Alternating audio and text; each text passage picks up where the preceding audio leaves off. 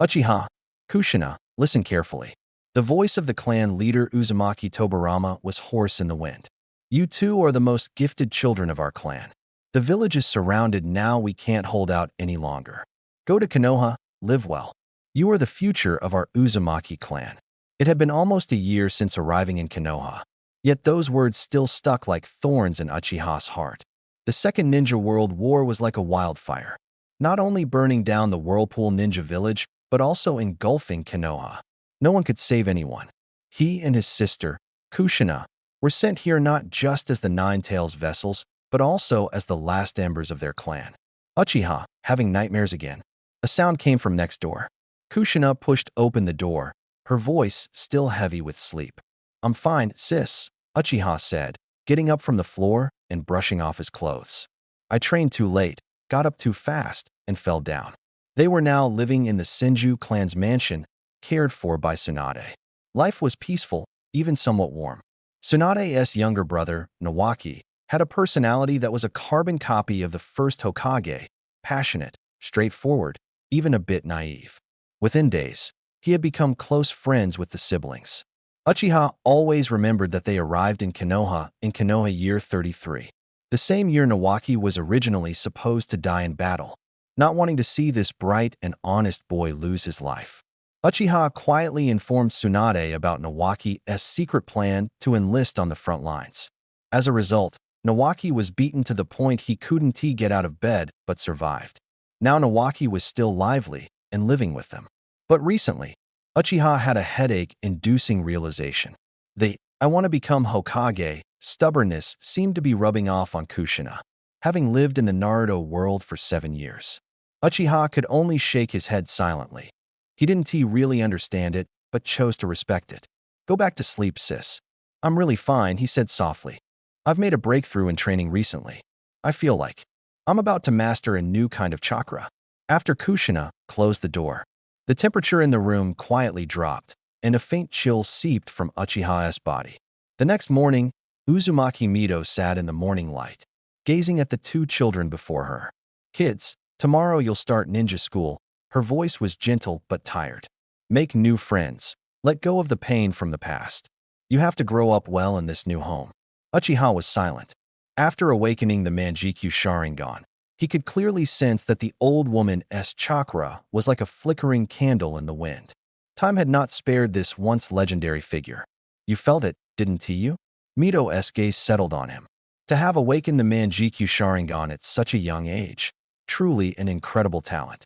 She handed over a scroll. Inside are the Uzumaki clan's secret sealing techniques. Take it and study well. If you don't understand something, come ask me anytime.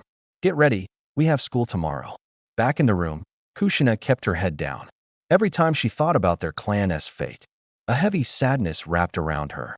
In all of Konoha, aside from the siblings, only Lady Mito remained as kin. The next day, inside the ninja school classroom, my dream is, Kushina stood on the podium, her red hair flaring like flames. To become Konoha's first female Hokage. The classroom burst into laughter as expected. Almost every kid pointed and snickered at Uzumaki Kushina's striking red hair, except for the blonde boy sitting quietly in the corner.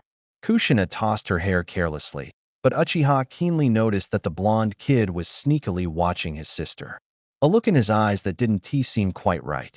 The teacher's monotonous lecture on the podium was already a cliché to the ninja children. Uchiha closed his eyes and concentrated.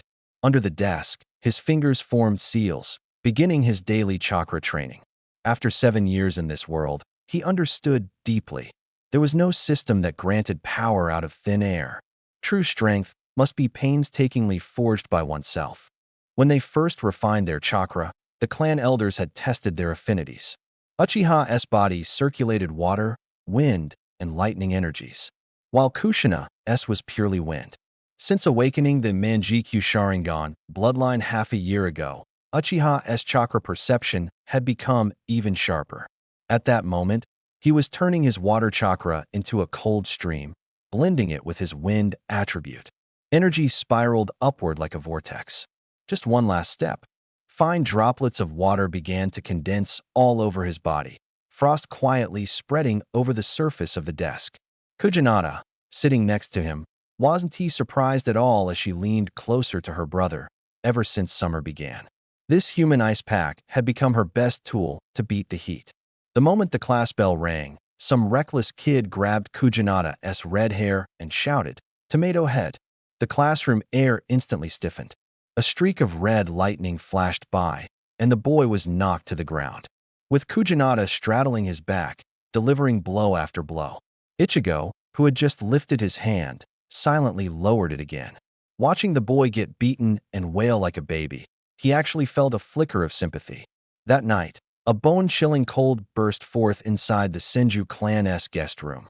Ice crystals crawled over the beams and pillars as if alive, turning the entire Japanese-style room into a crystal palace. Success! Ichigo smiled lightly as he stared at the hexagonal ice flowers spinning in his palm. Yuzu. Wa. I. Chu. Wrapped in a blanket, Kujanada burst through the door, her fiery red hair wildly whipping around without a breeze. Even more astonishingly, her golden chains suddenly shot out from her back, shattering the ice shards scattered on the floor. Deep inside the mansion's inner chamber, Uzumaki Mito suddenly opened her eyes and looked out the window. Diamond Seal? These two kids are more interesting than I imagined. Closing her eyes again, Uzumaki Mito whispered softly, "An ice release." Then she drifted back to sleep. In fact, the entire Hidden Leaf village was enveloped within her sensory domain. From the moment Ichigo first emitted a faint chill, she had detected the weak ice-natured chakra. For months, she quietly observed the boy awakening the power of ice and snow within himself step by step. Now, Ichigo looked at his fiercely intimidating sister Kujanada and finally understood how that unlucky guy felt yesterday. Especially when several thick iron chains writhed behind her like poisonous snakes. He even held his breath. "I'm going to sleep in another room." Kujanada's voice was sleepy, but each word clear. "Before the sun rises tomorrow, restore this room to how it was. Otherwise, I'll make you personally experience how petals get stained red." With a clank, the chains loosened, and Ichigo, who had been tied up like a ball, could finally move his hands and feet. He watched his sister, as if sleepwalking, walk to a distant room and sighed deeply. Just now, Kujanada seemed possessed by something. If she had really attacked, he feared he wouldn't have survived. The chakra surging inside him felt new and exciting. After awakening ice release, this power was like a dam breaking loose, raging inside his 9-year-old body. If Senju Hashirama were here, he'd probably be shocked by the scale. Even more wondrous, the ice-natured chakra was slowly merging with the Uzumaki clan's unique Senjutsu constitution. He couldn't help but laugh lightly. Right now, I'm basically a Senju Hashirama who can use ice release. After a sleepless night, Ichigo finally cleared all the ice blocks in his room. At dawn, just as he closed his eyes, he was violently shaken awake. "Ichigo, look!" Kujanada tugged him excitedly, the 4 diamond chains clinking behind her. "I had a dream, and when I woke up, I could do this." "Sis." Ichigo rubbed his aching temples. "That wasn't a dream. You really did use these iron chains to tie me up like Machi yesterday." Seeing his sister so ecstatic stirred mixed feelings inside him. He had struggled for 2 years to master ice release, and she just gained the Uzumaki clan's secret technique after one night's sleep. He completely forgot how much of a shadow his awakening of the Kagura Shingon had cast over the other clans. Upon hearing about the room change, Senju Tsunetsugu's mouth hung open for a long time. When he learned Ichigo had awakened ice release, his expression shifted from shock to burning envy. "Just you wait." Tsunetsugu turned and headed for the training grounds, his vow echoing in the wind. "I will awaken would release. The Hokage's position is destined to be mine." When Ichigo stepped into the ninja school, the classroom instantly fell silent. Kujanada's intimidation from yesterday still hung heavily in the air. Sitting at his desk, Ichigo condensed tiny ice crystals at his fingertips. He pondered the direction for developing ice release. Those petty tricks from Kirigakure weren't worthy of the Uzumaki name. If he trained, it would be to summon blizzards that darken the sky and shake the entire ninja world. Just as Ichigo was lost in his new power, a familiar commotion stirred from the back of the classroom. Clearly, once again, someone was eager to challenge fate. The school bell had just rung, and the extra who was scolded yesterday showed up again. This time, he brought backup his underling elder brother, leading 6 or 7 people, blocking Q Shernai at the school gate. Yesterday's Q Shernai might have been just a bit stronger than them. But today, she crushed this group with just one hand. No, even just a single chain was enough.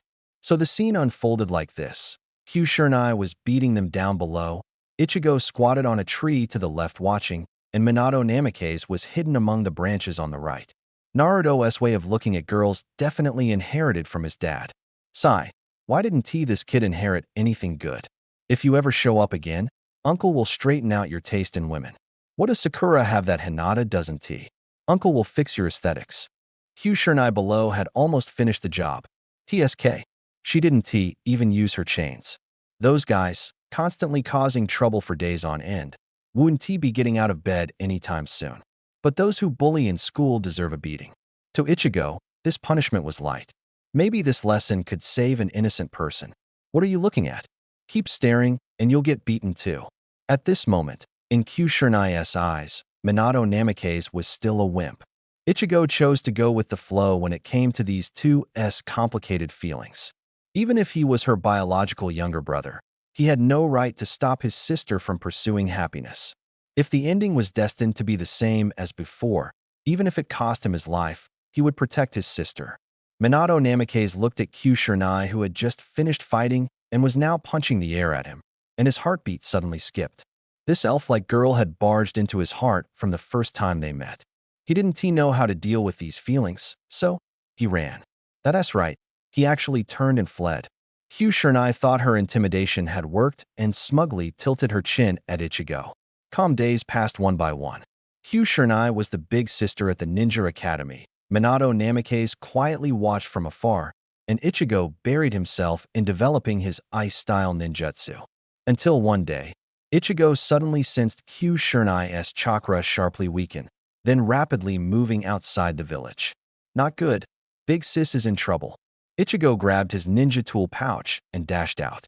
On the way, he ran into Minato Namikaze, who was also sprinting. They rarely interacted, but at this moment, they showed astonishing coordination. They skillfully avoided traps set by cloud-hidden village ninjas and rushed forward. Having a sensory-type ninja like Ichigo was much faster than Minato tracking by hairs. Soon, they caught up to the Cloud Village's rear guard Chunin. Although still a year from graduation, both geniuses already had strength beyond Chunin. Minato, though a civilian ninja with few techniques, linked small ninjutsu like flowing clouds and water, combined with excellent taijutsu, handling Chunin with ease. After chasing a distance, four figures appeared ahead. Two Chunin, two Jonin.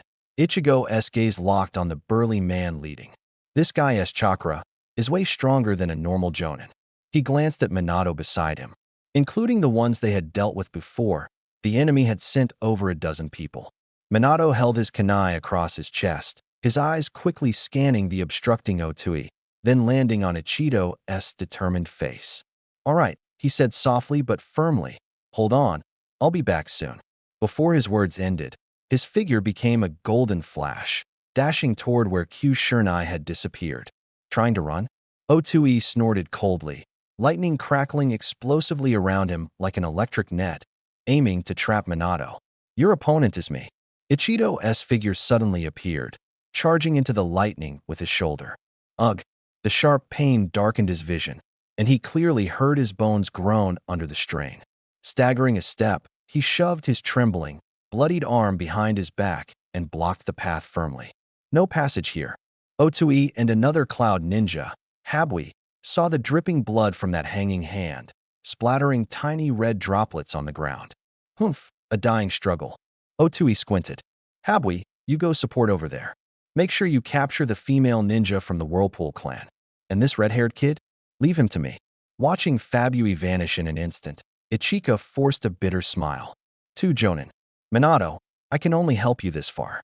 The village reinforcements need to arrive quickly." "Kid," Otori stepped forward, lightning crackling around him once more. "Last chance. Join the hidden cloud, and you'll gain power, wealth, anything you want. Dying here for Konoha isn't worth it." Ichika stared at his opponent's bronzed skin, recalling certain rumors about the hidden cloud village that churned his stomach. Uft, you want me to join your village? Might as well just kill me right now. What a shame. Otori's gaze turned ice cold. A genius who dies becomes nothing. Boom. A more violent surge of blue chakra erupted from Otori's body. His hair stood on end like burning blue flames. Moving so fast he left only afterimages. He closed the distance to Ichika in an instant. Ice release. Rapid freezing fist. Ichika swung his right fist, condensed with chilling energy, colliding hard against Otori's lightning-armored punch. Bang! Ichika flew backward like a kite with a broken string, crashing into the distant ruins and kicking up a cloud of dust. Otori grunted, stepping back half a pace, looking down at the frost forming on his fist. A biting cold was seeping through his meridians, making his chakra flow sluggish. Coughing up blood amid the rubble, Ichika struggled to his feet. He didn't notice his hair shifting from deep red to a vivid magenta. A strange warmth coursed through him, a faint tingling at his wounds, and his nearly depleted chakra was rapidly recovering. What is going on? He flexed his wrist, feeling a strength he'd never known before. Not bad at all. Ice release, crystal armor.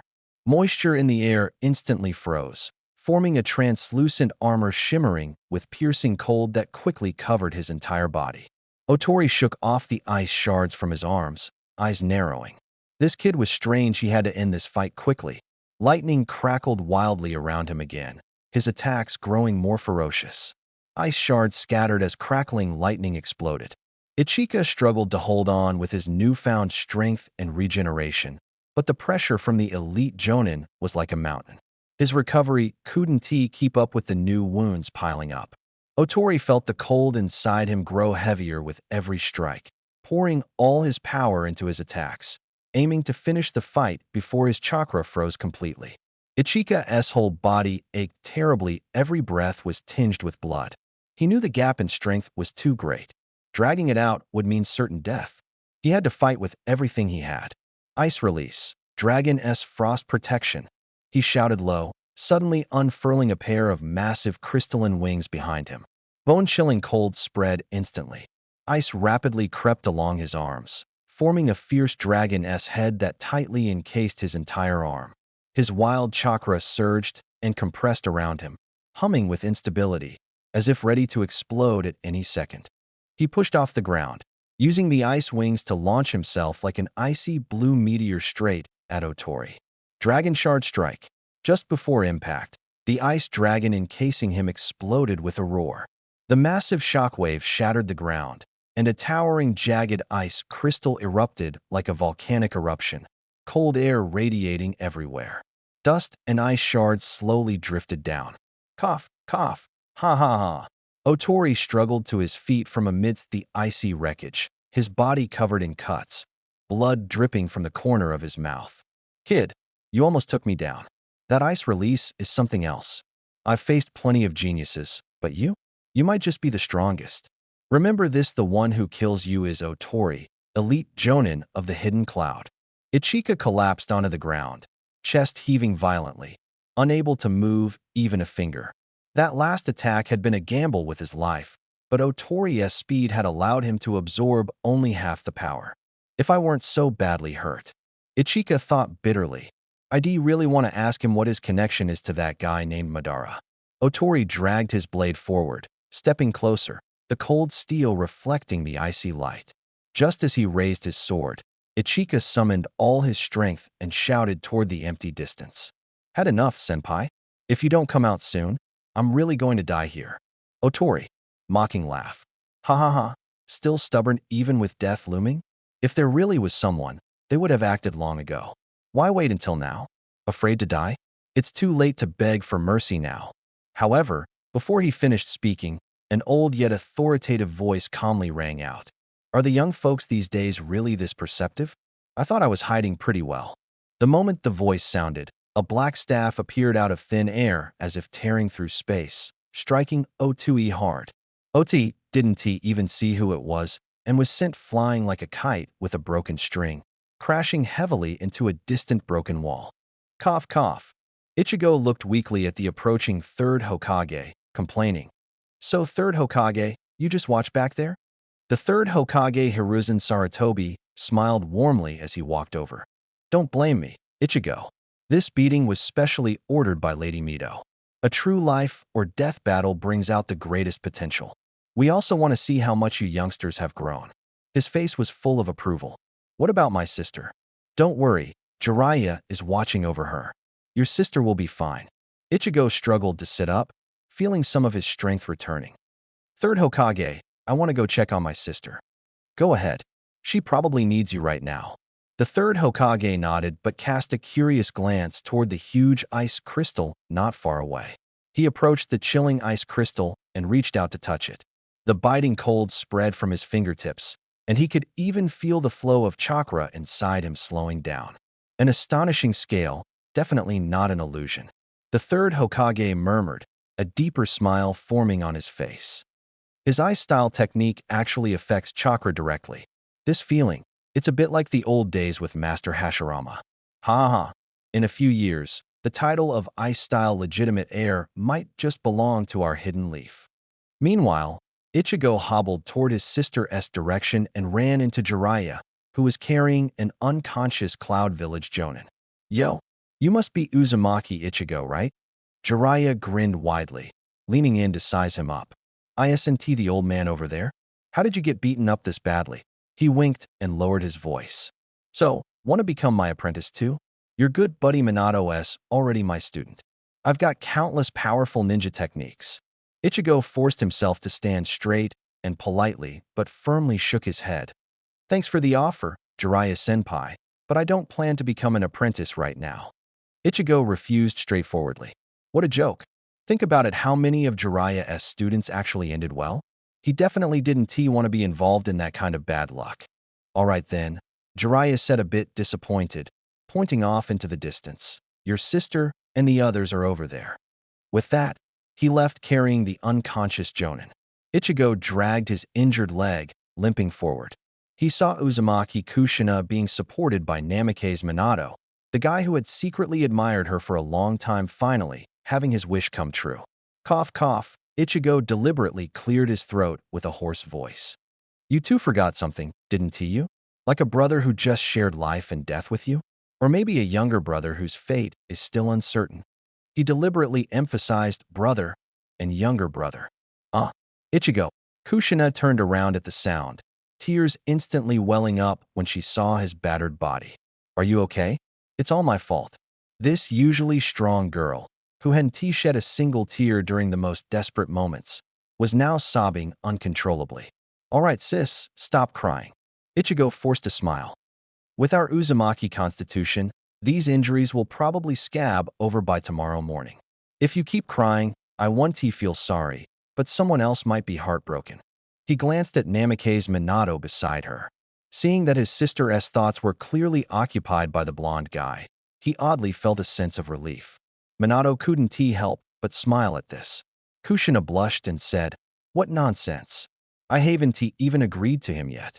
She punched Ichigo's shoulder in embarrassment. Ugh, already weak Ichigo was. Thud. He suddenly coughed up a mouthful of blood, his vision blackened, and he collapsed straight down. Ichido, hurry, get him to the hospital. The two panicked, rushing him to Konoha Hospital. On the way, they ran into Tsunade, who had just returned from the battlefield. Tsunade-sama, please, save Ichido. He's badly injured and has passed out. Kushina cried, her voice trembling with tears. Tsunade stepped forward. The moment her fingers touched Ichido's body, she slightly furrowed her brow. An unusually powerful vitality surged at her fingertips. This feeling, she immediately performed a medical ninjutsu scan, her expression turning uncertain and suspicious. This feeling is like the first Hokage. No, not as strong, but the quality of this life force, it's different. It's not the warm vitality of life, it carries a kind of chilling coldness. After finishing the examination, Tsunade sighed in relief. His body is fine. His fainting must be from something else. If I'm not mistaken, his body is undergoing some kind of transformation. As for these external wounds, she pointed to the cuts on Ichido's body. If you had come a little later, they probably would have healed on their own. The next morning, Ichido opened his eyes and stared blankly at the familiar ceiling. My room? How did I get back here? He instinctively sensed his chakra and was immediately shocked. My chakra reserves have increased so much, almost at the level of an elite jonin. Just then, Kushina's startled scream came from outside the door. Tsunade-sama, please come quickly. My brother has mutated. Tsunade walked in calmly. Kushina, stay calm. I told you yesterday, his body is extremely healthy. His life force even surpasses that of typical Uzumaki and Senju clans. She truly couldn't imagine what could be wrong with this kid whose vitality was monstrous. But his hair. Kushina pointed at Ichido on the bed, her voice trembling. The color of his hair is lighter. Is he going to die? Sure enough, Ichido's once magenta hair had noticeably faded, taking on a pale pink hue. Tsunade stepped closer, examining carefully with a steady tone. Calm down, Kushina. Someone with such powerful life force isn't going to die easily. Let me take a closer look at what's going on. The red hair of the Uzumaki clan typically symbolizes strong vitality, but Naruto's case was special. His hair color had lightened, yet his life force had grown even stronger. This should be a benign bloodline mutation. Don't worry, Kushina. Naruto's chakra volume and purity now far exceed his peers. The strength of his life force. I've only seen that in my grandfather, Tsunade said, gently resting a hand on Kushina's trembling shoulder. I'll perform regular checkups on him. Meanwhile, Naruto was wailing in front of the mirror. Pink hair. How am I supposed to go out like this? In his mind, a suffocating scene played out. Villagers fleeing in panic. Run. It's Konoha's yellow flash. Watch out. Orochimaru is here. But when it was his turn, it became, get out of the way. It's Konoha's pink popsicle. The thought was too horrifying. He didn't dare imagine it any further. Kushina sighed with relief and smiled, ruffling her brother's hair. Pink is cute too. I've always wanted a little sister. Indeed, after awakening his ice release, Naruto's skin had become pale. Now, with pink hair, his otherwise androgynous appearance gained a softer beauty. This seemed to be the inevitable fate of those who awaken ice release. Sis, your comfort just makes things worse. Yo, haven't seen you all night, and you got prettier. Jiraiya strode in, followed closely by Minato. After witnessing Minato's talent last night, Jiraiya had accepted him as a student. Although he had once taken an interest in Naruto, he was politely turned down. Minato placed a fruit basket beside the bed. I heard you fainted. We came to check on you. Satisfied that her brother was fine, Kushina immediately took Minato's arm and left. The two had grown closer after fighting side by side the previous night. Jiraiya leaned toward Naruto with a mischievous grin. Don't be sad. With hair like that, you'll fit right in at the women's bath. Boom. Tsunade punched him into the wall, spiderweb cracks spreading across the surface. Cough. The third wants to see you. Jiraiya struggled to say before passing out. Tsunade sighed helplessly as she pulled him out of the wall. A green glow of medical ninjutsu flickered in the palm of his hand. Naruto grabbed Minato's arm, rushing toward the Hokage's office. Kushina and Tsunade followed closely behind. Inside the office, the third Hokage's smile remained gentle and kind. But Naruto knew better. This ninja hero at his peak was one of the strongest shinobi in the entire world. Minato and Ichigo stood side by side before the third Hokage. An ancient scroll was spread across the desk in front of them. Minato, Ichigo, you did an excellent job on this mission. The third Hokage's voice was warm, filled with praise. As a reward, you may each choose one ninjutsu from this scroll to learn. Cherish this opportunity. The Book of Seals isn't something you see every day. Ichigo's heart skipped a beat. His eyes scanned the list on the scroll, thoughts swirling. Most of these forbidden jutsus must have come from the second Hokage, Senju Tobirama. The 8 Gates, the impure world reincarnation. Each technique that would shake the ninja world in the future was quietly resting in this catalog. Kushina leaned in and ran her fingertip over the inked characters. Suddenly, her eyes lit up. She grabbed Minato's sleeve firmly. Minato, learn this one. Learn this one, she exclaimed excitedly, pointing at the words Flying Thunder God technique. With this, no matter how far apart we are, I can reach you in an instant. Minato looked at Kushina's glowing face. He barely hesitated. Turning to the third Hokage, he said resolutely, "Third Hokage, I choose the Flying Thunder God technique." The third Hokage took a slow puff from his pipe, exhaling a cloud of smoke, but keeping his kind smile. "Are you sure, Minato? You're practically my grand disciple, so I have to warn you.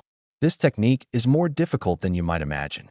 Since its inventor, Teacher Tobarama, no one has truly mastered it." "I understand."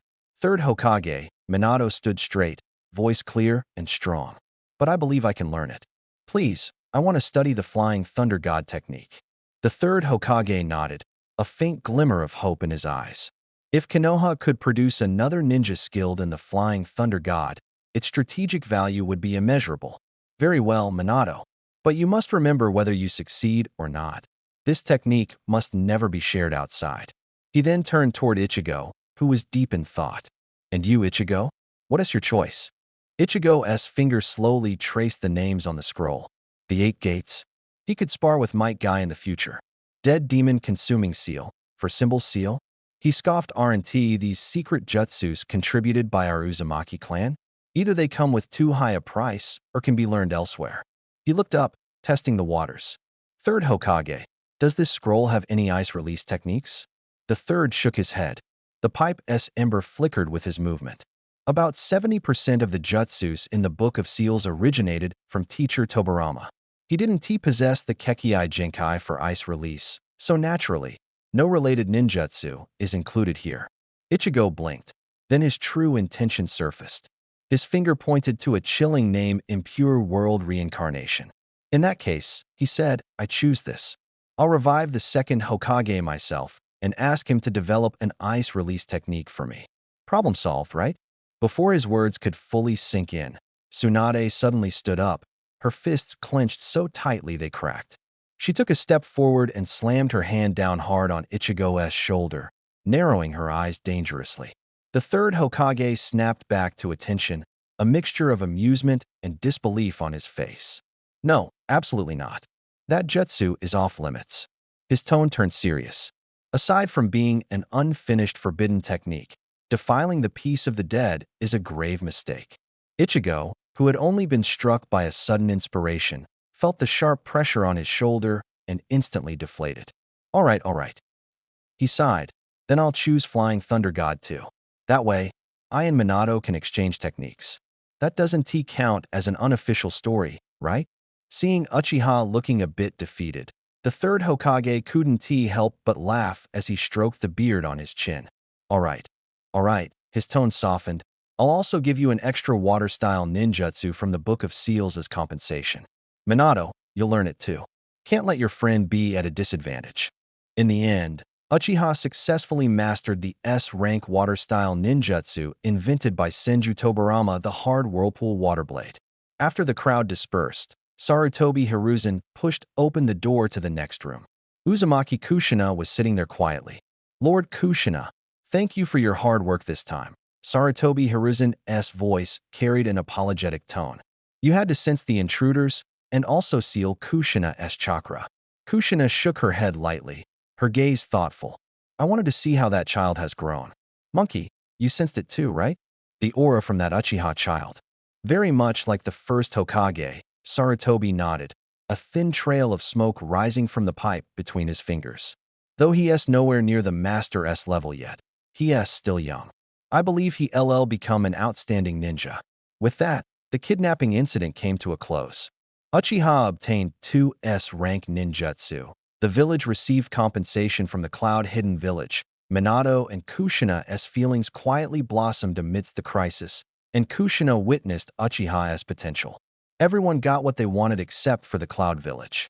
If the Cloud Village knew the truth, they would surely be outraged. This is pure bullying. The Second Great Ninja War had ended only 2 years prior, and all the villages were in recovery. This compensation was crucial for Konoha Cloud Village. No one cared. Don't forget, the second Hokage died at the hands of the Cloud Village. Konoha naturally wouldn't miss such an opportunity. Meanwhile, Jiraiya had just completed his mission in the Land of Rain and began training Minato. Unlike the previous 3 children, Minato had solid fundamentals and exceptional talent. If not for limited resources, he would have already reached the level of Special Jonin.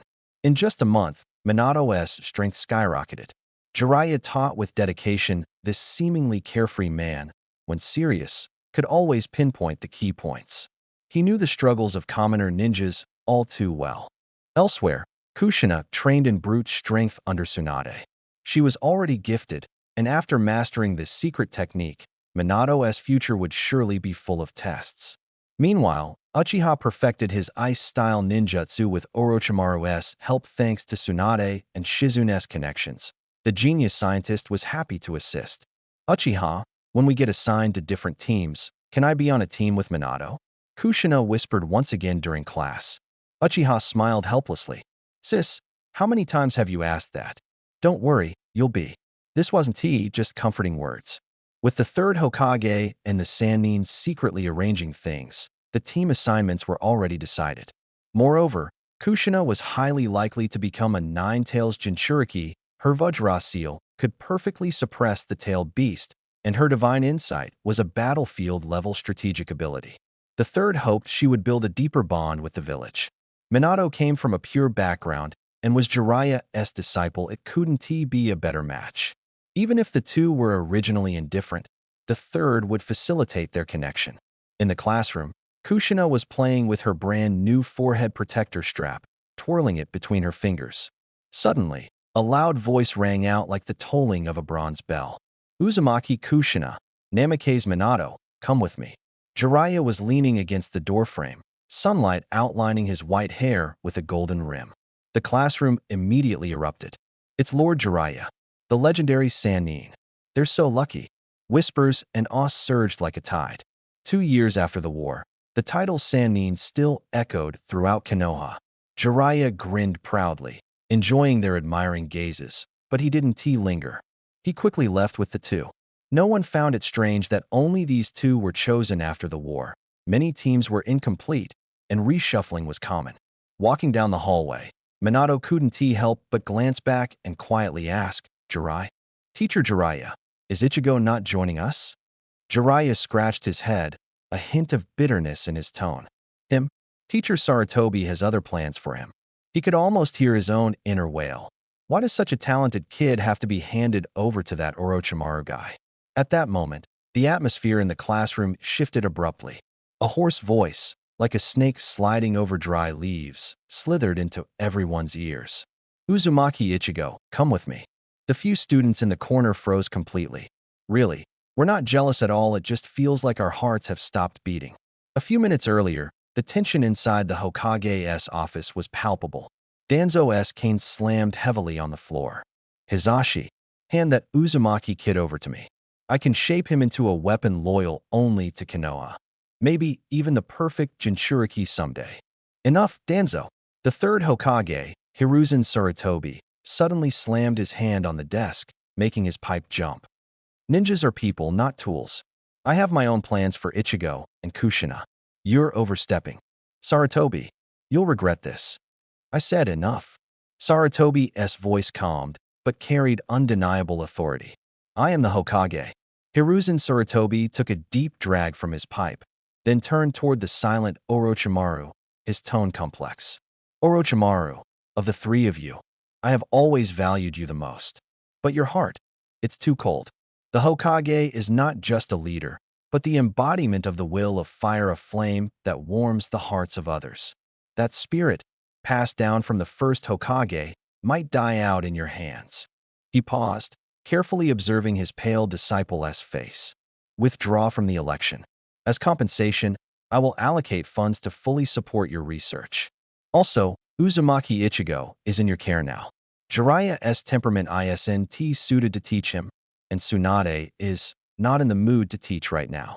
You're the best fit. That kid's constitution is unique. It reminds me of the first Hokage. You've always wanted to help Shigeru Awaken would release. Maybe Ichigo can give you some new insights. As Orochimaru started to turn away, the third Hokage's voice rang out again, a final warning. Remember, Orochimaru, no matter how important your research is, you must never experiment on the village's comrades. That's the bottom line. I understand, Teacher Sarutobi. Orochimaru nodded slightly. Then his figure vanished outside the door. Now, Orochimaru stood before the black-haired boy. A flicker of curiosity shone in his golden vertical pupils. He sensed a deep, vigorous life force within the boy like ancient tree roots winding underground. An unprecedented thought sprouted like a tender shoot breaking through soil. Ichigo, his voice hoarse yet strangely enticing. Will you become my apprentice? Apprentice? Teacher Orochimaru, I am willing to become your apprentice. Ichigo said respectfully, bowing politely. Orochimaru's lips curled slightly as he took out a scroll. Good. Consider this a gift for our meeting. Unrolling the scroll, a long blade lay quietly inside. This is one of the Kusanagi swords. It perfectly conducts chakra and is unbreakable. It was the very sword Sasuke once wielded. Ichigo gripped the hilt. His ice-natured chakra slowly flowed into it. The blade shimmered with a pale blue cold light. With a casual swing, a fierce sword energy sliced through the air. The distant boulder it struck was instantly covered in rapidly spreading ice crystals, turning it into a frozen sculpture. Amazing. Thank you, teacher. As long as you like it. A smile flickered in Orochimaru's eyes. Want to try signing a contract with the Ryuchi Cave? With your talent, you might master Sage Jutsu. Really? Ichigo's eyes lit up. A small snake appeared in the summoning array, spitting out a scroll far larger than its body. Ichigo signed his name and formed hand seals. The first time you summon, you will be transported to the Ryuchi Cave. Only by passing the trial can you freely summon the Snake Clan. Orochimaru explained as he rolled up the scroll. Now it's time for training. Shigeru was training in the arena and jumped up excitedly when he heard the news. Awesome. From now on, we'll have iced drinks and fruits every day. Ichigo helplessly rubbed his forehead. When Haven to you, here is the full translation of your excerpt in American English, faithfully capturing the tone and details of the original. Orochimaru drew one tube of blood from each of the two, then left behind a scroll of ninjutsu and departed. By evening, he returned carrying 2 vials. The needle pierced the skin with precision. This contains active substances extracted from your blood, designed to awaken the potential of the Sage's body, Orochimaru said as he put away the syringe. Go rest now and let the medicine take effect. The assessment will be tomorrow morning. The sunset's afterglow bathed the courtyard. Kushina waved at Minato, then turned and walked through her front door. Today was wonderful. They trained together, strolled the streets hand in hand. They were finally a couple. Uchiha closed the door to his room and eagerly formed hand signs. Bang! After a brief dizziness, he found himself standing in a dim stone chamber. As the smoke cleared, a massive white snake coiled before him. Its amber eyes gleamed in the firelight of the pipe it smoked, scrutinizing the unexpected visitor. This chakra, this constitution, the white snake sage exhaled a smoke ring, his voice tinged with undisguised excitement. Young man, do you wish to learn Sage Jutsu? Uchiha was stunned. The test? Wasn't he supposed to endure trials first? How did he skip straight to the final stage? The Sage Jutsu of Ryuchi Cave is the most practical. The white snake sage slithered closer, his scales rasping against the floor. Unlike MT Mayaboku, where you must sit still like a rock during training and much easier than the harsh survival conditions of the Shikatsu forest. Here is your best choice. But White Snake Sage, Uchiha took a cautious half-step back. Why are you so eager for me to learn? The temptation of Sage Jutsu was great, but this eagerness felt strange. The White Snake Sage sighed, smoke swirling around him. Since you've already bonded with Ryuchi Cave, I might as well tell you. There are 3 great Sage Jutsu sanctuaries in the world: MT Mayaboku, Ryuchi Cave, and Shikatsu Forest. We have competed for a long time. His voice deepened. Long ago, MT Mayaboku chose the 6-path sage, and Shikatsu Forest bore Senju Hashirama. But we of Ryuchi Cave have always been suppressed by them. Those toads and slugs often even join forces against us. His snake eyes locked onto Uchiha. We need a strong one, a mighty figure like the 6-path sage or the first Hokage who can shake an era and change the balance. Unfortunately, the other 2 sanctuaries have better reputations, and their geniuses are snatched up. But today, his voice suddenly rose. You came to us on your own. Learn Sage Jutsu. You will be the next Senju Hashirama. Facing this white snake that sounded like a zealous salesman, Uchiha hesitated briefly, but finally nodded. Excellent. The white snake sage's form shimmered and instantly drew close. Uchiha felt a slight sting at his neck, like an ice-cold needle, followed by a strange heat flowing inside. Remember this feeling, this is sage chakra, the white snake sage whispered in his ear. The warmth vanished instantly. That's it. Couldn't you give me a little more? Uchiha rubbed his neck, still wanting more. You're still young. The white snake sage retreated to his original spot. A small dose awakens your potential, too much would burn your life away. Come once a week. Take it slow. He picked up his pipe again and flicked his tail. Let us go? What about the contract with Ryuchi Cave? From this moment on, the countless serpents of Ryuchi Cave will heed your command. Thank you, White Snake Sage. Uchiha formed the hand signs again and vanished into white smoke. Silence returned to the stone chamber, then exploded into a long, suppressed laugh. Ha ha ha ha. After thousands of years, finally, the sage's body. Those stinky toads of MT Mayaboku. This time it will be our Ryuchi Cave that wins. Ha ha ha. Back in his room, Uchiha pinched his arm hard. It hurt. Everything just now had been a dream. Yet the kindness of Ryuchi Cave felt almost like a trap. A warm current spread through Ichigo's body, gently lulling him into sleep. The strand of sage chakra infused by the white snake sage quietly merged with the active cells from Orochimaru's medicine, silently transforming his sage body. Orochimaru's medicine really works, Ichigo said after waking, moving his arms to feel the fuller strength within. Both the quantity and quality of chakra have improved. Just one tube of Shigure's blood had this effect. If only the first Hokage, the cells of the Hokage. He shook his head, dispelling the dangerous thought. I can't think about that anymore. The two of them quickly tidied up, ate a bit, and headed to the training ground. Uzumaki Kushina had already gone to meet Namikaze Minato for breakfast. Ichigo, judging by your condition, you successfully made it to the Dragon's cave yesterday, right? A hoarse voice echoed. It was Orochimaru. He had long received the summoning message from the Dragon's cave. They had thanked him for sending an excellent successor, and even promised that if the contract beast, the 10,000 snakes, acted up or demanded exorbitant sacrifices again, the Dragon's cave would personally intervene to discipline it. 10,000 snakes. You sold me out that easily? That's way too casual. Orochimaru was very curious about what special value Ichigo held for the Dragon's cave. Their response was, in 10 years, the three great sanctuaries would hold a contest to compete for a share of the Senjutsu chakra distribution. They needed Ichigo's strength to contend against the toads of Mount Mayaboku and the slugs of Shikatsu Forest. Looks like the potion fusion worked well. Orochimaru's golden vertical pupils swept over the two of them. Your chakra levels have increased significantly. Come, fight me. Let me see how much you've grown. Before he finished speaking, Orochimaru suddenly spat out a long snake. The snake's jaws opened wide, and a long sword slid into his hand. Ichigo simultaneously drew his blade, icy blue chakra swirling around the blade like freezing air. Shigure held a kunai, standing ready. His water and earth chakra attributes didn't suit weapon enchantment, and he wasn't a sword-style ninja. Ichigo moved first. A layer of translucent ice armor quickly crystallized around him. He knew he could never beat his teacher outright, so his primary goal was to defend with all his might and take as few hits as possible. He charged forward, and the two blades clashed with a thunderous clash. Clang!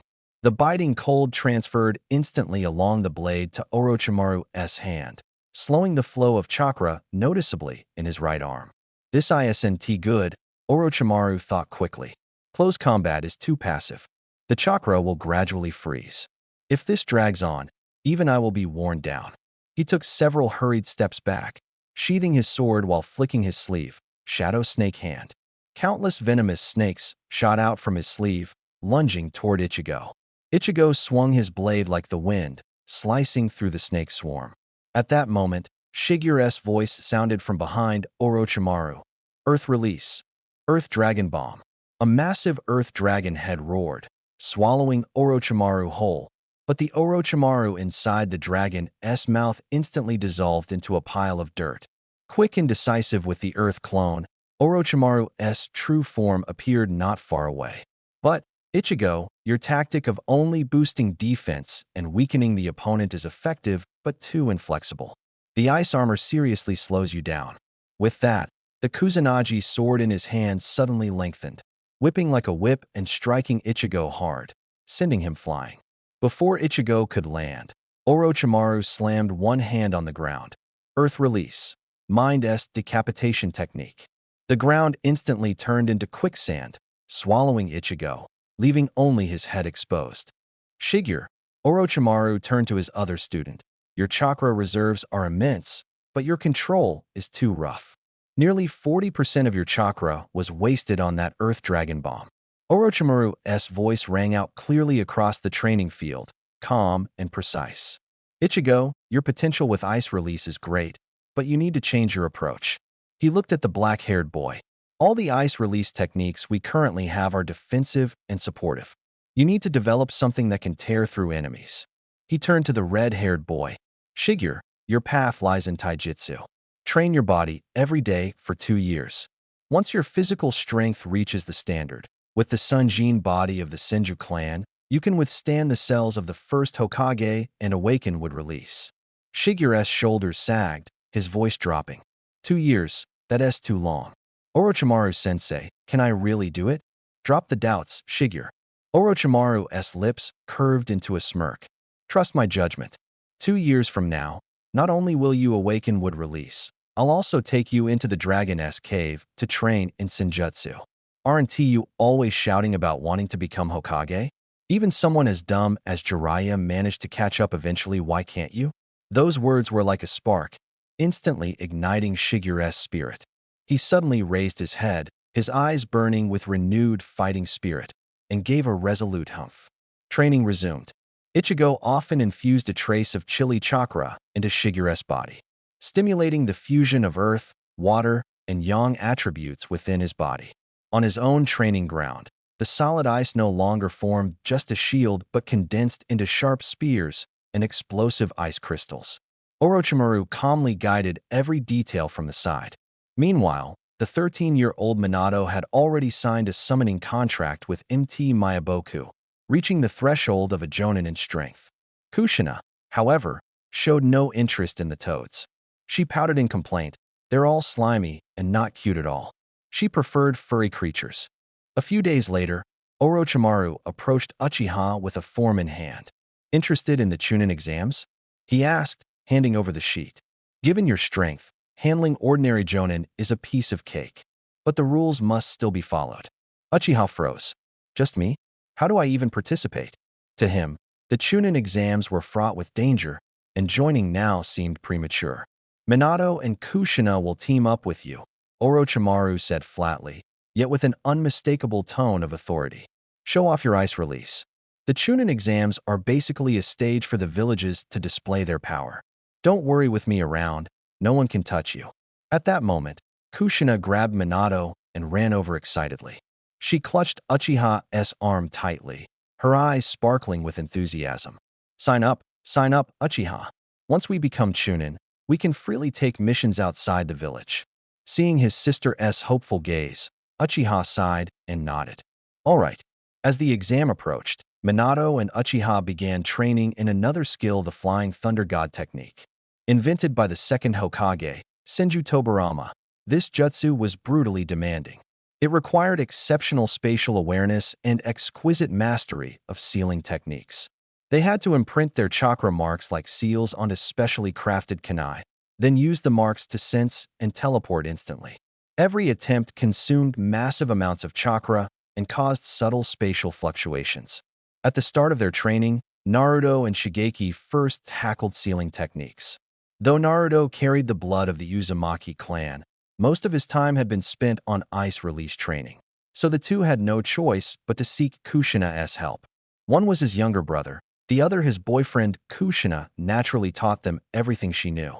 However, their lessons were abruptly interrupted by the sudden arrival of the Chunin exams. Konoha village was suddenly flooded with unfamiliar faces. Except for Awagakure, all the major ninja villages sent teams. Naruto recognized many familiar figures.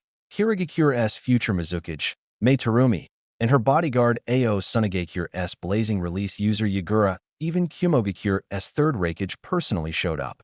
More surprisingly, the 14th Hokage, now 18, was also participating in the Chunin exams.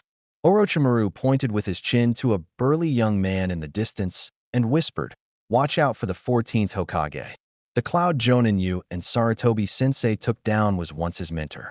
I heard he is here in Konoha seeking revenge." Naruto rolled his eyes. "I didn't kill that guy. The third just knocked him out, and in the end, it was you who studied and killed him. What does that have to do with me?" Despite his irritation, Naruto quickly adjusted his mindset. He glanced at the fierce aura radiating from the third Raikage standing before the 14th Hokage. The look clearly said, "This one must be eliminated. Looks like I better not wander around alone these next few days," he muttered to himself. Orochimaru let out a low chuckle. "Don't worry. I've developed a new substitution jutsu that combines Ryuchi Cave Senjutsu. By forming a contract with me, Orochimaru, you can channel a bit of my Senjutsu chakra mixed with your own chakra to perform it safe and convenient. I'll teach it to you and Shigeki tonight." Orochimaru-style substitution jutsu. Naruto's eyes lit up. This is basically the strongest life-saving skill in the ninja world. With my Sage mode and vast chakra reserves, it's unbeatable. The security this technique offered thrilled Naruto. If Kushina hadn't firmly refused to sign a contract with Ryuchi Cave, he would have forced her to learn it too. Back home, Naruto eagerly began practicing. In this perilous ninja world, only by continuously growing stronger could true security be achieved. This was Naruto Uzumaki's creed. The Chunin exams arrived as scheduled. The content of the first test. They had to cross the perilous Konoha forest, where many beasts lurking were as powerful as Jonin-level shinobi. After signing a life or death pact, the three stepped into the dense woods. Thanks to Naruto's Kagura Shingon perception, the entire forest appeared like a transparent sand table. Every candidate's position and every beast's movement were clearly visible. Wait, Naruto suddenly stopped, turning himself and the others in another direction. Out of absolute trust, Shigure and Kushina followed without hesitation. After a dozen minutes, a giant serpent blocked their path. "You're a snake from Ryuchi Cave, right?" Naruto spoke directly. "Let us through this forest." "As you command, Lord Naruto." The giant snake bowed respectfully. Having visited Ryuchi Cave many times, Naruto was already a familiar figure to all the powerful summoning beasts there. From the depths of Ryuchi Cave came a deep echo, as if from ancient times. "Listen up. This kid is the rare successor our cave has seen in 100 years. If he suffers even a scratch outside, don't blame the ancestors for being ruthless." The giant snake dashed through the forest, wind howling past. Kushina clung tightly to its scales, cheering loudly. So fast. Even more thrilling than a ninja hawk diving. As the serpent's body undulated, Uzumaki Minato silently sensed the chakra flowing. Such swift and steady movement was indeed rare among giant snakes in Ryuchi Cave. What was originally a 2-day trial was shattered in just 2.5 hours by the three. When the giant snake stopped, the black-haired boy patted its cool scales. "Do you have a name?" The snake's head drooped, voice tinged with embarrassment. "In Ryuchi Cave, only the strongest great snakes deserve names. How about I give you one?" The boy's eyes gleamed mischievously. "Let us call you Dart. You'll be my summoning beast, food and lodging guaranteed." The snake's pupils suddenly dilated. Really?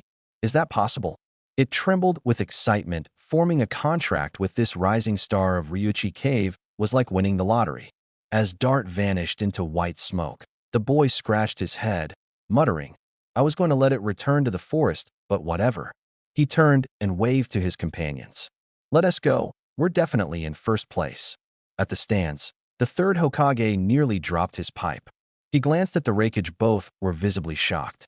On the day of the team battle, the arena buzzed with noise. When Mizukage Hozuki Maigetsu's body transformed into flowing water to evade a slash, the boy sheathed his blade with a light laugh. "Water transformation jutsu. Saves me the trouble of worrying about blood. Hozuki Maigetsu, I look forward to our match." The sharp-toothed youth bowed respectfully. "No need to be so formal," the boy spun, slashing a streak of light. "Makes me feel bad about going all out." Ichigo held his forehead with one hand while the blade in his other hand crackled, blue and white arcs of electricity dancing along the edge. Though not skilled in lightning release, infusing lightning chakra into his blade was easy for him. Seeing the flash of lightning, Hozuki Maigetsu immediately withdrew and lunged toward Kushina. Terumi Mei advanced steadily toward Ichigo. On the other side, Ao was already staggering under Minato's fierce assault. Mei caught sight of her ally in danger and grew anxious, swiftly forming hand seals. Dissolution release, dissolving monster technique. Scorching corrosive acid surged like a tide from all directions toward Ichigo, sealing off all his escape routes. With nowhere to dodge, Ichigo sighed and pressed one hand to the ground. Ice release, ice wall. A thick, gleaming ice wall suddenly erupted from the earth, blocking the path right in front of him. The acid hissed sharply as it struck the ice, sending up thick, white steam. Mei's pupils contracted sharply as she stared hard at the chilling barrier. Ice release. Impossible. Pink hair, could you be a banished half-blood from the Yuki clan? Just as she was lost in thought, a muffled thud came from a distance. Ao had been completely subdued by Minato. The tide of battle shifted dramatically. Mei and Hozuki exchanged a glance, their eyes conveying unspoken understanding. The core issue lay with this mysterious Uzumaki Ichigo. Both struck simultaneously, like arrows from a bow, attacking from two sides. Ichigo flicked his wrist, and his long blade swept out a fierce cold light. The blade's energy didn't strike at the body but skimmed over the water beneath Hozuki Maigetsu's feet. Crackling sounds rang out as the cold instantly spread, freezing her liquefied form and the surrounding waters into a solid block of ice. Water elements, when faced with extreme cold, became a formidable weapon instead. Bound by his own cocoon, Hozuki Maigetsu was instantly eliminated from the competition. Now, you're the only one left. Ichigo sheathed his blade, trying to ease the tension. Surrender. Continuing this fight won't benefit anyone. Tomei Maigetsu clenched her silver teeth, a fiery anger igniting in her eyes. Are you insulting me? She formed hand seals with both hands and hissed low. Ninja art. Mist concealment technique. A thick fog engulfed the entire battlefield in an instant.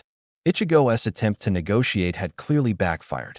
Within the mist, visibility was limited to just a few steps. Minato and Kushina stood back to back, alert and cautious, unwilling to use wide-range ninjutsu for fear of accidentally harming their allies.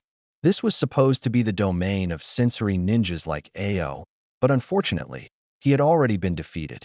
Nonetheless, Ichigo closed his eyes, and the divine eye of Kamui silently activated, turning everything around him into clear patterns on the palm of his hand. He moved silently through the dense fog, a chill gathering in his palm. He heard Tomei Maigetsu's slight breathing close by. Ichigo suddenly charged forward. At the last moment, Tomei Maigetsu caught the sound of wind, startled, and quickly sprayed her corrosive acid. Ice and acid, extreme cold and corrosive liquid collided with a thunderous crash. Using the advantage of his weapon, Ichigo pushed Tomei Maigetsu back step by step.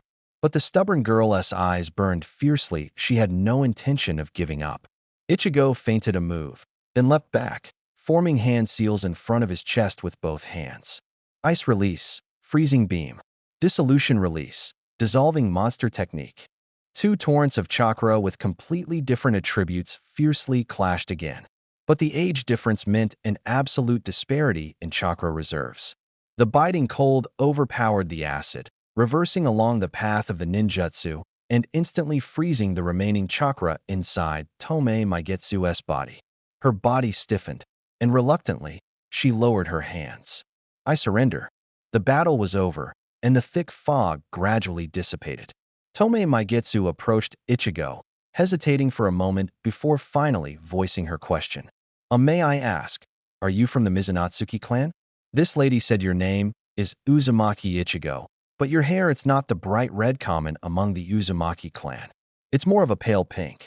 Are you really a blood descendant of the Mizunatsuki clan from Kirigakure? Ichigo was momentarily stunned, then quickly waved his hand. No, no, no. I'm a pure-blooded Uzumaki. He then pointed to Kushina beside him. She's my real older sister. As for my hair, it's just an accident. Oh, Tomei Maigetsu responded softly, a flicker of disappointment passing through her eyes. She had originally hoped that if Ichigo carried Mizunatsuki blood, bringing him back to Kirigakure would gain powerful allies, maybe even rival the fourth Mizukichi. Now, that plan was dashed. Don't be so down. Kushina grabbed Tomei Maigetsu's shoulder with a cheerful laugh, then turned back and winked at Ichigo. The meaning in her eyes was clear. Little brother, this girl's skills are too advanced for you to handle. Let your big sister test the waters first. Sometimes, female friendships were just that wonderfully strange. In just one day, Kushina had gained a new inseparable best friend in Tomei Maigetsu. She seized every opportunity to promote her brother to Tomei Maigetsu. Actually, Kushina had long wanted to set her brother up. Her original target was her only close friend, Uchiha Mikoto, but before she could act, a guy named Uchiha Fugaku had already beaten her to it. Now, happily immersed in her sweet relationship with Minato, she couldn't bear to see her brother alone well. To be honest, she just wanted Ichigo to find a girlfriend so he wouldn't keep stealing Minato's attention from her. Of course, she didn't force the outcome. Matters of the heart couldn't be rushed, she was just planting a seed. As someone experienced in romance, Kushina had already keenly noticed the unusual sparkle in her brother's eyes when he looked at Tomei Maigetsu. Little brother, this is as far as I can help, she thought silently. As the day for the individual battles approached, Kushina continued having fun with Tomei Maigetsu around Konoha village. The final round of the Chunin exams officially began the day after Ichigo was discharged from the hospital. Ichigo wasn't nervous at first among the 12 candidates. The chance of facing the fourth Hokage was less than 10%. However, as the matchups were announced one by one, when the name of the final opponent was called, Ichigo's heart suddenly sank. Ichigo's heart sank completely. Uchiha vs. AI. The first 5 matches progressed swiftly, with Kushina and Minato both winning easily. Finally, the main event was about to begin. Uchiha looked up at the elevated platform, where the third Hokage and Jiraiya were smiling down at him. I suspect they're doing this on purpose. Uchiha muttered bitterly. There's definitely some backstage scheming going on. On the opposite side, AI's body began to radiate dazzling blue electricity. The grudge of Fabiri will be avenged by my own hand. He growled. Kid, prepare to die. Feeling AI's overwhelming fighting spirit, Uchiha's thoughts drifted elsewhere. If I knock him down, I wonder if he'll cling to me like he did with Minato? It was well known that the fourth Raikage had developed an almost obsessive fixation on Minato ever since losing to him once. Forget it. It's come to this, am I just going to stand here and take this? Uchiha focused his mind and prepared himself fully. Lightning release, armor. Ice release, armor. Almost simultaneously, both activated their chakra-enhancing secret techniques.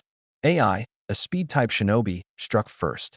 His speed was terrifying pure physical explosiveness rivaling the body flicker technique. In the blink of an eye, he was behind Uchiha. A hand blade crackling with wild lightning release chakra, slicing through the air with a screech, slashed fiercely at Uchiha's neck. Too fast. Uchiha had no time to react and was blasted flying. Luckily, the ice crystal armor covering his body absorbed most of the impact. He tumbled through the air several times, staggering as he landed and spat a mouthful of blood. His speed is ridiculously exaggerated.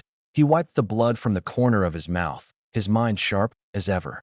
His chakra reserves are only at a special Jonin level, but the pressure he exerts in combat is stronger than that of elite Jonin before. I underestimated him.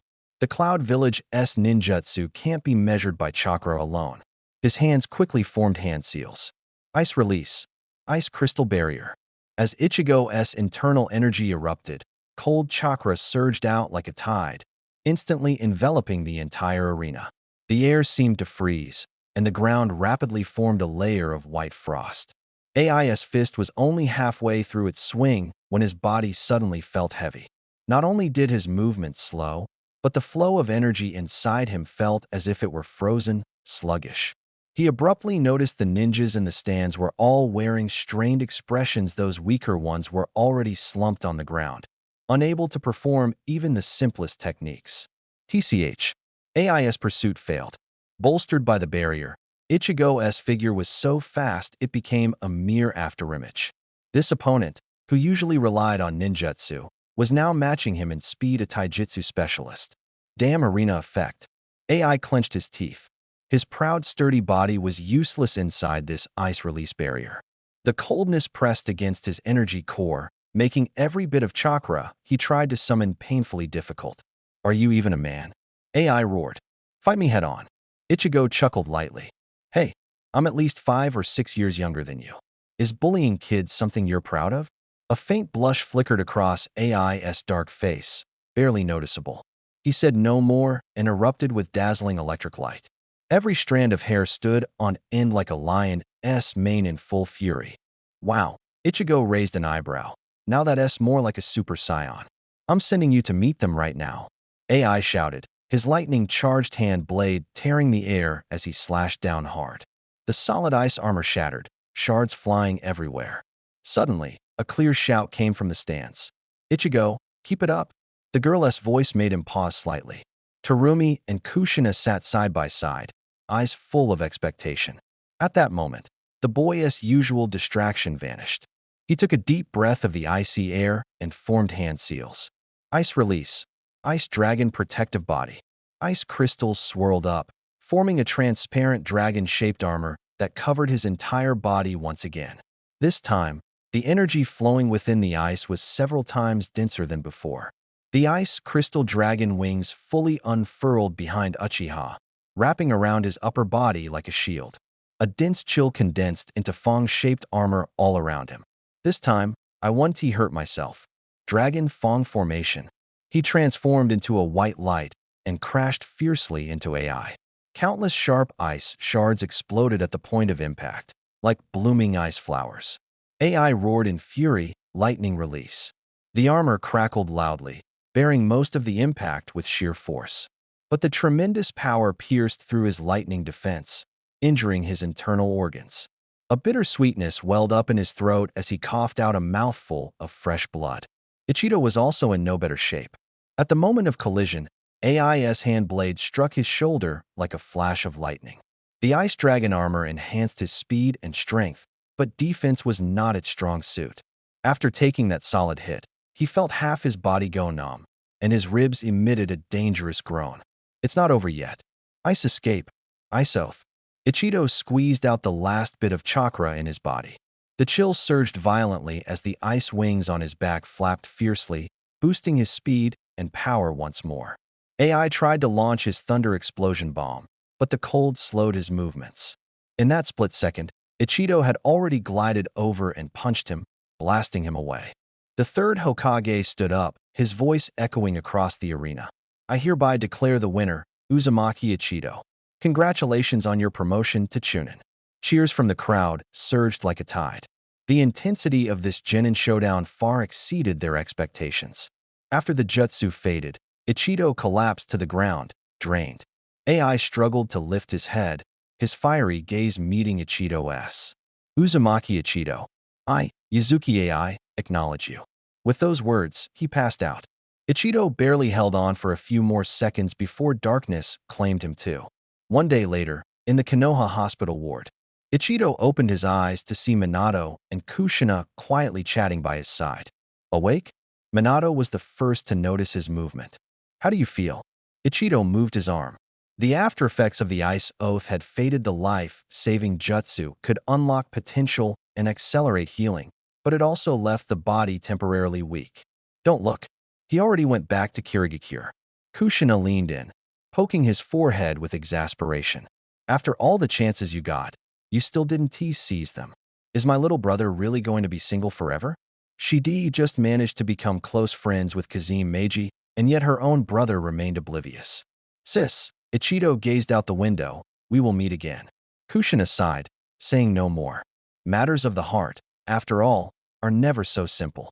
Meanwhile, in the Hokage's office, the atmosphere was heavy. Danzo's cane struck the floor hard. Sarutobi, that ice escape kid must be handed over to Root. We need fresh blood. He privately regretted underestimating the ice escape bloodline when it first appeared in the village. After all, he'd seen Kirigakure's ice escape before bland and forgettable. Never did he expect Sarutobi Hiruzen had hidden this kid so deeply that he overlooked him. The Uzumaki clan's blood limit wasn't T-top tier, but Ichido's ice escape was outrageous, practically the mortal enemy of taijutsu users. I will take him as my apprentice, pass on my legacy. I will sharpen him into Konoha's sharpest spear. Danzo grew more passionate as he spoke. The third Hokage didn't even believe a word, not a single punctuation mark. He knew his old friend too well. No one understood Danzo's obsession with the Hokage title better than Sarutobi Hiruzen. To Danzo, it was not just power, but recognition from the second Hokage. He longed to personally lead Konoha to the pinnacle of the ninja world. Danzo, Ichido is already Orochimaru's disciple. Your route is too dark a place for him. Sarutobi. Enough, Danzo. I am the Hokage. Danzo stormed out of the Hokage's office with a grim face, leaving behind a warning. You will regret this, Sarutobi. The third Hokage tapped the desk. A masked Umbu appeared silently. Bring Uzumaki Ichido to see me. Back in the Konoha hospital, Ichido had just gathered his things to go home when he turned around and saw a masked ninja standing before him. Could it be that Danzo sent someone to drag me to Root? His heart tightened. The stranger said coldly, the Hokage requests your presence in his office. Then he turned and left without hesitation. Definitely too cool and aloof to be from Root. Probably not one of them. In the Hokage's office, the third Hokage still wore a gentle smile. Little Ichido, you are now a Chunin. Would you like to try some training in the Umbu? Seeing Ichido hesitate, the third Hokage pressed on. The Umbu offers jutsu and tools unavailable elsewhere, and mission pay is higher. But you'll have to go on many missions outside the village. No worries. In a few years I can transfer you into the Hokage's direct Umbu unit, so you won't have to run around. Boiled. In that long string of words, Ichigo only caught a few. Lots of money, and the chance to leave the village. Lord Third, I'm willing to join. The third had intended to list the benefits in more detail, but didn't he expect him to agree so straightforwardly? Good. You go back first. Someone will find you tonight. Back at home, Ichigo pulled Minato aside again to study the flying Raijin technique, causing Kushina to complain softly. I missed the days when you were in the hospital. As night fell, a silver-haired man wearing a Konoha vest appeared at Ichigo's doorstep. Is Uzumaki Ichigo here? I'm Hitaki Tsukumo, here to see him. Ichigo opened the door. The man before him had a gentle expression, handsome and composed, making it hard to connect him with the fearsome White Fang of Konoha from the battlefield. Lord White Fang, I'm Uzumaki Ichigo. White Fang blinked slightly. The Uzumaki clan was supposed to have red hair, right? This pink hair, was it a mutation? As the head of the Umbu, he was usually busy and had a 5-year-old Kakashi to care for at home. He'd only heard about Ichigo's deeds, but never met him in person. Ah, hello? Hitaki Tsukumo cheerfully patted my shoulder. I'm Hitaki Tsukumo. No need to call me Lord, just uncle is fine. Haha, you really do resemble my Kakashi a bit. Come by our place sometime. I'll introduce you to, I'm sure he'll like you. He cleared his throat and took on a more serious tone. Now, down to business. From today on, I'll be your captain in the Umbu. We'll use code names during missions. I'm taking you to get your gear and mask shortly, and you'll need to think of a code name for yourself. I looked at the man smiling warmly before me, my mind spinning. This was the White Fang of Konoha? So different from the cold-faced master who had swept from one end of Sunagakure to the other without blinking. Where was that powerful aura? The imposing image I had in my mind shattered with a snap. I composed myself. Uncle Tsukumo, my code name will be Akiji. White Fang tilted his head slightly. Akiji, does the name have any special meaning? Don't mind me, I'm just asking. No deep meaning, uncle. I just think a ninja who doesn't want to be a Navy Admiral isn't a good Shinigami, like eating spaghetti mixed with 36 types of concrete. I started rambling actually. Just randomly copied the name. Hitaki Tsukumo stared at me silently for a few seconds, then shook his head with a smile. Looks like I'm really getting old and can't keep up with you young folks. Let us go, Ichigo. First, we'll get your gear. I'll notify you a day in advance when there's a mission. If you have any questions about training, ask me anytime. I know a bit about swordsmanship. Following White Fang, I received a set of Umbu armor, a short dagger, and a cat-faced mask.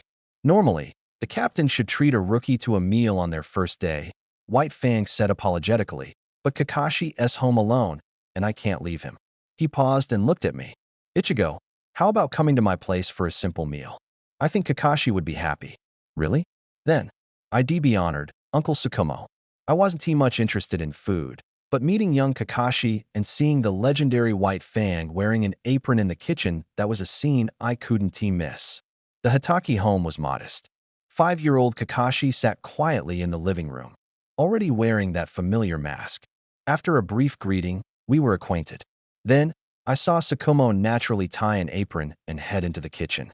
At that moment, a part of me silently collapsed. The cold, heroic figure I had imagined so many times was busy with everyday chores. It was like witnessing a star's downfall firsthand. While White Fang was busy in the kitchen, it was just me and little Kakashi in the living room. Suddenly, a question that had troubled me for a long time popped into my mind. What did Kakashi look like under that mask? After a moment's hesitation, I suppressed the curiosity. It wouldn't be right to bully the kid on my first visit. I could wait until we got closer. Kakashi suddenly shivered, looking up warily. Are you my dad's new team member? I reached out and ruffled his hair. Yeah, I'm Uncle Tsukumo's new team member. Little Kaka. Sai tried to escape, but how could a 5-year-old outrun my hands? The savory aroma of the Hitaki family's meal had barely faded when Kakashi's father, Tsukumo, emerged holding a plate of beautifully glazed braised sori. Ichido, give it a try. I'm pretty confident in my cooking skills. The White Fang of Konoha, famed throughout the ninja world, was a strikingly different figure in the kitchen, which always struck Ichido as oddly contrasting. The meal was indeed top-notch. After dinner, Ichido said his goodbyes and left. The news he'd heard tonight weighed heavily on him. He needed time to process it. The next day, White Fang introduced him to his new teammates. Although he was now the Umbu commander, Tsukumo remained active on the front lines, personally leading this squad. Kazu, White Fang pointed to a female ninja wearing a bird-shaped mask. This is Taka. Then he turned to the man beside her, who wore a fox mask. This is Kaze. The fox-masked man gave Ichido a slight nod. From today on, you're the Umbu, first squad, Team 7. White Fang's voice was steady. You can take on daily missions independently or as a team. For any important assignments from headquarters, I'll notify you in advance. Days passed like this. Ichido completed Umbu missions, occasionally accompanied White Fang on confidential operations outside the village, and during downtime, he sought out Kushina and Minato, of course, to study the Flying Thunder God technique together. Dropping by the Hitaki house for meals became routine too. Not because he couldn't afford other meals, but watching that legendary ninja tie on an apron and bustle around the kitchen had its own unique charm. A year slipped by. Minato and Ichido finally succeeded in imprinting their own Flying Thunder God seals. Minato's seal was the sword of shinobi love, while Ichido's was an eternal ice crystal that seemed never to melt. From there, their paths of training diverged. Each having to explore on their own. The understanding of spatial laws was ineffable. Their methods were blunt and straightforward, repeatedly performing reverse summoning jutsu. One tormented the toads of Mount Mayaboku relentlessly, the other disturbed the snakes in the dragon's lair, nearly draining two sages' chakra reserves. Until the day Ichido finally reached the threshold of the Flying Thunder God, exhausted, returning home to be hit by chilling news. Captain White Fang had failed in his mission, and the village suffered a major loss. Ichido rushed to the Hitaki residence. Tsukumo sat slumped in a room, his gaze hollow, as if his soul had been drained. The mission had been perilous. He brought along his most trusted old teammates. The task was nearly complete, but a teammate's negligence exposed them. To save his comrades, Tsukumo gave up the intelligence he had obtained. Yet upon returning, he faced accusations from those same teammates. It's Ichido. Tsukumo's voice was hoarse and lifeless. Seeing this once gentle and strong man reduced to such a state, Ichido knew he had to act. Otherwise, history would repeat itself. Uncle Tsukumo, this isn't your fault. Ichido gripped his shoulders. Haven't you always taught us that a teammate's life is above all else? The moment his palm touched Tsukumo's shoulder, a strange sensation came through as if cold currents swirled chaotically beneath the skin. Without direct contact, Even sensory ninjas would struggle to detect the eerie fluctuations hidden in his chakra. What is this? Ichido lowered his voice. Uncle, look at me. Do you recognize me? Your chakra is off. Someone s tampered with you. Sakumo's eyes were vacant, his lips trembled. Third Hokage, Advisor Mito Muninant. Well, he suddenly clutched his head, letting out a suppressed roar, curling up and collapsing to the floor. Well, Shimura, Danzo. Kakashi hurried forward. His father had been despondent these past days, but still coherent. Without Ichido's sensory ninja perception, he wouldn't have sensed the turmoil churning within his father. Hearing the name Danzo, Ichido's eyes sharpened. Kakashi, stay by your father's side. Don't leave him for a step. I'll find a solution. We cannot let him harm himself. I will. Kakashi clenched his fist. Ichido spun around and dashed out of the Hitaki home, heading straight for the Uchiha clan's territory. His sister and Uchiha Mikoto were like sisters. He was also acquainted with Mikoto and her husband, Fugaku. Big brother Fugaku, are you home? Uchiha Fugaku appeared at the sound, his face showing surprise. Izuno? So urgent, what happened? No time to explain, just come with me. Izuno grabbed Fugaku and dashed back to the Hitaki residence. He quickly outlined the situation, hoping Fugaku could use his Sharingan Jinjutsu to suppress the strange chakra inside Shikamaru. Inside, Shikamaru was slumped on the floor, his eyes vacant. A red glow flashed in Fugaku's eyes as 3 Tomo slowly spun. He tried to use Jinjutsu to break the control over Shikamaru, but it felt like hitting an invisible wall. Sweat dripped down his temple. No, this technique is far beyond my skill level. Izuno's heart sank. The Uchiha clan might have higher-level Mangekyo Sharingan, but he couldn't trust those people.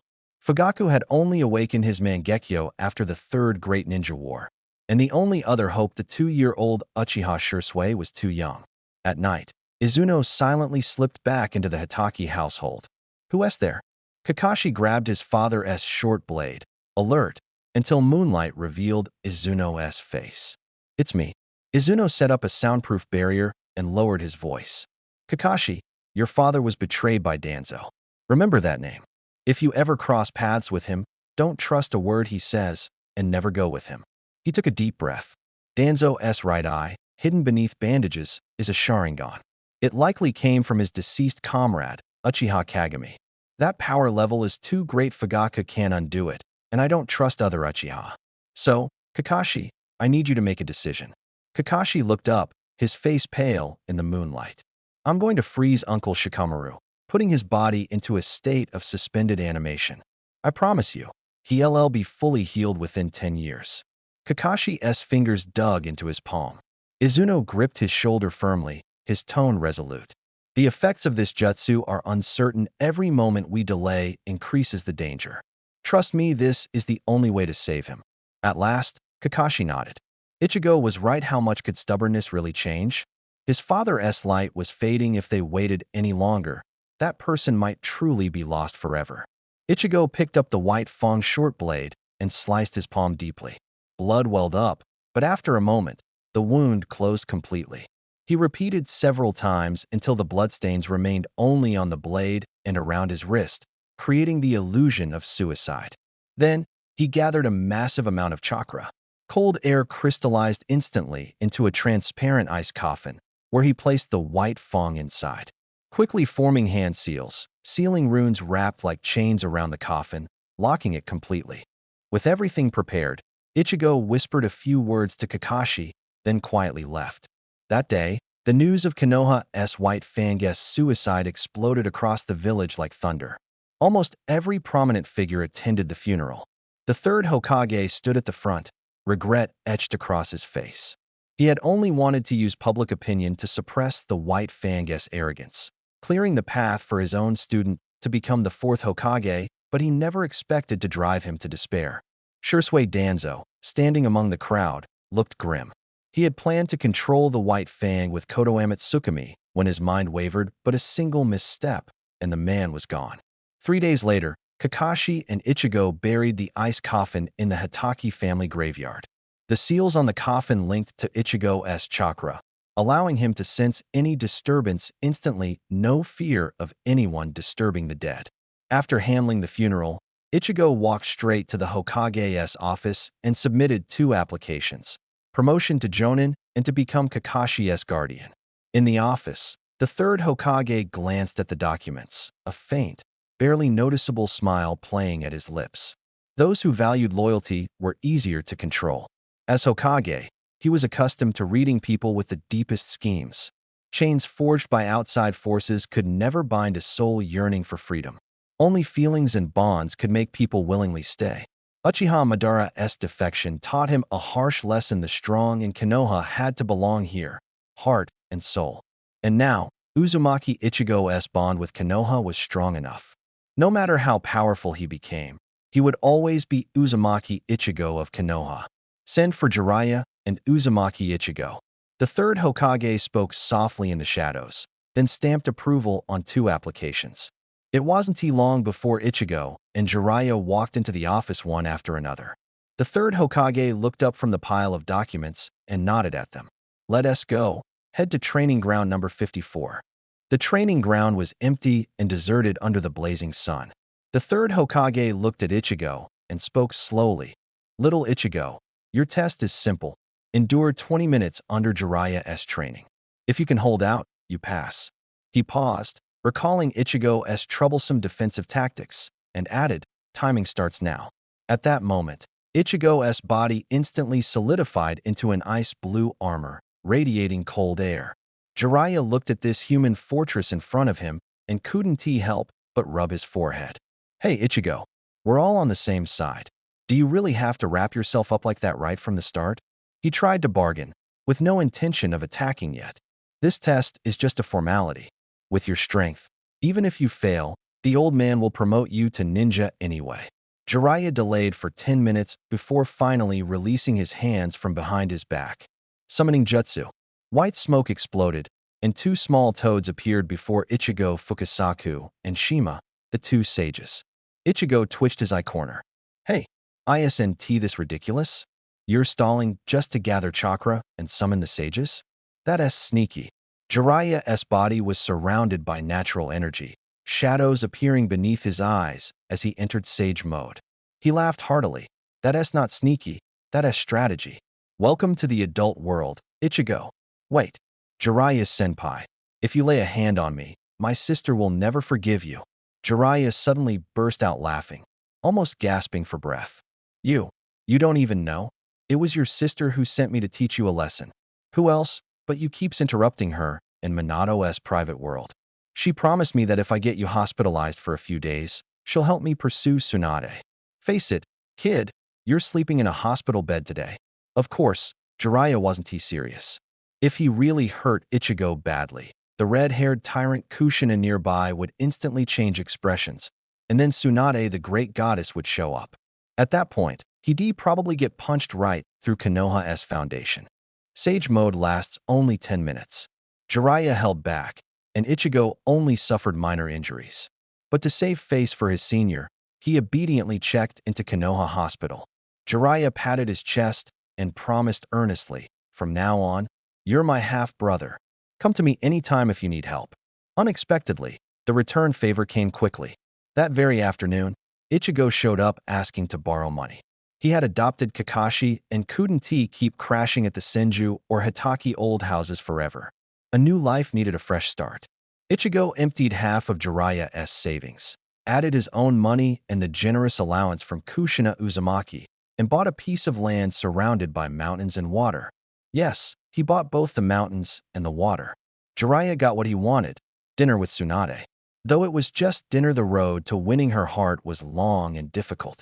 The next day, Kushina came too.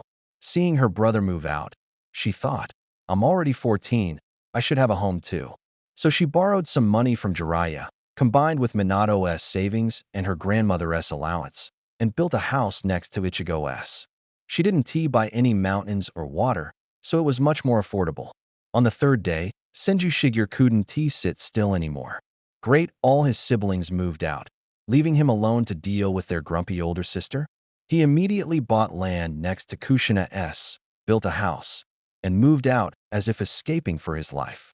Shigeru had wanted to ask Jiraiya for financial support, but unfortunately, The senior's pockets were emptier than his face was clean. Seeing the empty drawers in Orochimaru's lab, Shigeru sighed and turned to borrow money from Kushina, finally managing to build his new home.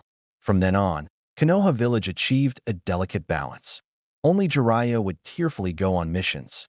The ninja on duty at the mission hall had been whispering lately. The white-haired elder among the Sannin was accepting missions almost as frequently as the sunrise and sunset.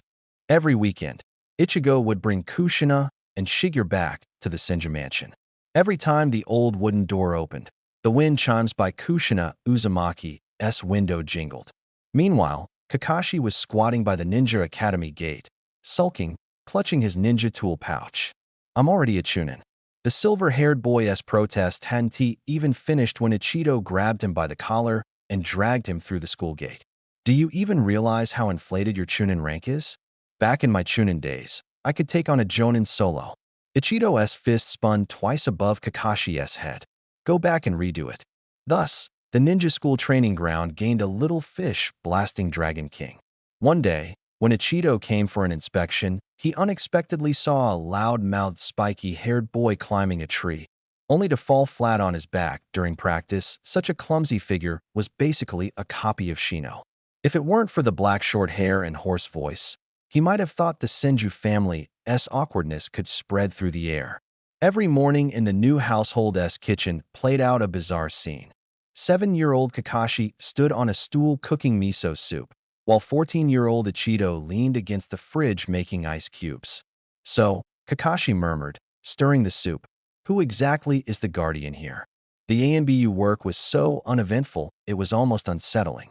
Since White Fang went on missions, Ichido had become a master of clocking in and slacking off. By day, he sought out Minato Namikaze to develop new jutsu. By evening, he accompanied Shino to practice Sage Mode until one dusk. Orochimaru, missing for months, suddenly appeared on the training grounds. The scientist was as thin as a withered bamboo in the wind, his sunken eyes flashing with terrifying brilliance. "Just in time," he cried, raising a syringe and lunging at Shino. The glass needle pierced the skin, and Shino went limp on the ground, convulsing violently as foam poured from the corners of his mouth. "Sensei," Ichido urgently pointed at his unconscious comrade. "Saving him is more important than the experiment, right?" But Orochimaru had already plunged into madness. In a flash of shadow, a cold liquid was injected into Ichido's neck. The last thing he saw was the lab's ceiling's spinning lights. When Ichido woke again, he found himself immersed in amber-colored nutrient fluid. In the neighboring tank, Shino was blowing bubbles.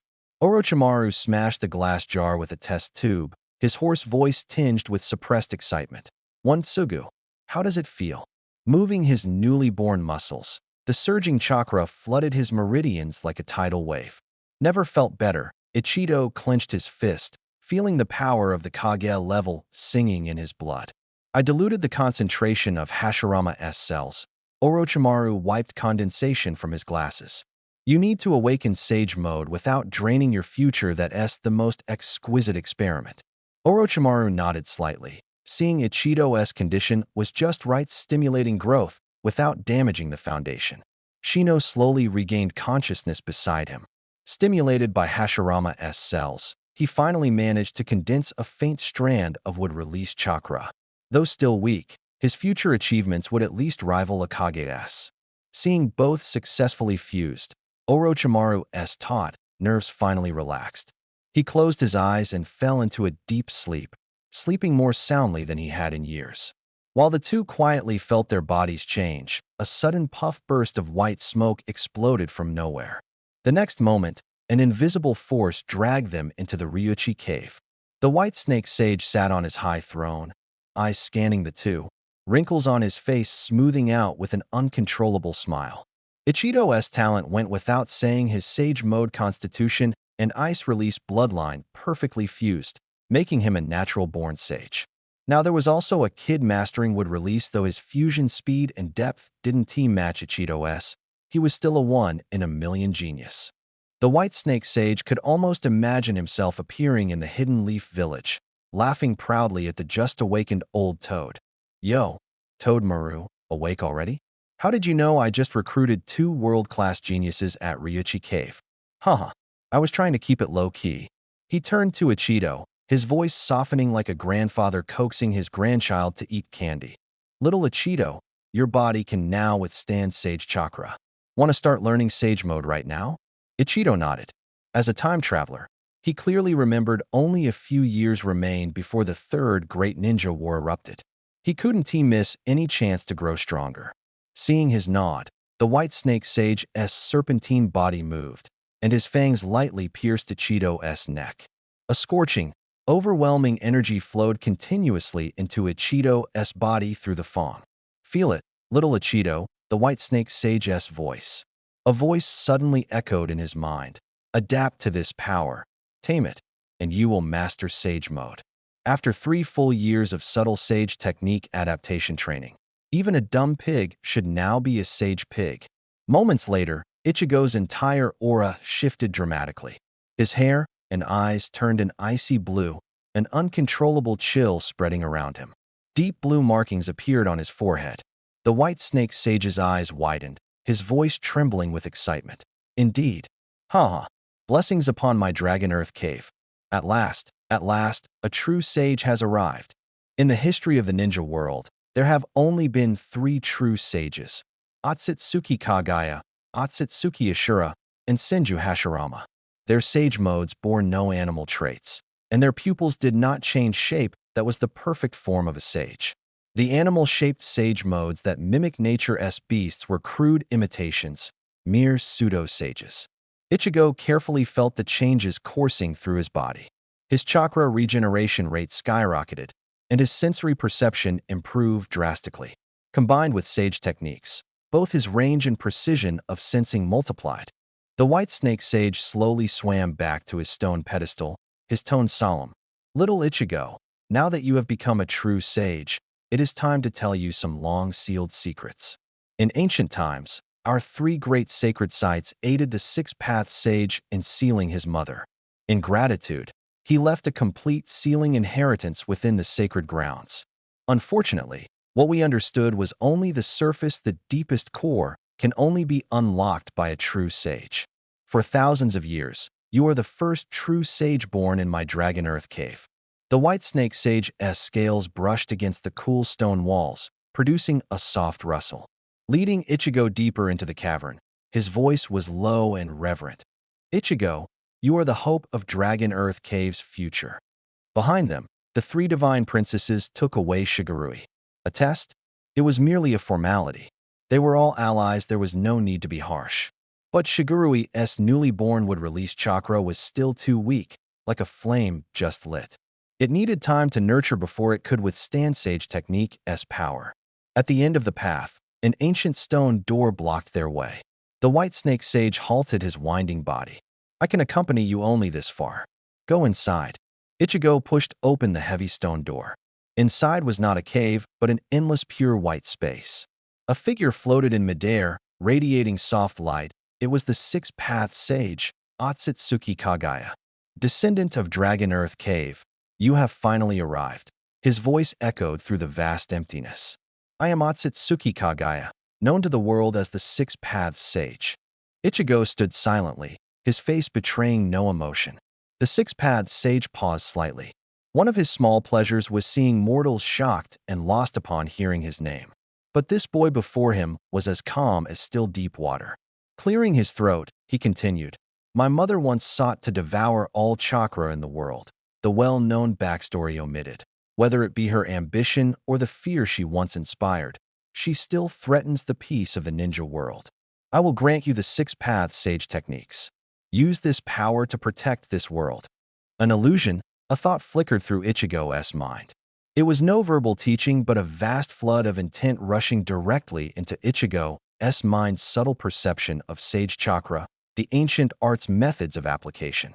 As the power transferred, the 6th-path sage's figure gradually became transparent, like melting ice and snow. Boy, the future is entrusted to you. With these words, his form completely vanished into the pure white. Ichigo clenched his fist, whispering into the emptiness ahead, Of course, I will write the ending to this story. When he opened his eyes, they met the white snake sage's expectant golden snake eyes. Ichigo held nothing back, giving him all the secrets suited for serpent cultivation. Dragon Earth Cave had shown him kindness. This was his due repayment.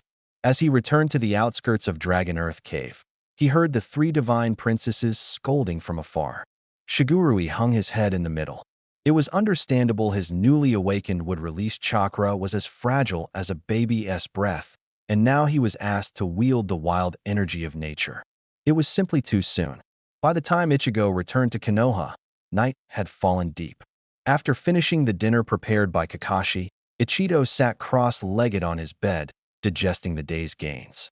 The Six Paths Sage Art Myojin Gate imprint, the techniques to sense nature, the endless possibilities of Sage Chakra, all these images surfaced one by one in his mind. There were gains, but also losses because he was too attuned to the Sage mode from Ryukido Cave. He couldn't practice the unique Sage techniques associated with it. He spent the entire night repeatedly trying, exiting Sage mode, then re-entering. His body was like a vessel, continuously filling and emptying. Amid these continual cycles, the most incredible thing happened. In the darkest moment just before dawn, he clearly sensed the chakra imprint on a specially made kunai, uniquely his own. With a thought, whoosh, his figure vanished from where he sat, and the next moment, he appeared right where the kunai was. Although he needed to maintain Sage mode and focus for a moment to succeed, this was undeniably the Flying Thunder God technique. Ichigo looked at his hands that had instantly moved. Couldn't he help but grin as he declared to the empty room. As expected, I truly am that one in a million genius. The first light of dawn crept in Ichigo, sleepless with dark circles under his eyes, ignored his growling stomach. He was eager to show Minato his breakthrough with the Flying Thunder God, no matter if it was just a tiny step forward. It was a leap from nothing. He slipped next door and gently knocked. Minato's room was deeper inside, silent. But just by the door, Kushina's door suddenly swung open.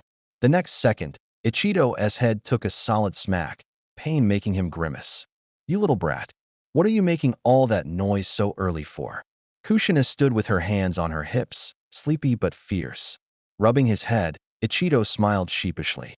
Luckily, he came late if he caught his sister's morning crankiness right at waking. It wouldn't have been a punch waiting for him, it would have been those golden chakra chains flashing menacingly.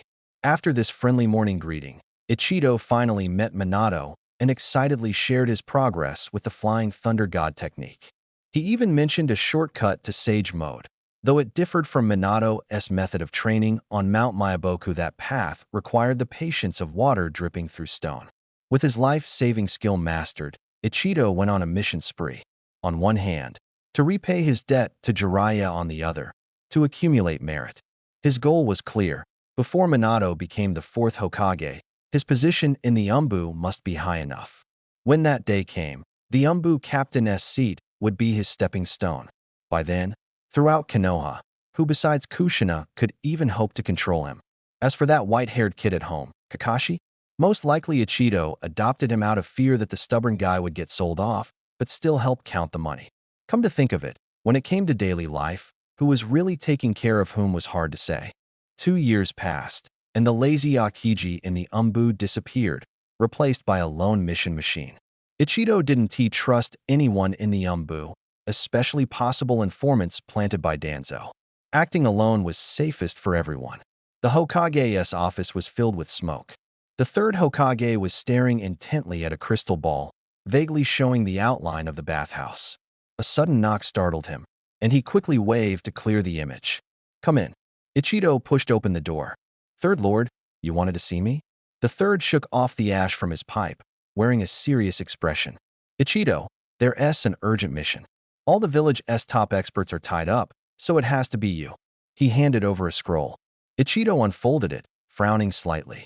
The Konoha trade caravan was attacked on the way to the land of hot water, supplies missing. That's right, the third took a long drag. "Ichido, your task is to identify the attackers and recover the supplies as much as possible. But remember, safety first. If necessary, you can abandon the mission. It's tentatively ranked to the final grade will be adjusted based on the situation." "Understood." Ichido nodded to accept the order. Back home, he began packing. The treasured Kusanagi sword was left on the table for Umbu missions. He preferred to use the standard short blade. Although not as handy as weapons forged from chakra metal, it was tougher, sharper, and better suited for stealth. Kakashi leaned against the doorframe, watching silently as he packed. Big brother Ichido, you're going on a mission again? This time it might take a while. Ichigo picked up the Kusanagi sword and handed it to Kakashi. Keep this for self-defense. The hilt holds my chakra sealed inside if things get desperate. Inject it into your chakra to activate it. Remember, he repeated firmly before leaving. If any ANBU with masks come looking for you, don't engage. Unless it's at the Hokage's office. If they get aggressive, he paused, voice resolute. Then fight. Fight to the death. The chakra I gave you is enough to teach them a harsh lesson. If there's more trouble, find Kushina next door, Minato, or Shizune. After packing his gear, Ichigo set off on his journey. Passing through the entrance of Konoha village, his figure disappeared into the forest path. Every so often, he quietly carved flying thunder god marks on hidden rocks or tree roots. After several days of travel, familiar ruins came into view. The land of whirlpools, his homeland. What was once the Whirlpool Ninja Village was now nothing but rubble and broken walls. Invaders had looted everything movable. The entire village was desolate and chillingly empty. Ichigo walked step by step toward the village center, stopping before a building called the Mask Hall. They stole so many scrolls and secret techniques, but somehow missed the most precious treasures. He muttered softly, carefully gathering all the masks hanging on the wall. These would make perfect gifts to bring back for Orochimaru. Looking around, there was nothing left to find. The plunder by the Hidden Mist and Hidden Cloud villages had been like a pack of hungry wolves, stripping this land of its last value. Turning away from the ruins, Ichigo headed toward the land of hot water. After drifting at sea for several days, the ship finally docked. As soon as his feet touched solid ground, several bursts of hurried chakra rushed into his senses, one charging ahead, several chasing from behind. He immediately leapt toward the source of the chakra, moving swiftly through the dense forest.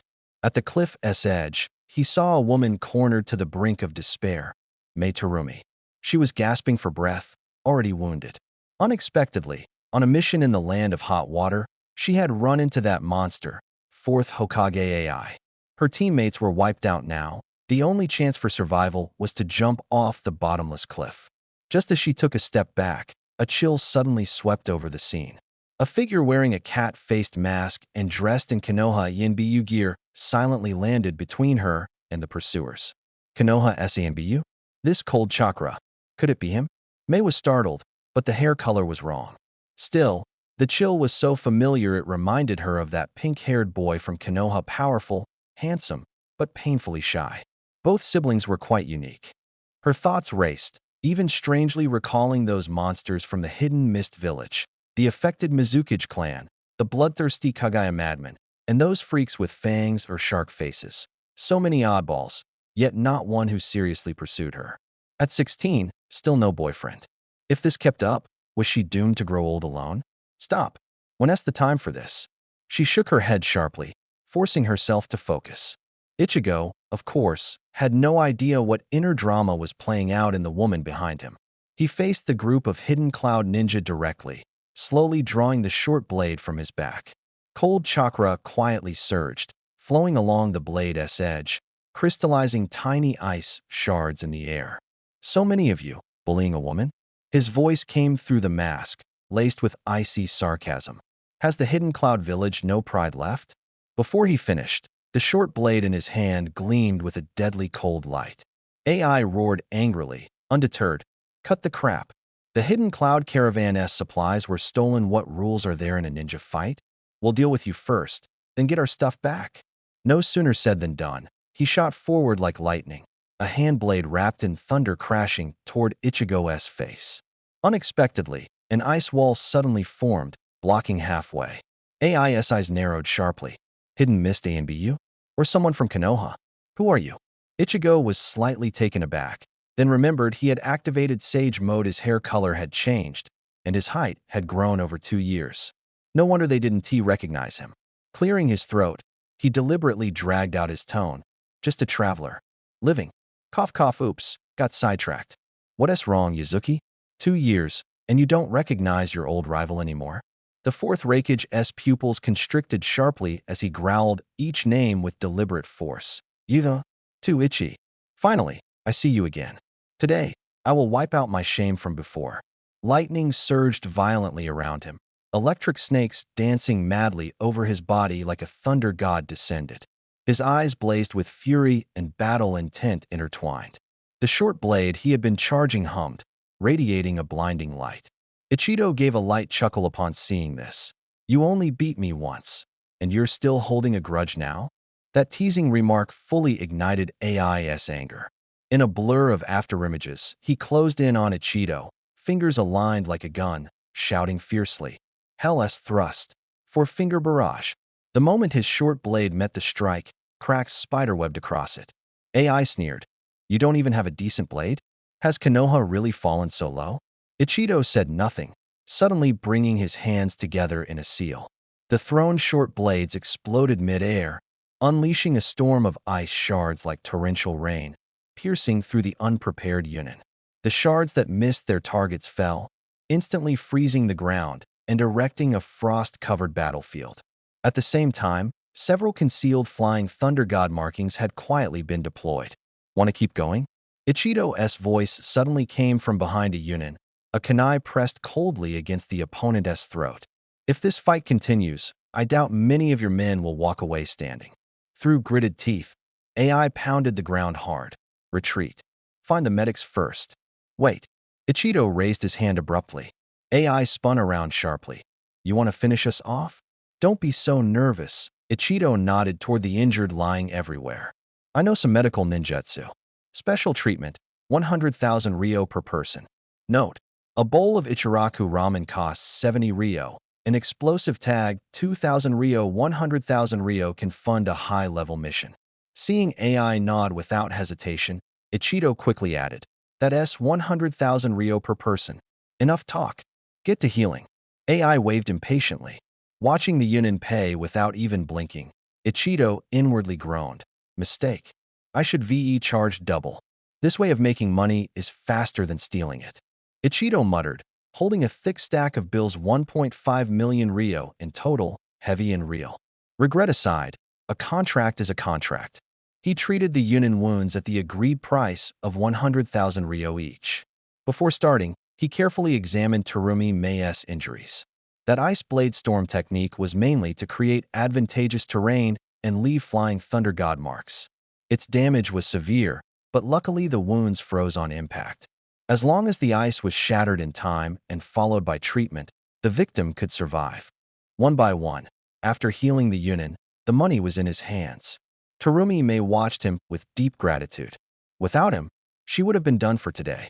If affection points could be displayed, her head would be constantly flashing plus 100. Already fond of Ichido, her feelings grew even stronger now. Ichido remained silent. He liked Terumi Mei too, she was exactly his type. But this development, why did it feel so familiar? First meeting sparks attraction, hidden feelings go unspoken. Hero saves the beauty at the crucial moment, ultimately winning her heart. Wait, isn't this just the Minato Namikaze routine? He had laughed at Minato for being too timid chasing girls. Now, it was his turn, and he finally understood. Mock Minato, understand Minato, become Minato. Still, he didn't forget the matter at hand. After collecting the money, he immediately asked AI about the missing supplies in the Yunin village. Comparing intelligence from three sides revealed that supplies from Konoha, Yunin, and Kirigakure had all been plundered in this area. These days, even the so-called demigod Hanzo of the Salamander dared not provoke all 5 major ninja villages at once. So when Yunin and Kirigakure met, they immediately assumed the other was responsible and started fighting on sight. Terumi Mei had long been fed up with those pig teammates, arrogant, incompetent, brainless, and ugly to boot. Working missions with those people was a disaster. The next day, Ichido and Terumi Mei exchanged intelligence with Yunin village and then went their separate ways. The two of them entered the land of hot springs, strolling leisurely, stopping often to soak in the baths and sample local snacks like a genuine couple. The steam from the hot springs was far more soothing than Konoha's bathhouses. Amidst their fun, they they did not neglect. Investigation at the scene. The two villages' supply trucks that were hijacked showed strikingly similar traces. Ichigo saw the same symbol at both locations, a circle enclosing a triangle. That symbol. I think I've seen it somewhere, Ichigo told Terumi. It seems to be related to a cult in the land of hot springs. They immediately began investigating this evil god cult. It was a mysterious sect that had risen in the land of hot springs in recent years. Its followers feared nothing, seemingly impervious to pain, and rumors said some had even achieved immortality. Terumi scoffed at the idea of immortality. But Ichigo knew in his heart that someday a cultist named Haiden would become an undead monster. With the intelligence in hand, Ichigo and Terumi quietly infiltrated the cult's warehouse and, sure enough, found supplies stolen from 3 villages. They took back their own village's share, evenly divided the supplies belonging to Yunkage village, and then used sealing scrolls and summoning snakes to stealthily empty the entire warehouse without anyone noticing. Just as they thought they had succeeded, sounds of fighting erupted outside the warehouse. Ninjas from Yunkage had also found the place and were clashing directly with the cultists. Amid the chaos, cultists burst into the warehouse to check and immediately discovered the two who hadn't yet escaped. "We're surrounded," Ichigo whispered, stepping beside Terumi and pressing his palm to her shoulder. Ice release, crystal armor. A surge of cold air erupted as bright blue ice armor quickly covered both of them. Terumi's armor was lighter and fitted more snugly. Since mastering the inheritance, Ichigo had grown ever more precise in chakra control. The armor's formation speed and strength were unmatched compared to before. This ice armor can block 3 jutsu of B rank or lower. Ichigo spoke rapidly. Remember, don't let them get your blood. If he were alone, he would have used Flying Thunder God technique to escape by now. But transporting Terumi through space was still a heavy burden. The warehouse was cramped, and they were surrounded layer by cultists, unable to fully unleash their techniques. The enemy's attacks weren't deadly but targeted their blood relentlessly. After a short stalemate, the two began to lose ground. They couldn't afford to drag it out. Ichigo took a deep breath, a sage mask appearing in his eyes. He formed a long sword of ice with both hands and drove it forcefully into the ground. Crack! An overwhelming wave of freezing chakra surged out, instantly freezing the entire warehouse into an ice cellar. All the cultists turned into ice sculptures. Ichigo smashed the ice layer covering Terumi, grabbed her, and charged outside. Outside the warehouse, 4th Raikage A was locked in a tough battle. His lightning-release taijutsu was fierce and unmatched, each punch enough to split mountains and shatter rocks, but it was powerless against the cultists' strange immortal bodies. Worse, 2 of his comrades had been cursed to death after the enemy obtained their blood. Damn it! A struck again, missing, watching helplessly as the enemy's wounds healed. He couldn't help but think of that white-haired kid. If only Uzumaki Ichigo were here. His ice release might freeze this monster. At that moment, a familiar voice with amusement came. "Yo, Yatsuki. Looking rough, huh?" A snapped his head around and saw Ichigo bursting out of the warehouse with Terumi. His eyes lit with hope. "Uzumaki Ichigo. Come help." Ichigo raised an eyebrow. Yunkage village had once tried to kidnap his sister, but this generation's Raikage A was straightforward, and after a few fights, there was a certain mutual respect. 500,000 Ryo. Ichigo shouted. 1 million Ryo.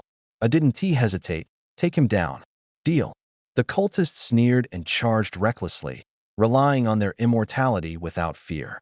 Ichigo pressed both hands to the ground, bone-chilling cold racing along the earth, instantly freezing the cultists' feet. They struggled, swinging sickles to break the ice, but it was too late. Ichigo finished forming his hand seals and shouted, "1,000-year ice prison." Cold air burst forth, countless ice pillars erupting from the ground, completely sealing the enemies inside an icy cage. 6 ice pillars shot up, spinning rapidly with biting cold, like a clenched giant fist, imprisoning the central cultists tightly. Ichigo formed hand seals, bright blue runes wrapped around the pillars like chains, completing the final reinforcement. Only fools who recklessly charge around thinking they're immortal get frozen solid like this. Ichigo shook his hand. A regular ninja with teleportation would have slipped off long ago. Nearby, Fourth Reikage silently gathered his fallen comrades. Here is your translated passage in American English. Turning to Ichigo, his voice deep and steady, he said, Uzumaki Ichigo, I owe you one this time. About Otori kidnapping your sister Kushina, I know everything now. It was the Hidden Cloud's fault from the start. I apologize to you. He handed over a scroll holding the reward, then straightened his back, his eyes still burning with the will to fight. I lost this round, but next time, the winner will definitely be me. Ichigo took the scroll but couldn't help feeling guilty, his mind drifting to the stash he'd stealthily taken from the hidden cloud. After a brief exchange of pleasantries, he left with Mei Terumi. Mei, I should head back to Konoha, he said as the sea breeze brushed through his hair. Want to visit Konoha again sometime? My sister talks about you often. Mei smiled softly, a knowing light shimmering in her eyes. I have to return to my village too. Don't worry, I'll definitely come find you. Seeing her radiant smile, Ichigo suddenly leaned down and pressed a quick, gentle kiss on her lips. The girl's cheeks flushed from her ears to her neck, but she heard the boy's unwavering voice. Wait for me 5 years.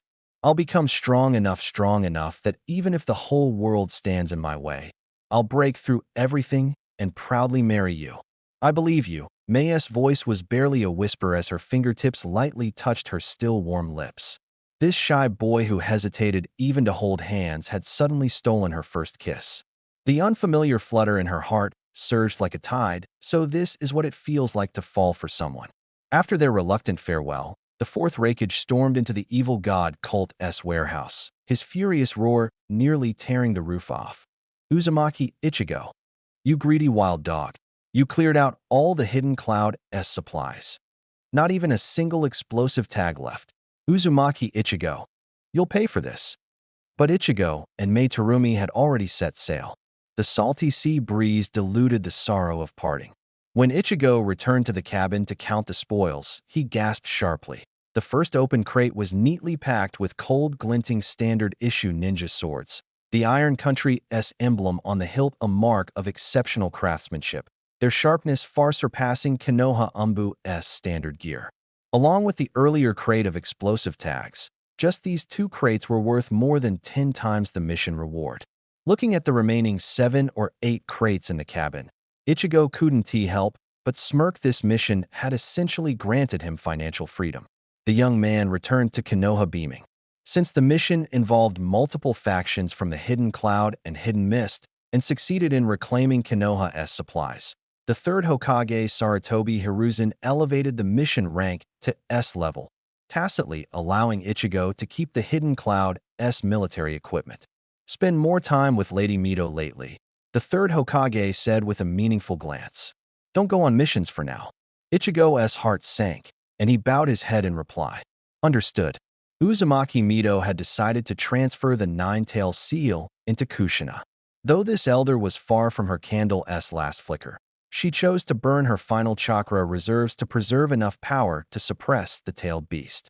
Under Konoha's sunset, everyone was moved by this silent sacrifice. Shinju and the others accompanied Uzumaki Mito through her final days. Before her passing, she left instructions for everyone. To Sarutobi she said, "You are a competent Hokage. If Hashirama and Tobirama were here, they'd be proud of you." Smiling, she told Tsunade, "Don't pressure yourself too much.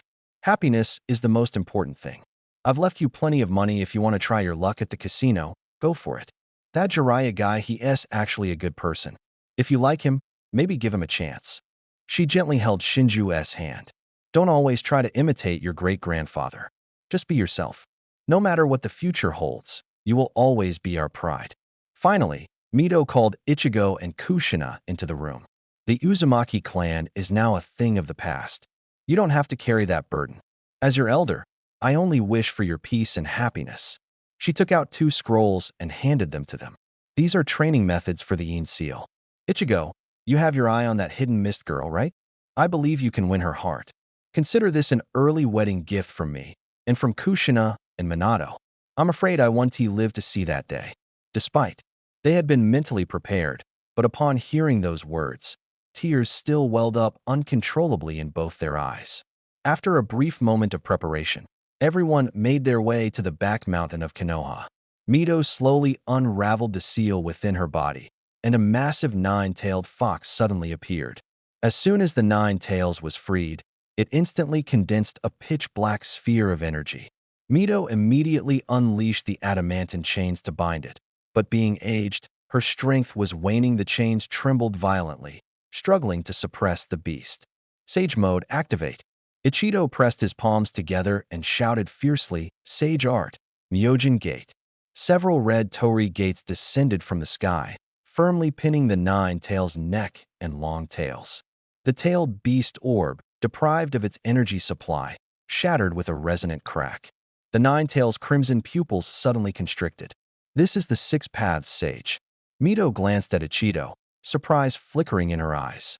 This child has grown so much. Kushina, come over. It's time for the sealing. For symbols sealing. With Mito's hand signs, the nine tails roared as it was sealed into Kushina's body. Exhausting her last chakra, Mito passed away peacefully, a gentle smile lingering as if like a candle burnt to its end. At the funeral, Ichido used ice release to encase Mito's body into a crystal-clear ice coffin, reinforcing it with sealing techniques, allowing this elder who had devoted her life to Konoha to rest in peace. Afterward, Ichido was appointed captain of the Umbu squad, and Minato was promoted to Jonin. Witnessing the power of the tailed beast orb, he dedicated himself to developing new jutsu compatible with the Flying Thunder God technique. Ichido quickly took care of some supplies from Kumogakure, repaid Jiraiya's loans, and settled Kushina's debts as well. The cost was that he occasionally borrowed some of the Nine Tails chakra from his sister.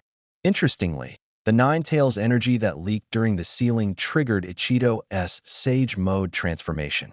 Yet Shibuki, who also came into contact with chakra, showed no abnormalities. In Uncle Oro's laboratory, the lights had been on continuously for 5 or 6 days. I really feared he would suddenly collapse one day. Today, I went to see my sister Kushina again, hoping to borrow some chakra, but the nine tails inside her refused to cooperate. To further develop the Sage Mode, I decided to have a talk with that fox. The sealing space was cold and damp. The enormous nine tails was tightly bound by countless golden chains, unable to move even a single claw. This was no mere seal, it was imprisonment. I stepped into the cage. The nine tails raised its blood-red eyes and stared at me. It's you, the kid from a few days ago who can use the six-path sage technique? Kurama, let us talk. Hearing that name, the nine tails suddenly struggled violently. The chains clattered but didn't budge. It could only roar angrily. How do you know that name? Who exactly are you? It tried to strike the cage with its claws to intimidate me, but its body was locked tight. This Jinchuriki was one tough character. I didn't answer directly, but began to tell an ancient tale. A woman who ate the chakra fruit and created the shinobi religion story omitted. To put it simply, I am the sage technique heir of Otsutsuki Hagoromo. Kurama, lend me your chakra, consider it an investment. If the six paths sage's prophecy comes true, I will protect you all. The nine tails fell silent. Over thousands of years, it had witnessed too many betrayals by humans. I added fuel to the fire. I'll have my sister release these chains. Even a tailed beast has dignity. Binding you like this is too cruel. A critical blow. The nine tails looked at me. Its gaze changed. It seemed to see a light behind me. Was I the one chosen by the old man? Next to us, Kushina, after hearing those secrets, reluctantly loosened the adamantine seal. The chains clattered as they receded, but the nine tails glared at her in discontent. Hey, don't look at me with those eyes. It then turned to me, recalling the way I activated Sage Mode. The boy who called out all the tailed beasts' names, could it be you? Kid, come here. The nine tails extended its claw. I reached out and touched its claw tip. Thank you, Kurama. Remember, don't let outsiders know my name, and you, stop staring. It glared irritably at Kushina. Both past abuses and present pity made it furious. Ichido's consciousness withdrew from Kushina's mental space. Immediately, he felt something different. Within him, the vast chakra from the nine tails surged like a warm current, propelling. Born with the innate body of a celestial being, every inch of his muscles was filled with an unprecedented sense of power. What shocked him the most was that, just a moment ago, he felt his hand, as if it had lost all sensation, cold as a block of ice. Back home, Kakashi had already prepared a simple dinner. After eating quietly, Ichigo looked at this boy, who had almost been left to roam free under his care. Ever since he brought him back from the Ninja Academy, he and T really kept an eye on him. Kakashi, Ichigo said, after dinner, let me see how your training is coming along. The night grew deep. Ichigo lay on his bed, his mind still occupied with plans to acquire the chakra of other tailed beasts. Suddenly, an unexpected change occurred. The scene before him shifted instantly. The warm bed vanished, replaced by an endless glacier. The biting wind cut across his face like a knife. A gigantic, nine-tailed, fiery red fox stared at him with its molten lava like vertical pupils. Yo, good evening, Ichigo. The fox's voice was deep and grand, echoing across the vast, icy plain. Ichigo froze and rubbed his eyes hard. Am I still half asleep? How is the Ninetales here? He slapped his face, the sting burning sharply. It's definitely a dream. I'll be fine once I wake up. The Ninetales watched his reaction, snorting a breath of fiery sparks as if mocking him. Hey kid, you're not dreaming. I'm in your body right now. It paused and continued with a hint of pride in its voice. The chakra I'm giving you isn't small. We-tailed beasts are essentially conglomerations of chakra. With such a large amount of chakra, naturally a part of my consciousness is included. If you want to put it simply, the current me is like a split form. Ichigo took a while to process this information. A fox, living inside his body. A strange thought popped into his mind. Scummy fox. You already have my sister, and now you want to make a home in me too? The Ninetales ignored his shifting expression and went on. The chakra is yours, but I have to see with my own eyes whether you're worthy of inheriting the power of the Sage of Six Paths. Although it's as cold as an ice cellar in here, it's far more comfortable than your sister's violent spiritual space. Stop, Ichigo interrupted. He guessed this fox probably hadn't talked to anyone in hundreds of years and couldn't stop once it started. So, Kurama, this split of yours, how much chakra do you have? The Ninetales' tail flicked lightly, as if pondering. About 1/3. But don't measure me by your human standards, it emphasized. I'm not a disposable resource. The chakra here can regenerate once used. Before finishing, the Ninetales extended a huge claw and gently flicked Ichigo's forehead from a distance. Buzz. An immense force surged in. Ichigo felt his head was hit by an iron hammer, and his whole body was instantly flung out of the icy world. In reality, Ichigo on the bed suddenly sat up, a sharp pain shooting through his forehead. Ouch, that hurts like hell. Kurama, you almost sent me off with that hit. He clutched his forehead, gasping for breath. A voice only he could hear sounded in his ear, tinged with pride. Don't worry, I'm careful with my strength. With me here, even if you want to die, it won't be easy. At that moment, the relationship between man and beast subtly shifted, resembling the bond between Naruto and the tailed beasts during the Fourth Great Ninja War. Ichigo rubbed his forehead as his thoughts stirred again. Since Kurama's chakra is so useful, what about the other tailed beasts? The shadow of the Third Great Ninja War was closing in, and chaos was the best cover. For the coming year, Ichigo decided to lie low in the village, taking the opportunity to thoroughly train Kakashi. The supplies he earned from the cloud-hidden village last time, along with the huge sum he got from the AI brothers, would last him a long time, enough to live comfortably for a lifetime. But when he thought of those supplies, a faint, almost imperceptible guilt stirred in his heart. That cloud-hidden village ninja named AI was far too straightforward. Initially, Ichigo felt no remorse attacking the cloud village, but AI's sincere apology awakened the little conscience he had left. Throughout the entire cloud-hidden village, perhaps only, he carried a sense of guilt. Seeking peace of mind, Ichigo decided to spend all that money the very next day, out of sight, out of mind. With that thought, he fell into a deep sleep, dreaming of Tomo Mimi waiting for him. At first light, Ichigo sprang into action. He left behind only a box of ninja knives and a box of explosive tags. The remaining 6 or 7 boxes of supplies were all converted into cash. With that money, he expanded his family's estate significantly, enclosing the entire lake within its bounds. With the leftover change, he got a membership card at the Akimichi family's barbecue restaurant and loaded it with all the money. Since he couldn't cook anyway, this would at least ease some of Kakashi's worries. Back home, Kakashi had already left for school. Ichigo went straight to the ninja academy to find him. All right, you've settled long enough. From today on, use your shadow clone to attend school. The real you trains with me every day. He patted Kakashi on the shoulder. If you don't buckle down soon, I'm really worried you'll get too comfortable in the ninja school's comfort zone. A ninja world war is coming. Don't wait until Uncle Shomo wakes up and finds his son gone again. At this point, Kakashi's chakra was enough to support a shadow clone. The two headed to training ground number 56. Ichigo waved to Kakashi. Attack me. Bring the determination to kill. Without hesitation, Kakashi drew his white fang dagger and charged. Ichigo casually picked up a kunai, meeting his offense move for move. After only a few exchanges, Ichigo grabbed Kakashi's wrist. First, the fact that you can strike with killing intent without hesitation means you're a qualified ninja, but honestly, it's chilling that you don't even hesitate for a moment. He released his grip, picked up the fallen white fang dagger, and lightly ran his fingers along the blade.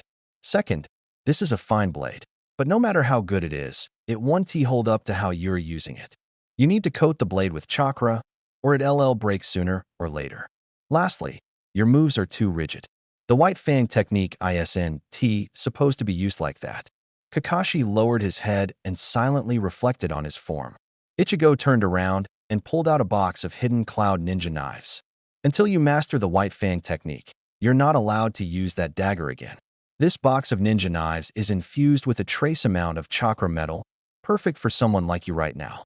For the next year, Ichigo juggled simple missions while polishing Kakashi. With the third great ninja war imminent, he wasn't about to let Kakashi struggle like he used to. Sparring, baiting, mission combat, Kakashi grew rapidly through relentless training.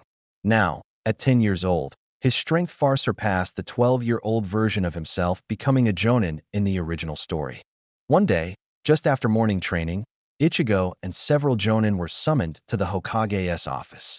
The third Hokage sat behind his desk, a pipe releasing tendrils of light smoke, with several ninja dossiers spread out before him. These are this year's graduating genin. I hope you can guide them as jonin instructors.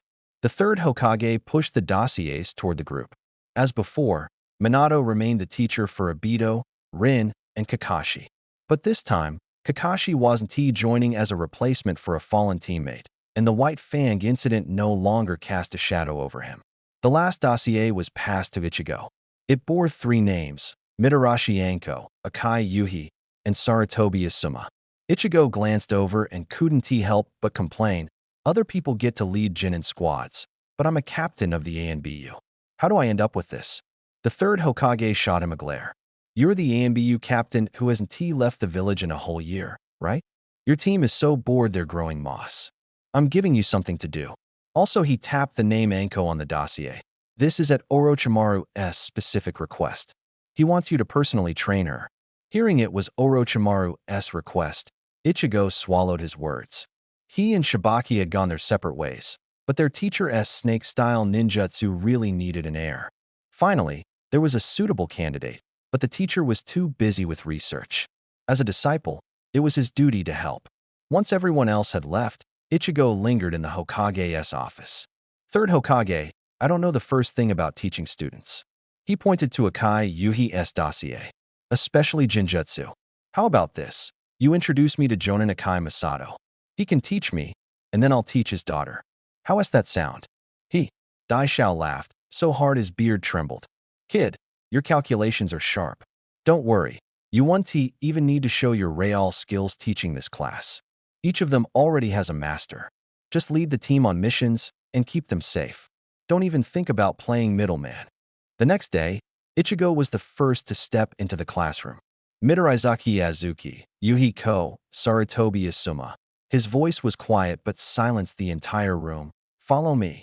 On the rooftop, Ichigo sized up the 3 in front of him. Asuma's hair was a wild mess, no wonder he carried the bloodline of the third Hokage. Was this kid really worth 35 million ryo? Inflation was terrifying. Buying land was still a better investment. Let me introduce myself. Ichigo leaned on the railing. Uzumaki Ichigo, sensory ninja. Skilled in reconnaissance, ice release, and sealing techniques. I know a bit of medical ninjutsu. Usually, I like fishing. As for dreams, he smiled, Probably marrying someone I love. Asuma frowned. This was the ninja his father said could stand shoulder to shoulder with the three great ninjas? Sensory. Support ninjutsu. That's it. Saratobi Asuma. He stepped forward, like sausages and cold yam noodles. Skilled in wind and fire release. The person I like most is... His ears reddened as he glanced at Yuhi beside him. Azuki immediately stepped in front of her best friend, Mitarizaki Azuki. Loves three-color dango and red bean soup. Saratobi Asuma, stay away from my ko. Finally, Yuhi spoke softly. Yuhiko. Skilled in jinjutsu. Likes mustard octopus. Hates sweets. Let us go. Ichigo turned to the training ground for the team entrance test. Asuma's eyes lit up. Finally, a chance to show his strength in front of Ko. He completely forgot his father's warnings and followed excitedly. At the training ground, Asuma eagerly revealed his pair of cold, glinting chakra blades. Teacher Ichigo, please instruct me. He took a fighting stance. Ichigo's gaze lingered on the expensive weapons. These blades were no small investment. Looks like the third Hokage really spared no expense for his youngest son. With a low shout, Asuma swung his blades at Ichigo. Calm and unhurried, Ichigo drew a kunai. The edges shimmered faintly as wind chakra hissed softly. Clash. The blades met the kunai, and Asuma's attack was easily deflected. Too sloppy, Asuma, Ichigo said calmly. Your chakra control is off. The wind blades look intimidating, but the power disperses. You're all flash, no substance. Before he finished, the surroundings distorted. Suddenly, countless peach trees sprouted from the ground, surrounding them. A jinjutsu. But in a blink, the peach grove shattered like a mirage. The moment the illusion broke, Azuki struck. Stealthy snake hands. Several venomous snakes shot out from her sleeves. Ichigo's reflexes were lightning fast. He kicked Asuma aside while slashing the flying snakes with his kunai, cutting them all down precisely. The next second, he appeared behind Azuki, the cold kunai gently pressing against her neck. Little junior sister, want to keep going? He asked softly. Seeing the three stop, Ichigo sheathed his kunai and nodded. Good coordination. For freshly graduated genin, that's rare. You still need time to grow. All right. Everyone passed. A smile spread across his face. To celebrate the formation of the 10th squad, Teacher S treating, let us go eat barbecue. The barbecue joint was fragrant with smoky aromas. Just as the four ordered, Minato Namikaze and Kushina Uzumaki entered with their three students. Minato. Sis. Over here. Ichigo waved. The two squads squeezed into one private room, and the atmosphere instantly became lively. After the feast, everyone dispersed with smiles on their faces. Only Shigeki was the exception. He was still enduring harsh training in the Dragoness lair.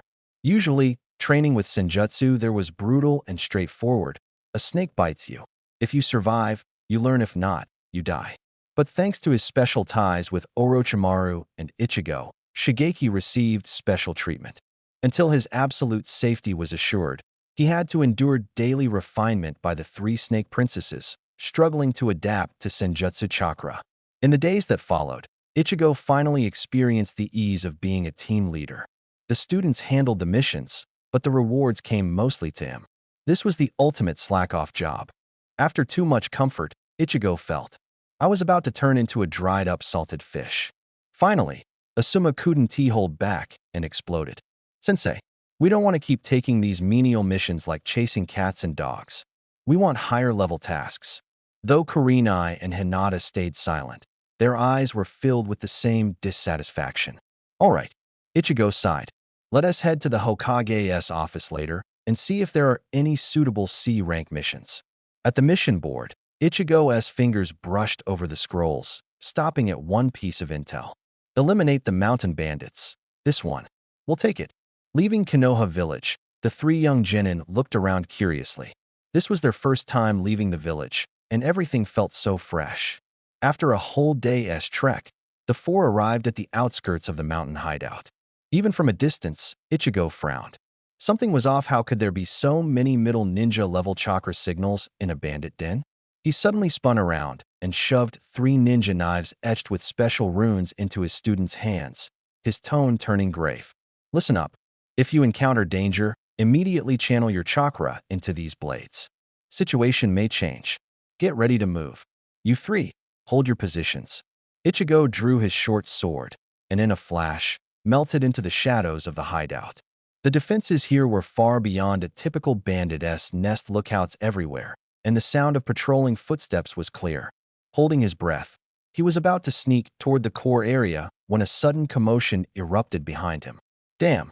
A heavy weight settled in Ichigo's chest. He turned toward the noise and saw Asuma charging in recklessly with Kurenai and Hinata. I knew this kid couldn't be trusted, Ichigo muttered, rubbing his temples helplessly. In the clearing, Asuma was barely holding his own against an enemy Chunin with his specially made pair of punch knives, his movements already sloppy. Kurenai and Hinata were kept far apart by other enemies who clearly weren't trying their hardest, toying with these Konoha rookies like cats playing with mice. Yusuke, what is going on? You're still hesitating against a few Genin? One of the bandits watching shouted impatiently. The Chunin fighting Asuma narrowed his eyes, seized a gap in Asuma's old moves, and delivered a heavy kick straight to his chest. Asuma grunted and flew backward, crashing hard to the ground. The Chunin grinned maliciously, raising his kunai to stab. Swish! A shadow appeared like a ghost in front of Asuma. It was Ichigo, who had been hiding in the dark moments before. Thanks for the warm welcome you gave my subordinates. Ichigo's voice was calm, but carried a biting chill. Now, how about telling me who you are? And what are you doing here? Asuma, who had thought he was surely dead, stared blankly at the broad silhouette blocking him, his throat suddenly tight. Sensei Ichigo. Ichigo didn't turn. His voice was stern. Asuma, my order was to hold your position. Asuma struggled to get up, shame written all over his face. Sorry, Sensei. It's all my fault. I dragged everyone down. You don't need to apologize to me. Ichigo's gaze swept over a tense Kurenai and Hinata. You should apologize to your teammates. Because of your recklessness, they were put in danger. After the harsh reprimand, Ichigo's tone softened, even carrying a hint of a smile. But mistakes are the stepping stones to growth. Remember this lesson, Asuma, I don't want it next time. Ice release, crystal wall. As he finished the hand seals, a translucent cylindrical ice wall shot up from the ground, firmly protecting the three genin at its center. As for me, I'm just a sensory ninja, not very skilled. Ichigo turned toward the bandits and flexed his wrist. I was hoping to gather some intel quietly, but since the plan has been disrupted, I guess I'll have to stretch my legs. Inside the ice wall, Asuma smashed his punch knives against the ice frantically, but couldn't even leave a scratch. Sensei, let me out. We'll fight together. His voice cracked with tears as he finally slid down to sit on the ground, exhausted. Sensei, please don't die. I really know I was wrong. At that moment, the seemingly unbreakable ice wall quietly melted away. Ichigo's teasing voice sounded in his ear. You brat, why so dramatic? If I got taken down by these scrubs, wouldn't that be a huge joke? Kurenai and Hinata exchanged a helpless glance nearby. They had heard about teacher Ichigo's true strength from their elders at home, and only Asuma, the reckless fool, would think the teacher needed them to worry. Asuma looked up and saw the mountain stronghold transformed into a world of ice and snow. The enemies who had been so arrogant just moments ago were now frozen in place, turned into stiff ice sculptures. Ichigo, leading the still shaken three, ventured deeper into the stronghold. After clearing out a few scattered enemies, he found an unopened secret letter on a wooden table. Scanning its contents, a meaningful smile curled at the corner of Ichigo's mouth. Let us go, he said, putting the letter away and turning to the three kids. We're heading back to the village. Done. The sand-hidden stronghold is wiped out, Ichigo said efficiently, stuffing the sand ninja frozen like popsicles into a sealing scroll. Asuma, grab everything valuable and carryable. My scroll's full, he ordered. Asuma said nothing, knowing he was in the wrong, and bent down to inventory the stronghold's treasures. He sealed the most valuable items in the remaining scrolls and slung the rest on his back. Not even halfway through the journey, Asuma was already gasping for breath. Ichigo noticed and formed a hand seal with one hand. Summoning jutsu. White smoke vanished to reveal a massive serpent coiled before them, its scales gleaming coldly in the sunlight. This was the exclusive mount granted to him by the Dragon Earth Cave Fabiao. The cave had fed it well over the years, and now its size rivaled that of 10,000 snakes. Carrying several people back to Konoha would be a breeze. Red Bean stared at the giant snake, her eyes shining. Unlike Kushina, she truly loved these cold, imposing creatures. Asuma climbed onto the wide, carriage-like back of the serpent and couldn't help but complain. "Teacher, you could be summoned it earlier." Ichigo turned his head and fixed him with a stare. "This is punishment. You don't value your teammates' lives. For this mission's reward and spoils, you give half to Red and Red Bean. Any objections?" Asuma lowered his head, offering no protest. He was clearly at fault. Inside the Hokage's office, the group finished reporting to the third Hokage. Hiruzen Sarutobi took a drag from his pipe and raised the mission rank from B to A. "The station Sand Ninja are too weak. If a decent Jonin had been there, this would been an S rank." He paused. "But there's new intel from the interrogation unit. There's more than one such stronghold. Within the land of Fire's borders, there are multiple Sand Ninja nests, with both Chunin and Jonin inside. Of course, the captured Sand Ninja hadn't confessed willingly.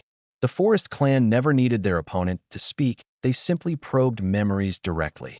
Capturing enemy ninja alive and adding another A-rank mission, the 10th Squad's first advanced mission, was a complete success. Each earned over 900,000 Ryo. Asuma clenched his 300,000 Ryo share, inwardly grumbling at the unexpected windfall. "Let us go, kids." Ichigo clapped his hands. "Celebrate the 10th Squad's first victory. I heard a new ramen shop opened in the village, top-notch flavor. It's on me." The group entered Ichiraku Ramen. The shop was small but packed, the aroma irresistible. The young owner cheerfully ushered them to their seats. Ichigo was curious what kind of taste could keep Naruto hooked like that. The four each ordered a bowl of the signature ramen. The bowls arrived steaming hot. The rich, creamy pork broth was fragrant and thick. The noodles were springy and smooth. One bite and warmth spread through the body. The reputation was well-deserved. Red finished her bowl gracefully and wiped her mouth. Asuma devoured 3 bowls. 8 empty bowls stacked before Red Bean. 9 sat before Ichigo. By the 8th bowl, Ichigo was already full. But seeing Red Bean so effortlessly eating sparked an odd competitive spirit inside him. Lose to a little girl? No way.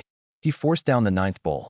Looking at the towering stack of empty bowls before Red Bean, Ichigo was amazed.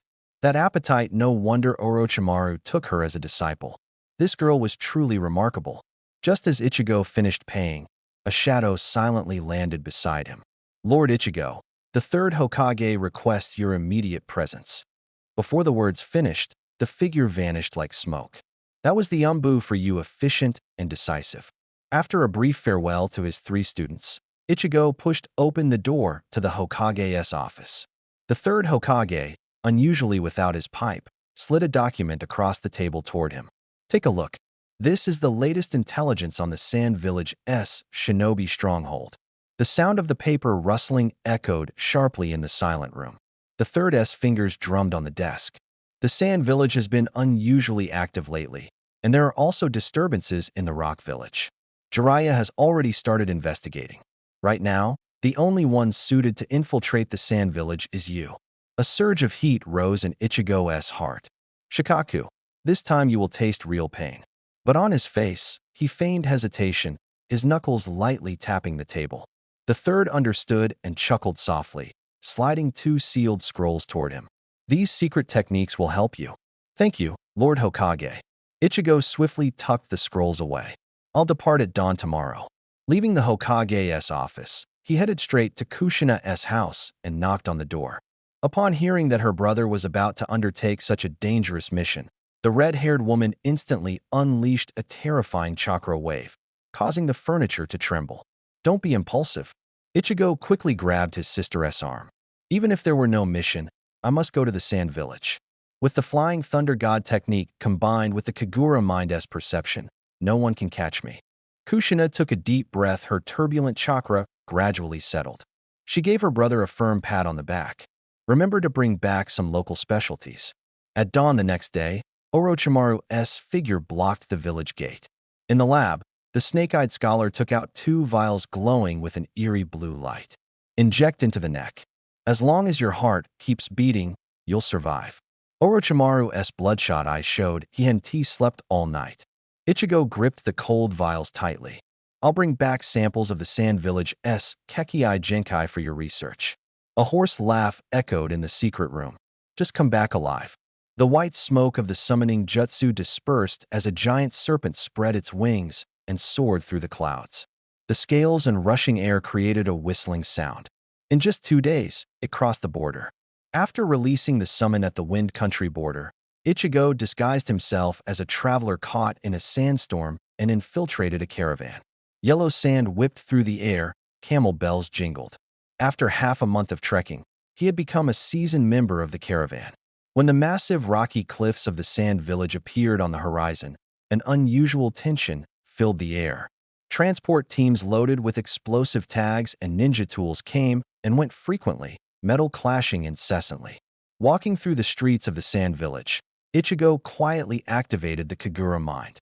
Every sentry tower's location, every patrol's rhythm, wove through the web of his senses as the wind and sand swept by. He caught a drifting grain of sand in his palm dry. Burning heat radiated from his fingertips. A week of stealth made Ichigo fully understand why the Sand Village so covetously eyed the land of fire. This boundless desert was nothing but sand, endless sand. Anyone stuck in this godforsaken place too long would have red eyes from longing to see the lush green mountains of the land of fire. But what irritated him most was that after 7 whole days, he hadn't even caught a glimpse of Shikaku's shadow. The Sand Village actually locked their Jinchuriki away like a dangerous criminal. Such tactics were baffling.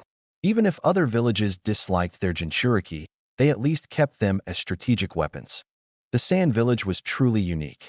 If it weren't for Bafuku the monk's soft heart, switching Jinchuriki might have already turned the village into a bloodbath. After 10 days of stakeout and seeing no opportunity, Ichigo decided to withdraw. Before leaving, he planned to pack a few ninja with Kekii Genkai as a welcome gift for Orochimaru. He wandered the village all morning, but found nothing. The Sand Village is broke as a joke, no money, no manpower. Just as he was about to leave empty-handed, the Kagura mind suddenly detected 2 powerful chakra colliding outside the village. Humans are naturally drawn to a good show, and Ichigo was immediately pulled toward the scene, thinking maybe he could snag a bonus. On the sand dunes outside the village, the 3rd Kazekage was locked in fierce combat with Sasori of the Red Sand. The Kazekage was clearly holding back after all. Sasori was Chiyo's grandson, and killing him would be hard to justify. Moreover, the Sand Village had few geniuses, and the Kazekage didn't want to personally destroy this puppet master prodigy. Ichigo felt like banging his chest in frustration. He should have brought a watermelon or at least some sunflower seeds. On the battlefield, the Kazekage was cautious everywhere, while Sasori's every move was lethal. The struggle went on for a while, and the Kazekage gradually began to lose ground. Sasori's puppet weapons were coated with deadly poison. The Kazekage's movements started becoming. End of provided text. Sluggish, his breathing grew heavy. A whirlwind of iron sand filled the sky, forcing one of the villagers to retreat several steps and hide behind a sand dune. The abnormal state of his body forced the 4th Kazekage to unleash his chakra in a last-ditch effort. Opposite him, Sasori's puppet joints had been infiltrated by the dense iron sand, causing its movements to stiffen. Sasori, this is your final warning. The Kazekage's voice was laden with suppressed pain. Hand over the antidote, and I can pretend today never happened. Sasori's answer was a swift barrage of kunai. The last flicker of hesitation vanished from the Kazekage's eyes. Iron sand style. Countless iron sand spikes instantly pierced through Sasori's body. The villager stared in disbelief. Was it really over? Was my butterfly effect really this powerful? Why was it the 4th Kazekage who survived? Watching the staggering figure make his way back toward the village, a bold idea flashed through the villager's mind. A poisoned, nearly spent Kazekage. This was a once-in-a-lifetime opportunity. Silently, he crept closer, his short sword striking out like a venomous snake. True to his title as the strongest, even severely injured, the 4th Kazekage controlled the iron sand to block the attack. But the Flying Thunder God technique on the short sword had already been triggered. The villager instantly teleported right in front of him. Ice release. Frozen fist. The heavy blow caused the poison suppressed within the Kazekage's body to erupt completely, and he spat out a mouthful of black blood. Yet he still summoned the last of his strength, molding the iron sand into a giant hammer and smashing down. The villager easily dodged using the flying thunder god technique. The Kazekage stumbled forward, eyes vacant, and finally collapsed onto the sand. The villager stepped forward and sealed the still warm body into a scroll. Then he turned toward another direction. The divine eye in his mind told him Sasori's faint chakra was still lingering. Sasori realized that without his intervention, the other party would have likely deceived the fourth Kazekage and drained his life completely. Lying on the sand, Sasori watched helplessly as the stranger took away the fourth Kazekage's body, a sharp pain twisting his heart. Then that man turned and approached him. Sasori nearly broke down. Most of his puppets had been destroyed by the Kazekage, and his chakra was more than half depleted. With no way out, Sasori fired a signal flare into the sky before the stranger could reach him. The other, a ninja named Ichigo, saw the signal and understood that killing Sasori today was impossible. If he insisted on doing so, it would bring the entire sand village down upon him, a cost too great to bear. Ichigo glared at Sasori unwillingly, quickly erased his tracks, and turned to run toward Konoha. The traces of the fierce battle between Sasori and the fourth Kazekage were everywhere, impossible to cover completely. His only choice was to defect and hide in a pre-prepared refuge. Ichigo sped away, and only after leaving the battlefield did he activate the flying thunder god technique, teleporting instantly to the border of the land of fire. The long-distance teleport left him exhausted. He summoned a giant snake as his mount, and together they sped toward Konoha. For 2 straight days and nights, Ichigo did not close his eyes. When he finally dragged his weary body back to Konoha, his first stop was the Hokage's office. "Fourth Hokage, I'm back." The fourth Hokage nearly stood up in excitement when he saw Ichigo. If he had been any later, Kushina might have plucked out all his beard hairs. "Good work. How did the mission go?" Ichigo handed over a scroll. "Mission accomplished without fail." The Hokage took the scroll and looked at Ichigo's exhausted face, speaking gently. "Go home and rest well first. This mission will be rated as 2S ranks." Ichigo nodded, excused himself, and went straight home to collapse into sleep. After a month of constant vigilance in the Sand Village and 2 days of intense mental strain, now back in Konoha, he could finally sleep peacefully. He slept for a full day and night, undisturbed even by Kakashi and Kushina. When he woke, his stomach felt like it was on fire. He was starving. He rushed into Ichiraku Ramen, greeted the staff, and started devouring the food. 16 bowls. Ichigo broke the Ichiraku Ramen record. After a month of hardship in the Sand Village, this hot bowl of ramen tasted like salvation. After resting sufficiently, Ichigo's first stop was Orochimaru's laboratory. "Teacher Orochimaru, I'm back." Orochimaru paused his experiment and eyed his disciple, who had been away from home for over a month, with a teasing look. He said, "If you don't come back soon, your sister might just tear down my lab." Ichigo hurriedly took out the scroll that held the third Kazekage's corpse and unfurled it in front of the teacher. Orochimaru instantly recognized the body and was so shocked that he momentarily lost his words. Could it be that this disciple had already become strong enough to kill a village's Kage in an enemy ninja village? And it seemed the hidden sand village hadn't even noticed yet. Seeing his teacher's expression, Ichigo awkwardly scratched his head and explained, "Teacher, you've got the wrong idea. The hidden sand is full of powerful ninjas. I don't have that kind of skill. I was just lucky, that's all." Ichigo then told Orochimaru the whole story. Orochimaru let out a low chuckle. "Heh, I deliberately chose a ninjutsu that wouldn't leave any traces. That guy Sasori forced me to leave using signal flares. He himself was fighting the third Kazekage and had no time to clean up the scene. This time, I'll let him take the blame." He stood up, his robe rustling softly. "All right, teacher, I have to report to the third Hokage now." Watching Ichigo's departing back, Orochimaru's eyes grew distant. Although luck played a big part, this second disciple's strength had truly stepped onto the threshold of the Kage rank. Time had passed, and unknowingly, the disciples he once took in had grown to stand shoulder to shoulder with him. He reflected on his life and realized that perhaps his greatest fortune was taking these few disciples. The first disciple, Senja Shigeru, was like an Alaskan Malamute, naive and reckless, from his gaze to his actions. The second disciple, Uzumaki Ichigo, was like a husky, sometimes frighteningly clever, sometimes foolish, especially skilled at causing destruction and always bringing back surprises from outside.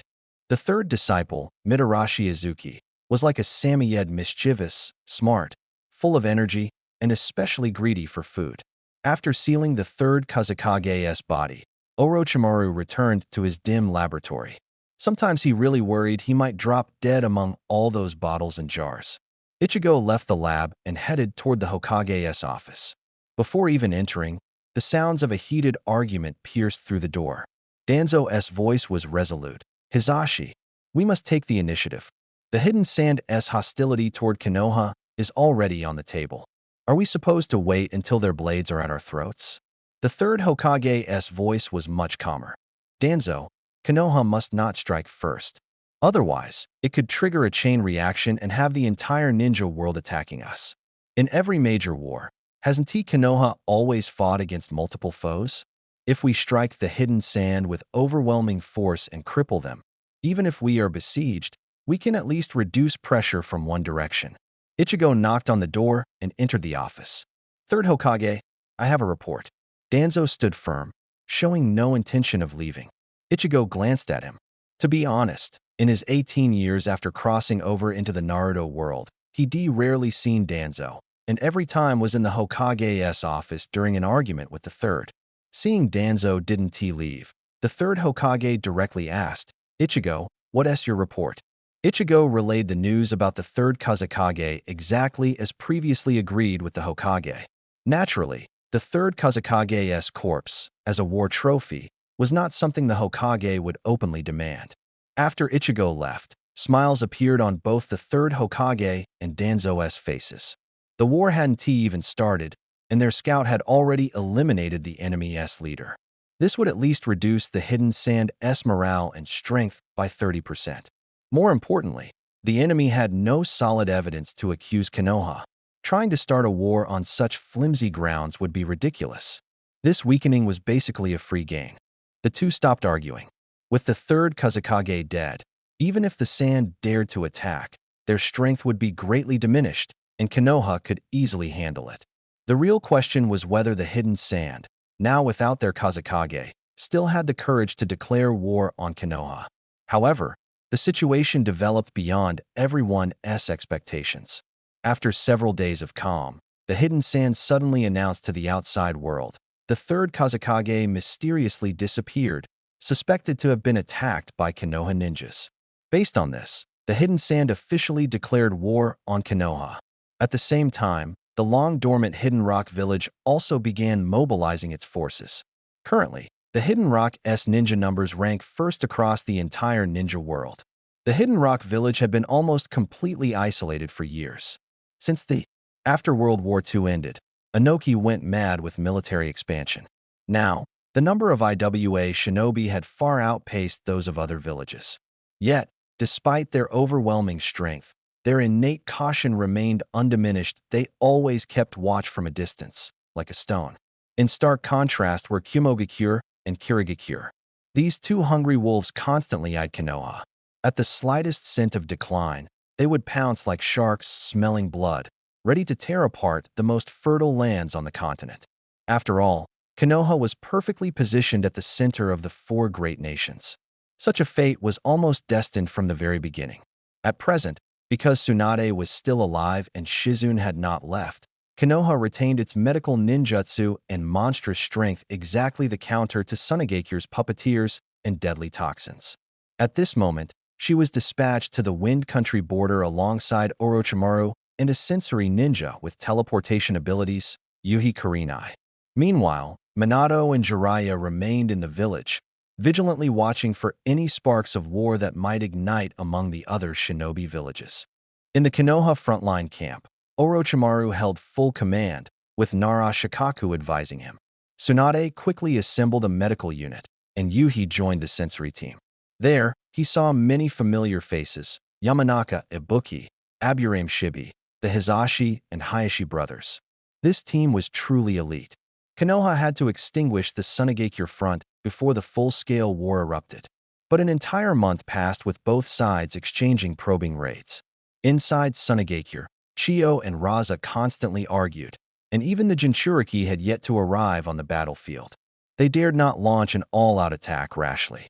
On the Konoha side, they were still working to break Sunagakure's poisonous attacks. If casualties grew too high now, they would be powerless to face the other villages' fangs later.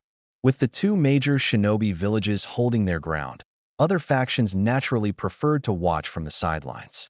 The seasoned foxes on the battlefield deeply understood one truth: patience is the sharpest weapon. Without seeing Konoha bleed, they would never enter the fray lightly. The stalemate was finally broken by Sunagakure. Granny Chiyo overruled her comrades and seized command of the front line. That very night, she personally led Raza, Yagura, and other elites under cover of darkness, striking straight for the rear of Konoha's camp, aiming to destroy their supply lines in one fell swoop. But they hadn't anticipated that Yuhi's Kagura Sharingan was already wide open combined with Sage Mode. Even the Dust Release's bloodline elimination couldn't evade his detection. Konoha, well-rested and prepared, intercepted the Night Raiders midway. Raza's face went pale as he exclaimed, "Impossible. We wore cloaks that blocked the Byakugan." Though Chiyo was shaken, her seasoned voice immediately rasped, "Don't panic. Break through to the right with me." Although Konoha had detected the attack early, the hastily arranged encirclement still had flaws. Chiyo quickly spotted a weak point. The Sunagakure elites tore through it like a dagger. Except for one frozen solid by Yuhi's ice release, all escaped with injuries. The ninja trapped in ice never even had a chance to detonate his suicide tag.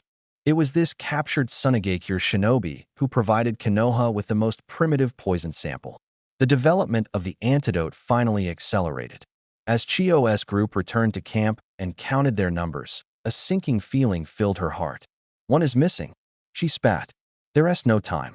We must strike before Konoha develops the antidote." She turned to the messenger, her voice hoarse. "Relay the order. At dawn tomorrow, full-scale attack." Having given her orders, she walked alone to the cell holding Bunpuku. At first light, the shinobi on Konoha's watchtower saw dust rising on the horizon. The Sunagakure army surged forward like a tide. The Third Great Ninja War was about to open its bloody curtain. On Konoha's front line, no one retreated. Yuhi slowly drew the dust-covered Kusanagi sword with his left hand, gripping a standard short blade in his right. Chakra, like faint light, silently flowed into the blades.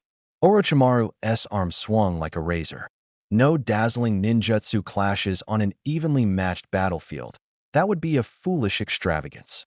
Chakra had to be used on the edge of the blade. At this moment, the most primal charge, the most direct confrontation, was the way to survive. The battlefield instantly became a massive whirlpool. Orochimaru directly targeted the wind shadow, Raza. Tsunade faced off against Granny Chiyo. Inoki confronted the blazing release user Yagura. And standing before Yuhi was a figure with hands clasped together. Monk. Benefactor, Funfu's voice trembled with suppressed pain. "This humble monk is not in control. Please, step away quickly. I do not want to hurt anyone." Before he finished speaking, a sharp, arrogant voice exploded from within him. "Shut up, Funfu. That old hag said if we kill this kid, you'll be free. You'll never have to stay in that damned cage again." Funfu froze, tears silently tracing down his aged cheeks. "Shikaku, are you looking out for me?" The voice inside gave no denial. The next moment, Funfu's gentle eyes were replaced by a wild fury as his body began to twist and swell. "Nonsense. Today, let us have a good fight, Funfu." Shikaku took full control.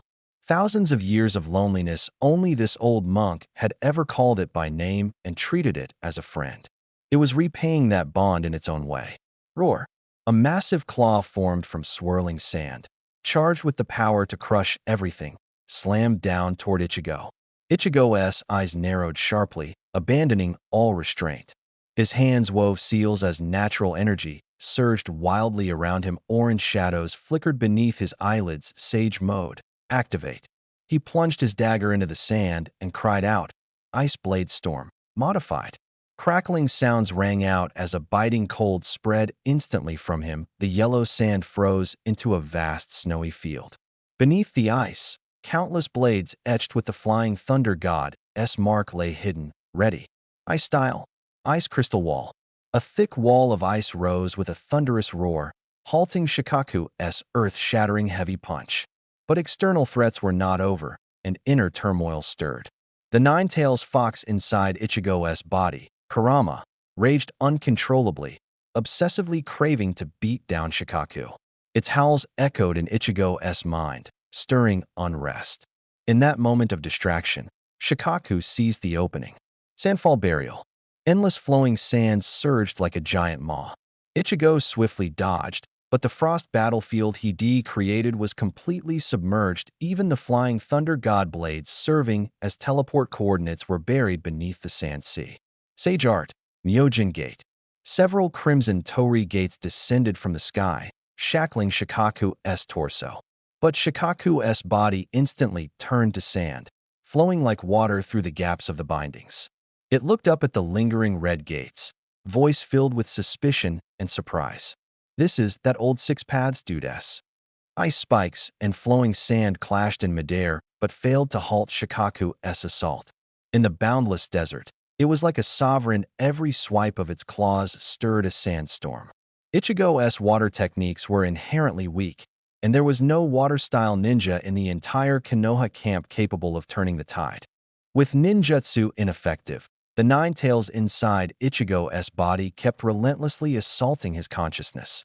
At last, Ichigo could bear no more and slammed a fist into the sand. Enough. You want to fight? Kurama, shut up. I'm handing the body over to you.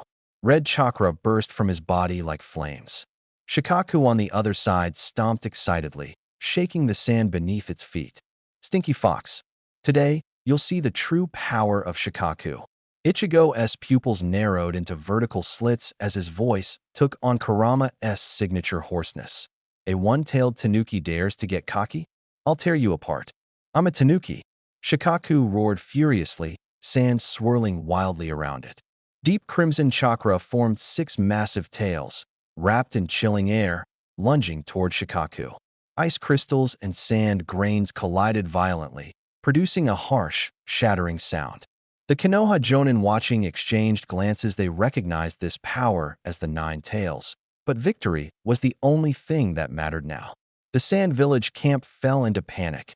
Nine Tails Jinchuriki. How can we possibly win? Konoha's morale soared, and the sand forces steadily retreated.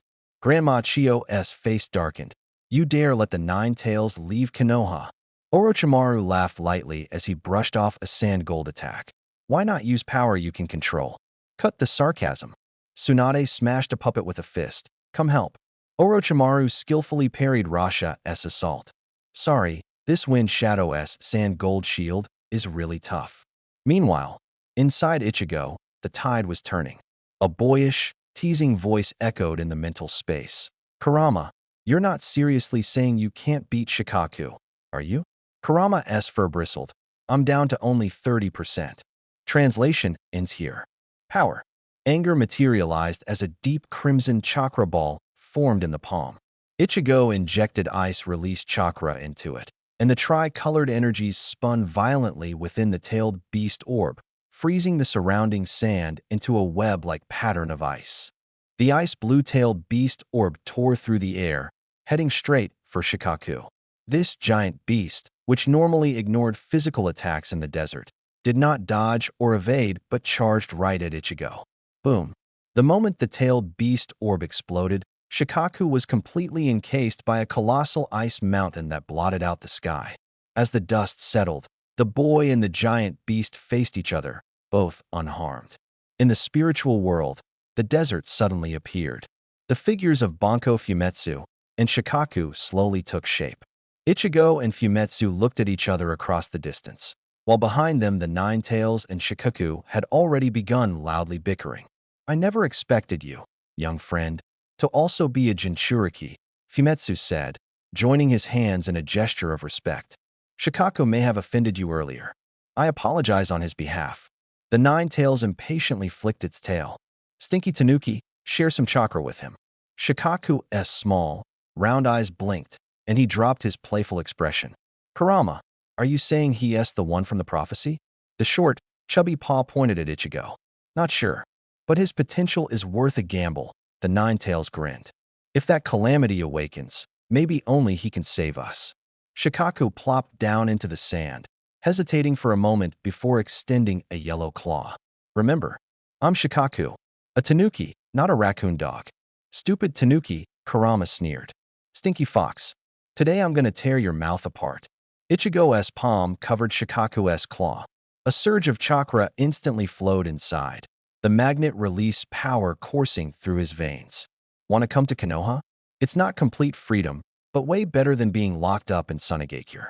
Shikaku glanced slyly at the triumphant Ninetales and was about to refuse when Fumetsu spoke softly. Go, old friend. After a lifetime locked away, it's time to see the world outside the cage. The old monk who had been a Jinchuriki all his life smiled, compassion filling the wrinkles on his face.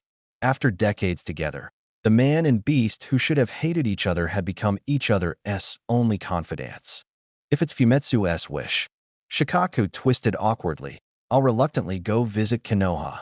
The laughter of the tailed beasts echoed through the mental realm, but the real battlefield was dead silent. Granny Chio stared at Shikaku frozen inside the ice mountain, her nails digging into her palm. Konoha had actually sent a Jinchuriki. Who now could stand against that Ninetales kid? Wait, Ninetales, the Uzumaki clan. So the sensory ninja who foresaw the ambush last night was him. Despair flooded Chio's heart like a tide. When the ice mountain descended onto the battlefield, Sunagakure's morale collapsed. Ichigo's figure weaved through the ranks, every strike thunderous and fierce. In the distance, amidst Orochimaru's cold sneer, Sunagakure's last hope was steadily retreating. The scales of victory had long since tipped completely. The black-haired boy darted across the battlefield like lightning, the sharp whistle of his blades slicing through the air nonstop. Sunagakure's shinobi retreated in terror, someone screamed monster. And the formation fell apart. When Chio ordered the retreat, her voice trembled. But Konoha's pursuit surged like a tidal wave. When the last Sunagakure shinobi fled the battlefield, half the force was lost. Jinchuriki Fumetsu and Jonin Yakura were captured. Chio and Rosa fled with the remaining soldiers in chaos. News of the battle spread like wildfire throughout the ninja world. 2 days later, Iwagakure and Kirigakure simultaneously entered the war. Iwa pointed their swords at Konoha, while Kiri declared war on both Sunagakure and Konoha. The Third Great Ninja War had officially begun. The southeast front is yours, Tsunade, the white-haired boy said, shoving a sealing scroll into his ninja pouch. I'm heading to the Kirigakure battlefield. Be careful, Nabaki said as he escorted the prisoners, while the black-haired boy slipped a kunai into Fumetsu's hand. If you're in danger, inject chakra into it. The frontline camp of Kirigakure was filled with the salty sea breeze. When Orochimaru lifted the tent flap, his slit pupils glowed in the darkness. Just in time for your Kamui. Let us give Kirigakure's bloodline clans a special gift. 2 summoned snakes carried them into the fog-shrouded village.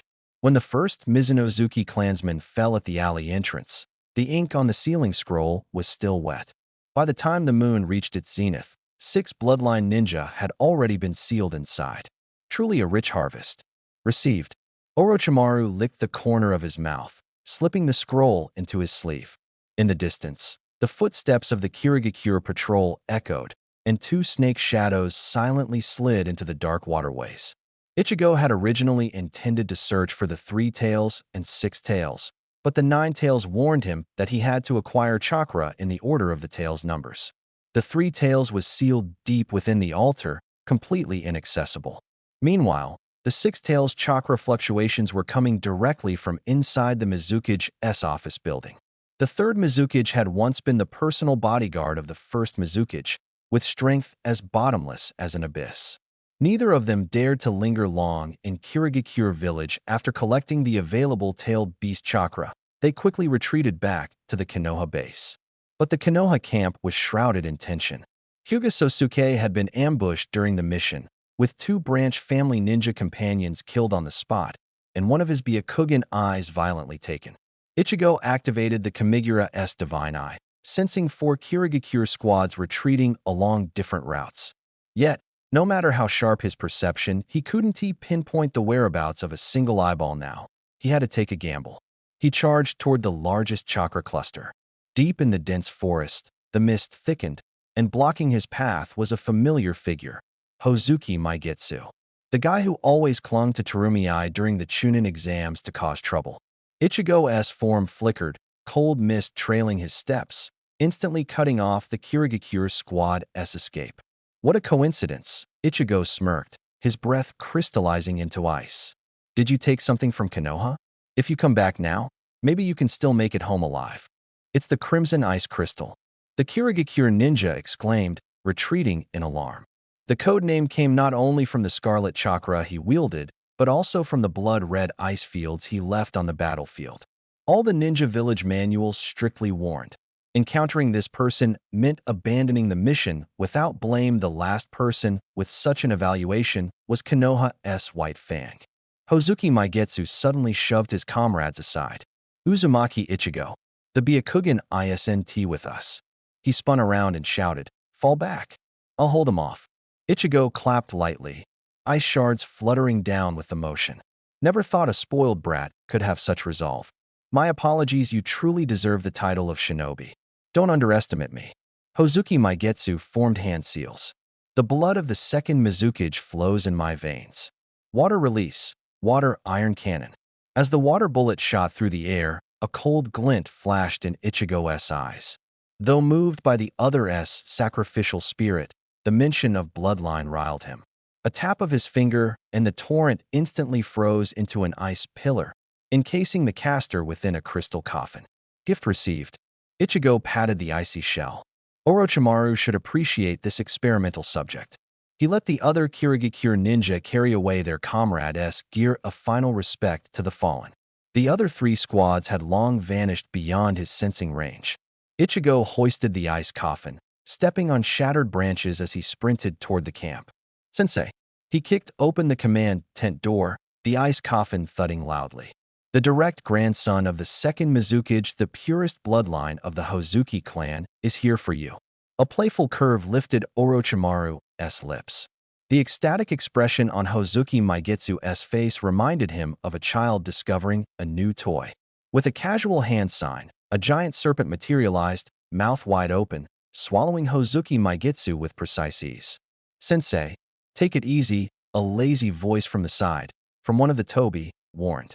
Keep him alive. After the war, we can use him to bargain with the Hozuki clan. Orochimaru nodded slightly in agreement. Inside the Konoha camp, the atmosphere was heavy. Hyuga Sosuke, missing his Byakugan eye, snarled, nearly pointing his finger at Orochimaru and Tobi. Where's my Byakugan? Why didn't you get it back? Are you idiots? Used to bossing others around, he failed to recognize the true identities of the 2 before him. Orochimaru and Tobi didn't even bother to raise their eyelids, striding straight to the central tent to begin organizing the next defense. To them, Sosuke was nothing but a clown. Konoha's reinforcements would arrive soon. New Hyuga clan members would fill the reconnaissance gap. As for that lost Byakugan, Orochimaru sneered inwardly. In a few days, his collection room might just gain another precious experimental specimen. Sure enough, the Hyuga clan's support arrived the next day.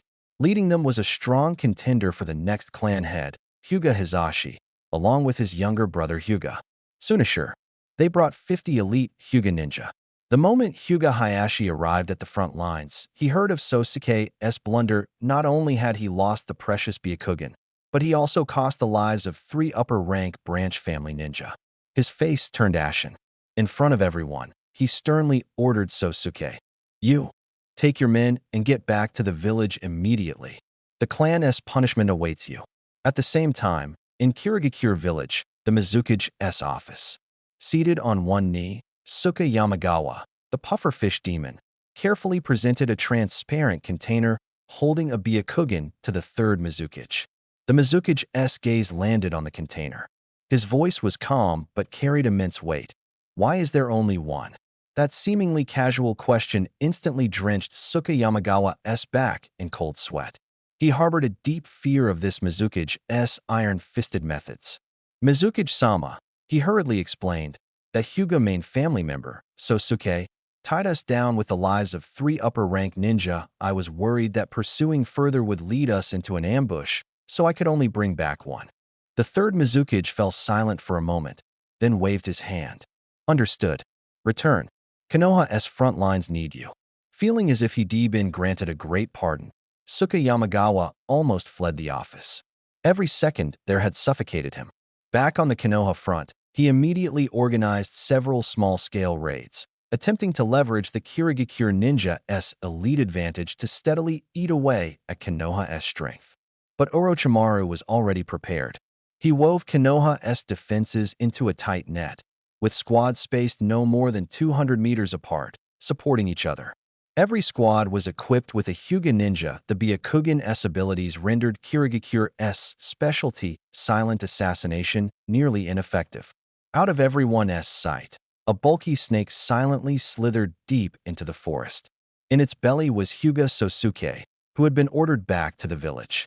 Orochimaru had meticulously staged the scene, leaving traces of a Kirigakure ninja attack. Sosuke was already unpopular within the clan, especially since he often bullied branch family members. So when others woke and found him missing alone, no one cared to investigate deeply. Their focus was on returning to Konoha's main camp with battle achievements. Then, even the main family could not easily hold him accountable. The main family's attention was fully fixed on Hyuga Hayashi. Sosuke's disappearance was like a drop in the ocean, stirring no ripples. On the fog-shrouded border, Konoha and Kirigakure ninja faced off silently across the swamp. On another battlefield, golden light streaked across the sky. Minato Namikaze's kunai flew, his figure flashing with the light. 50 IWA ninja fell before they could even form hand signs. The name Yellow Flash quickly spread throughout the ninja world, accompanied by dust rising from the battlefield. Meanwhile, Kirigakure forces led by Terumi Maimi launched a ghost-like raid on Sunegakure's stronghold. The Raikage of Kumogakure watched from the clouds. While Owagakure remained vigilant against this watchful neighbor, they feared Kirigakure far more than Konoha. The Konoha camp welcomed new faces. 3 young ninja crowded around a supply crate, eyes fixed on a figure with flowing white hair. They had long heard Ichigo was strong, but only when they saw wounded soldiers brought back and heard tales of his lone charge through Sunegakure's defenses did they understand what this strong truly meant. Almost like the rebirth of Konoha's White Fang, someone whispered. When Asuma handed over a hot towel, his fingers trembled slightly. He now fully believed the third Hokage's prophecy. Whenever Ichigo taught ninjutsu, the Hokage's sun's eyes shone like a bonfire at night, and even his motions delivering rations were full of eagerness. He desperately wanted to master those techniques, so one day he could proudly defeat his own father. The battle situation was like a taut spiderweb. Konoha faced 4 forces simultaneously, but the true pressure came from the northeast. Owagakure's assault was like a tide, continuously advancing with human wave tactics. If not for fear that Kumogakure would stab them in the back, this massive army would have already trampled the borders of the Land of Fire. The command decided to replicate the old tactic, destroy the Canopy Bridge to cut off IWA's supply line. This mission was supposed to be assigned to the scouting expert Ichigo, but the thick fog on Kirigakure's battlefield called even more for his sensory abilities. If the IWA shinobi dare to infiltrate the Land of Fire, Ichigo wiped the frost off his blade. I'll make them understand that in the face of absolute ice release, numbers mean nothing. At this moment, Kakashi was panting, leaning deep inside a cavern. After 2 years of intense training, his strength had long surpassed his peers, but fate still twisted along a familiar path. Rinoira had been kidnapped. During the rescue mission, Kakashi lost his left eye protecting Obito. When blood splattered onto Obito's face, a spinning Tomo suddenly appeared in the boy's eyes. The double Tomo Sharingan. Everyone present was shaken by this sudden awakening of power. But Uchiha Madara, lurking in the shadows, had already set his chessboard. Although Kakashi was now several times stronger than before, he could not escape fate's design. When Obito was dragged underground by a mysterious black figure, Kakashi knelt, clutching his bleeding eye socket. The chakra attached to his white fan kunai ultimately failed to change the outcome. Far away on the mist-hidden battlefield, Ichigo received the news while blocking incoming shuriken with an ice mirror. He sighed. So he ended up a one-eyed wolf after all. But maybe that's not a bad thing for Obito. Hopefully, that old man can teach him some real skills. Konoha Village held a grand welcome ceremony for Kakashi and Rin, praising them as heroes who severed Iwa's supply lines. The war among the five great nations had fallen into a strange balance, like a giant stone suspended on a spider-esque thread. Meanwhile, on the fog-shrouded southern border, Might Guy's squad was dashing through the treetops. They carried a secret order from the third Hokage to be delivered to Orochimaru's command post. Suddenly, the forest fell silent. 7 shadows emerged from the mist, their ninja swords glistening blood red in the dim light. The 7 ninja swordsmen of the mist, who were supposed to sneak attack Konoha's rear, unexpectedly collided with these 3 young messengers.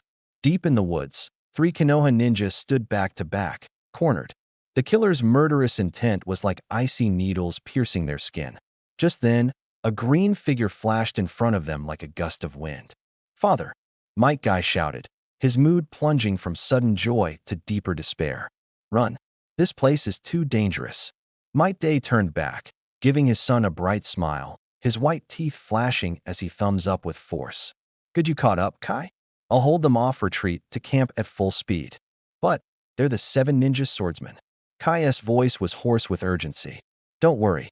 Day's tone was steady and powerful, full of unshakable resolve. "I have one last trump card, the 8 Gates formation. Kai, watch closely that when your father lives the way of the ninja." He tore off his outer robe, revealing the iconic tight green jumpsuit beneath. At the brink of life and death, the outfit no longer looked ridiculous. Instead, it radiated the brilliance of a martyr. Just as Day took a deep breath, preparing to unlock his body's final limit. "Wait, Senior Day? Don't open the death gate."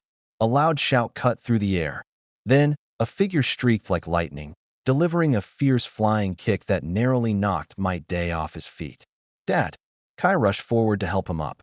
The newcomer Kurosaki Ichigo landed steadily, his gaze sharp as a torchlight, sweeping over the 7 men exuding deadly aura ahead.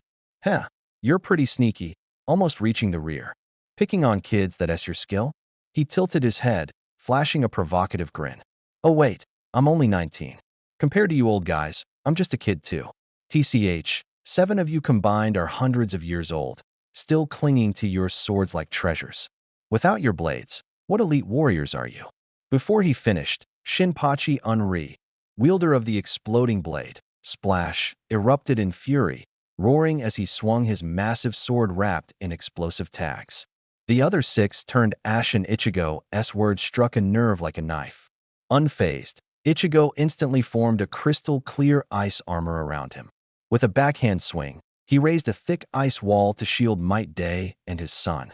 At the same time, he drew his standard issue short blade, meeting Shinpachi Unri's heavy strike head-on. Clang!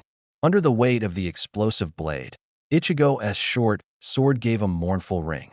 He silently thanked fate. He and T brought his Kusanagi sword. The opponent's blade could shatter anything. The blunt knife slash was no joke.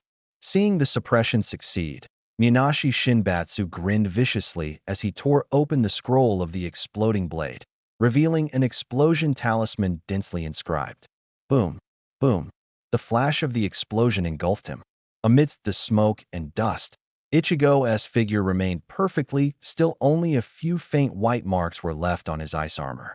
He patted his chest, his tone genuinely surprised. "Your exploding blade, is that supposed to be a scraping massage?" Minashi Shinbatsu's eyes turned blood red with rage as he frantically triggered explosion after explosion. The other 6 watched coldly. Months of battle had made them well aware of this young man's terror. They were happy to let the impulsive Minashi Shinbatsu exhaust himself first. After all, the ninja blades were the core, and their wielders could be swapped at any time. Finally sensing something was wrong, Minashi Shinbatsu was about to turn and question his comrades when Ichigo's blade pierced his chest.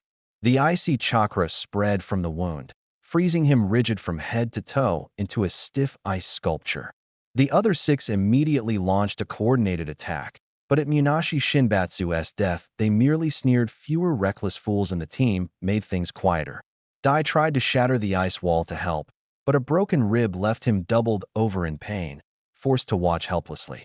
The 6 moved with practiced coordination, blades flashing in intersecting arcs. But the only real threats to Ichigo were the blunt knife slash, and the shark's skin. The others' attacks couldn't even pierce his defense. Sage mode activate. Ichigo shattered the shattered ice armor on his body and shouted, "Sage technique. Ice dragon protection." Crystal wings of ice unfolded behind him as he charged like lightning at Takusa Yajin. Dragon pellet cage. The other 5 had no time to react before the master of the blunt knife was sealed within a giant ice crystal, completely unconscious. The forest instantly turned into an icy wasteland, the biting cold sweeping the surroundings. Even those off the attack trajectory were frostbitten. The prolonged battle left them gasping for breath, their eyes showing retreat. Ichigo flapped his ice wings, shooting countless ice crystals like a rain of arrows at the wielder of the twin blades flounder. The target couldn't dodge in time and was hit repeatedly, turning into the second ice sculpture in moments. With another comrade down, the remaining 4 completely broke down and scattered without looking back. Ichigo showed no hesitation and directly pursued Black Ho Thunderfawn.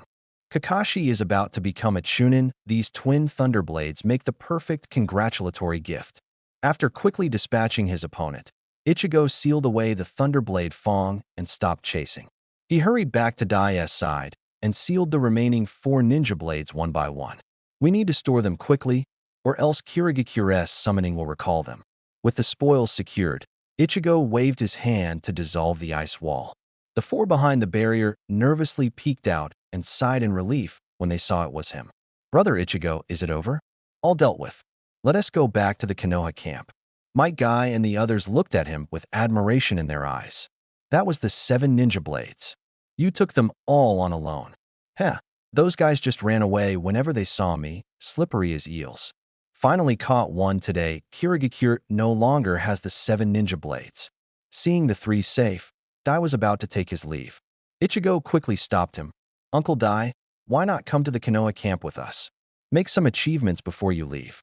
Dai's eyes brightened. Over the years, limited to taijutsu, he had been looked down upon, denied advanced missions despite his strength, always a genin. Now someone finally recognized him.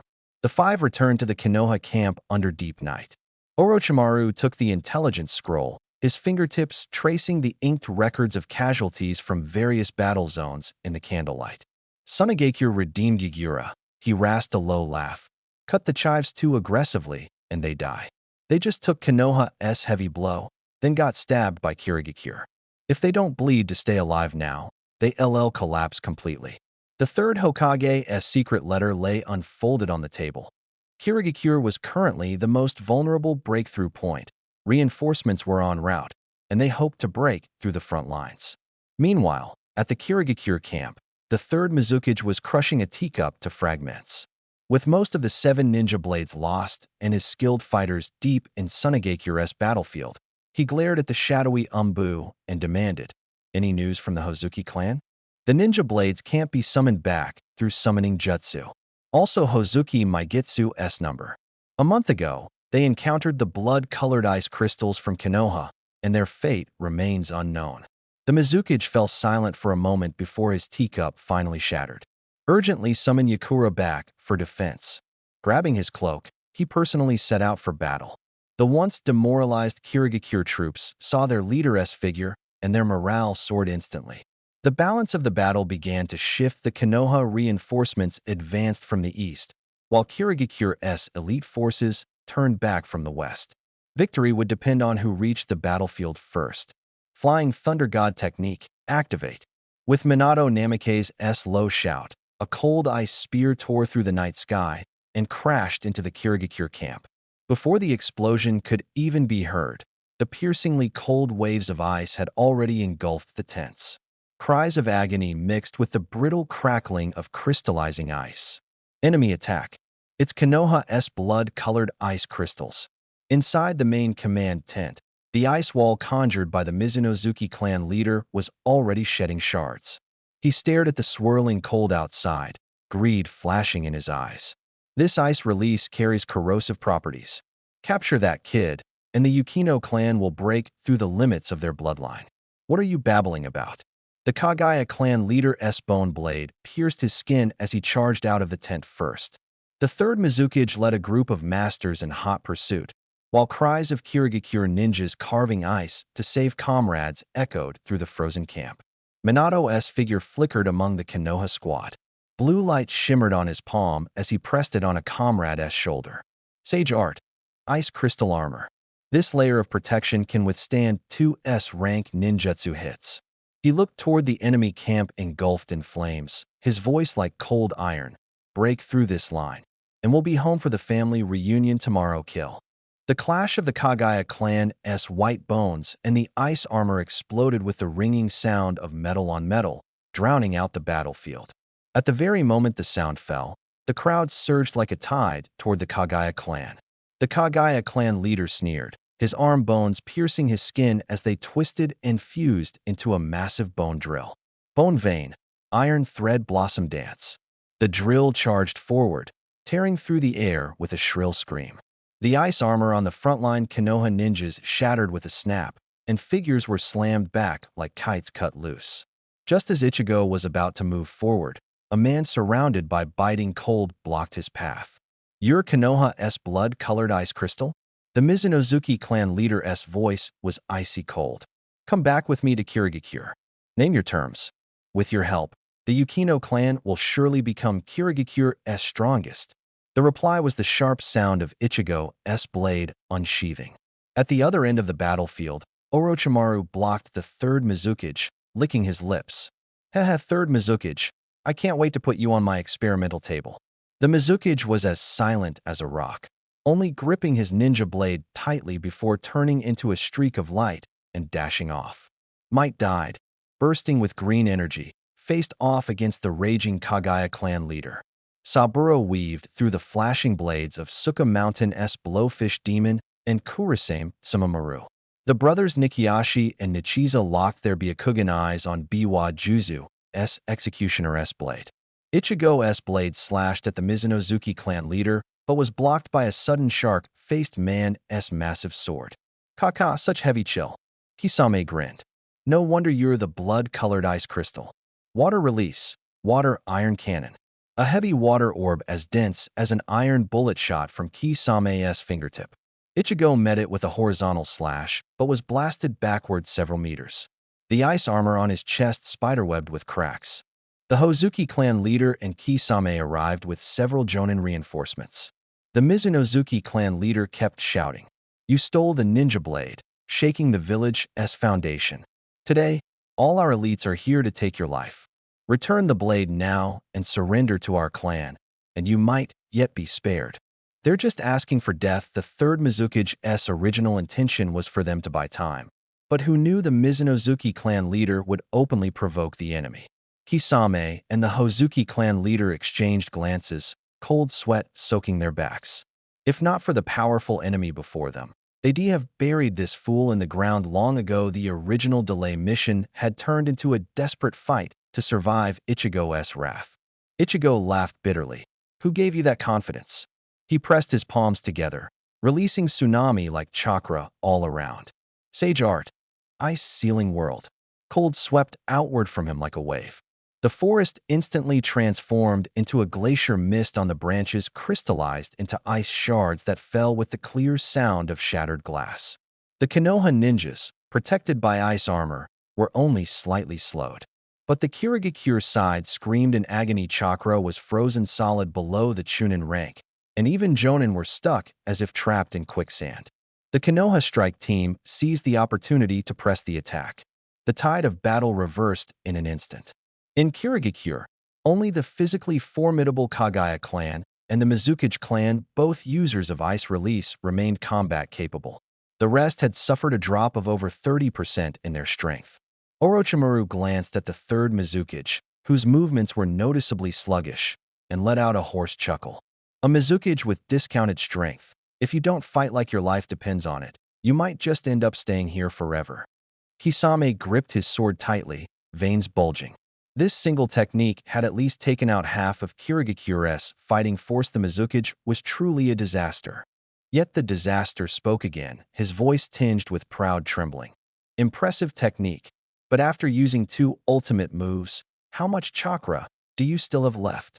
The head of the Hozuki clan paled as white as paper, his teeth chattering. He silently wailed, "Ancestors, please stop. If this continues, Kirigakure will be wiped out by him alone." The biting cold almost froze his blood. His movements grew sluggish, and he was on the verge of becoming an ice sculpture. The Mizukage's eyes glimmered with greed.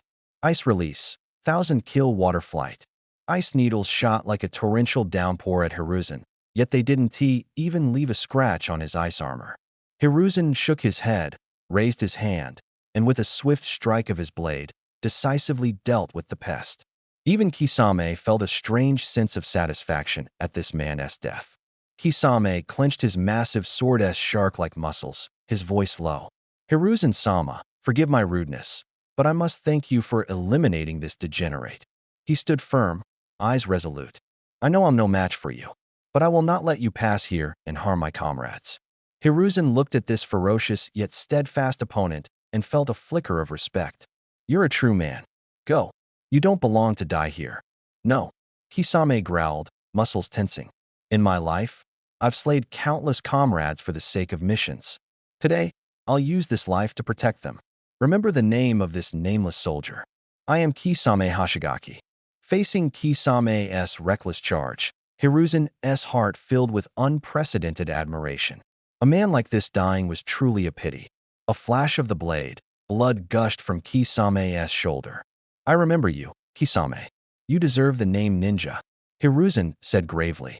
Kisame staggered and fell as ice crystals began spreading from the wound. Hiruzen crouched down. "If you die now, won't you have regrets? Live well. These people aren't worth your sacrifice.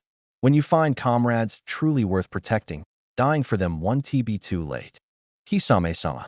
Kisame's voice weakened, eventually swallowed by the ice. Nearby, the head of the Hozuki clan's lips turned purple from the cold. With his last strength, he pleaded, "Hiruzen-sama, if possible, please spare Mizuki's life." Before the words finished, he had already turned into an ice statue. Hiruzen placed both him and Kisame in a safe spot. Though enemies, there was admirable. The third Mizukage, seeing the battle lost, ordered Kirigakure to retreat immediately. Meanwhile, dark red chakra surged from his body like molten lava. Orochimaru's pupils contracted sharply as he hurriedly withdrew. So that's it. No wonder Kirigakure never involved the Jinchuriki. The Mizukage himself was the vessel. "All units, retreat to the village." The third Mizukage's voice was hoarse, like sandpaper scraping. From today on, Shursui will succeed as the fourth Mizukage. Terrifying chakra erupted skyward as tails formed behind him, until 6 were fully manifested. The chakra shifted from transparent to deep red, then mutated into an eerie, ghostly blue. The half-tailed beast Mizukage lunged at Orochimaru like a cannonball, his tail swiped, blasting him away. He then began condensing a pitch-black tailed beast ball. Orochimaru bit his thumb and slammed the ground. Summoning triple Rashomon. 3 enormous gates rose from the earth, shaking violently under the tailed beast ball's impact.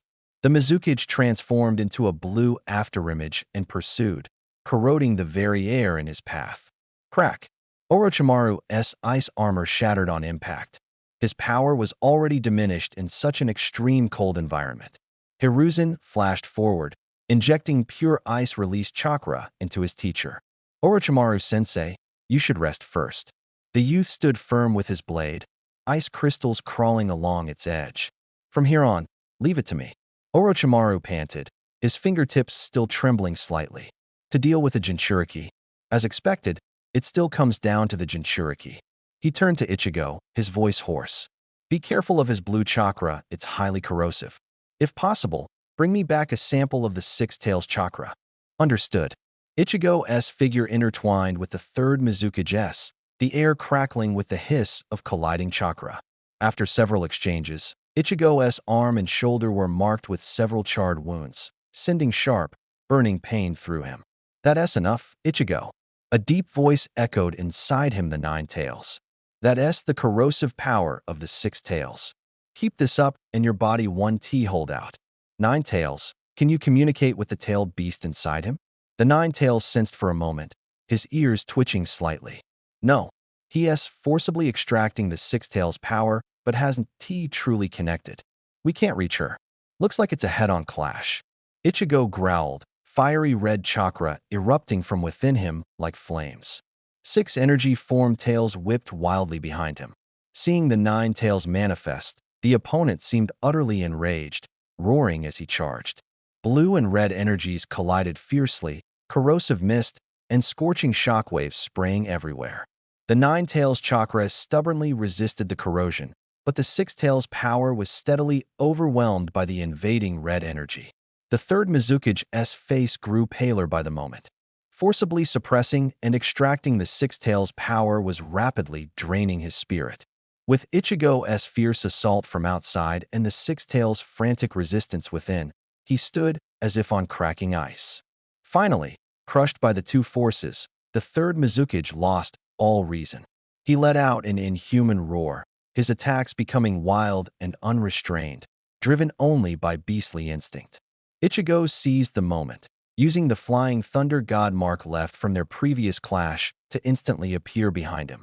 For symbol seal, as the sealing jutsu unfolded, the raging-tailed beast chakra gradually calmed. The third Mizukige staggered, bracing himself with his long blade to stand. The dual erosion of the seal and cold had left him unable to gather even a trace of chakra. He looked toward the retreating Kirigakure forces, a faint smile struggling onto his lips. The ninja blade can't be brought back, but at least some power was saved for the village. Turning his gaze to Ichigo, a hint of relief shone in his eyes. A hero is born from youth, ha? Haha this time. Kirigakure admits defeat willingly. He smiled and gave Ichigo a thumbs up. His eyes scanned the fallen Kirigakure ninjas across the battlefield, growing distant as if reviewing a lifetime. As the Kage, even in death, one must carry dignity. Before the words faded, he gripped his blade in reverse and decisively plunged it into his own abdomen. The third Mizukige had fallen. Looking at the body that still held its dignity, Ichigo felt a surge of respect. This was a ninja truly worthy of the title Kage. Sensei, Ichigo turned to Orochimaru. The third Mizukige wasn't he a Kekkei Jinkai user. Let his body rest in peace. He deserves that respect. Orochimaru nodded, a rare gesture. We have enough experimental samples from this war. We don't need him. With the fall of the third Mizukige and Kirigakure's elite, the battle was decided. Konoha had achieved a decisive victory. Orochimaru stayed behind to guard the front lines, while Ichigo was finally able to return to Konoha to recuperate. After repeatedly using large-scale ninjutsu and performing long-range flying thunder god teleportation, Ichigo's spirit was nearly spent. He teleported straight home and collapsed onto his bed, losing consciousness. When he opened his eyes again, the sky outside was just beginning to brighten with dawn. After months of tension, his nerves finally relaxed with a day and night of sleep. Ichigo tidied his collar and knocked on Kakashi's door. Kakashi, I'm coming in. Pushing the door open, he saw the silver-haired boy lying on the bed, holding a novel with a pink cover. Though masked, Kakashi's eyes curved in a smile, shining with an unusual light. Bang! Ichigo slammed the door shut abruptly, rubbing his eyes hard. I must be seeing things that couldn't have been real. Inside, a rustling sound came as Kakashi quickly stuffed the novel under his pillow. If Kusuo, Sister Nai realized that if he was caught reading this kind of book, he'd probably get punched straight through the ground.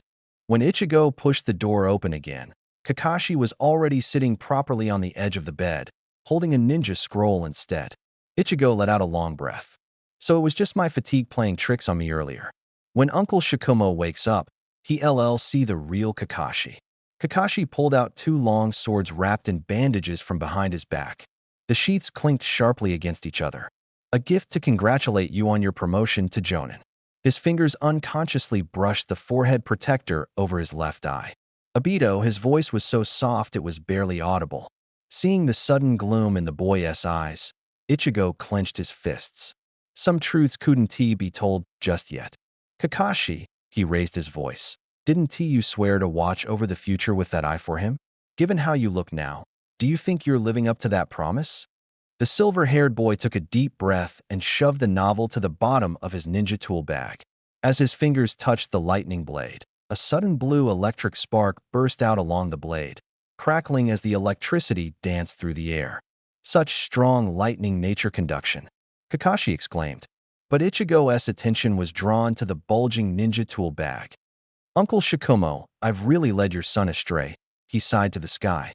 Half an hour later, under the warm yellow lights of Ichiraku Ramen, 17 empty bowls were stacked in front of Ichigo, and the record board on the wall showed new numbers.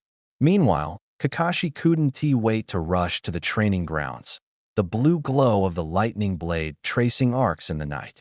The elaborately carved wooden door of the Hokage's office was ajar, and heated arguments spilled through the crack.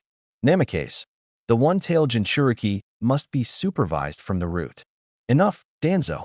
Bunpoku is a guest of Konoha. You'll regret this. Ichigo timed his entrance perfectly. Third Hokage, I'm back. The old man's eyes behind his glasses lit up instantly, wrinkles smoothing from his face. Little Ichigo, thanks to you, the battles between Sunagakure and Kirigakure went well. Just doing my duty. Ichigo bowed and noticed Danzo leaning on his cane, disappearing down the corridor.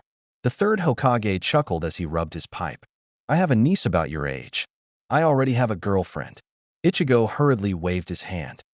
If sister finds out you're trying to set me up, she'll tear this whole building down.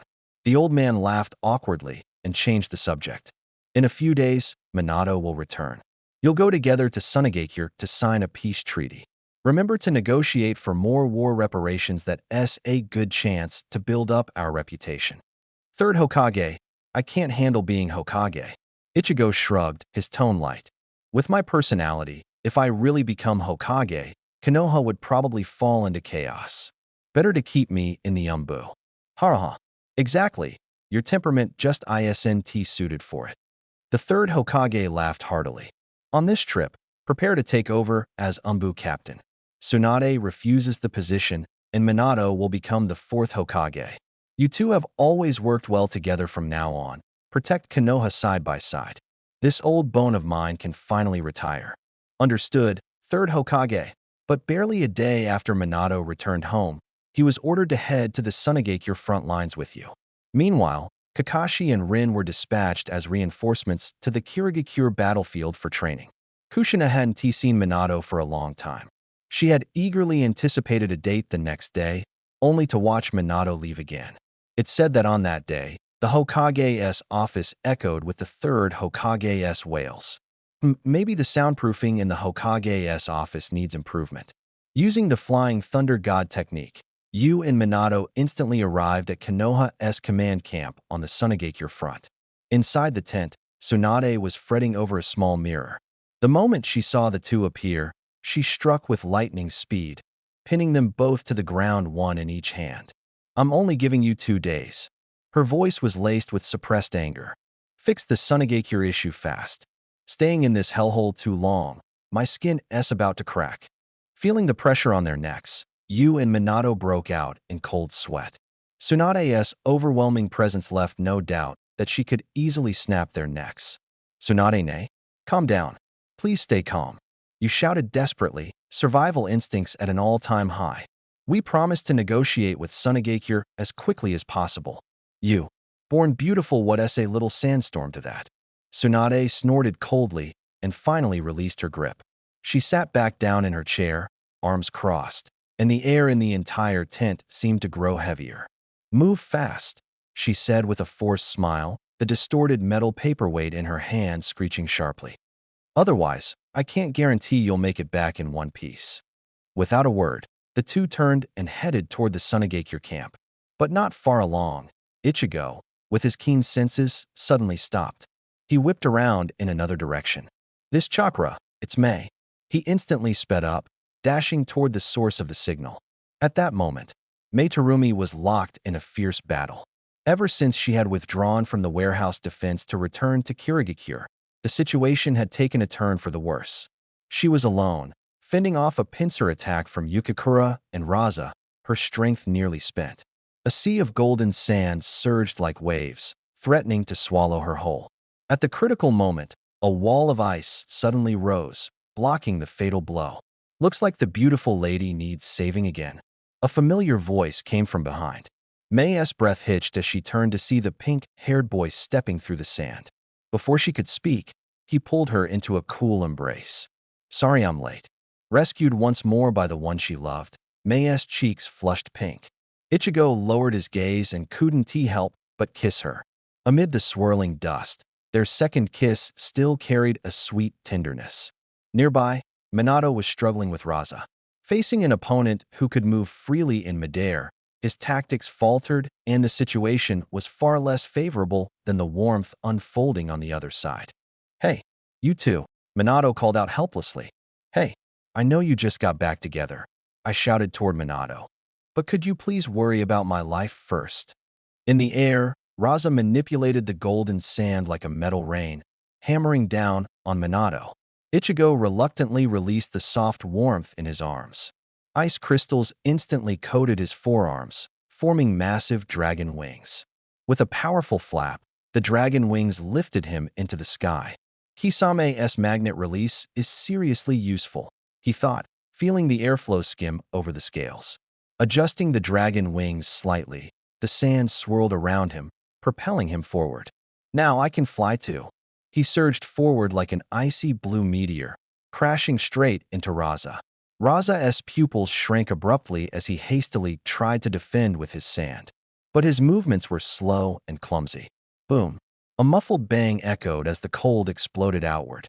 As Ichigo brushed past him, Raza was completely frozen, turning into a rigid ice sculpture, falling from the sky.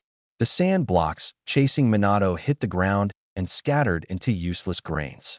Minato exhaled deeply, wiping the sweat from his brow. "Finally dealt with him. There was nothing I could do while he was up there." Ichigo didn't stop. He dove down, driving his sword deep into the sand. Crack! Bone-chilling cold radiated outward from him, instantly turning the desert into an ice field. Beneath the ice, a slender figure was faintly trapped Yukikura, trying to sneak in for an ambush. Ichigo walked over and tapped the ice, encasing Yukikura with his finger, producing a crisp sound. "Trying to hide in front of a sensor ninja?" He chuckled, then turned around and naturally took May's hand. The warm, soft touch made his heart race a little faster. May didn't pull away, only lowering her head slightly, a clear blush coloring her ears. Minato approached with a smile, eyes glancing at their joined hands. "Wow, when did this happen? Keeping it from me?" Kushina complained plenty about her brother being clueless. May's face grew even redder, like a ripe peach. Ichigo scratched his head and laughed. "Don't stir things up. We're not exactly done yet." Minato stepped in front of May, his tone gentle but serious. "Don't worry, sis-in-law. If this guy ever bullies you, tell me or your sister. We'll take care of him." May nodded softly, still too shy to speak, her timid demeanor stirring affection. The three tactfully avoided the topic of the third Mizukichi. War was merciless, and the Kage's death was a matter of honor, not personal grudge. Ichigo and Minato joined forces to erase any memory related to Raza and Yukikura. Now was not the time to reveal Ichigo's relationship with May. After just defeating the Mist's water shadow, turning around to abduct their elite jonin was an extreme provocation. They dragged two ice sculptures and headed toward the sand-hidden village's camp. In the frontline command center, only Granny Chio remained to oversee the situation. "Where are Raza and Yukimaru? Why haven't they returned?" Chio's brow furrowed. "As soon as we eliminate the threat from the mist, our pressure will ease significantly, maybe even enough to take a bite out of Konoha." "Sigh, Sasori, my grandson, is that really you?" "It's all Grandma's fault for not seeing clearly." At that moment, Maki hurriedly handed over some intel. Chio scanned it quickly, and cold sweat instantly soaked her back. "I see. No wonder that Mist Kid suddenly left the main battlefield. The Mist has already been defeated by Konoha." Just as she was stunned, sounds came from outside the camp. Ichigo, Minato, and Terumi May walked straight in, dragging the ice-frozen Raza and Yukimaru behind them. Ichigo looked at the shocked Chio, and spoke loudly. "Granny Chio, now we can talk." A bone-chilling cold radiated from Ichigo's body, as if the air itself was about to freeze. Chio clenched her fists. Under normal circumstances, she would have scolded this reckless kid harshly. But the terrifying intel about Ichigo's power weighed heavily on her heart. She could have ignored it, but in this sand-hidden camp, except for herself, no one was likely to leave alive. "All right." Chio suppressed her anger and stepped aside. "Let us go inside and talk." Inside the tent, Chio and Ebizo wore grim expressions. Ichigo got straight to the point. "We represent Konoha and the Mist, here to discuss terms for a ceasefire." 3,000 tons of gold sand? Chio suddenly stood, her voice sharp. "Why don't you just go steal it?" Ichigo's face remained smiling, his tone relaxed. "Granny Chio, stealing isn't efficient. With Raza, the gold miner, around, 3,000 tons isn't a big deal for the Sand Village." Chio stared at Ichigo, squeezing out her words through clenched teeth. "We agree. Now, can you return the one-tailed Jinchuriki to us?" "Granny, your memory isn't so good." Ichigo's smile turned a bit sinister. "When we ransomed Yukimaru, we made it clear the fate of Fuku and Shikaku is up to them. Are you trying to back out now?" A stronger cold instantly burst forth, dropping the temperature inside the tent sharply, frost even forming on the ground. Chio felt her breath catch and finally slumped back into her seat. After a round of friendly negotiations, the ceasefire agreement between the Sand, Konoha, and the Mist was officially signed. A few days later, outside the gates of Konoha village, villagers crowded along the road, their cheers deafening as they welcomed the heroes back. Minato Namake's figure flashed by. Eager to find Kushina Uzumaki, he had been watching Ichigo and Terumi Mei's cozy interactions these past days. Unlike the cheerful Minato, Ichigo looked listless. "It's only been a day since we parted, and I'm already bored," he muttered. "Why does Minato get to come home to a wife and a warm bed? But I only have Kakashi, who loves watching romance shows and lectures me about being a failure as a teacher." Then he suddenly froze. "Wait, Kakashi is still on the Mist frontline. So there's not a single living thing at home?" After a few days of gloom, the third Hokage officially appointed Ichigo as the head of the with Sarutobi Shinosuke as his deputy. The poor deputy didn't yet know what a hopeless boss he was about to face. During the reorganization, Ichigo noticed an intriguing child Uchiha Shursui. Previously, regarding Kakashi's transplant of the Sharingan, Ichigo and Minato frequently visited the Uchiha clan's lands. Clan head Fugaku was friendly to both, but the elders within the clan posed many obstacles.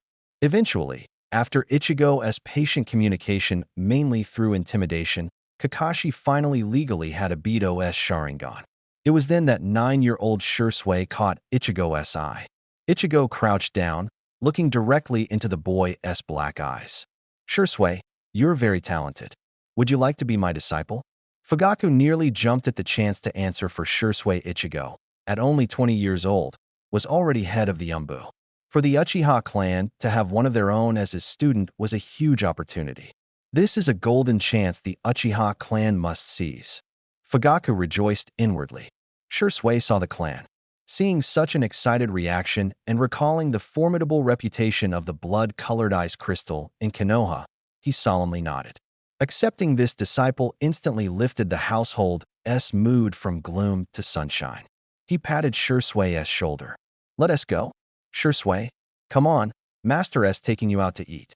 Ichigo said this, and, without waiting for Shursui's response, grabbed the boy's wrist and headed outside. After learning Shursui was an orphan, he immediately took the kid back to his own home. "From now on, this is your home. When Shigure returns, I'll have him build a few more rooms next door so you can move in any time," Ichigo said, stuffing a wad of cash in his Shursui's hand. "Here's 5,000 ryo. If you need anything, buy it yourself. If it's not enough, just ask." Shursui's nose tingled, his eyes warming. Though the Uchiha orphans received subsidies, it was barely enough to get by. No one had ever treated him like this. Since Shursui arrived, the house finally felt alive again. Ichigo trained him every day, and he truly began to feel what it was like to raise a child. The lakeside had been transformed by Shikaku into a shallow beach. and Shigeru had built a wooden cabin for the Fuku division. "Senior Fuku, are you settling in all right?" Fuku greeted them with a smile. "Young Ichigo, Konoha really is a great place. Mr. Shigeru is so meticulous he even prepared a house for us." He paused, warm light shining in his eyes. "I can feel it. Shikaku is quite pleased too." Suddenly, Fuku's pupils shrank into beast-like slits, his voice sharp. "Yo, Stinky Fox. No wonder last time you were all soft and weak you're shortchanging me, huh?" Ichigo's shoulder flared with a burst of crimson chakra, forming a small fox with 9 lazy tails flicking. "You lousy raccoon. Even if I'm down to 1 tail hair, I can still kick your butt." Shikaku didn't respond, instead staring fixedly at the little fox. Kurama, how did you get out?" The little fox twitched its ears. "I split off a sliver of consciousness attached to chakra, projecting it externally." Shikaku was silent for a moment, then turned and slipped inside the house. Of all the tailed beasts, it was the most studious, even mastering sealing techniques. If Kurama wasn't lying, in less than a month, it might truly taste freedom. Just as Ichigo was about to take the fox for a stroll, a respectful whisper came from behind. "Master Ichigo. Urgent situation, the 3rd Hokage requests your immediate presence." Turning around, Ichigo saw an Umbu ninja kneeling on one knee. He smirked inwardly. Finally not so aloof? After 30 chapters, you become someone's direct superior now. They can't put on airs and dock your pay. Understood. I'm on my way. Yes. With the Flying Thunder God technique, Ichigo instantly appeared in the Hokage's office, where a heated argument was underway. Danzo slammed the table. "Sarutobi, the Cloud's forces are pressing the border, and you let 2 green kids lead the troops?" The 3rd Hokage puffed his pipe and firmly replied, "They are more than capable. Ichigo is even the Umbu captain. Danzo, you should have at least basic respect for the strong." Danzo knew this well, but if the Cloud was subdued by these 2, his dream of becoming Hokage would be completely shattered. He was about to retort when the door was slammed open. Ichigo leaned against the doorframe with a smirk. "Danzo, sir, how have you been?" The emphasis on sir was heavy. Trivia: Root is a subdivision of the Umbu. Since its founding, the 3rd Hokage has turned a blind eye to Root's activities. But by protocol, Ichigo is now technically Danzo's direct superior. Danzo sulkily shut his mouth. Faced with Ichigo's overwhelming presence, he stormed out with a scowl. When the Hokage's office door opened again, a gust of wind swept in. Minato Namikaze entered, followed closely by an angry Kushina Uzumaki. Her red hair practically blazed like fire. "Old man, 3rd Hokage." Kushina's voice shook the windows. "Are you deliberately picking on my Minato? The war's been raging over 2 years, and he has been home less than 2 months. If you don't give me an explanation today, I'll have the fox tear this office apart." Kurama, curled on Ichigo's shoulder, couldn't help but interject, offended. "Kushina, watch your language. Or else I. It stammered for a long time, but couldn't come up with a threat fitting this woman. Only then did Kushina notice the little fox. Her eyes lit up instantly. "Kawaii." She reached out and scooped Kurama into her arms, rubbing it. Kurama struggled in vain before suddenly bursting into red mist and retreating into Ichigo's body. Where's the fox? The 3rd Hokage silently wiped the cold sweat from his temple. These siblings were walking disasters, especially Kushina. Reasoning with her was impossible. "Kushina, this is actually for Minato's own good." The 3rd tried to keep his voice steady. "After we resolve the crisis in the Hidden Cloud, his achievements will be enough for him to succeed as the 4th Hokage." "Really?" Kushina's expression changed instantly. She excitedly shook Minato's arm. "Did you hear that? You're going to be Hokage." Minato instinctively declined. "3rd, I'm still too young and inexperienced." The 3rd caught sight of Kushina's hair starting to move on its own again and hurriedly interrupted. "Orochimaru is obsessed with his research, and Jiraiya and Tsunade aren't here. You're the best candidate right now." Kushina immediately lit up, slapping Minato's back hard. "I knew it." Seeing the mood lighten, the 3rd finally got to the point. "The Hidden Cloud officially declared war 2 days ago. Minato, Iwado, you lead the team to the border to block their advance." "Yes, sir." After entrusting Shursui to Kushina, the 2 quickly set out. Along the way, Iwado suddenly stopped. Minato, you bring the main force to meet the enemy head-on. His fingertips glowed faintly with the flying thunder god mark. I left a marker in the land of hot water. I'll circle around and cut off their supply lines. Minato was about to object when Iwado vanished in a flash of golden light. Staring at the empty treetops, Minato smiled wryly and shook his head, then pressed on with the squad. At this moment, Iwado had crossed space and arrived at the border of the land of hot water. Like a shadow, he infiltrated the hidden cloud village, bypassed the guards, and found the altar sealing the two tails. After dealing with the guard Jonin, he inspected the crude altar. This kind of seal is utterly fragile. Blue chakra surged from his palm as he pressed it against the barrier. Release. Red energy oozed from the altar's cracks, gradually forming the shape of the two tails cat demon. It opened its amber eyes and cautiously studied the figure before it. Nine Tails, did you save me? The two tails' temperament was much gentler than expected, and her voice was more pleasant than that of Shikaku. What pleased Iwado most was her appearance, undeniably the most beautiful among the nine-tailed beasts. The nine-tails chakra condensed on Iwado's shoulder into a small fiery red fox. Futatsu, Nine-Tails said, long time no see. To keep it short, share some of your chakra with him. Futatsu crossed her front paws and rested her chin atop them. Oh, Kurama, you found the person from the old man's prophecy? The nine-tails' ears twitched lightly, showing rare alertness. No, it's not certain yet, but his potential is worth a try. Futatsu looked at the human boy before her, hesitating. Once chakra was given, it wasn't he simply used up. It required a long time for a tailed beast to recover. Iwado smiled faintly at the elegant big cat. Futatsu, fight me. Let me see if I'm worthy of carrying your hopes.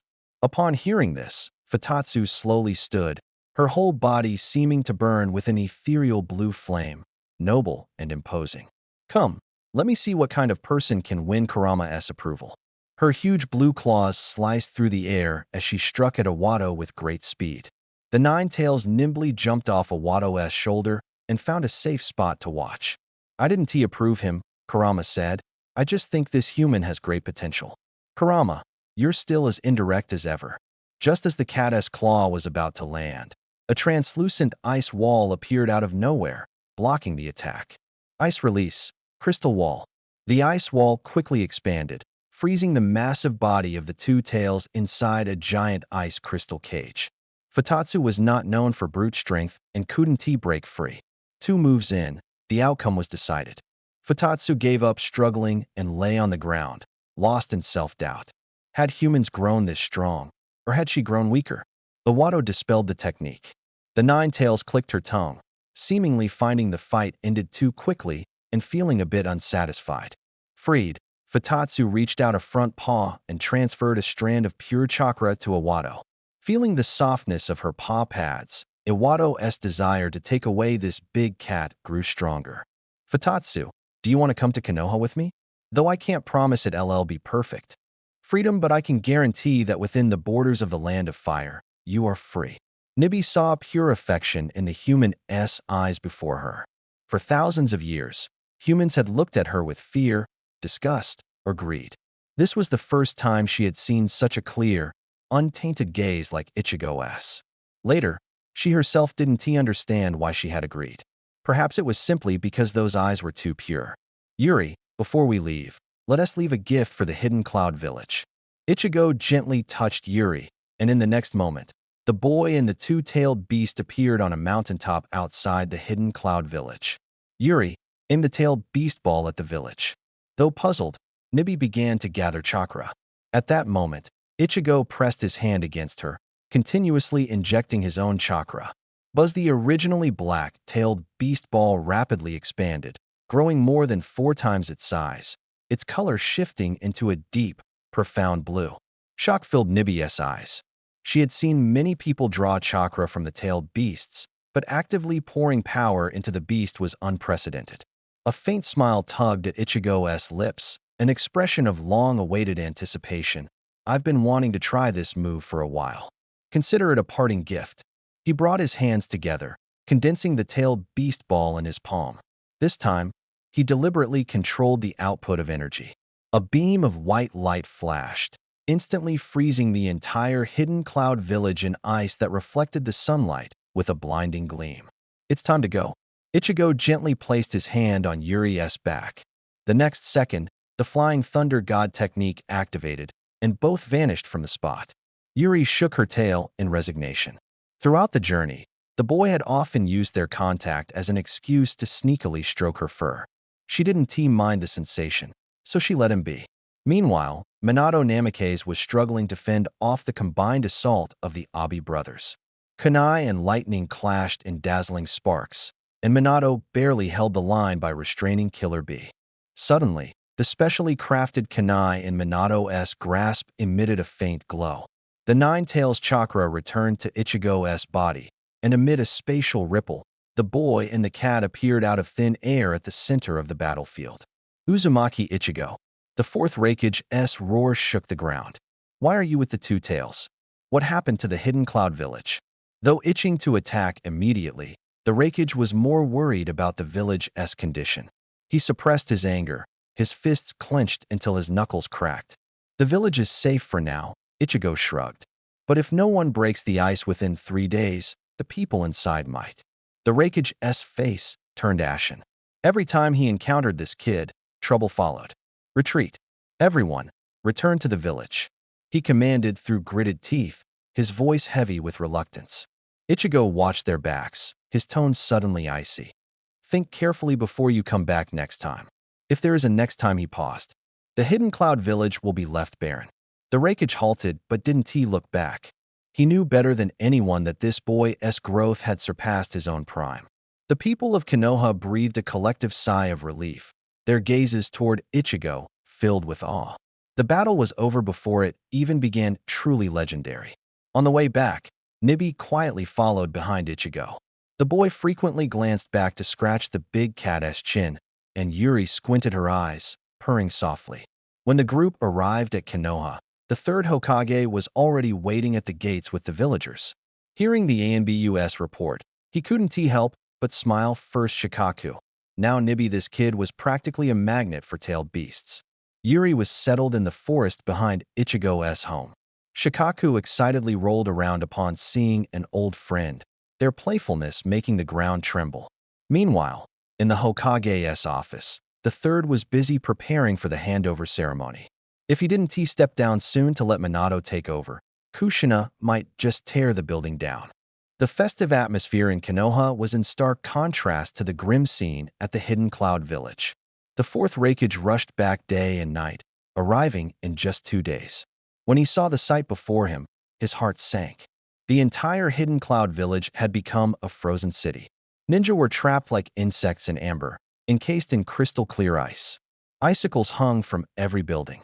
A tightened fist betrayed the Raikage's growing tension, his knuckles turning white.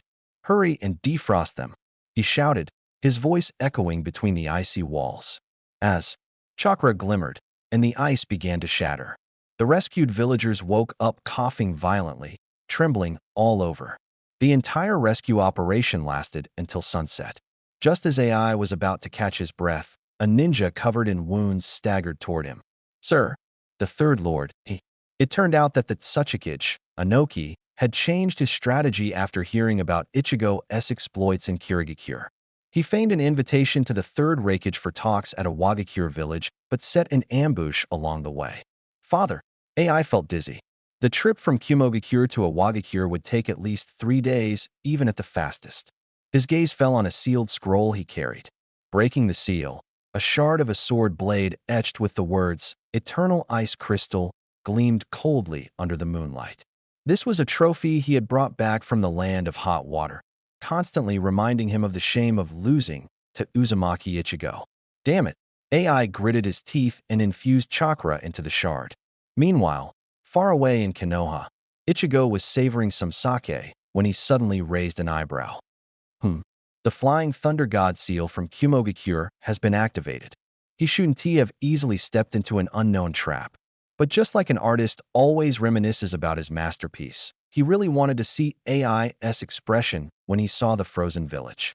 Space twisted, and Ichigo appeared in Kumogakure South Village Square. He saw AI anxiously looking around, his face full of hope and unease. Yo, Ichigo chuckled lightly. Looks like the gift I sent you guys is causing quite a headache, huh? AI spun around sharply, eyes shining with surprise. Uzumaki Ichigo, you actually came. What is the matter? Ichigo teased, tapping AI's forehead. Frozen your brain, huh? The next second, AI suddenly hugged him tightly. Help me, Ichigo. Only you can save my father now. Hey. Ichigo struggled. I have a family, you know. AI released him and knelt on one knee. The Wagakure set a trap to ambush my father. If you can save him, the whole Nibi incident will be wiped clean. I'm willing to pay any price, including my life. The ice crystal flickered in the moonlight, reflecting the rare earnestness in AI's eyes. AI slammed both knees hard on the ground, kneeling before Ichigo. This tough guy who always got back up no matter how many times he fell, bowed his head before his opponent for the first time for his father. Ichigo looked at AI before him, feelings swirling inside. After so many battles, this was the first time he saw AI show such an expression. What good is your life to me? AI's heart sank. I knew it. It's no use, right? But Ichigo's next words pierced through the gloom like a ray of light. Just pay me more. AI looked up sharply, excitedly throwing his arms around Ichigo, ignoring his flustered attempts to push him away. Let go. I have a girlfriend now, and I love her. After hearing the whole story, Ichigo rubbed his forehead in exasperation. So, the third Raikage was ambushed because you all planned to join forces to attack Konoha? AI awkwardly looked away. As a friend, he didn't want to deceive Ichigo. Speaking the truth at least eased his conscience a bit. You have to pay more, Ichigo said firmly. This time, no exceptions. AI nodded vigorously. Okay, when I bring my dad back, all his secret stash money is yours. Once everything was ready, Ichigo grabbed AI's shoulders. The surroundings twisted, and the two found themselves on the battlefield in the land of frost. Before them, countless Awagakure shinobi surged like a tide toward one direction. Dad, AI couldn't help shouting. Ichigo cursed his useless teammate under his breath. Since their location was exposed, they had no choice but to fight their way through. He stepped forward, his voice clear across the battlefield. Friends of Awagakure, can you at least do me this favor? Let the one inside go. Chills spread from under his feet, and the ice crystal spread rapidly across the ground like a living thing. Ice release. Konoha forehead protector, blue hair. That's the blood-colored ice crystal. Whispers of fear rose among the Awagakure shinobi. Why is a Konoha powerhouse here? Could it be that Konoha and Kumogakure have formed an alliance? The biting cold eroded the approaching Awagakure shinobi, and their chakra flow began to falter. News of Kirigakure's defeat had long since spread, and the title blood-colored ice crystal had become legendary. Out of fear of this ninja who excelled at massive range ninjutsu, the Tsuchikichi, Owanoki decided to strike Yunin village first. Fear spread among the IWA ninja. No matter how strong the third Raikage was, he was still just human. But Ichigo's feats bordered on legend in many eyes, a single fighter whose strength rivaled an entire army. The last ones to possess such power were Hashirama Senju and Madara Uchiha. Humph, a mere kid has you scared like this? The explosion squad captain, Carrie, sneered. Even that old geezer Owanoki is hesitating. I say he should step down already.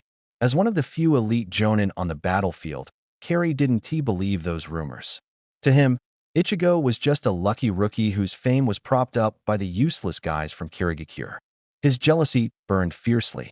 He had roamed the ninja world for over a decade mastering explosion release, but hadn't earned a respectable title. Carrie fixed his gaze on young Ichigo, already envisioning the glory he'd gain after defeating him.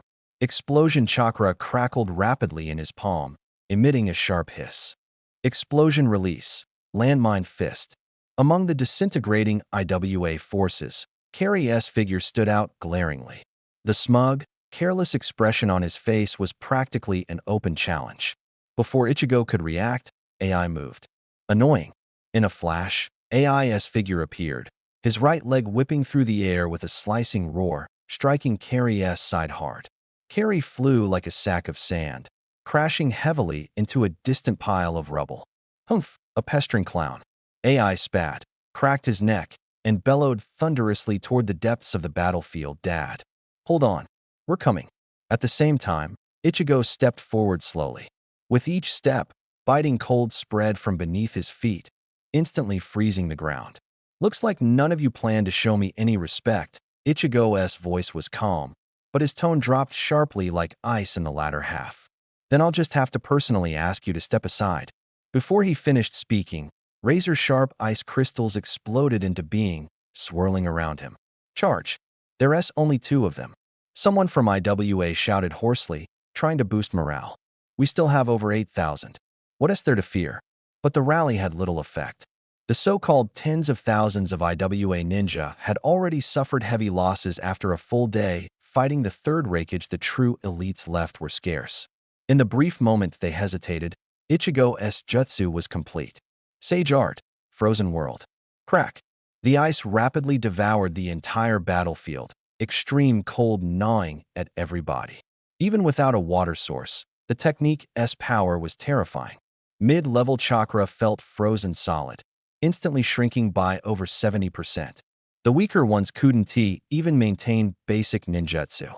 Even AI, close to Ichigo, groaned softly as his lightning chakra flow thickened sluggishly, suppressed by at least 40%. "Oh, almost forgot about you," Ichigo said, lightly pressing his palm on AI's shoulder. A translucent ice armor quickly coated AI's body, instantly dispelling the bone-chilling weakening sensation. Sage Art, Ice Crystal Piercing. In the next instant, the ground shattered. Countless sharp ice spikes erupted like hellish fangs tearing through the earth. The IWA ninja, heavily weakened by the cold, barely had time to dodge. Screams echoed as hundreds were impaled and frozen instantly. Ichigo lifted his head to the sky. Dark clouds swirled like a massive vortex, revealing a deadly light at its center. Sage Art, Ice Release. 100 flowers of frozen heaven, he whispered. Been wanting to try this move for a while. Yuzuki, be careful, he warned. Don't touch a single snowflake. That's the real killing move. Just one touch and you die. Amid the light, countless snowflakes infused with immense sage chakra drifted down. The sheer number of IWA ninja made evasion impossible. The moment a snowflake landed, half a body instantly turned to ice sculpture, soon buried beneath more snowflakes. AI stared at the hellish scene ahead, cold sweat beating his temple. Good thing we didn't go all-out war with Konoha back then. Just this guy alone could wipe out all our Jonin teams in Yunnan. As Ichigo prepared to advance, a blinding white light descended accompanied by an aged, authoritative voice from above. Arrogant brat. Saratobi Hiruzen. Let me teach you something. On the battlefield, losing yourself in arrogance is a path to death. Dust Release. Original World Separation Technique. A flash of white light, and Inoki's figure hovered midair, coldly looking down below. Ichigo squinted, gazing up at the small figure in the sky. So that's it. Using flight ability to dodge the 100 flowers ice burial. Huh? Petals howled out from the hole, forming a visual blind spot high above. The smoke hadn't cleared yet, but Kemui's insight and his divine techniques had perfectly countered the dust release's reconnaissance. Ichigo remained constantly on guard against Inoki's move.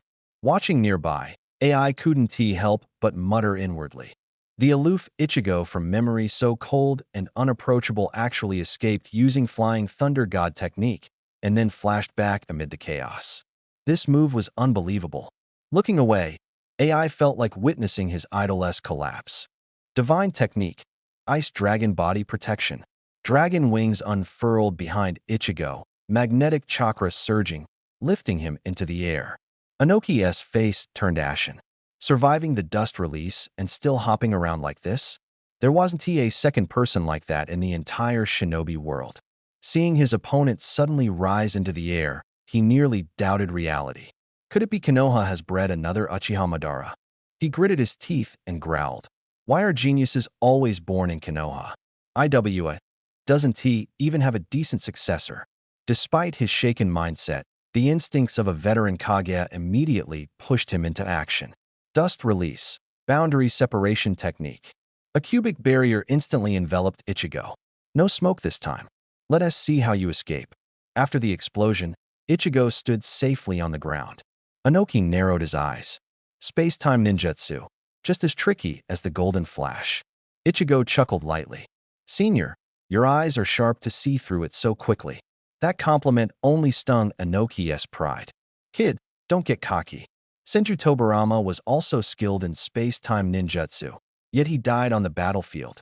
Today, you want to leave. Earth release, steel chain style. 3 massive stone giants burst from the ground, their huge fists smashing down accompanied by gusts of wind. AI turned and charged toward the center of the battlefield. He had to find the third Reikage first. The dragon wings suddenly retracted, transforming into an ice crystal shield that withstood the heavy blow. Stones scattered as the ground trembled again. Earth release, mountain earth technique. A hemispherical rock wall thundered shut, trapping Ichigo and the stone giants inside the mountain. Earth release, ultra-heavy rock technique. Anoki panted, bracing himself on his knees. It's over. This continuous suppression leaves no time for space-time ninjutsu. Casting 5 or 6 high-level ninjutsu in succession was already his limit at over 50 years old. The cold from the ice release domain still eroded his chakra. If he were on the ground, he'd have collapsed long ago. Just as he turned to face the third Reikage. Shoo! A black beam tore through the mountain, blasting a huge crater on a distant slope. Thunder and mist hissed through the air. It was a new technique blending water, lightning, and magnetic chakra, temporarily named Ultra Electromagnetic Cannon 1.0. Ichigo's laughter pierced through the smoke and dust. Old man, your blade's still sharp. Dust fell from the rock wall blasted open by the electromagnetic cannon. Ichigo stepped forward through the haze, his tone teasing. Third Suchikage, at your age, you should be enjoying retirement, spoiling your grandkids. Isn't that more appealing? Anoki's mouth twitched. The faces of those candidates in the village flashed through his mind, each one a disappointment, making his temples throb. The thought of retirement itched at his heart like a hook. Isn't like Konoha talent is fading here. The old man sighed helplessly but crushed a ration pill in his sleeve. The biting cold slowed the medicine's effect as he continued distracting his opponent. Kid, ever think about marrying into IWA? My granddaughter is as beautiful as a flower, and you can pick any secret technique or treasure you want. Ice crystals spread across the ground, but Ichigo seemed to stand in a warm current. His vortex bloodline made the energy surge and flow inside him, with consumption far less than recovery. Old man, he said, ice flowers condensing at his fingertips, drag this out any longer, and this frozen tundra will be your grave. Abandon my comrades? Anoki's hair and beard bristled. Not unless I die. 2 crimson shadows slammed down. Han's red armor steamed with white vapor, and old purple rolled with magma. Old man, we're here. Nonsense. Anoki's pupils constricted. What if the tailed beast goes out of control? He stared at the white-haired youth before him, more furious than the rampaging beast. The beast was even more dangerous. This man was literally a weapon born for slaughter. Old Z stepped on the ice beneath his feet, shattering it, and a roar surged through his body. Four Tails, lend me your power. Magma burst through the ice cover, tearing open a patch of crimson territory. Ichigo watched with interest, as if enjoying the desperate struggle of a trapped beast.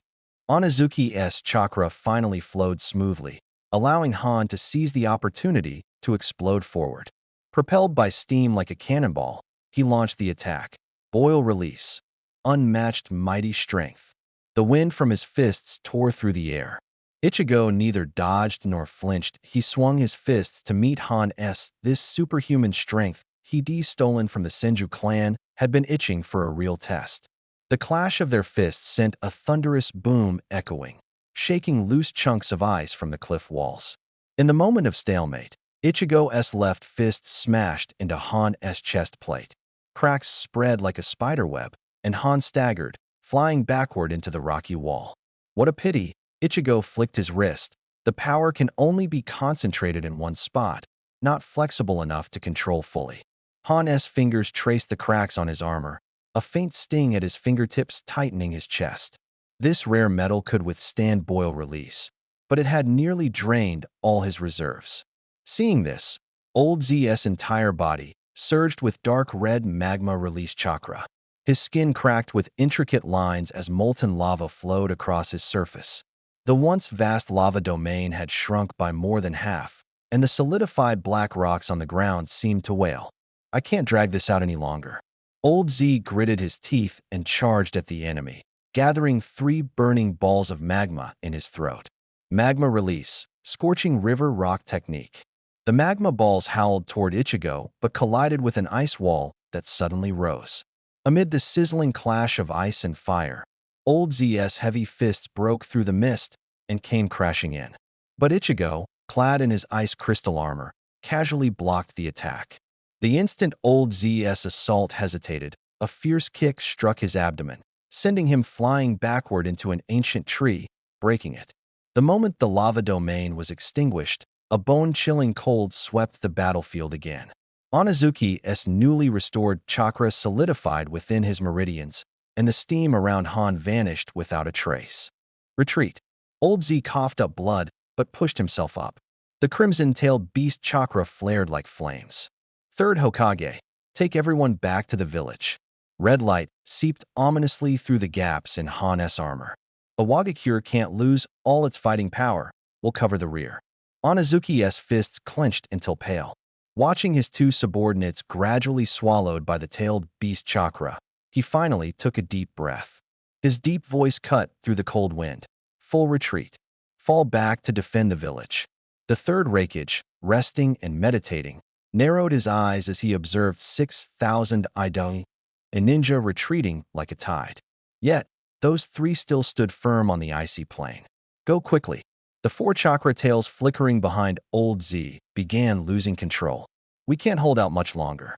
The will of stone is no coward that fears death. Onizuki soared into the air, dust release light gathering in his palm. At that moment, Han transformed into a crimson blur, every heavy punch cracking the ice beneath him. The lava domain had expanded to several times its former size, molten rock roiling and lighting the battlefield like hell itself. Interesting. Ichigo raised his hand, forming an ice wall. Cracks rapidly spread across it with each impact. But what can a dying struggle change? Old Z followed closely, his body wrapped in blazing red magma release chakra and dark red tailed beast chakra like raging fire. Each punch carried scalding heat, smashing against Ichigo's ice crystal armor, scattering ice shards with a sizzling sound. High above, Onizuki hovered anxiously. Earth release rocks rained down sporadically for cover, but he could never find the right moment to unleash dust release. Such destructive power would swallow his comrades along with the enemy. Crack. Under the relentless assault of the 2 Jinchuriki, Ichigo's ice crystal armor finally shattered completely. He was blasted away, tracing an arc through the air. Now, Onizuki squeezed out his last chakra, pressing his hands together. Dust release. Original world stripping technique. A blinding white light engulfed the battlefield. The old man collapsed, exhausted, breathing heavily as he stared at the rising dust cloud. Is it over? Old Z and Han still maintained their half-tailed beast ferocious forms, which meant the enemy was likely still alive. Did the old man come looking for me? A hand gently rested on Onizuki's shoulder. The boy's lazy voice made the stone shadow stiffen. Impossible. All the flying thunder god seals have been destroyed. That Inoki's pupils constricted sharply as he caught sight of red fragments stuck to Ito's battle armor. Han's armor shards. A brand new layer of ice crystals rapidly enveloped Ito's entire body, refracting a biting cold light. Do you still want to keep playing this game? Don't you dare hurt my father. Kuratsuchi charged wildly from a distance, his rocky giant fist crashing down with a thunderous boom, but it only left a shallow mark on the ice armor. Get Tobikage out of here. Old Kuro swept Ito aside with his tail, barely maintaining his composure through his beastly eyes. Han is about to lose control. At this moment, the 5 tails Jinchuriki had completely succumbed to his beastly nature, wildly lunging and biting at the enemies before him. Kuratsuchi hoisted the unconscious Inoki onto his back, glancing one last time at his comrades fighting fiercely amidst the icy storm before gritting his teeth and charging toward the village. For Tails, no more holding back now. Old Kuro howled to the sky, blood-colored chakra surging upward. Let us make some noise. Freedom. The four-tailed son Goku tore through his seal and appeared, the red-furred giant ape pounding its chest in excitement. Suddenly, it charged at Han, who was struggling with Ito, slashing its claws into the Jinchuriki's back. The tailed beast chakra violently crashed against the ceiling jutsu. Mu. A burst of white light exploded as the five tails Muo stomped on the frozen ground, pure white, mane billowing in the snowstorm. Wait. Goku blocked Muo's retreat. I promised the Jinchuriki I'd cover Iwagakure's evacuation. Muo shook his antlers and snorted disdainfully, white vapor billowing from his nostrils. I don't recall making any promise to humans. Hey, if I hadn't broken the seal, you'd still be trapped inside a human body. Are you seriously going to let me face this monster alone? The giant ape scratched his head in frustration. The frozen domain kept spreading, the bone-chilling cold making both tailed beasts shiver simultaneously. Muo reluctantly stomped the ice, forming a pincer formation with Goku to face the formidable enemy. Humans, the four tails said gravely, we have no desire for a death match. We're just honoring our promise. Ichigo's body suddenly erupted with a scarlet chakra cloak. A miniature nine-tails fox illusion crouched on his shoulder, its tail flickering like flames. Long time no see, Muo Goku. The nine-tails voice carried a gritty texture. The five-tails Muo raised his snowy white head slightly. Kurama? Didn't he expect you'd be the first to bow to humans? Kurama awkwardly turned his face away, claws impatiently swiping at the air. Cut the crap. Share some of your chakra with him. The four-tails Goku's molten body rumbled. Did you find the person the old man's prophecy spoke of? Kurama nodded lightly. It was just a guess before. Now I'm sure it's him.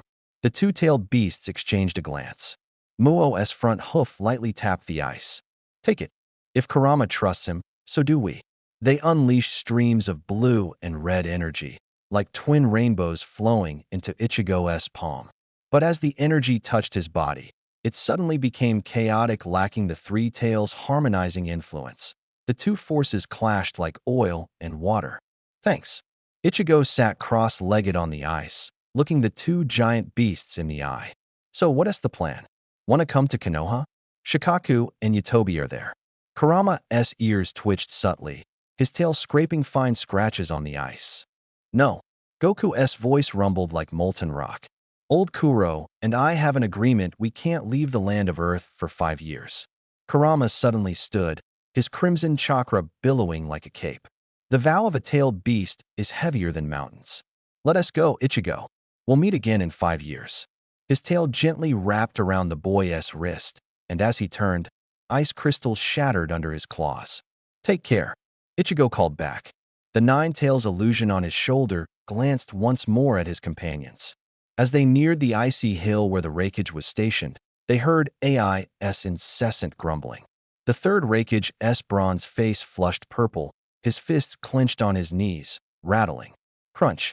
Ichigo's footsteps cracked the ice, making the Raikage suddenly look up. AI relaxed his crossed arms. He was too familiar with this boy's monstrous pace of growth.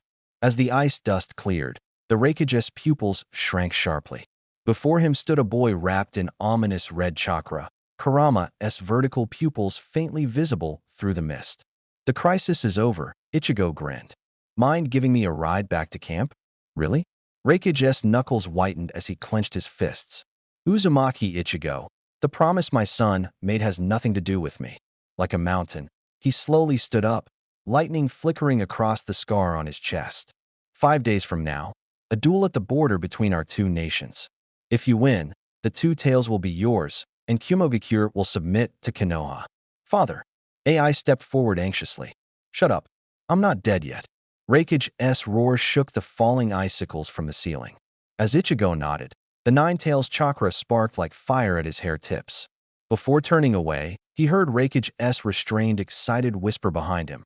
After I finish this fight, it's time to pass the name AI to you. AI froze. In 5 days, you will be the fourth Raikage. The third Raikage's deep voice echoed through the room. AI opened his mouth, but no sound came out. He was used to training his body and wrapping himself in lightning, but he had never so carefully considered his father's thoughts. Seeing his silence, the third Reikage let out a hearty laugh and slapped his son's sturdy shoulder heavily. Don't look so serious. If I hadn't lost my tail and been defeated, how would I have the chance to personally hand this position over to you? The Reikage, known for his toughness, now showed a rare gentleness in his eyes. Passing this great responsibility to you with my own hands is my greatest wish. At the same time, in Konoha village, the glow of the flying thunder god technique faded as someone stepped into their home. In the living room, little Shursui was holding a bowl of rice, nibbling quietly. Shursui, I'm back. Hearing the familiar voice, Shursui immediately put down his bowl and flew over like a little bird. Teacher Ichigo. Ichigo laughed heartily, lifting the boy over his head and letting him sit on his shoulders. Let us go. Teacher S, taking you to eat barbecue. The barbecue restaurant was filled with smoke and mouth-watering aromas. Akatsuchi, Mitarashi Anko, and Saratobi Asuma were sitting around a table. Teacher Ichigo. Over here. Asuma spotted the figure at the door and waved excitedly. Surprised, Ichigo smiled and called to the owner, Boss, bring over another table. And bring out your best meats. Asuma eagerly bombarded Ichigo with questions, completely unaware that Anko had quietly pulled Shursui to sit between her and Akatsuchi. The Uchiha clan's striking looks made Shursui popular in the village. Here, little Shursui, try this. Anko warmly offered a sizzling piece of grilled meat into his bowl. I just cooked it fresh, it's the best. Sandwiched between two unfamiliar older sisters, Shursui's cheeks flushed as red as the coals in the grill, feeling awkward and unsure. Anko truly treated him like a younger brother finally. She wasn't the youngest anymore since her senior had taken such a disciple. Akatsuchi watched from the side and found the shy Uchiha boy very endearing. Plus, since he was the teacher's student, it naturally made him feel closer. Teacher, your performance on the battlefields of Sunagakure, Kirigakure, and Kumogakure was incredible. Asuma rambled on. He didn't yet know about the Iwagakure front. Ichigo had single-handedly stormed 4 of the 5 great nations. 3 Kages, 1 defeated, 2 dead. The record was terrifying. When Asuma finally sat down with Ichigo, seeing Shursui being cared for by Anko and Akatsuchi, his eyes filled with envy. He had never sat so close to Anko before. After a hearty meal, Ichigo got up to pay the bill. Anko grabbed Akatsuchi and Shursui to stroll around town, with Asuma hastily following along. Watching them walk away, Ichigo suddenly thought of Mei Terumi far away in Kirigakure. The unspoken affection between them was like a breeze brushing past his heart. He never found the right moment to say it out loud. Maybe I should go see her. That thought grew uncontrollable. Well, when I have time. Go now? The flying thunder god technique activated again, and his figure vanished. The next moment, he appeared on the mist-shrouded Kirigakure front line. Not far off, Hatake Kakashi was struggling through his training. Inohara Rin was busy in the field hospital, her fingertips glowing pale green with medical ninjutsu, as she stopped the bleeding of a wounded soldier. The air was thick with the smell of disinfectant and blood. Footsteps approached. Rin Noera looked up and saw Kakashi approaching, his mask still stained with dark red blood spots. Yo, Kakashi. She curved her eyes into a smile, her voice playful. You've gotten a lot sharper. Looks like you've been too busy on the battlefield lately to sneak a peek at your precious hidden scrolls. Kakashi's steps faltered. Fortunately, the wounded around them were groaning or unconscious, so no one noticed the remark. He pulled down his mask, almost trying to hide his entire face. How's it going? Rin wiped her hands and stepped closer. The lightning blade Kiba I gave you, still handy, right? Kakashi's knuckles tightened instantly. He gritted his teeth and forced the words out through clenched teeth. Very handy.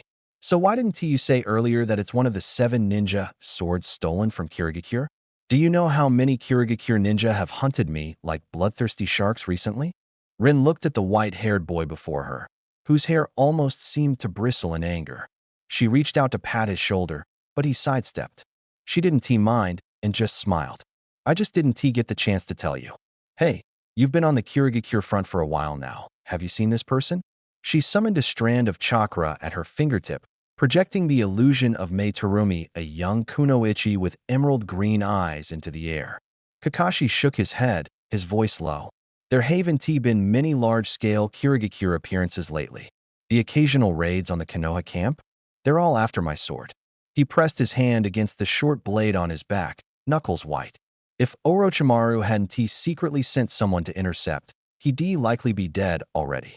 But the price of that protection was that after the war ended, he would become Orochimaru's test subject for studying the Sharingan. Rin gained no useful clues and turned to leave. She never lingered. Years ago, she had infiltrated Kirigakure with Orochimaru to capture test subjects and secretly left behind a flying thunder god technique marker. Now, she formed hand seals and activated the technique. The surroundings warped, but not to the outskirts of Kirigakure, as expected. An old man sat in a wooden armchair facing her. He was hunched, but his gaze cut like a dull blade. Uchiha Madara. Although an aged version, his overwhelming presence was unmistakable. This isn't outside Kirigakure at all. Rin's heart sank. The old man moved all my space markers into his trap. Uchiha Madara? She probed cautiously. The old man burst into a hoarse laugh. Haha, after all these years, Konoha still has people who remember me. You're an unexpected variable. Killing you would be a waste. Stay put, and I might spare your life. Rin suddenly thought of Kakashi and Rin's safety, so this is the timing. She quickly formed hand seals to use Flying Thunder God to escape, but the technique's glow flickered and vanished into thin air. Madara looked on leisurely. Don't bother. The barrier blocks space. When this is over, I'll let you go. Well, then I'll have to offend you, Mr. Madara. Madara's murky eyes suddenly sharpened, his pupils transforming into the scarlet kaleidoscope of the Mangekyo Sharingan. I planned to face you at your peak, but since you're courting death, I'll send you to meet Hashirama. Dark purple energy burst from his body, rib-like bones materializing out of nowhere, followed by flesh and veins spreading across them, the initial form of Susanoo. Susanoo's massive form compensated for Madara's slow movements. Ichigo stared intently at the towering blue giant, sweat beading on his palm. His ninjutsu was enough against ordinary shinobi, but against a monster of this scale, it was far from sufficient. He still couldn't summon the full giant, and the cold of his ice release barely affected the colossal figure. Even though Madara was a shadow of his former self, Ichigo felt unprecedented pressure. Sage Art, Frozen Beam. Ice shards howled out, but only formed a thin frost layer on Susanoo's leg. Uchiha Madara swung his light sword twice. The ice crystals shattered and scattered. Try using my power, came a deep voice from within him. You can transform into a tailed beast. Your body can already withstand my chakra. Ichigo wiped the blood from the corner of his mouth. Don't know how long I can hold this, but things can't get worse. Nine Tails. The fox sealed deep inside grinned.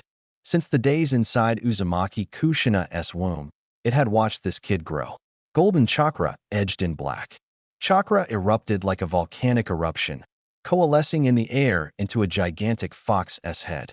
The newly formed chakra claws precisely caught the incoming lightsaber, and the fully manifested Nine Tails appeared in all its glory. Divine Art Ultimate Ice Crystal Armor. A shimmering azure ice armor instantly enveloped the entire Nine Tails, with especially thick plating around the claws. The Nine Tails flexed its new claws, and the armor emitted a crisp, frictional sound. Much more agile than those cumbersome Susanoo, it said, flicking its tail with satisfaction. Those words stung Madara deeply. What did that mean? His Susanoo was being looked down upon by a mere beast? The lightsaber strikes intensified, but only shallow white scratches appeared on the ice armor, quickly restored to pristine condition by Ichigo. For the first time, Madara regretted giving away his eyes. His offensive power was far weaker, and his stamina was waning. Meanwhile, the opponent's defense was downright shameless. Who stacks armor this thick? For decades, he had never lost interest in battle, but now his enthusiasm waned. Susanoo collapsed with a heavy thud. No more fighting. You can't escape this place anyway. Once the plan is complete, you'll be free to go. The kaleidoscope in his eyes began spinning wildly. Ichigo also had the Nine Tails crouched down. Inside the spiritual world, the fox anxiously scratched its ears and cheeks. Let me handle this. I've been waiting for this day for so long. His Mangekyo Sharingan ability is unknown. No one can break through his defense now. Pressing him will only make things dangerous. The Nine-Tails' ears drooped, and it slumped dejectedly. There will be a chance, Ichigo promised softly, when we face him at his peak. The fox snorted, clearly skeptical. Ichigo released the tailed beast transformation and stepped forward. Madara-senpai, can we talk? Madara dissipated the purple giant shadow of Susanoo and sat facing Ichigo. The ground still bore scorch marks from chakra burns. His deep voice broke the silence, recounting their first encounter by the riverside with Hashirama and the cryptic prophecies inscribed on the Uchiha stone monument, sketching out a seemingly perfect dream world. Madara-senpai, Ichigo interrupted, his voice free of fear but filled with pure inquiry. If the infinite Tsukuyomi is truly as wonderful as the legends say, then why didn't he, the sage of the six paths, the founder of the ninja world, use it himself to bring peace? He paused briefly, letting the question hang in the air. Then he struck deeper. If everyone lives in that dream, and the real world has no one to reproduce and carry on when the last person grows old, wouldn't humanity ultimately end in that very genjutsu? Madara was silent. Those questions were like sudden kunai, piercing corners he had never examined before. He stared at the young man before him with growing interest, someone who, in such a short time, had pinpointed the core flaw in his plan. But he only shook his head, as if to shake off these distracting thoughts. It's too late, he murmured. The wheels of the plan had already started turning and couldn't be stopped. Their conversation continued, ranging from ideals of peace to harsh realities. Madara reluctantly admitted that this young man showed him the limitations he and Hashirama faced. They wielded power that crushed all life, but in building order and perceiving conspiracies, they fell far short of Senju Tobarama, and even further behind his clever younger brother Izuna. Madara-senpai, Ichigo's voice pulled him back to the present.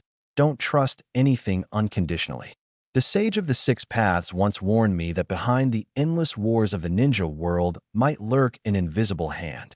The infinite Tsukuyomi can never be the path to peace. Madara fell into thought, his knuckles lightly tapping the ground.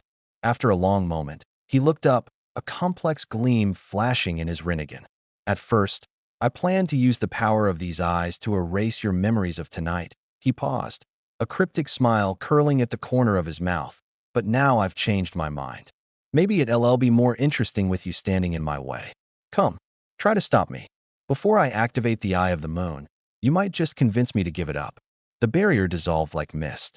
Madara didn't reveal the truth, that Obito had already fallen, the secret of the Rinnegan, and the deeper lurking thread of black Zetsu. These trump cards remained in his hand. The Uchiha who awakened the Mangekyo Sharingan were fundamentally marked by obsession. Even seeing the outline of the trap, he still chose to walk into it. The moment the barrier vanished, Ichigo's expression grew serious, his senses instantly reaching out toward the distant battle at Kirigakure. The next moment, he appeared at the edge of the brutal battlefield. Kakashi slumped to the ground, staring blankly ahead. Rin lay there. A gaping hole in her chest was shocking to behold, and a grass-cutter sword was still lodged in her abdomen. Good thing you still remembered the chakra seal I attached to the blade.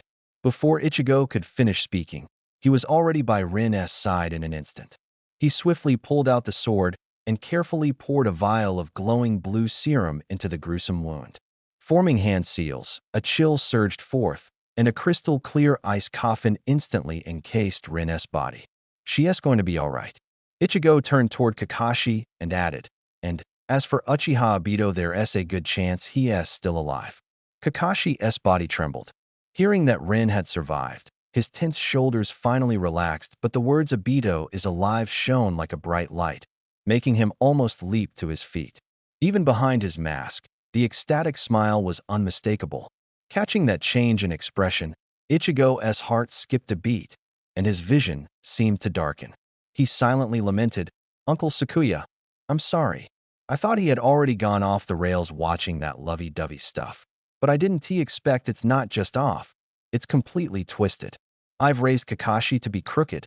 Meanwhile, Kakashi, wholly immersed in overwhelming joy, didn't notice the complex, indescribable look playing across Ichigo's face. "You stay here and watch over Rin and Kakashi." Ichigo beckoned Kushina inside, and then activated Flying Thunder God. In a flash, He was back at the previous battlefield. The ground had been cleaned spotless, leaving no trace behind. It seemed Obito had already left as well. Ichigo was pondering whether he should scout out Kirigakure when suddenly a fist wrapped in a fierce gust of wind smashed into his thoughts. Blood-colored ice crystal, your head's worth a fortune. Kakuzu's eyes fixated greedily on the dizzying string of zeros on the bounty poster, his greed practically overflowing.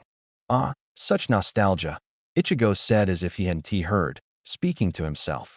The last Konoha ninja I fought was named Senju Hashirama. He paused, his tone tinged with mockery. You probably won't believe this, but just a moment ago, I was trading blows with Uchiha Madara. Kakuzu didn't bother responding. His entire body was instantly covered in a darkened, hardened layer, charging forward like a rock. 500 million Ryo. It's mine now. Ichigo lightly stamped his left foot on the ground. Crack! A sharp pillar of ice burst from the earth, instantly freezing Kakuzu inside. So I'm already that valuable? Ichigo chuckled softly and shook his head. Sometimes, I really feel like selling myself. He no longer looked at the frozen Kakuzu but turned toward Kirigakure.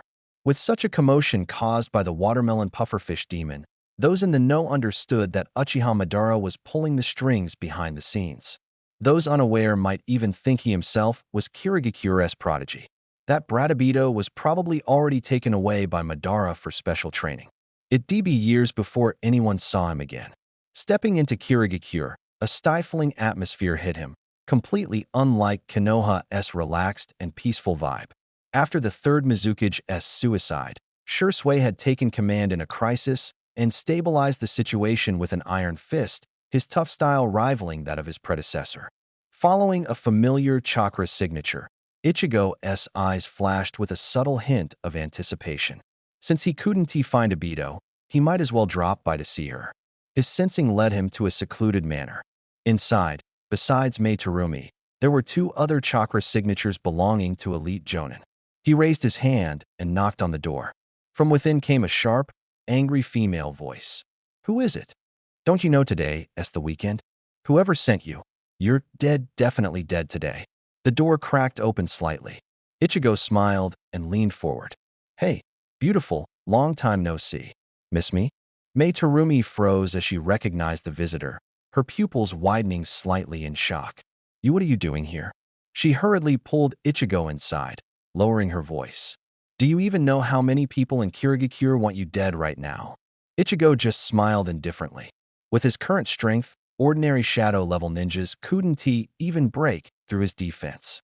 Honestly, on the battlefield, ninjas fight for their own sides, risking life and death. There's no real right or wrong.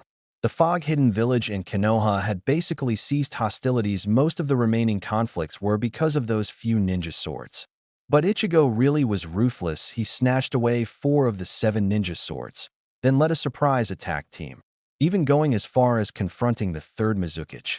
Then, my beautiful lady, Ichigo gathered his thoughts and made an elegant invitation gesture. Would I have the honor of sharing dinner with you and perhaps taking a stroll afterward? Tomei rolled her eyes big time. You should be thankful that Shursui just took over as Mizuki and the village is in chaos. Otherwise, the moment you stepped into the village, the entire ninja force would have surrounded you. Of course, we're not eating here. Ichigo winked, gripping Tomei's hand tightly. A flash of lightning from the flying thunder god technique appeared, and in an instant, the two stood in a courtyard in Konoha village. Under the moonlight, Shusui's figure darted swiftly through the yard, a faint breeze following. Seeing the two, the boy stopped forming hand seals, his eyes lighting up. Teacher Ichigo, and this must be your wife? Tomei's ears flushed pink. Ichigo cleared his throat and ruffled Shusui's hair. Go buy some 3-colored dumplings from Anko Ne-san. As he pressed coins into the boy's palm, he suddenly remembered the only one at home who could cook had just been sent away. The grilled meat sizzled on the iron mesh, the private room filled with the scent of caramelized smoke. Ichigo looked at the woman beside him, her profile softly illuminated by the firelight, and quietly conjured a bouquet of red roses behind his back. May, would you be my lover? Sure. She smiled with narrowed eyes, the shadows of the petals gently trembling on her fingertips. Lanterns in the night market stretched like a river of stars. As Tomei tried on a fox mask, cheerful shouting came from the street corner. "Senpai, this must be your wife, right?" Anko walked over arm in arm with Akakiri, with Shursui trailing behind, arms full of snacks. The shadows that had clung together moments before were suddenly scattered by the noisy crowd. "Nights in Konoha are always so warm," Tomei said, accepting the candied apple Anko handed her. Thinking of the ever-present stench of blood in the fog-hidden village, her fingers clenched tightly inside her sleeve. As the flying thunder god Kanai sliced through the night sky, Ichigo's soft kiss brushed across her cheek like a butterfly. By the time Tomei realized it, only the glowing seal on the necklace remained warm under the moonlight. "Which kid stole my girl's soul?" Her mother's laughter came from the corridor below. Tomei hurriedly pressed the necklace, the flying thunder god mark still faintly radiating the warmth of that moment. The lights in the Namikaze household shone bright as day. As Ichigo passed through the courtyard, he heard Kushina's suppressed sobbing. Rin Noera in the ice coffin looked peaceful, with Hashirama's cells on her chest emitting a faint green healing glow. "Orochimaru's special medicine never fails," Ichigo said, placing a hand on Minato Namikaze's tense shoulder. "But the enemies lurking in the shadows require us to be even more vigilant." The familiar sensation of space-time distortion struck again the moment his fingers touched the ice coffin. A giant turtle slowly lifted its head in the mental space, Rin sitting atop its shell with a smile. "Senior Ichigo, Obito, he's still alive." Rin had just been pulled back from the gates of death, and the first thing she said was news about Obito. "He's fine. There's a powerful master guiding him. Next time we meet, he'll definitely be much stronger." A glow instantly returned to her pale face, her eyes shining as if filled with starlight. The giant turtle beneath her lazily lifted its eyelids and yawned at the 9 tails on Naruto's shoulder. "Kurama, long time no see." Its voice was weak, both from sharing Rin's drained life force and its naturally lazy temperament. It could normally sleep underwater for decades. "Isabu." Still the same lazybones, the 9 tails flicked its tail. This time it really wasn't laziness. Isabu grumbled, its shell seeming to droop. "Almost lost my life. That girl's reckless actions got me into trouble too." Yet its gaze toward Naruto was full of gratitude. If not for this boy, it probably would have already vanished into nothingness. Turtle life is tough." Rin patted the turtle's shell apologetically. "I'm sorry, Isabu. I didn't mean to. I don't want to drag you into this." "Who did I offend?" Isabu's voice trembled with grievance. "I was sleeping soundly, then suddenly sealed inside a Jinchuriki's body when I woke up. Just as I was about to go back to sleep, I almost died. Wouldn't you be anxious?" "Isabu, share some chakra with him," the 9 tails suddenly said. Isabu, who already held a fondness for Naruto, lit up at the request, and didn't hesitate to pour out a large amount of deep blue chakra, far more than what the other tailed beasts offered.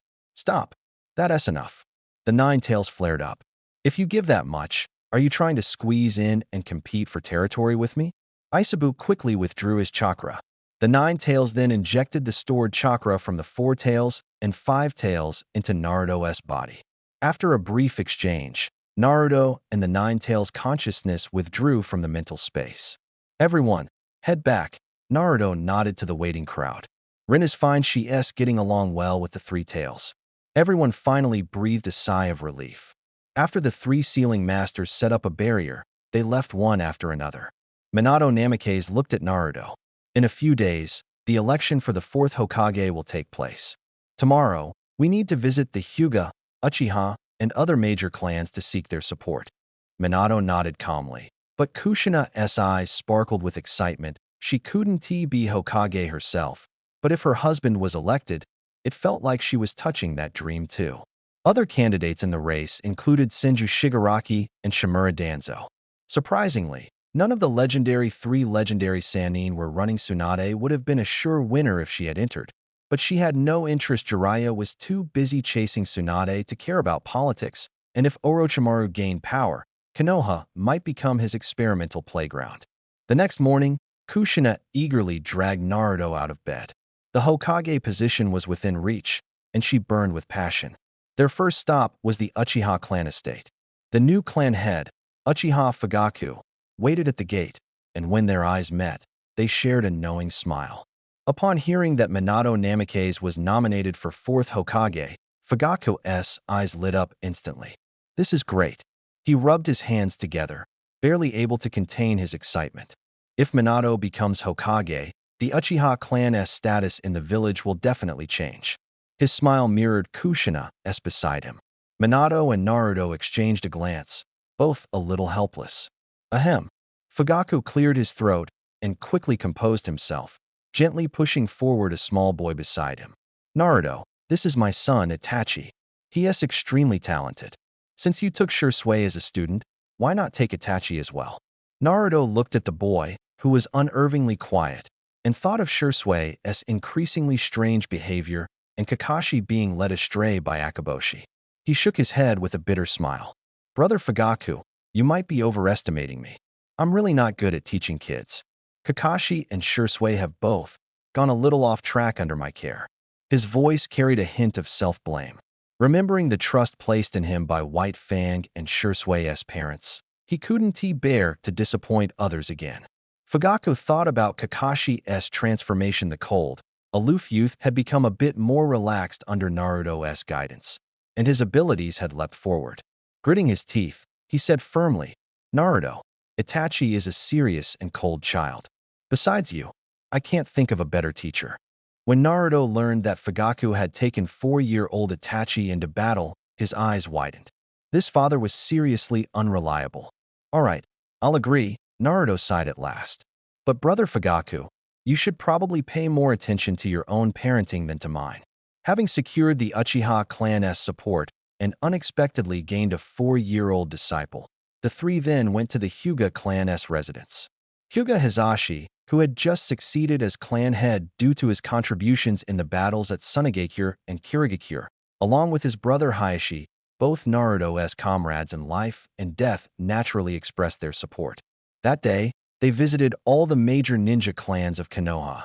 The Ino Shikacho trio chose to support Senju Shigaraki. Shigaraki's wood release was vital for the Nara clan's medicinal herb cultivation, and the Yamanaka clan head's flower shop had also benefited from his help. The three clans always moved together. Although the Akimichi clan intended to support Minato, they could only follow the majority. The Aburame clan's. The clan was being courted by Danzo, while the Inuzuka clan explicitly supported Minato. The smaller clans each made their own choices, but most of the major families kept their distance from Shimura. Danzo the elder's reputation among the clan leaders was seriously poor. After visiting the last clan, Ichigo looked toward the Land of Lightning. Once the problem with Kumogakure was resolved, this shinobi world war would come to an end. Konoha would declare to the entire ninja world. Just as Senju Hashirama and Uchiha Madara once kept peace, so too could I, Uzumaki Ichigo, carry on their legacy. At the entrance of Konoha village, the third Hokage stood in a line with a dozen jonin, seeing Ichigo off. Ichigo twitched at the corner of his mouth, a dark line appearing on his forehead. Third Hokage, sir. When we went to Sunagakure last time, I wanted to say this: when you put on this kind of show, anyone who doesn't know might think I'm heading to the execution grounds. The third Hokage cleared his throat twice and waved the others away. A big crowd looks impressive, after all. As Ichigo and Namikaze Minato set out for the border of the Land of Lightning, things were far from quiet in Kumogakure. The third Raikage patted his son heavily on the shoulder. Remember, once you become Raikage, this village is your everything from today on. The title A is yours. Son, I am proud of you. After the briefing, the third Raikage set off alone. A and a few trusted aides quietly followed behind, but the old Raikage noticed and just smiled slightly. At the border, the two Kage arrived simultaneously. Ichigo grinned broadly, his voice booming. Third uncle, it's been a few days. Looks like you're more energized than ever. The third Raikage paused. He had long heard that Ichigo was sharp-tongued, uniquely so in the shinobi world, but he hadn't expected such warmth in his words this time. As if reading his doubts, Ichigo grew serious. On the battlefield, using words to unsettle the enemy is a tactic. But today, the person standing before me is not an enemy, it's a worthy opponent and a great father. The third Raikage's chest heaved as he burst out laughing. Haha. Starting tomorrow, I'm no longer Raikage third sounds so distant. You're my son's friend. Just call me Uncle A. I've been looking forward to this fight for a long time. Great. Uncle A, since you're retiring, why not visit Konoha after the battle? Take some time to rest. Deal. I'd also like to meet that old guy Saratobi Hiruzen. Before their words finished, black lightning coiled around the third Raikage like a giant serpent, the air thick with the scent of ozone and scorch. Beneath Ichigo's feet, ice rapidly spread, crystalline armor encasing his body. Not far off, Minato and Ace sat side by side, holding steaming tea and sweet melon. It's about to start. It's about to start. Kushina was instantly brought to the scene by Minato's flying thunder god technique, excitedly clutching her husband's arm. This was her first time leaving the village since arriving in Konoha, but with Minato and Ichigo present, she had no worries about safety. A glanced at the loving couple and shook his head silently. Minato Namikaze was the young powerhouse he respected most after Ichigo, yet so early to be entangled by emotions it was a pity. As a lifelong bachelor, I just couldn't understand. In the center of the battlefield, black lightning and icy chill collided with a roar. The third Raikage's hell stab tore through the air, each charge cracking the ice armor. Ichigo's heart tensed. This elder's taijutsu had reached its peak, and the armor might not hold up past 3 heavy strikes. But excitement gleamed in his eyes. The black lightning's effect was just too cool, definitely worth studying. The third Raikage's heavy fists smashed the ground, shattering rock. In pure raw power, save for the legendary 8 Gates technique, no one in the shinobi world could match him. His flowing Ranton armor made him even faster and more indestructible than his son, the fourth Raikage. 2 taijutsu masters clashed, the very air trembling. Though both experts, every move from the third Raikage was more seasoned, more lethal. For Ichigo, this was an exhilarating live lesson. The ice-style ninja pushed taijutsu to its limits for the first time. Ichigo greedily absorbed every detail, his blood boiling. Exhilarating. The third Raikage's roar echoed like thunder. Since dealing with Gold and Silver Horn, I haven't fought this well. Take my final move, Ranton. Hell Stab. Ultimate Pierce. Destructive lightning concentrated at his fingertips, the air screaming. Ichigo's body shimmered with Senjutsu markings. The immense natural energy and chakra surged into his fists. Sage Art. Peerless Strength Ice Freeze Fist. The steam from the boil release burst forth with astonishing force, harshly suppressing Raikage's charging stab. The shockwave from their colliding fists exploded into a deep crater on the ground. As the dust settled, the third Raikage knelt on one knee. He smiled calmly. You win. Au instantly appeared, steadying his father. Kushina rushed forward and hugged Uzumaki tightly. You did it. You defeated the third Raikage. The matter with the 2 tails, the third Raikage panted, Kumogakure will no longer pursue it. The ceasefire agreement, I'm a retired old man now. Talk to my son. In the end, under Minato Namikaze's mediation, Konoha and Kumogakure reached a truce. The flames of the third great ninja war gradually died down. That night, the barbecue shop was filled with an enticing aroma of charred meat. Boss, bring out all your signature cuts. Uzumaki slammed the table. The third Raikage poured a hearty glass of sake. Kid, your fists pack a punch. The 2 devoured large chunks of meat, quickly piling empty plates into a mountain. After several rounds of drinks, they were practically brothers. Meanwhile, the black market exploded with news. The third Kazekage killed by Uzumaki Naruto. Upon returning to Konoha, the village elders' gazes hardened. 5 Kage-level warriors, 2 dead by Naruto's hand, 2 defeated by his fists, and only the Hokage left standing. No wonder the third Hokage retired voluntarily. Who could challenge that power? Families who once opposed Minato bitterly regretted it. Had they known the Uzumaki clan harbored such a beast, who would dare contest the Hokage's seat? Sure enough, Minato Namikaze was unanimously elected 4th Hokage.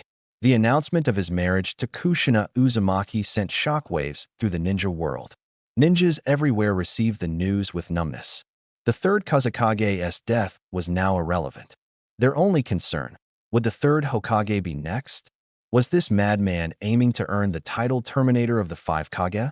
The fearsome reputation of the Konoha blood red ice crystals swept the ninja world. Underground exchange houses established special prize pools, with bounties snowballing rapidly. Within just 48 hours, Naruto's bounty surpassed 3 billion ryo.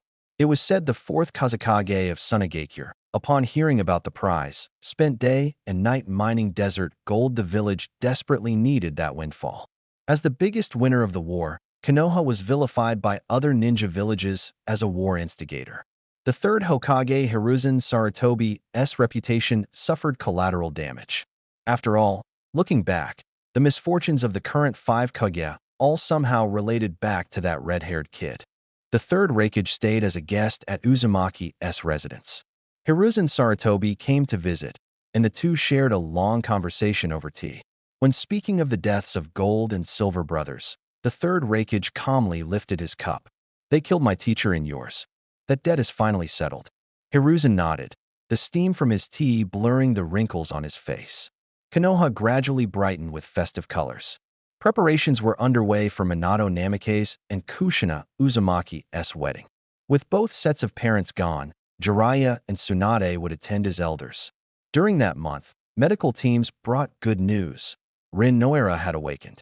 More surprisingly, the faint Senju bloodline within her resonated with the implanted trace cells of Hashirama. Sundara Tsunade examined the pale green glow emerging from Rin's palm. Though it's a weakened version of wood release, it's enough to assist medical ninjutsu. She immediately took Rin as her apprentice. Kakashi stood at the hospital door, watching Rin's pale face light up with a smile once more. Their teacher roster had become truly prestigious, and Tsunade was the most ordinary among them. Orochimaru attended no celebrations. With the war ending, he seized the last chance to collect experimental specimens. On a gloomy dusk, he found a boy wearing round glasses at the battlefield's edge. "You're Yakushi Kabuto?" Orochimaru licked his lips. "Want to learn jutsu that can see through the essence of life?" The boy lifted his head, the light of curiosity shining behind his lenses. On the wedding day, sunlight bathed the Hokage rock. Kakashi and Rin stood as best man and maid of honor behind Minato and Kushina. Uchiha Shursui carried the flower basket up front, petals drifting on the breeze. In the audience, Uchiha Fugaku tried to keep a stern face, but his trembling fingers betrayed him. Excitement surged within him. No one can stop the Uchiha clan's revival now, he thought to himself, nearly bursting into laughter. Far away in the land of rain, Uchiha Madara suddenly sneezed. Obito, who was training, looked up at the cave's ceiling in confusion. But not everyone was lost in joy. Inside the Umbu office, Yuhi pushed a document towards Sarutobi Hiruzen. "Cut Root's budget by another 30% this year." Danzo hadn't shown himself for quite some time. Yuhi drummed his fingers on the desk, as if waiting for something. After Minato took office, he launched sweeping reforms. With the full support of the Umbu leader, his policies went through without a hitch.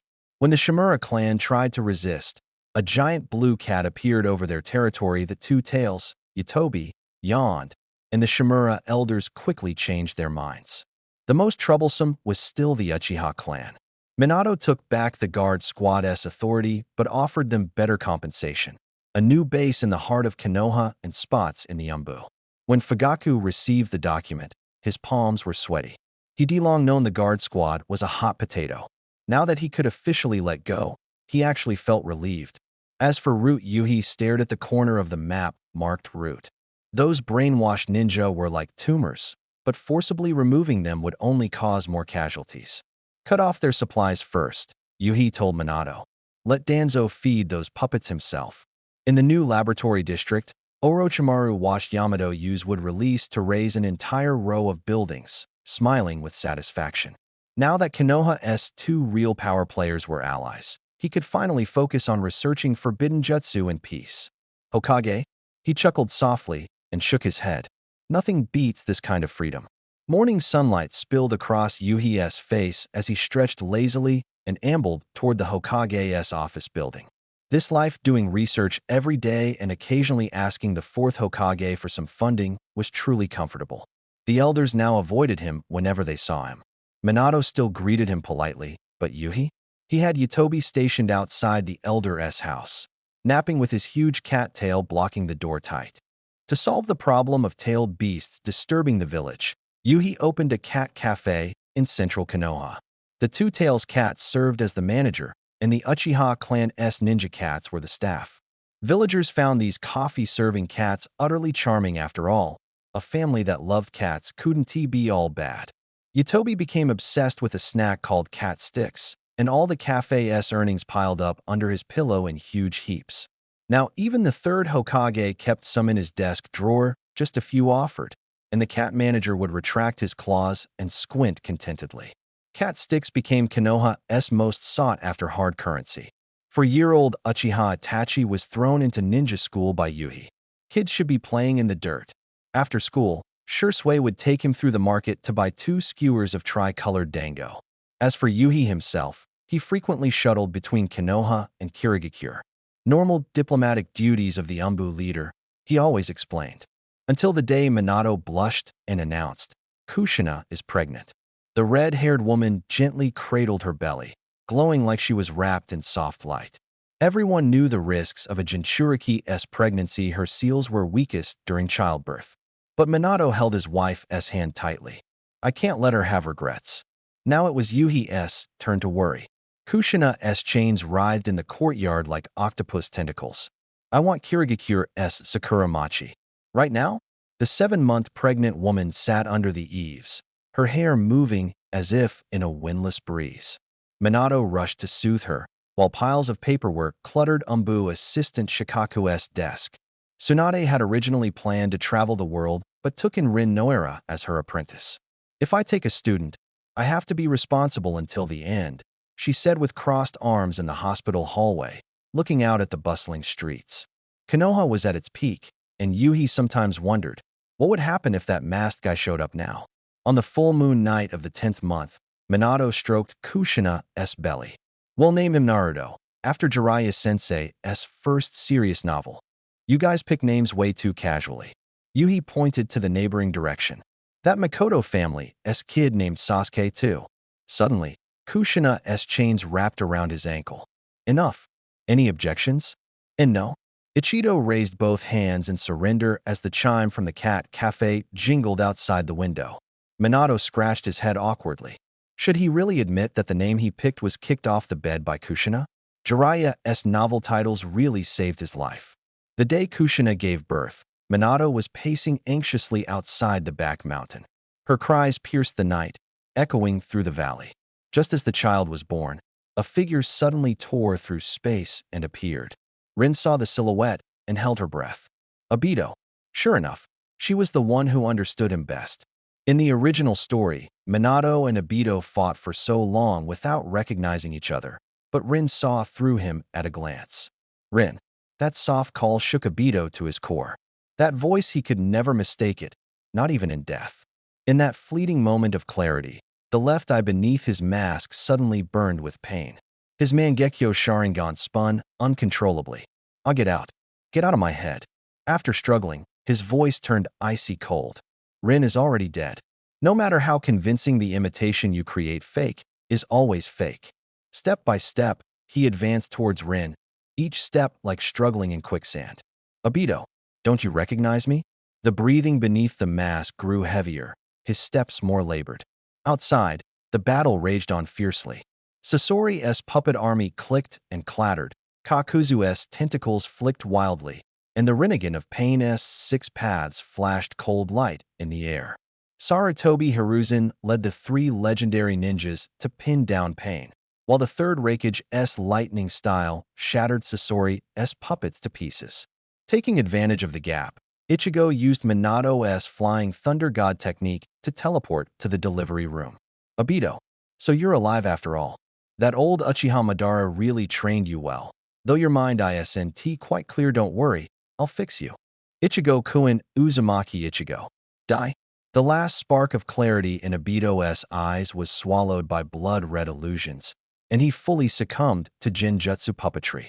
Ichigo swung his Zanpakuto at Obito, charging forward, but it passed through the air as if through nothing. Rin exhaled in relief, fearing this strike might have truly ended Obito's life. Seeing Obito's taijutsu rival Ichigo's skill, Rin widened her eyes. Obito has gotten this strong? A crystalline armor quickly covered Ichigo's entire body. Half of Obito's body was prosthetic, so he didn't feel pain when hit. But taking a punch from him was genuinely painful. Hey, how about some concern for me? This guy is hitting hard. Minato settled Kushina and Naruto, then rushed back to the battlefield, shocked by the scene before him. If this was truly Obito, his growth rate was terrifying. Minato's appearance drove Obito into full madness. He hated Minato, hated Ichigo, hated Kakashi, but most of all, he hated himself. Any of them could have saved Rin, but everyone was just a step too late. Blue chakra burst from Obito like flames, forming a skeletal frame. Flesh and veins quickly grew over the bones, forming a towering giant. Both Mangekyo Sharingan spun wildly in his eyes as the white chakra cloak covered the blue giant's body, completing the fusion of the twin Susanoo. The two-toned giant brandished ice blue and pale blades, slicing through the air and charging straight at Ichigo and Minato. Honestly, Obito's Susanoo is pretty cool looking. Ichigo dodged sideways, slashing and still finding time to comment. Minato, go support the third Raikage and the others. Leave Obito to me. Minato nodded, his form flickering as golden light streaked by Hide already used Flying Thunder God technique to leave. At the battlefield's other end, Sasori and Kakazu's faces were grim. Their attacks either missed or couldn't even breach the enemy's defense. Poison? Completely useless. The four Kage-level fighters kept Pain's 6 paths thoroughly restrained, and Minato's arrival instantly tilted the battle. What is going on at Madare's side? Weren't the tailed beasts supposed to be held back? Meanwhile, Obito's eyes weren't original. One eye's power was mostly used to maintain control over himself, and his Susanoo was only half-formed.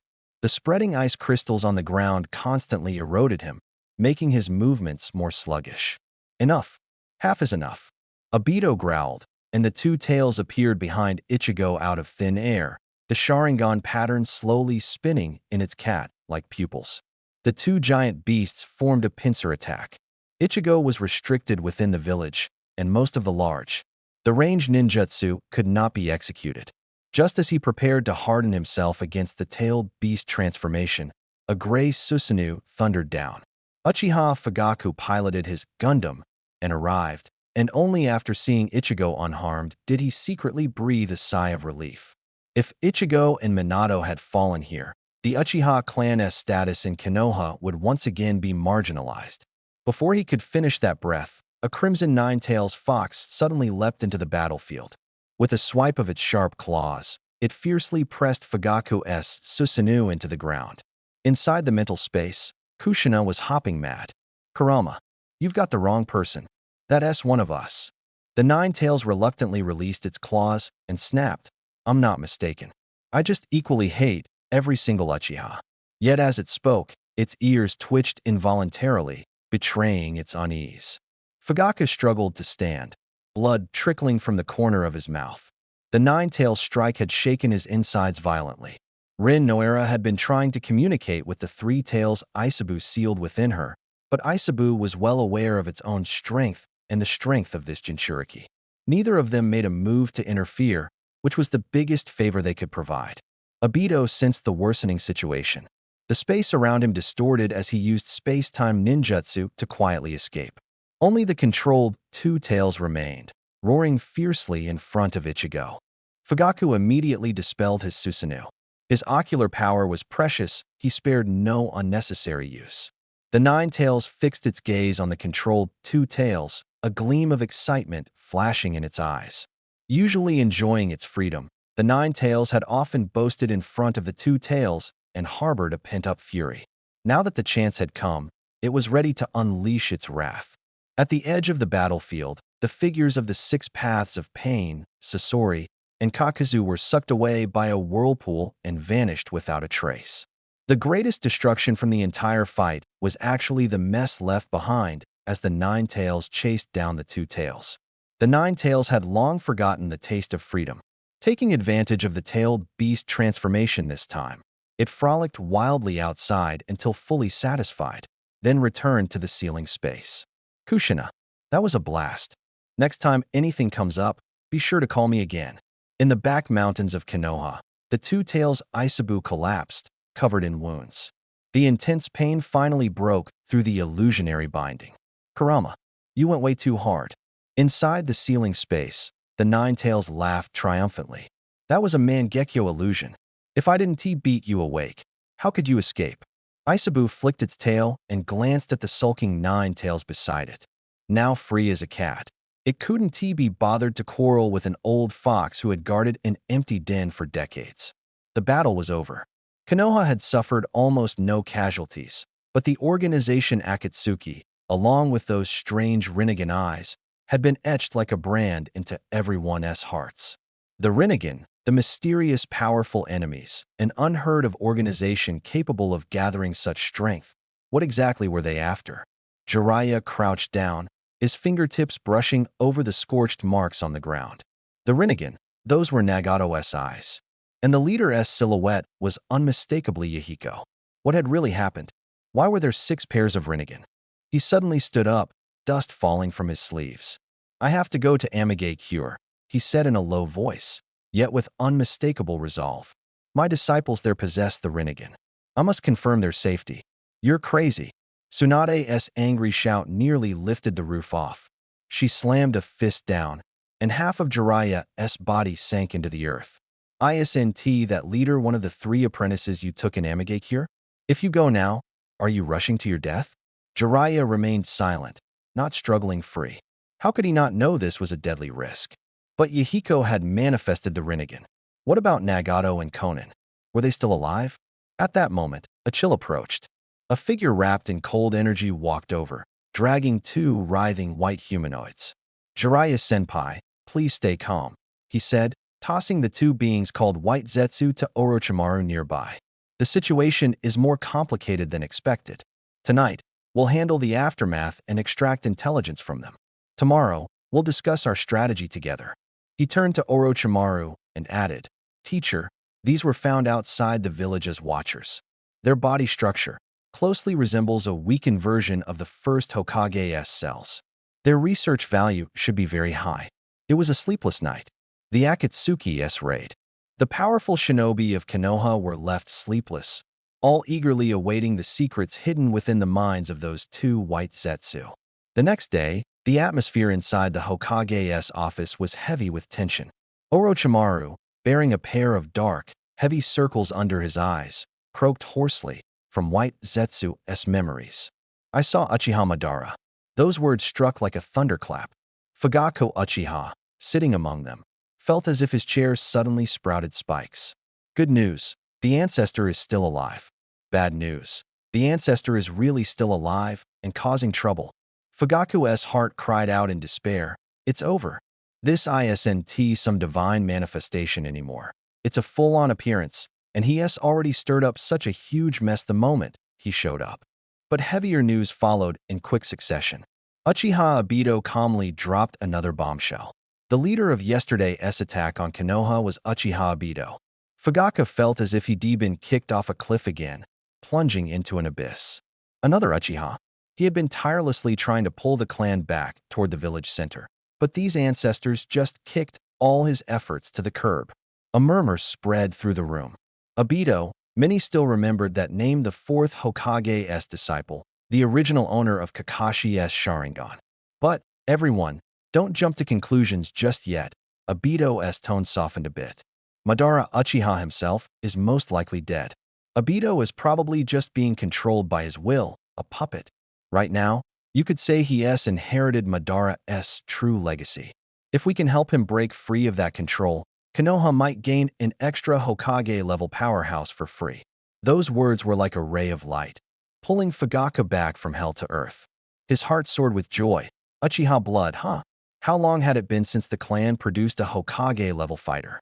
Even with all his effort, he had barely scraped the edge of that rank.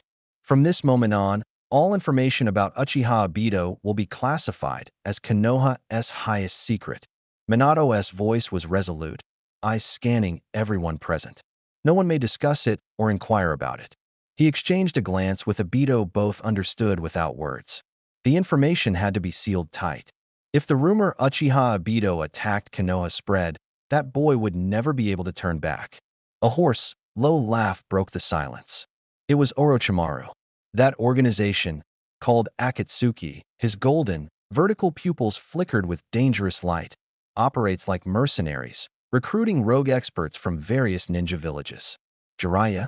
He turned toward his old friend, his tone unusually grave. Forget about going to Amigakure.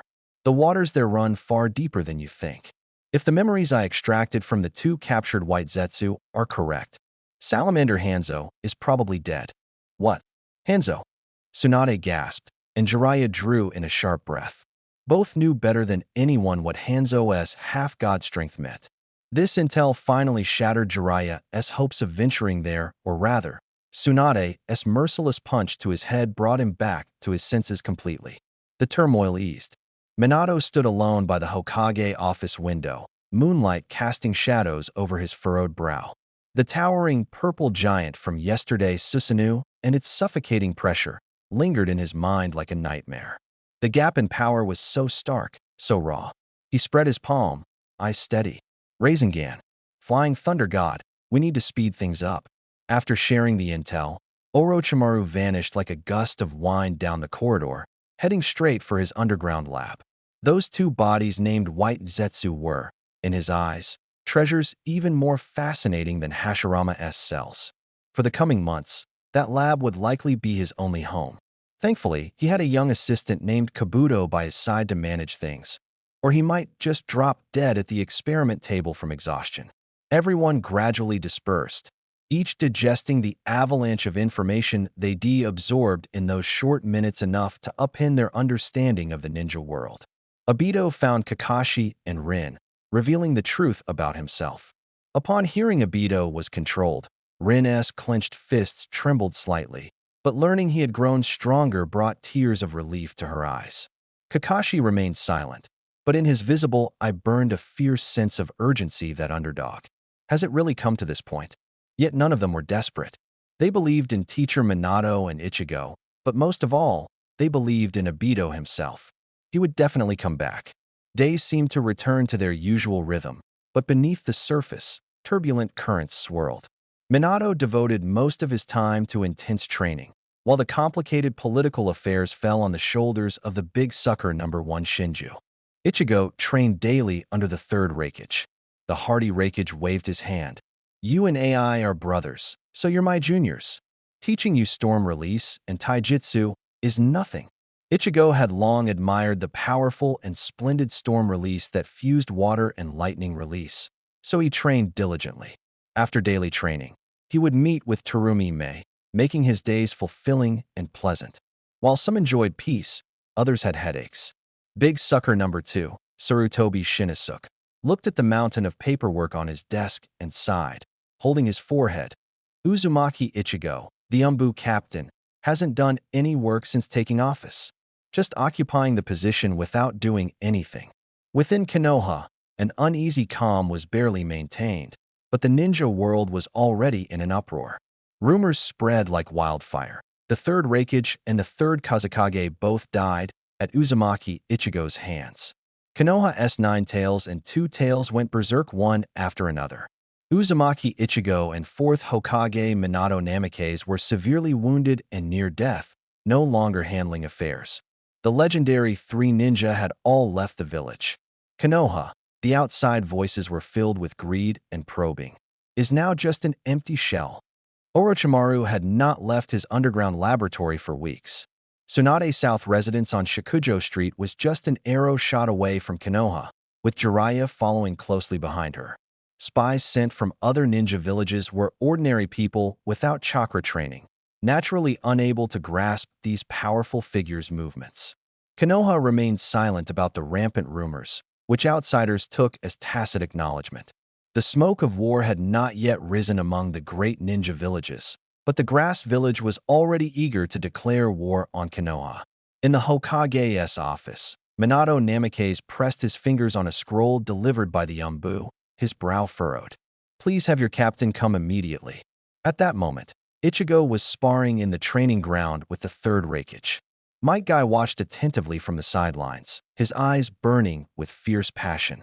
Captain Ichigo, an Umbu ninja, knelt on one knee, his voice stripped of its usual coldness, replaced by respect. The reputation of the blood-colored ice crystal was forged in the blood of shadow-level warriors. The Hokage urgently summons you. Ichigo ended his stance, wiping the sweat from his temple casually. Got it, I'm on my way. When he pushed open the door to the Hokage's office, Minato was shaking his head over intelligence reports. The grass village has openly declared war. The blonde Hokage looked up, frost gathering in his blue eyes. You need to give them a warning. Sure, for my great-nephew's sake. Ichigo waved lazily. But after this, I'll have to leave for a while. If there's an emergency, just inject chakra into my flying thunder god Kanai. Minato nodded in agreement. Calling on this death goddess power always required a price. After entrusting Kisame and Kakashi to Orochimaru, Ichigo instantly appeared in Kirigakure.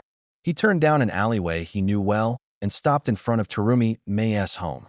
But the door was opened by a middle-aged woman with exquisite makeup. Mei's aunt. Ichigo froze unexpectedly. The woman studied his features, a smile spreading from the corners of her eyes. Her daughter's mysterious romance over the years finally surfaced today. Come in and sit. Mei went out on business, but will be back soon. She warmly pulled her son-in-law inside and handed him hot tea. Tell Annie how you met our Mei. Before he could finish his cup, the entrance suddenly burst open with a roar. Blood-colored ice crystal. How dare you touch my wife? Terumi Mei's father steamed with heat, molten chakra swirling beneath his skin like lava. This veteran returning from the battlefield knew better than anyone the terror of the man before him. Even Mei's mother, who had never been on the battlefield, instantly changed expression. She had heard the code name from trembling survivors. It was the nightmare that woke Kirigakure's ninja at midnight. Ichigo raised both hands, his voice calm and light. Uncle, I'm not here to fight. I'm just here to find Mei. Ichigo's words had just. The moment Luo's father flew into a rage, his face flushed red. You dare set your sights on my daughter? Today, I'm going to settle this with you. To prevent the conflict from escalating, Ichigo raised his hand and waved it. A chilling cold surged forth, instantly encasing Luo's father in a transparent crystal of ice, forcibly making him cool down. Luo's mother nearby calmed down upon seeing Ichigo's attitude. She reconsidered. What is the fearsome reputation of the blood-colored ice crystal compared to this? What mattered most was her daughter's happiness. Besides, this young man's strength was truly outstanding. Just then, Temari Luo came in carrying some snacks and froze at the doorway. In the living room, her mother was cheerfully chatting and drinking tea with Ichigo, while her father was sealed inside a giant block of ice, only his eyes turning angrily. Uzumaki Ichigo, what did you do to my father? Let him out immediately. Ichigo, who was engrossed in conversation with his future mother-in-law, stiffened at the back. Oh no, I was so caught up talking that I forgot about my future father-in-law. He immediately stood up, waved his hand to dissolve the ice crystal, and quickly drew out the chill from Luo's father's body. Luo's father shivered, his complexion gradually returning to normal. Uncle, are you all right? Temari Luo looked at her parents, who wore puzzled expressions, sighed, and carefully explained the whole situation. Luo's father clenched his teeth, silently lamenting. My little darling has ultimately been targeted by an outsider wild boar. But Luo's mother became more and more satisfied as she listened these days. It's hard to find such a strong son-in-law. Temari Luo decisively declared, we've been together for a long time. Whether you agree or not, I want to separate from him. At worst, I'll move to Konoha after all. Ichigo can fly with the Thunder God technique and can come back instantly whenever he wants. Luo's father was powerless to argue. His daughter wasn't even married yet, but her heart had already flown away. Despite the twists and turns, Ichigo finally left Kirigakure with Temari Luo. Their official government-funded love journey had begun. They walked and stopped along the way, and when they entered the Fire Country border, sure enough, they found a squad of grass shinobi secretly moving toward Konoha. Ichigo raised his hand, and a wall of ice thunderously rose blocking their path. His voice was like a cold wind sweeping through the forest. Turn back now to the grass village. Konoha will not pursue it. Anyone crossing this line dies. The leader of the grass, Shinobi, sneered. Brothers, looks like the rumors were true. The blood-colored ice crystal and the fourth Hokage really are severely injured and on the brink of death. The grass shinobi instantly became excited, as if they saw ninjutsu and treasure flying before their eyes, rushing toward the ice wall. Words can't persuade those who seek death. This time Ichigo didn't use ice release. He flicked a coin between his fingers. Black lightning crackled around him. Super electromagnetic cannon, modified. The black beam tore through the air, slicing through the entire forest. Everything in its path was obliterated. Temari Luo stood beside him, eyes wide. In just a few months, he had become so much stronger. After clearing the area, Ichigo decided to infiltrate the grass village to investigate. He didn't believe that without backing, the grass shinobi would dare provoke Konoha. The moment he stepped into the village, a cold wave swept through, freezing the ground. The grass shinobi completely lost their will to fight and fell to their knees begging for mercy. It was a Wagakure that forced us. They said if we declared war on Konoha, they'd give us 1A rank jutsu and 10B rank jutsus. Ichigo ignored the grass village chief's rambling. His sensory perception, like invisible tendrils, led him straight to a dilapidated hut at the edge of the village. The door hinge gave a harsh creak. Inside, two red-haired women huddled in a corner, trembling.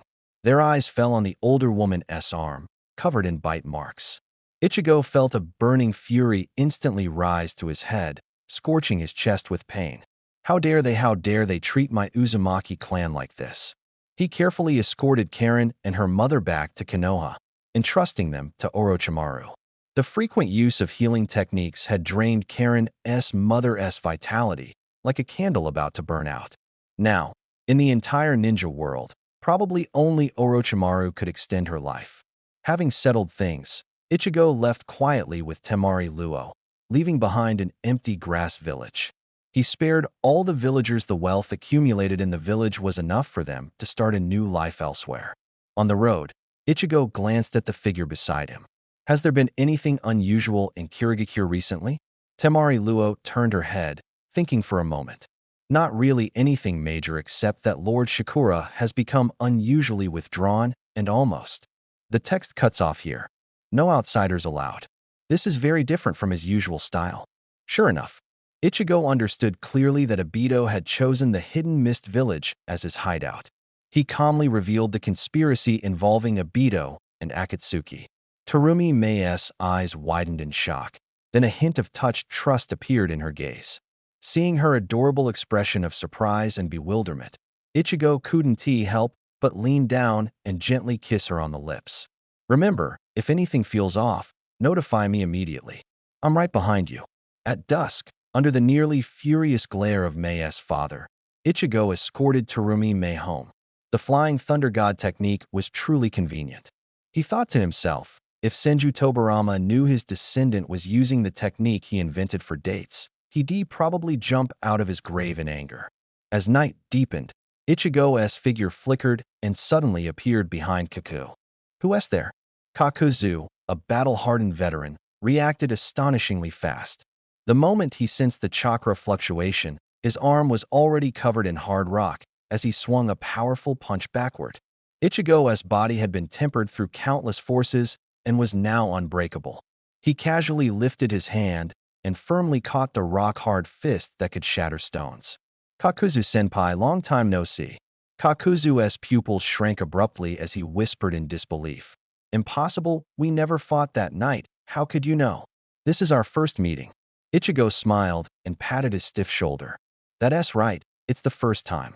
I had planned to visit you in the hidden waterfall village when looking for the Seven Tails, but I didn't expect you had already joined Akatsuki. Cold sweat poured down Kakuzu's back. Here and now, there was no help in sight. He had lived nearly a century and even survived an assassination attempt on the first Hokage. Could he really be undone by this young man for no reason today? He couldn't escape, and he couldn't win. Resolute, Kakuzu closed his eyes, waiting for the end. But the expected fatal blow never came, and humiliation welled up first. If you want to kill me, then kill me. I'm Kakuzu. I've faced Senju Hashirama himself. There's no need to humiliate me like this. He suddenly opened his eyes and saw a playful smile on Ichigo's face, fueling his anger. Don't be mad, senpai, Ichigo said casually. I have no intention of being your enemy. I'm here for two questions. First, where is the seven tails hidden in the hidden waterfall village? Second, where does your Akatsuki get its intelligence? Kakuzu, who despised betrayal above all, gritted his teeth. Don't even think about it. He spat, his green eyes flashing fiercely. I'm no saint, but I have my principles. You want me to betray the organization? Dream on. Ichigo shook his head slowly and extended a single finger. 100 million. Kakuzu rolled his eyes, but said nothing. 200 million. 300 million. Ichigo saw the twitch in Kakuzu's facial muscles and the fierce struggle in his eyes. He knew the bait was taken. Forget it. I'm leaving. Kakuzu suddenly looked up, his hesitation turning into resolve. Using some outdated intel for money, how was that betrayal? It was making money for the organization. Wait, I'll give it. He exploded with unprecedented speed, shoving a scroll into Ichigo's hand. This intel was sent by someone inside Konoha, a member of the Umbu. Ichigo took the scroll and smiled. Senpai, that's 300 million. Keep the Flying Thunder God seal for now. When I come back to look for the seven tails, I'll bring the money. Hearing there was more business to come, Kakuzu's face lit up. Enemy? No, he was clearly a money god. Gladly, boss. Always at your service. He grabbed the sealed scroll filled with money, his eyes wide as he sat down right there, eagerly counting it, completely ignoring Ichigo. Ichigo quietly left, rushing back to Konoha that night. He went straight to the next door room and knocked. Inside came the sound of a baby crying, followed by Kushina's angry shouts. Minato Namikaze hurriedly calmed his wife and child, then stepped outside and bumped into the serious-looking Ichigo. Before Minato could speak, Ichigo pulled him into his room. Minato, look at this. Minato unrolled the scroll, his brow furrowing tighter and tighter, veins bulging at his temples. Ichigo had never seen him so angry. Danzo, I must. I'll kill you. Ichigo pressed on his shoulder. How about tonight? We strike directly at his stronghold? The two exchanged a glance, then silently crept toward the root base. Root-S shinobi have long lost their emotions. They only execute orders mechanically, Ichigo whispered. Those we can save, we save.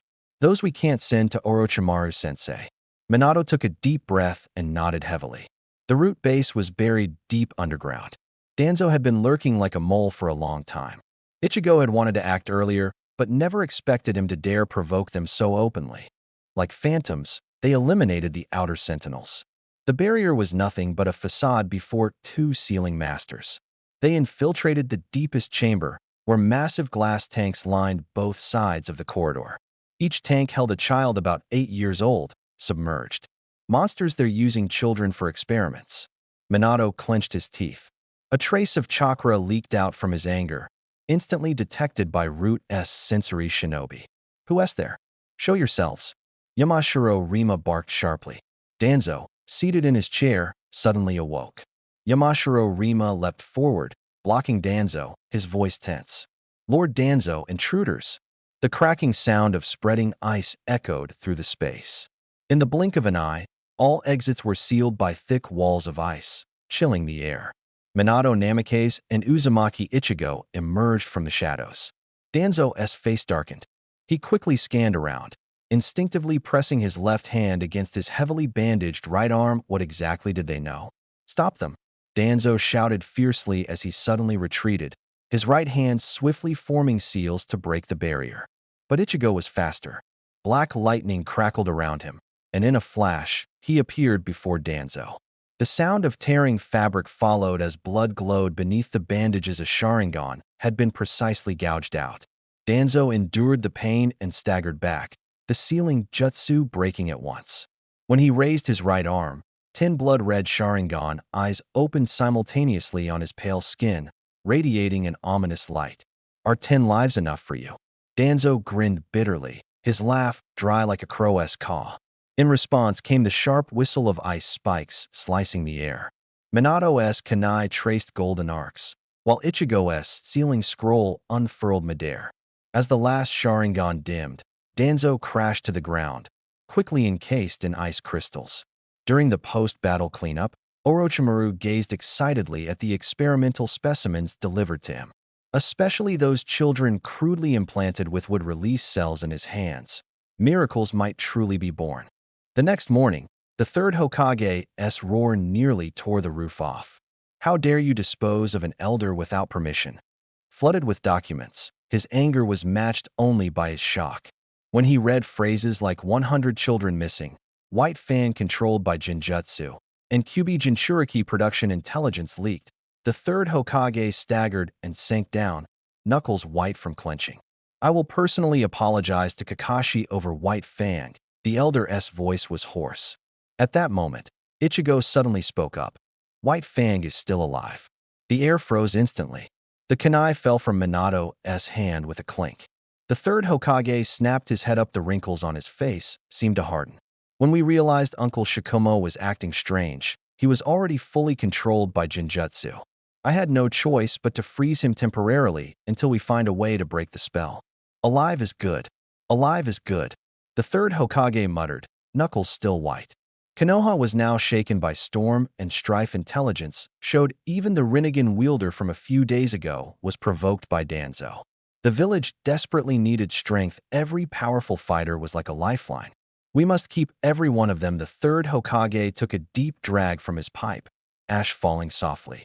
If Konoha fell by his hand, how could he face the first and second Hokage in death? Beside him, Ichigo silently watched the elder's trembling back. He understood this pain like Minato walking down a dark path, suffocating far worse than death. Let us go, Minato. Ichigo turned and patted his companion's shoulder. Time to test the power of this eye. The hospital reeked of disinfectant. Uchiha Fugaku leaned against the bedpost, his eyes rimmed in blue. Fugaku bro, getting the mangekyo and not telling me. Ichigo pulled back the curtain. He laughed heartily. You're being way too formal. Fugaku forced a bitter smile, pressing his throbbing temple. Don't even mention it. The backlash from the Nine Tails chakra and the ocular jutsu is worse than any wound the enemy ever dealt. Tsunade and Orochimaru entered the hospital room one after the other. The blonde kunoichi swiftly lifted Fugaku's eyelids. Medical chakra glowed green. The pupil atrophy is progressing abnormally fast. If you keep abusing the mangekyo, you'll go blind sooner or later. The Uchiha clan's ancestral records call this the curse of the Sharingan, Fugaku said, shaking his head, his vision already blurring. Gaining power slowly consumes your light. Orochimaru's vertical pupils narrowed slightly. He had planned to defect and establish his own research base, but now, Konoha was an endless treasure trove for research. The white Zetsu cells they collected the other day hadn't even been fully analyzed yet, and now another batch of mangekyo were delivered. He licked his sharp teeth. Give me 2 days. Maybe I can find a way to slow down the blindness. Fugaku shivered under the scientist's eager gaze and quickly turned to Ichigo. What brings you here? Ichigo pulled out several glass jars confiscated from Danzo's base. Inside, the liquid floated over 10 blood-red Sharingan eyes. We need your help to identify the real mangekyo. So many. Fugaku gasped. Orochimaru, standing nearby, almost pressed his face against the glass jars. He could only observe Kakashi and Obito's eyes from afar, but these unclaimed Sharingan. Tsunade skillfully sterilized the instruments.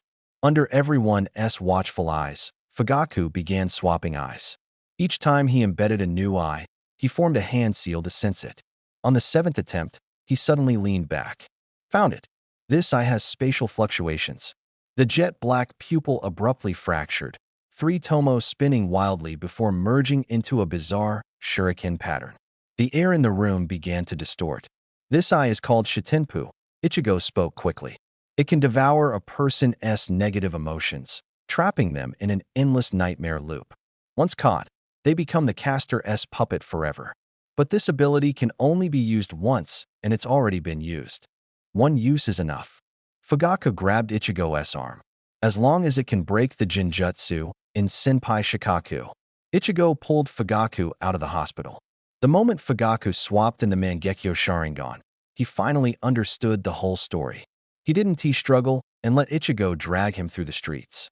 Finally out of that place, Fugaku exhaled. Orochimaru's snake-like eyes always sent chills down his spine.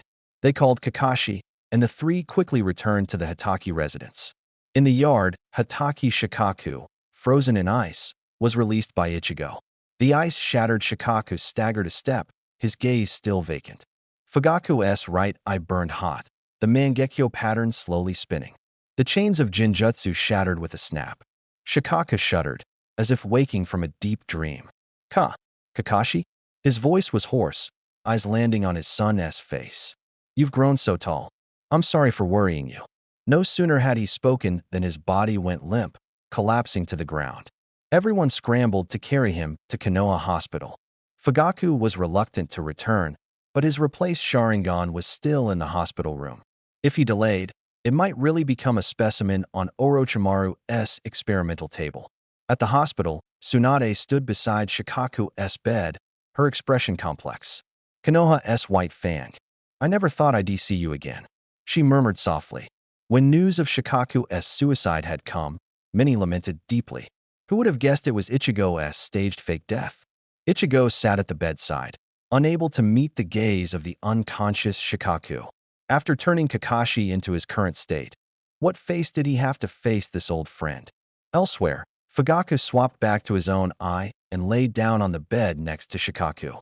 Orochimaru's fingers lightly stroked the blinded Mangekyo, his eyes gleaming with greed.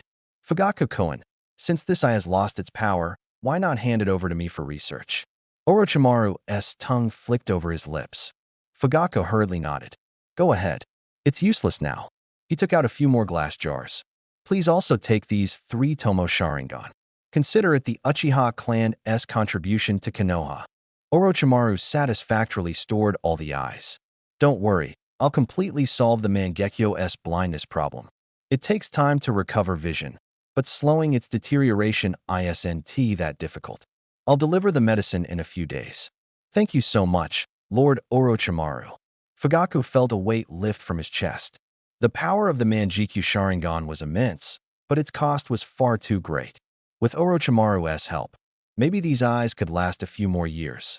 After Tsunade finished checking the 2 men's injuries, she left heading clearly to Orochimaru's lab. She, too, was curious about the secrets of the Manjikyu Sharingan. Night had deepened. The spacious hospital room held only Fugaku, Tsukumo, and Kakashi, who was asleep, slumped over the edge of the bed. Sasuke was too young, and after a short while, Mikoto had gone home. In the early hours of the morning, Tsukumo slowly woke. He turned his head and saw his son's little head resting on the edge of the bed, and a sharp pain stabbed his heart. A sudden calamity had made him miss the most important years of Kakashi's growth. These years, this child must have suffered greatly.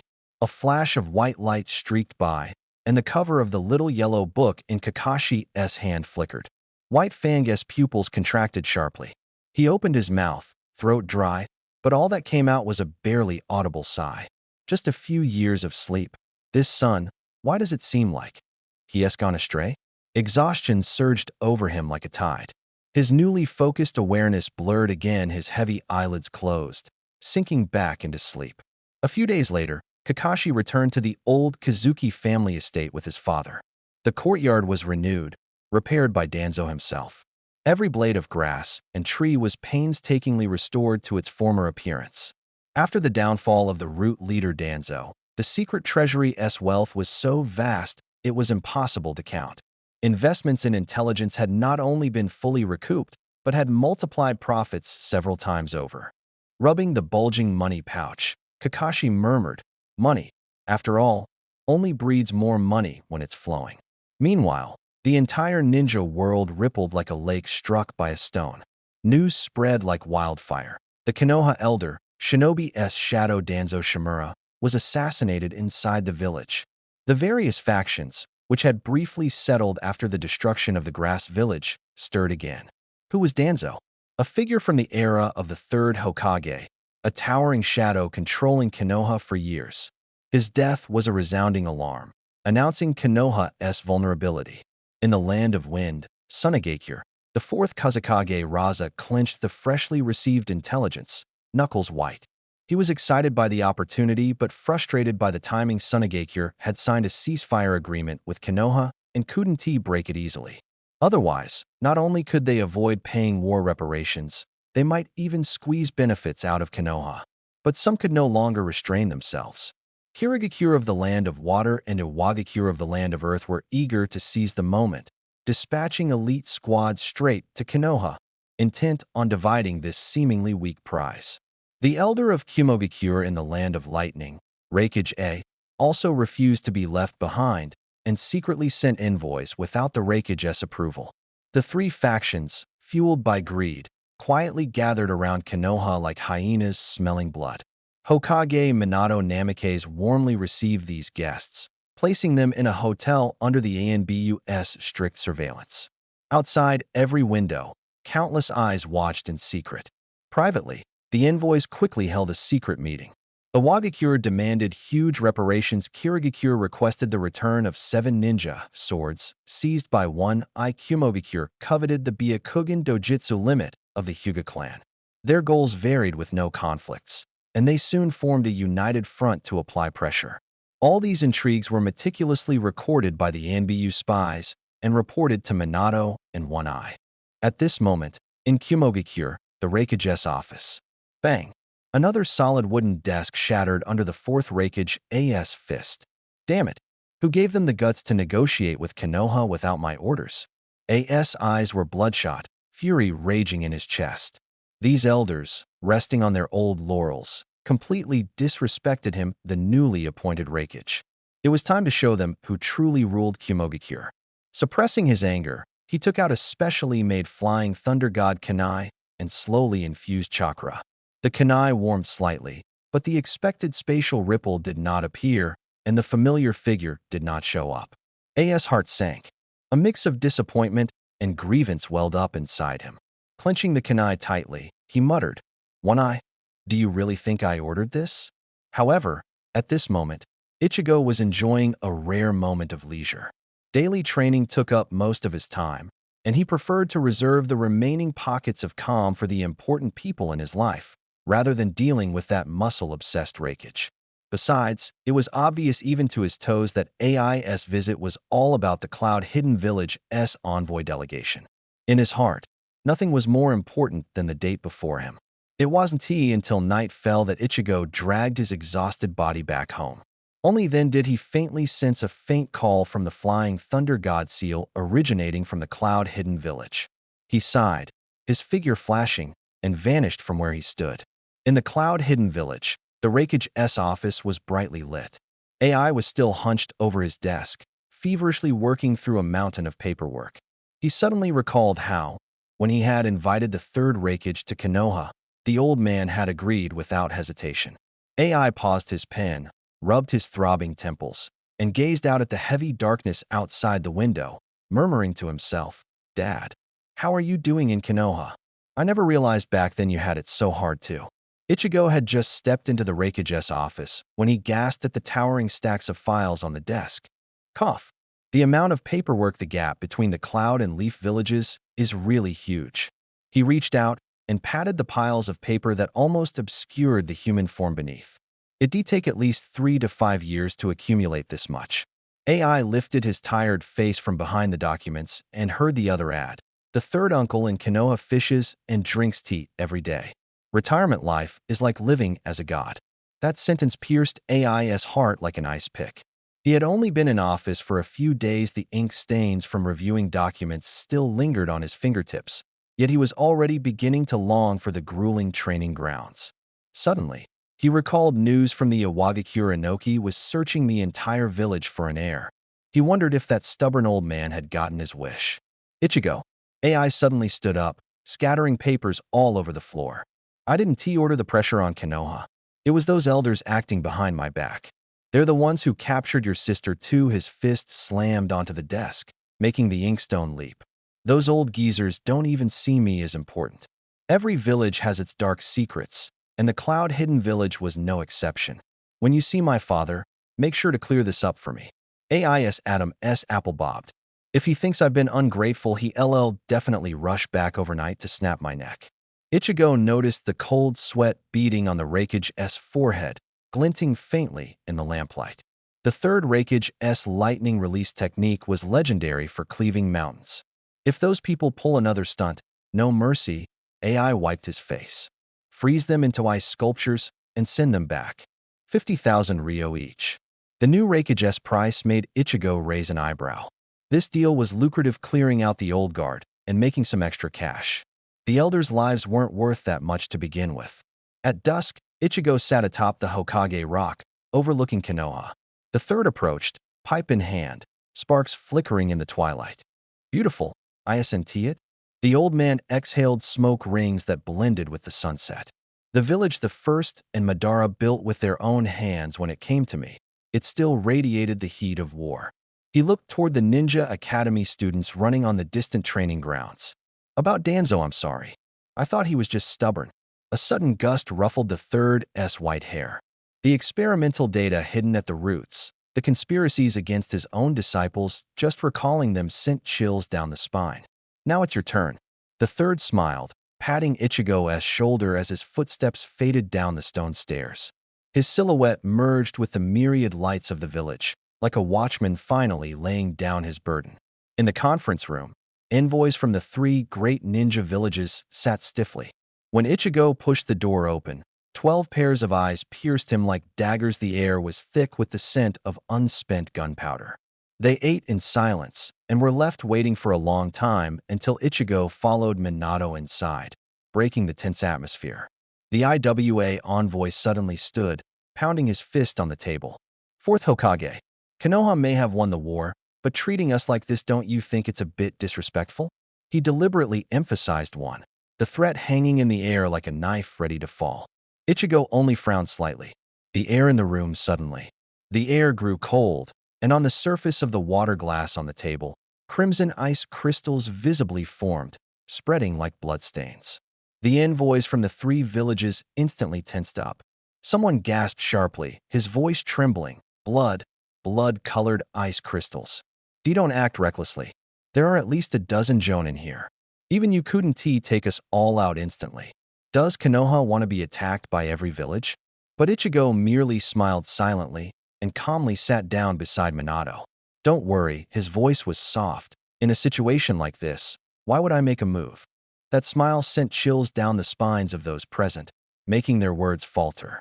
It wasn't he until Ichigo raised his hand and put on a pure white mask without any markings that the negotiations could continue, albeit with difficulty.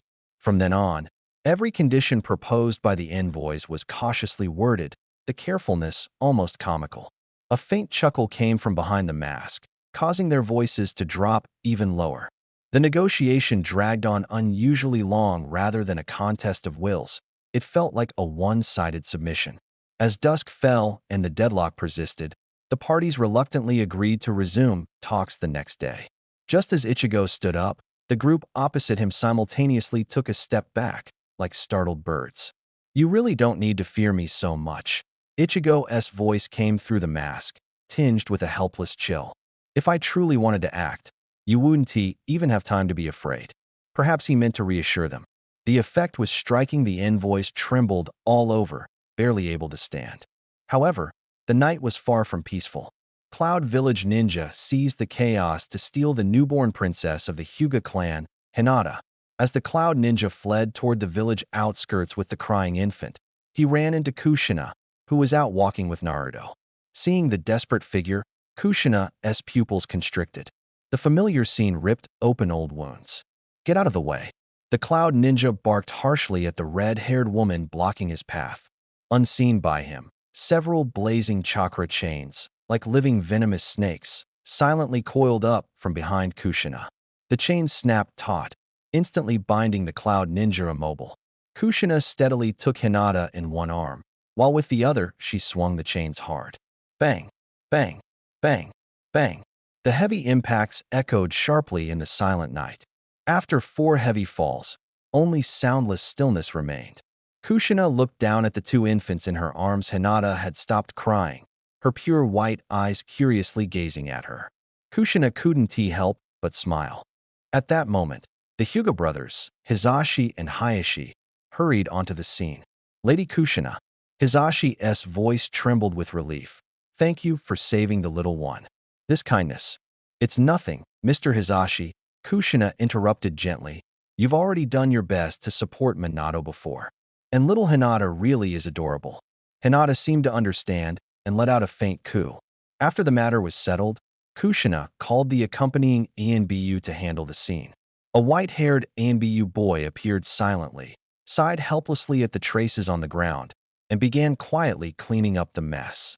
With Lady Kushina being so formidable, who needs my protection?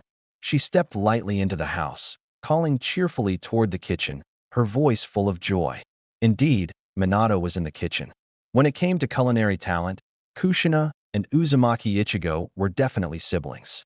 After tasting their cooking, you'd swear even the plates had flavor. Minato smiled involuntarily as he listened to his wife share her thoughts. For him, sharing her happiness was the greatest joy. However, this tranquility was shattered the next day. Envoys from other ninja villages came knocking, their tone aggressive. Konoha owes us an explanation. Besides yesterday's terms, you also need to pay a huge compensation for mental damages. With Ichigo absent from the meeting room, these people's confidence surged, their speech quickened. Looking at the three village representatives glaring fiercely ahead, Minato couldn't help but miss Ichigo, who had left early for a mission. Both were Konoha's top fighters, yet Minato really couldn't understand why these people cowered and stammered in front of Ichigo, yet acted so boldly now, daring to strike so hard at himself. Just as the opposing side was preparing to apply further pressure, a bone-chilling coldness spread through the air without any warning. Outside, Ichigo was still showing respect to the Hokage. Hokage-sama, the mission is complete. Everyone's gaze focused on the lazy little cat resting on Ichigo's shoulder, and their hearts collectively sank. Then, Ichigo's calm words exploded like thunder. Yuki, Kiri, and Iwa, each village got a blast from me. In an instant, the conference room fell into a terrifying silence. The cold seemed to seep into everyone's very bones. Two tails, one blast. The meaning behind those words couldn't have been clearer. The negotiations were immediately cut off. Several delegates hurriedly sent people back to their countries to verify the news. The hardest hit was the Iwa village, where Ichigo had few acquaintances and fought without any restraint. That blast nearly drained all of the Two Tails chakra, freezing the entire village beneath a thick glacier within 100 miles. Not a drop of water remained, only cold ice. The other two villages fared somewhat better, but still suffered heavy casualties. After this incident, the major ninja villages fully understood the true meaning of a human nuclear weapon. Once Ichigo set his mind on killing, aside from the Kages of each village, few could survive a single strike from him. The talks ended abruptly. The three villages not only paid huge reparations and metal resources to Konoha, but also individually handed Ichigo an enormous service fee. After signing the agreement, these three unlucky parties slunk back home. Konoha emerged as the sole victor in this ninja world war, escaping unscathed, and officially declared its withdrawal from the conflict. The other villages were already at their limits. Subsequent skirmishes were merely to gain a few more chips at the negotiating table. After discovering the Akatsuki organization, Iwa village began frequently hiring them to attack other countries' ninjas. With Akatsuki's help, Iwa became the second village to successfully extricate itself from the quagmire of war. Sunagakure, exploited successively by Konoha and Iwa, was already overwhelmed and no longer able to pay reparations to Kirigakure. So, the acting Kazekage, Raza, devised a debt for service plan. The best candidate to appease Kirigakure's wrath was none other than his biggest political rival, the Scorch-style ninja, Yukura. Raza's hold on the Kazekage position was unstable. He wasn't in power due to absolute strength, but because of his money-making ability. Once Sunagakure's crisis was resolved, Raza's position would likely be at risk. After secret talks with Kirigakure, Raza ordered Yukura to go there and negotiate. She didn't ask any questions and set off alone. In Konoha, Ichigo was staring up at the sky, complaining. When is the six-tails rhinoceros going to be revived? Damn third Mizukage, he didn't even think about the tailed beasts before he died. The nine tails on his shoulder sneered. Weren't you quite impressed with him before? No way. I need to check Kirigakure again. By now, The six tails should have been revived. The door opened, and Kushina walked in. Yo, Minister, are you going after the tailed beasts or after people? Haven T touched that mountain of paperwork at all. She recalled the sight of the third Hokage's attendant, Sarutobi Shinosuke, that thick family hair now completely gone. Look at what you've done to Shinosuke. Even the third couldn't stand it. If you keep pushing him like this, he'll be totally bald. Ichigo stroked his chin and laughed. Isn't that fine? He used to have so much hair, he looked like a monkey, now he's much neater. Seeing Kushina frown, he dropped the joke. Don't worry, I'll find someone to help him in a couple of days. Before he finished speaking, Ichigo activated the Flying Thunder God technique and vanished. Kushina shook her head but didn't stop him. Deep down, she hoped Ichigo and Terumi May could reach some kind of resolution. In Kirigakure, Terumi Mei's house was empty. Ichigo learned that the Kagaya clan had initiated a rebellion, and all the village's ninjas had been dispatched to suppress it. He sneaked into the Kagaya territory, where chaos reigned. The Kagaya clan's eyes were blood red, bone spikes bursting from their bodies as they frenziedly attacked the Kirigakure ninjas. Mizukage Uminokami stood at the front line, red chakra swirling around him, six massive tails forming in the air. So the six tails had already been captured by Kirigakure. The target was right in front of him. Ichigo was about to act when he suddenly stopped. Orochimaru was currently tied up, and, as his disciple, it's not like I came all this way for nothing. He turned and slipped deep into the clan's territory. Inside a cage, he found a white-haired boy carving marks into the wall with a bone spike. Who's there? Kimimaro spun around sharply. Who would come here at a time like this? Ichido opened the cage door. The boy gripped his bone spike tightly and lunged, but Ichido gently held his wrist and took away the weapon. Kimimaro didn't struggle anymore. I lost. Just kill me. Why would I kill someone trapped in a cage? The outside world, you haven't even seen it yet. Ichido bent down and picked a wildflower that had fallen at his feet. Maybe living has no meaning at all, but only by living can you encounter interesting things like you finding this flower and me finding you. He reached out his hand. Come with me. I'll help you find a reason to exist. Kimimaro hesitated for a moment, then placed his hand in Ichido's palm. The abduction was successful. When Ichido brought Kimimaro back to Konoha, Shursui was already waiting at the gate. The white-haired boy stood quietly nearby, a stark contrast to Shursui's bright smile. Hungry? I'm taking you guys for some barbecue. Shursui enthusiastically patted Kimimaro's shoulder. Kimimaro blinked in confusion.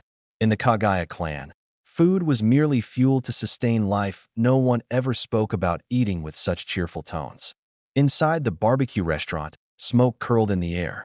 Shursui stared into the dancing flames, lost in thought. 3 years ago, he first met Akakure here. The crackling charcoal sounded like his racing heartbeat now. He pressed his lips together, swallowing the feelings he couldn't express when it came to emotions. He, Ichido, and Minato all struggled to open up. After the meal, Ichido took Kimimaro to Orochimaru's laboratory. Incredible! Orochimaru's golden vertical pupils shone with excitement. The monitoring instruments beeped rhythmically as he pointed to the data on the screen. This kid's bone density is the highest I've ever seen. At 6 years old, Kimimaro's body strength already surpassed that of an average genin. Orochimaru licked his lips as if he discovered a rare treasure. He pulled out a document and handed it to Ichido. The Kagaya clan's hereditary disease has 2 triggers: bacteria introduced during bone recycling and cardiovascular lesions caused by long-term calcium deficiency. The paper rustled. Even their irritable temperament may be related to calcium loss. Following this treatment plan should prevent the disease's onset, Orochimaru said, already leading Kimimaro deeper into the lab. Now, I need his cooperation for a test. Watching them disappear down the corridor, Orochimaru's lips curled into a smile. Taking Ichido as a disciple was like having a bloodhound that could sniff out treasure. As the first experiment ended, Orochimaru escorted them out of the lab. Kabuto appeared, dark circles under his eyes, and apologized. Sorry, brother. Sensei's been working on a critical experiment with the Mangekyo for 3 days straight without sleep. Ichido nodded understandingly. He glanced at Kabuto's thinning hair and muttered to himself, Looks like the hairline receding again. Kabuto seemed oblivious and disappeared behind the lab door. It's hard for ordinary people to understand the dedication of those who sacrifice themselves for science. When night fell, Ichido had Kimamaro's room all arranged. You'll stay here for now. He opened the window, the evening breeze gently stirred the curtains. Once Shigeru helps build your new house, you can choose where to live. Moonlight spilled over Kimamaro's pale face. For the first time, he showed something resembling a smile. After settling Kimamaro, Ichido quietly returned to Kirigakure. The chaotic situation made it the perfect time to act. The Kagaya territory reeked of blood. The battle was over, the clans suffered heavy casualties, nearing extinction. Ichido had hoped to sneak into the warehouse amid the chaos, but the fighting ended too quickly. He never got the chance.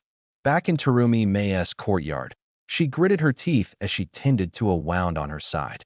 The instant the medicated cloth touched her skin, pain made her fingertips tremble, cold sweat soaking her temple. Ichido hurried over, biting open a porcelain vial to drip a cool liquid onto her injury. Mae's tense shoulders finally relaxed. What's this medicine? Got it from Orochimaru-sensei. Don't worry, it's all natural. Actually, it was. The discontinued first-generation healing agent was mild in effect, just right for ordinary wounds. He gently held her close, wiping the sweat off her temple with his fingertip. Still hurting? Terumi Mae shook her head, then suddenly tilted her head and pecked his cheek. What are you two doing? The courtyard gate was suddenly pushed open. Father Mae, having just dealt with the aftermath of the rebellion, froze in place, watching helplessly as his precious cabbage jumped straight into a pig's mouth. Terumi Mae's ears turned red as she hurried inside, while Father Mae glared at Ichigo, but dared not make a move. This guy's strength was unfathomable. Ichigo scratched his head awkwardly and smiled foolishly. Nearby, Mother Mae couldn't bear it any longer. She grabbed her husband and walked outside. Young people and their love affairs, old folks should just stay out of it. Once the courtyard quieted down, Ichigo pushed the door open and stepped inside. Terumi Mae was rolling on the bed, clutching a pillow. When she saw him, her movements froze abruptly. Her eyes first darted away in panic, then flashed with a hint of murderous intent, followed by a bitter struggle, and finally settled into lazy resignation. You didn't see anything just now, she threatened, baring her tiger-like teeth. My eyesight's been bad lately, Ichigo went along with it. I really didn't see a thing. Considering her still healing waist injury, Ichigo had gone out of his way to cross the border and bring back bags and bags of treats from Konoha South Food Street. Terumi Mae stared wide-eyed at the mountain of specialty snacks, instantly pushing all awkwardness aside. Aren't you going to eat? She puffed up her cheeks and, like a little hamster, offered him her favorite Sakura mochi. Ichigo took the snack and gently wiped the crumbs from the corner of her mouth. Eat slowly. They're all yours. As the moonlight deepened, he stood up to leave. Don't go out these next few days. The Mizunozuki clan seems to be moving in the shadows, their way more troublesome than Kagaya. A breeze stirred as the flying thunder god technique whisked him away. After he disappeared, Mother Mae silently appeared in the shadow of the porch. Oh my, got a boyfriend and already forgot your mother? So many delicious things, and you didn't even think to share with me. Mother Mae seemed oblivious to Terumi Mae's mournful glance. She picked up a piece of snack from the table and leisurely popped it into her mouth. She ate with elegance, but with no hint of slowness. A son-in-law who's thoughtful, these treats you can't get in Kirigakure. After finishing, she grabbed a few more pieces and turned to leave. Terumi Mae stomped her foot behind her. Ichigo, who said no one's competing with me for these? Mother Mae handed some snacks to Father Mae with a light chuckle. Here, try these. Only Konoha has this flavor. I guess we're benefiting from our daughter's connections. Father Mae tried to keep up appearances and muttered, just leave them be, but Mother Mae shoved a piece into her own mouth. Hey, save some for me. Didn't you just eat at our daughter's place? Father Mae's composure shattered instantly. He snatched the snack and bit into it. His eating style was exactly like their daughter's. Meanwhile, far away in Konoha, Ichigo lay on his bed laughing foolishly. His mind was filled with the image of Terumi Mae puffing up her cheeks and snatching snacks. My Terumi, how can she be so adorable? The next day, remembering Kushina's advice, Ichigo went to visit Sarutobi Shinizuke, whose hair was thinning day by day. Well, maybe he should now be called Sarutobi Hirokuni. Word was that since Ichigo took office, this old guy hadn't slept through a full night, either working overtime or on his way to overtime. Shinizuke, hang in there a couple more days. Once I'm done with my current tasks, I'll personally find the master to brew you some hair growth tonic to bring back your old glory. In a few days, I'll bring some help too. You've been holding up for so long. 2 more days won't hurt, right? The simple-hearted Shinizuke happily accepted this empty promise. Honest men cut from the same cloth as Nawaki, how clever can they be? After comforting him, Ichigo found his first target, Hatake Tsukumo. Oh, Ichigo, Kakashi's inside. I'll go get him. No, Mr. Tsukumo, I'm here to see you. White Fang's footsteps paused. A chill ran down his spine. Sure enough, the next words came quickly. Want to return to the Umbu as a deputy captain? Kakashi's about to join too, and having you there would be a great support. Tsukumo hesitated. Kakashi had already told him the whole story. It wouldn't be an exaggeration to call Ichigo a benefactor to both father and son. After a moment of silence, he nodded.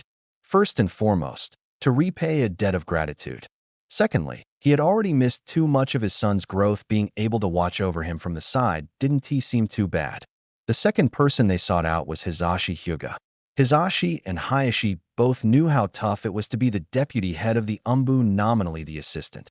But the real power was worlds apart. Just look at what happened to Shinizuke to understand. But Hisashi still agreed. When the Hidden Cloud village caused trouble back then, Kushina and Ikaku helped the Hyuga clan out, and such a debt of gratitude had to be repaid by someone. If it weren't for Fugaku Uchiha, the clan leader, being tied up, Ikaku would have really wanted to drag him along to work too. Konoha village simply didn't have enough able hands. The reliable shinobi hadn't even grown up yet. At the moment, Ikaku could only find 2 temporary helpers. With the work arrangements settled, it was time for personal matters. That Mizukage named Shikura, who knows if he was controlled by a Beto or just a natural homebody, hadn't stepped a single foot outside the Mizukage's office building in 6 whole days, under Ikaku's watchful eye. Let us stop waiting, let us go find the 7 tails first. The mini 9 tails popped out from his shoulder. That works too. Anyway, you can store chakra with me for now. Using the flying thunder god seal left behind earlier, Ikaku instantly appeared beside Kakuzu. Kakuzu was just about to strike at a bounty target when this sudden interruption startled him, and the target vanished without a trace. Uzumaki Ikaku. Kakuzu gritted his teeth. Pay up. That guy was worth 2 million just now. Senior Kakuzu, I need your help. 2 million. Now. Immediately. Where did the Hidden Water Village hide the 7 tails? I need intelligence. Pay up. Ikaku sighed as Kakuzu just kept repeating pay up, then turned and pulled out a sealing scroll. Here's 50 million as a deposit. Find the 7 tails, and I'll pay another 50 million. Contrary to expectations, Kakuzu didn't show delight, but instead frowned.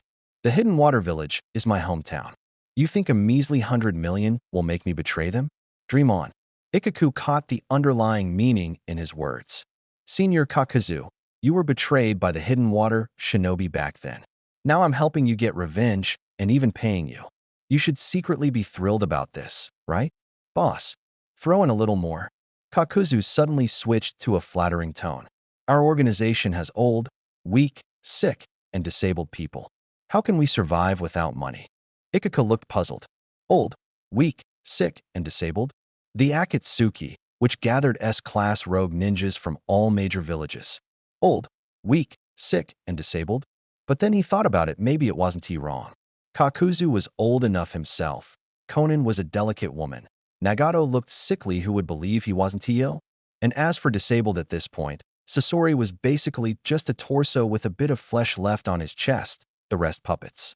Add another 20 million, that's the maximum. Deal. The boss is generous. Thanks, boss. Hearing the extra money, Kakuzu's face lit up instantly, his green eyes shining like coins. Boss, this way. We'll go collect from the Hidden Water Village now.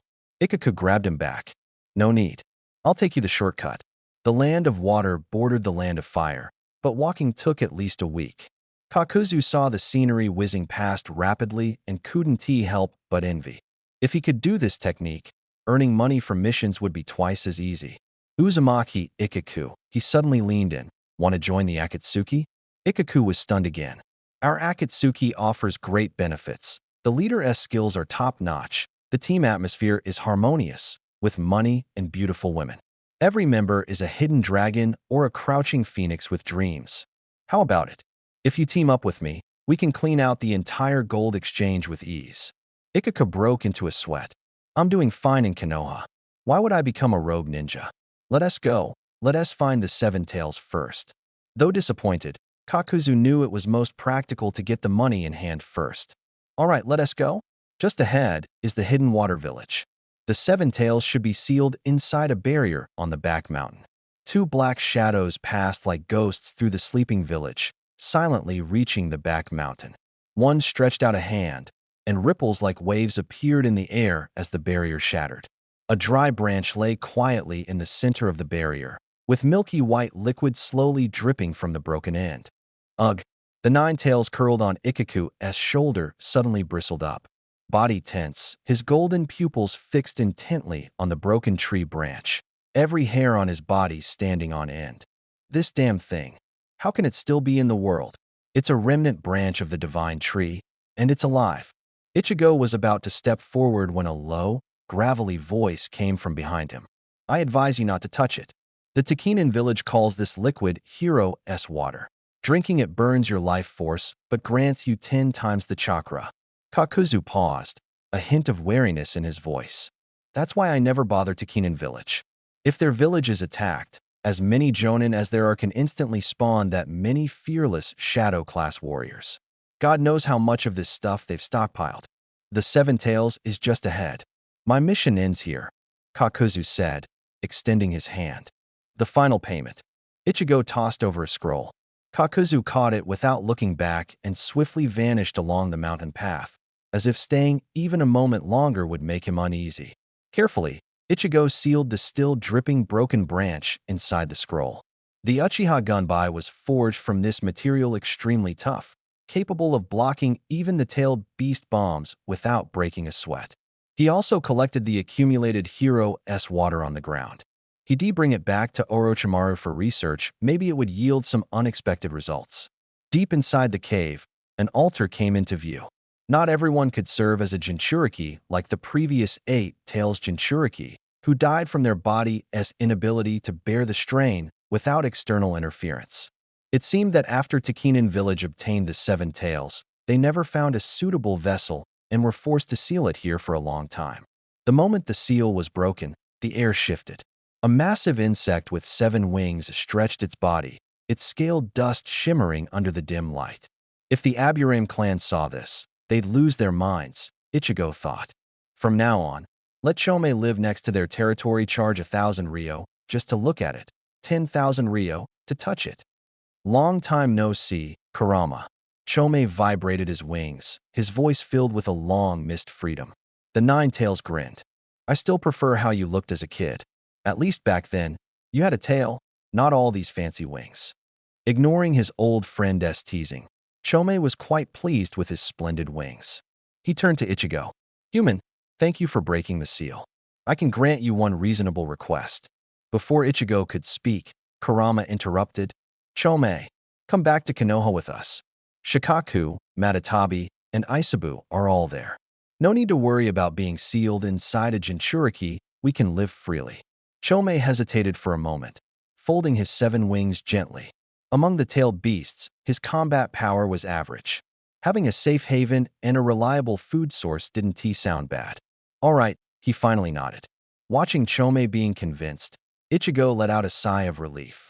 The plan to gather chakra didn't need to be rushed anymore.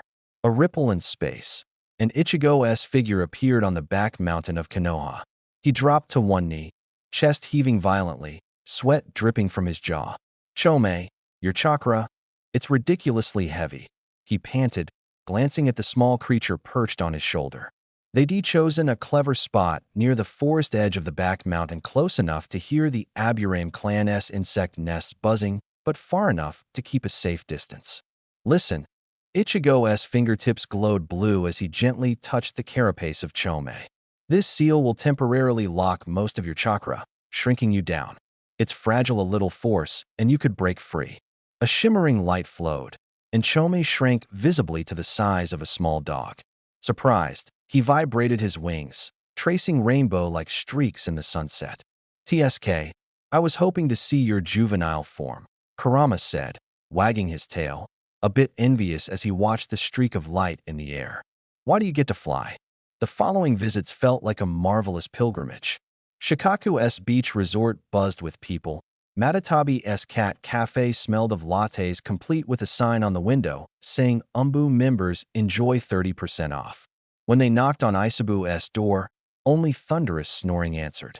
At nightfall, the five-tailed beasts gathered in Ichigo's living room. Chome looked at his glowing-eyed companions, feeling freedom for the first time. Of course, except for Isabu, who treated the sleeping bag as his home. The new life was like an opened kaleidoscope. Chome became obsessed. At the corner of the street stood the tri-colored dango stand. Every time it darted through the vendors, bamboo skewer in its mouth, a masked umbu silently appeared to settle the bill. Villagers only saw a small bug cloaked in a rosy glow flying back and forth, mistaking it for a rare ninja beast kept by some family. This is the life. In the dango shop, Chome stacked empty plates high in front of him. With his front paws, he held the seventh skewer of dumplings, the glistening sugar glaze sticking to his antennae. Just then, the door was slammed open. "Boss, you didn't save even the last skewer for me?" Mitarashi Anko leaned against the doorframe, panting, her training uniform still dust-stained. When she saw the mountain of empty plates piled before Chome, her face instantly drained of color. Chome suddenly froze. Though Anko was just an ordinary jonin, the aura of despair she radiated sent his tailed beast instincts into a frenzy. He took a deep breath, swallowed all the dumplings, smashed open the window, and streaked away like a shooting star. By the time Anko rushed over, only empty plates remained on the table, and an Umbu member was shrugging helplessly as he pulled out his coin pouch. Meanwhile, Ichigo stood outside Orochimaru's lab, holding a sealed scroll. He knocked on the cold metallic door. Inside the scroll was a precious sample retrieved from ancient ruins. In the lab, Orochimaru slowly lowered the microscope, ending days of intense Sharingan research. "Kabuto, once you finish organizing the data, deliver this vial of potion to Fugaku." Kabuto rubbed his throbbing temples and let out a long sigh. Finally, some rest. But just as the thought crossed his mind, a loud voice exploded down the hallway. "Sensei, look what I brought back." Uchiha Obito burst through the door with a bang, holding a faintly glowing branch and a rustic water gourd. "This is a branch from the divine tree. Legend says Uchiha Madara's fan that could reflect the tailed beast bomb was made from this." He shook the water gourd. "And this is Hero's water. One sip lets you exchange your life for 10 times the chakra." Orochimaru's golden pupils suddenly narrowed. With keen interest, he picked up the branch. The instant his fingers brushed the bark, he sensed an ancient, overwhelming energy pulsating faintly. Kabuto's heart skipped a beat, and his exhaustion deepened. He knew Orochimaru too, while the gleam in those eyes meant the lab lights wouldn't dim for days and nights to come. It wasn't that he feared the hardship. To study forbidden jutsu alongside Orochimaru was a path he had chosen. The medic Nin Nono had often warned him not to overexert himself, but for Kabuto, unraveling the mysteries of life was his very reason for living. Only now, he felt that meaning had become a heavy burden. That guy Obito was like a tireless husky, either tormenting himself or out scavenging for bizarre, rare things. Surprisingly, Orochimaru only examined the branch briefly before gently setting it back on the table. "Kabuto, let us call it a day." Orochimaru's voice carried a faint rasp. "You haven't slept in a week. My body's at its limit too. We'll start researching these tomorrow." He carefully locked the divine tree branch and Hero's water in the safe, and for once, he headed toward the door first. "Obito," he called back, "this branch is quite interesting. I'll craft a weapon tailored for you in due time." After leaving the lab, Obito took on the task of delivering the potion. Seeing the pale faces of Orochimaru and Kabuto, he felt they desperately needed rest before they collapsed. Walking through the Uchiha clan's streets, the atmosphere had noticeably softened. Since stepping down from his duties on the guard squad, And with the cat cafe run by ninja cats raised by the Uchiha, the clan's reputation was steadily improving. Obito knocked on Fugaku's door. A 5-year-old boy with black hair and eyes, but an unusually calm expression, answered Uchiha Itachi. Though Fugaku had agreed to take him as a disciple, Obito always thought the child was too young. "It's you, Itachi." Obito crouched down to meet his gaze. "How's ninja school? Made any friends?" Itachi shook his head lightly. "The classmates are too childish. Staying there is purely a waste of time." Obito smiled, pinching his cheek. "Don't underestimate the basics. At your age, training is essential." The text cuts off here. Being too intense will actually harm your body. Building a solid foundation at school is just right. Itachi was silent for a moment, then nodded. His father wanted him to apprentice under Uchiha One. He had to listen to his master's words. Entering the room, Uchiha Fugaku was hunched over the desk, reviewing a towering stack of documents. The sheer thickness of those papers silently spoke of the heavy burden this clan leader bore. "Fugaku," one placed a small bottle on the table, "the teacher's latest development, for you." He said this medicine can delay the deterioration of the mangekyou's eyesight, and maybe even restore a bit of the ocular power. The liquid inside the bottle glowed with a faint blue light. When Fugaku took it, his fingertips trembled slightly. Ever since awakening the mangekyo, he often woke up startled in the dark, worrying his vision might blur a little more. This bottle of medicine was like a timely rain. "Please thank Lord Orochimaru for me," he said in a low voice, unable to hide the relief in it. When he returned home, the sunset was just right. In the yard, Kimimaro quietly watched Shursui practice shuriken throwing. The two kids got along surprisingly well. One had specially prepared a large wooden cup for Kimimaro, filled every day with warm milk. With a scientific diet, Kimimaro's temperament was as gentle as a sunbathing cat. Now, only Shursui had reached the age to train seriously. The other two kids were still too young, so one only had them do basic physical training. Shursui was truly a genius. His body flicker technique had reached perfection, his figure blurred so fast that only afterimages remained. One had tried teaching him the flying thunder god technique, but that complex ceiling formula was ultimately a steep threshold. Since he was the teacher, he had to be responsible to the end. One tailored a training plan for each of them. Today was another day of hard work. He stretched and felt quite satisfied with himself. If Sarutobi Hiruzen, buried under a mountain of paperwork, heard that, he'd probably cough up blood. "Captain, doesn't your conscience hurt when you say that?" Shira and Hizashi did share some of the load, but one kept picking up more stuff from the village every day. The third rakeage, tailed beasts, Jinchuriki, the Uzumaki Karen mother and daughter who needed protection. Every target required the ANBU to guard in 24-hour shifts. Orochimaru's laboratory also had to be watched constantly to prevent explosions from destroying priceless equipment inside. Such tasks were countless.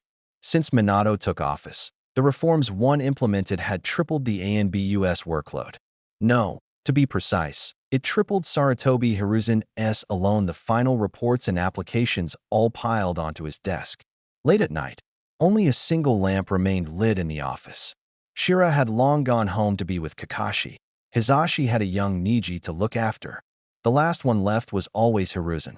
He finally finished reviewing the last document, lit a cigarette, and slumped into his chair. Smoke curled around him as he stared blankly at the ceiling. Having a family, is that such a big deal? He wasn't envious, not one bit.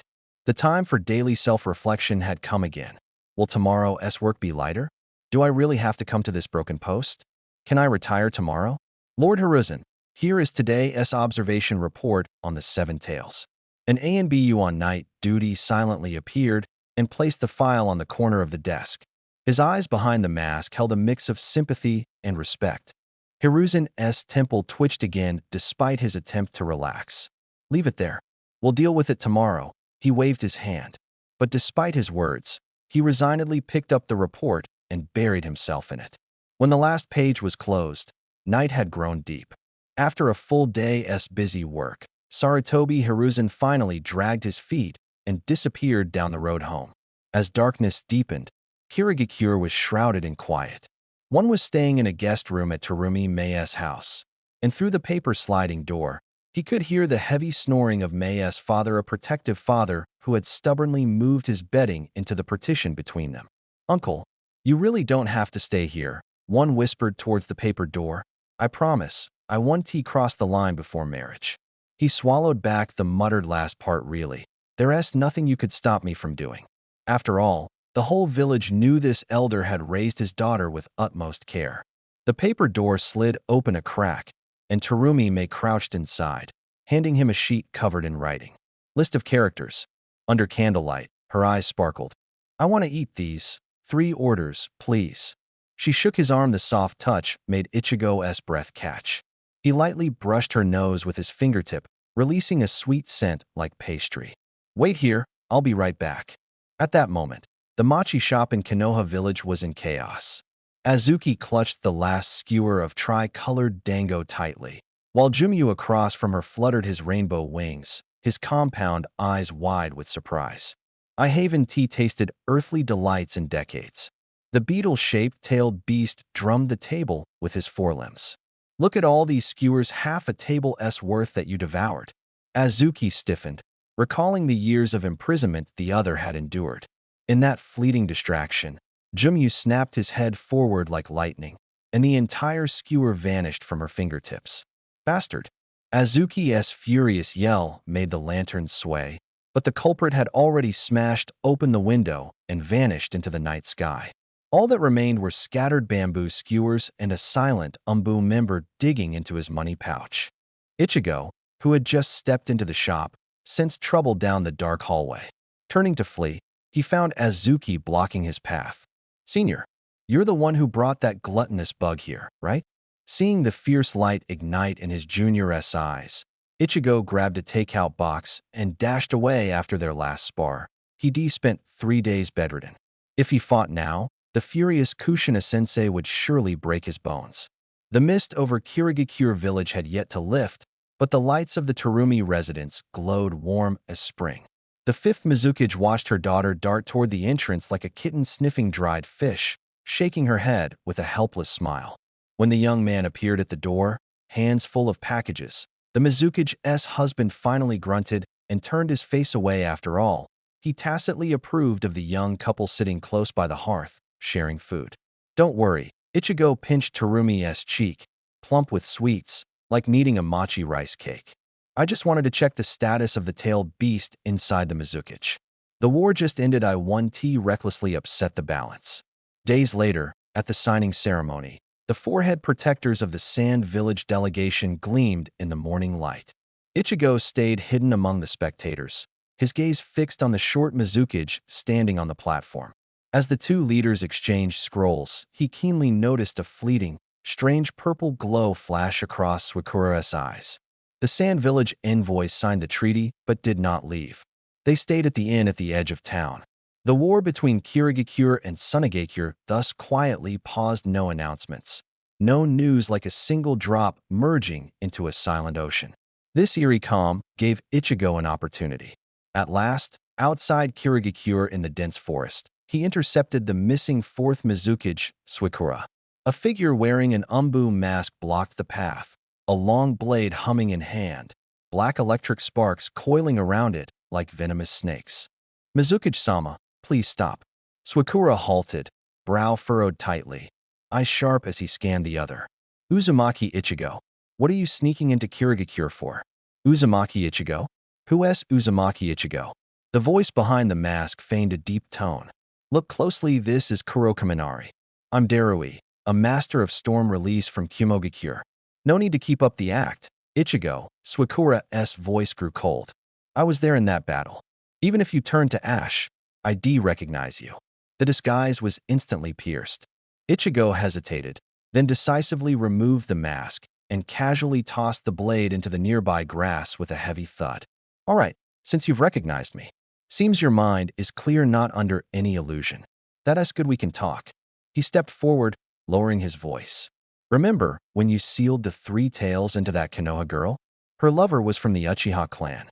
Watching his beloved die, that boy awakened the Mangekyo Sharingan. Now he is missing. I suspect his target is Kirigakure." Suikura thought it absurd.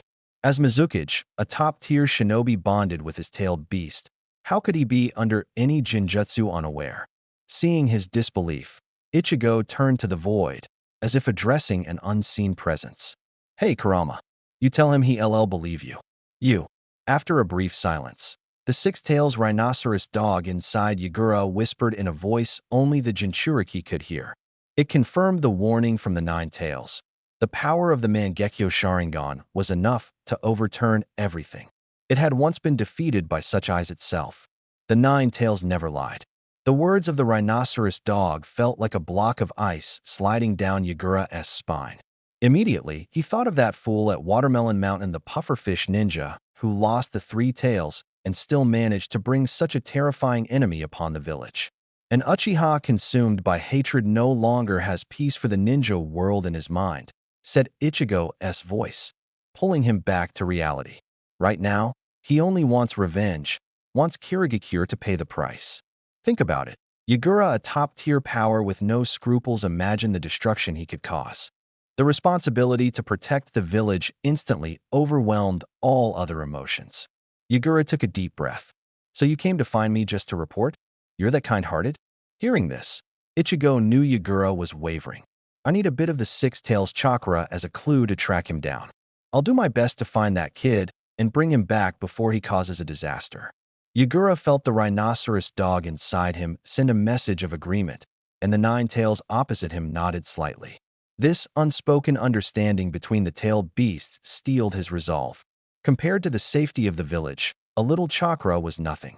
He reached out his hand, and a glowing blue orb of chakra slowly formed and floated toward Ichigo. One last question, Ichigo said as he took the chakra, curiosity getting the better of him. I've been guarding around here for almost half a month and hardly ever saw you leave your place. Why? A rare trace of embarrassment crossed Yagura's face as he scratched his nose. Well, actually, there's no special reason.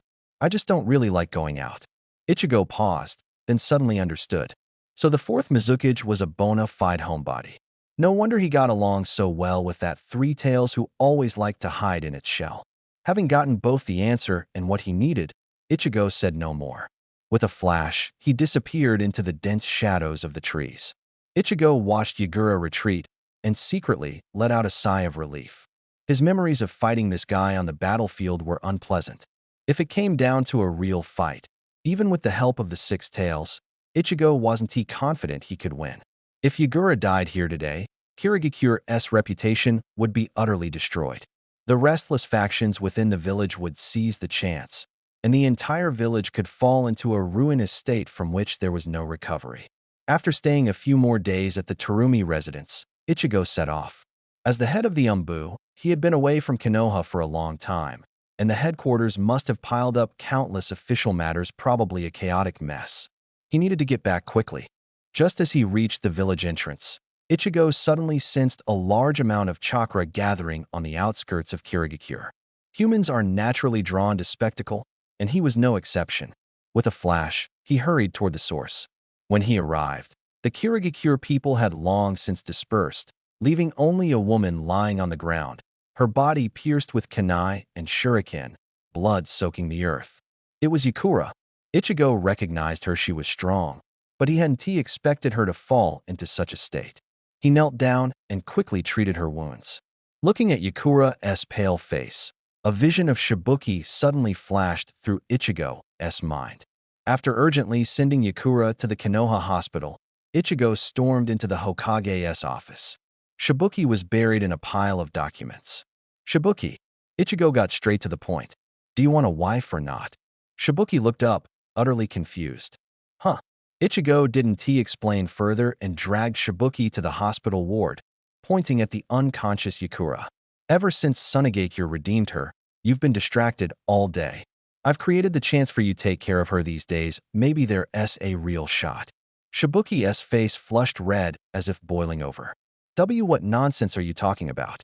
Ichigo sighed helplessly. You've been single all this time. Your sister is worried. She even came to ask me if you like men. He shrugged helplessly. What kind of stuff is that? She suspects your orientation and comes to ask me? Just because my girlfriend's not in the village, she thinks there's something between us. If you don't find a girlfriend soon, Your sister's going to. They're going to treat me like a dangerous criminal and drive me out of the village." Shigeru listened in stunned silence, finally understanding why recently both his sister and teacher Jiraiya had been giving him such strange looks. After handing Yakura over to Shigeru, Ichigo immediately rushed to the Umbu headquarters. However, the chaotic scene he had expected did not appear. All departments were orderly and running smoothly. Standing at the door, Ichigo felt conflicted. I haven't been here for nearly a month, and the Umbu is still functioning perfectly? Could it be that I, as the captain, am actually the most unnecessary one? With a touch of self-doubt, Ichigo wearily returned home, only to find the house empty. He activated his Kagura's mind-eye to sense around and discovered that Shursui, Kimimaro, Kurenai, Asuma, and Kurenai's daughter were together eating barbecue.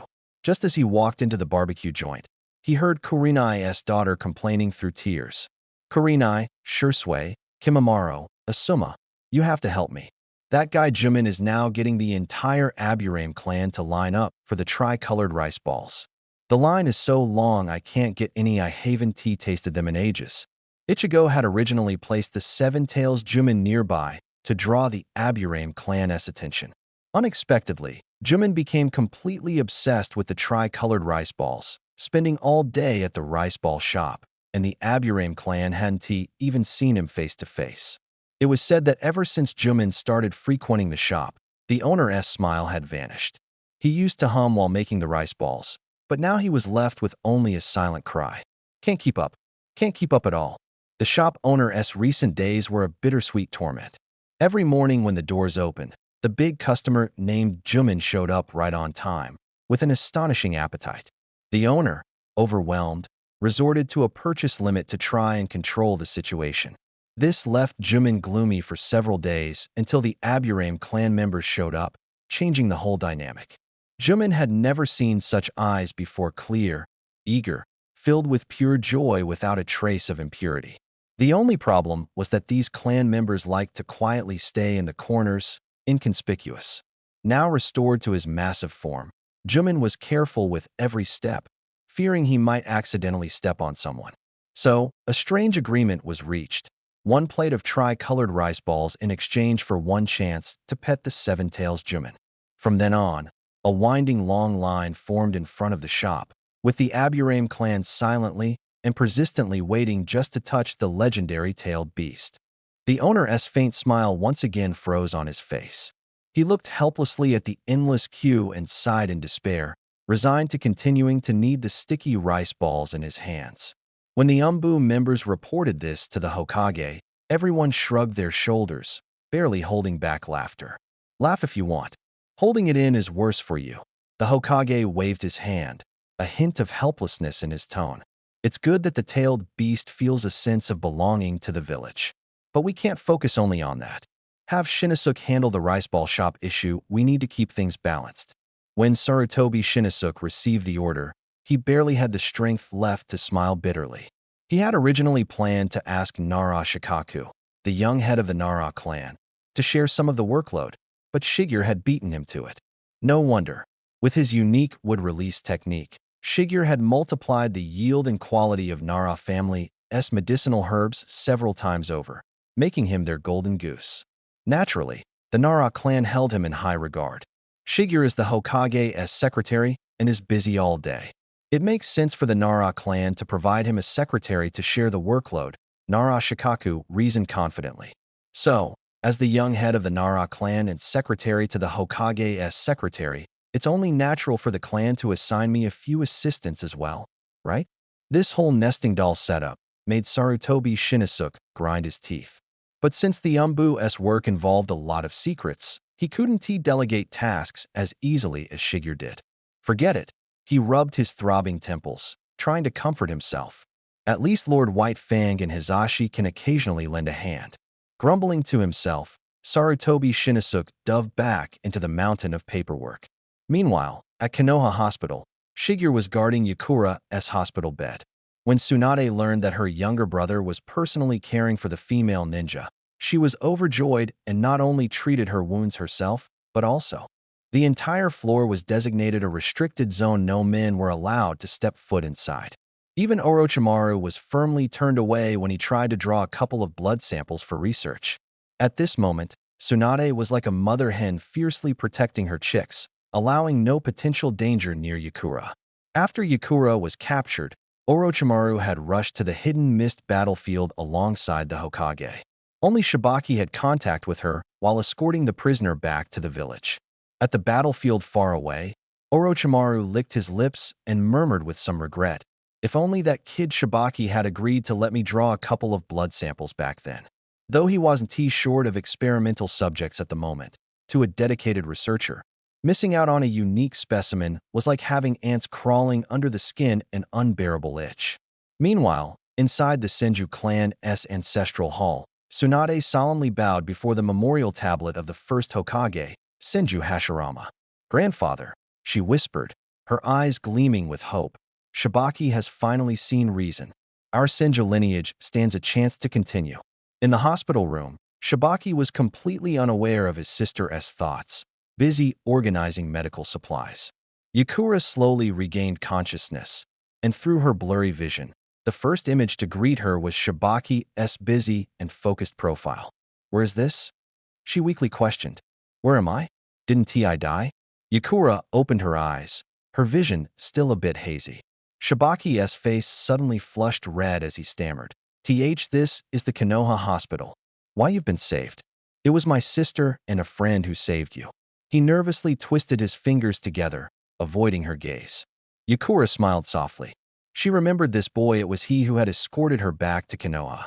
Even when he accidentally brushed against her sleeve on the way, he blushed deeply and apologized repeatedly. "Hey, finally awake, huh?" Tsunade pushed open the door, unable to hold back any longer. Her little brother had inherited their great-grandfather's bluntness when it came to feelings. When someone just asked for a location, he instead denied all credit. Was he planning to stay single forever? "Sis, don't say things like that. I didn't." Shibaki's voice grew smaller and smaller, almost inaudible. Yakura couldn't help but cover her mouth to stifle a laugh. Tsunade sighed inwardly. "Hopeless. Great-grandfather, I'm sorry our Senju bloodline might just end with this kid." Since her brother was hopeless, Tsunade decided to change tactics, first become best friends with Yakura, then slowly play matchmaker. "Yakura, your wounds have mostly healed," Tsunade said, sitting on the edge of the bed. "How about I take you out for a stroll? A good mood helps wounds heal faster." A shadow flickered in Yakura's eyes. She had risked everything for the hidden sand village, only to be so easily abandoned by it. Maybe it was time to live for herself for once. Seeing her nod, Tsunade promptly ushered the eager Shibaki out the door. Looking at her brother's dejected expression, she silently apologized in her heart. "Sorry, little brother. Leaving a good impression is better than scaring her away. If you came along, Yakura would probably run back to the sand village overnight." Tsunade took Yakura to a cat cafe. The bell jingled as a few ninja cats came rubbing up against them. Yakura crouched down, gently stroking the chin of a calico cat. In the sand village, where yellow dust filled the air and even wild grass struggled to grow, soft little creatures like these were rare. This was the first time she had ever been surrounded by so many cats. They strolled through the market, bought new clothes, and shared street snacks. By sunset, they felt like longtime friends. Meanwhile, Shibaki was quietly sobbing as he confided in his friend Ichido.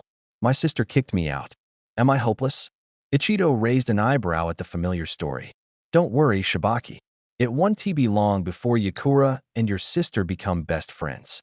Once she speaks up for you, you'll definitely make it." "Really?" Shibaki wiped his tears. "My sister helped me the same way." Ichido patted his shoulder. "All sisters in the world probably follow the same playbook." At a barbecue joint, after a few cups of sake, Yakura embraced Tsunade, tears streaming down her face. "Tsunade, I gave everything for the village. Why did they treat me like this? What did I ever do wrong?" Tsunade gently patted her back, waiting for Yakura to cry herself out. She fell asleep, and only then did he lift her up and slowly walk back to the hospital. The moonlight stretched their shadows long and thin. In the following days, Tsunade and Yakura ate and drank together, growing closer with each passing moment. But the way Tsunade looked at Yakura grew increasingly complicated. Finally, one evening, Tsunade suddenly grabbed Yakura's wrist. Come on, let us go to my brother's place. When Shinju opened the door, a smile still lingered on his face. But Tsunade's next words froze that smile in place.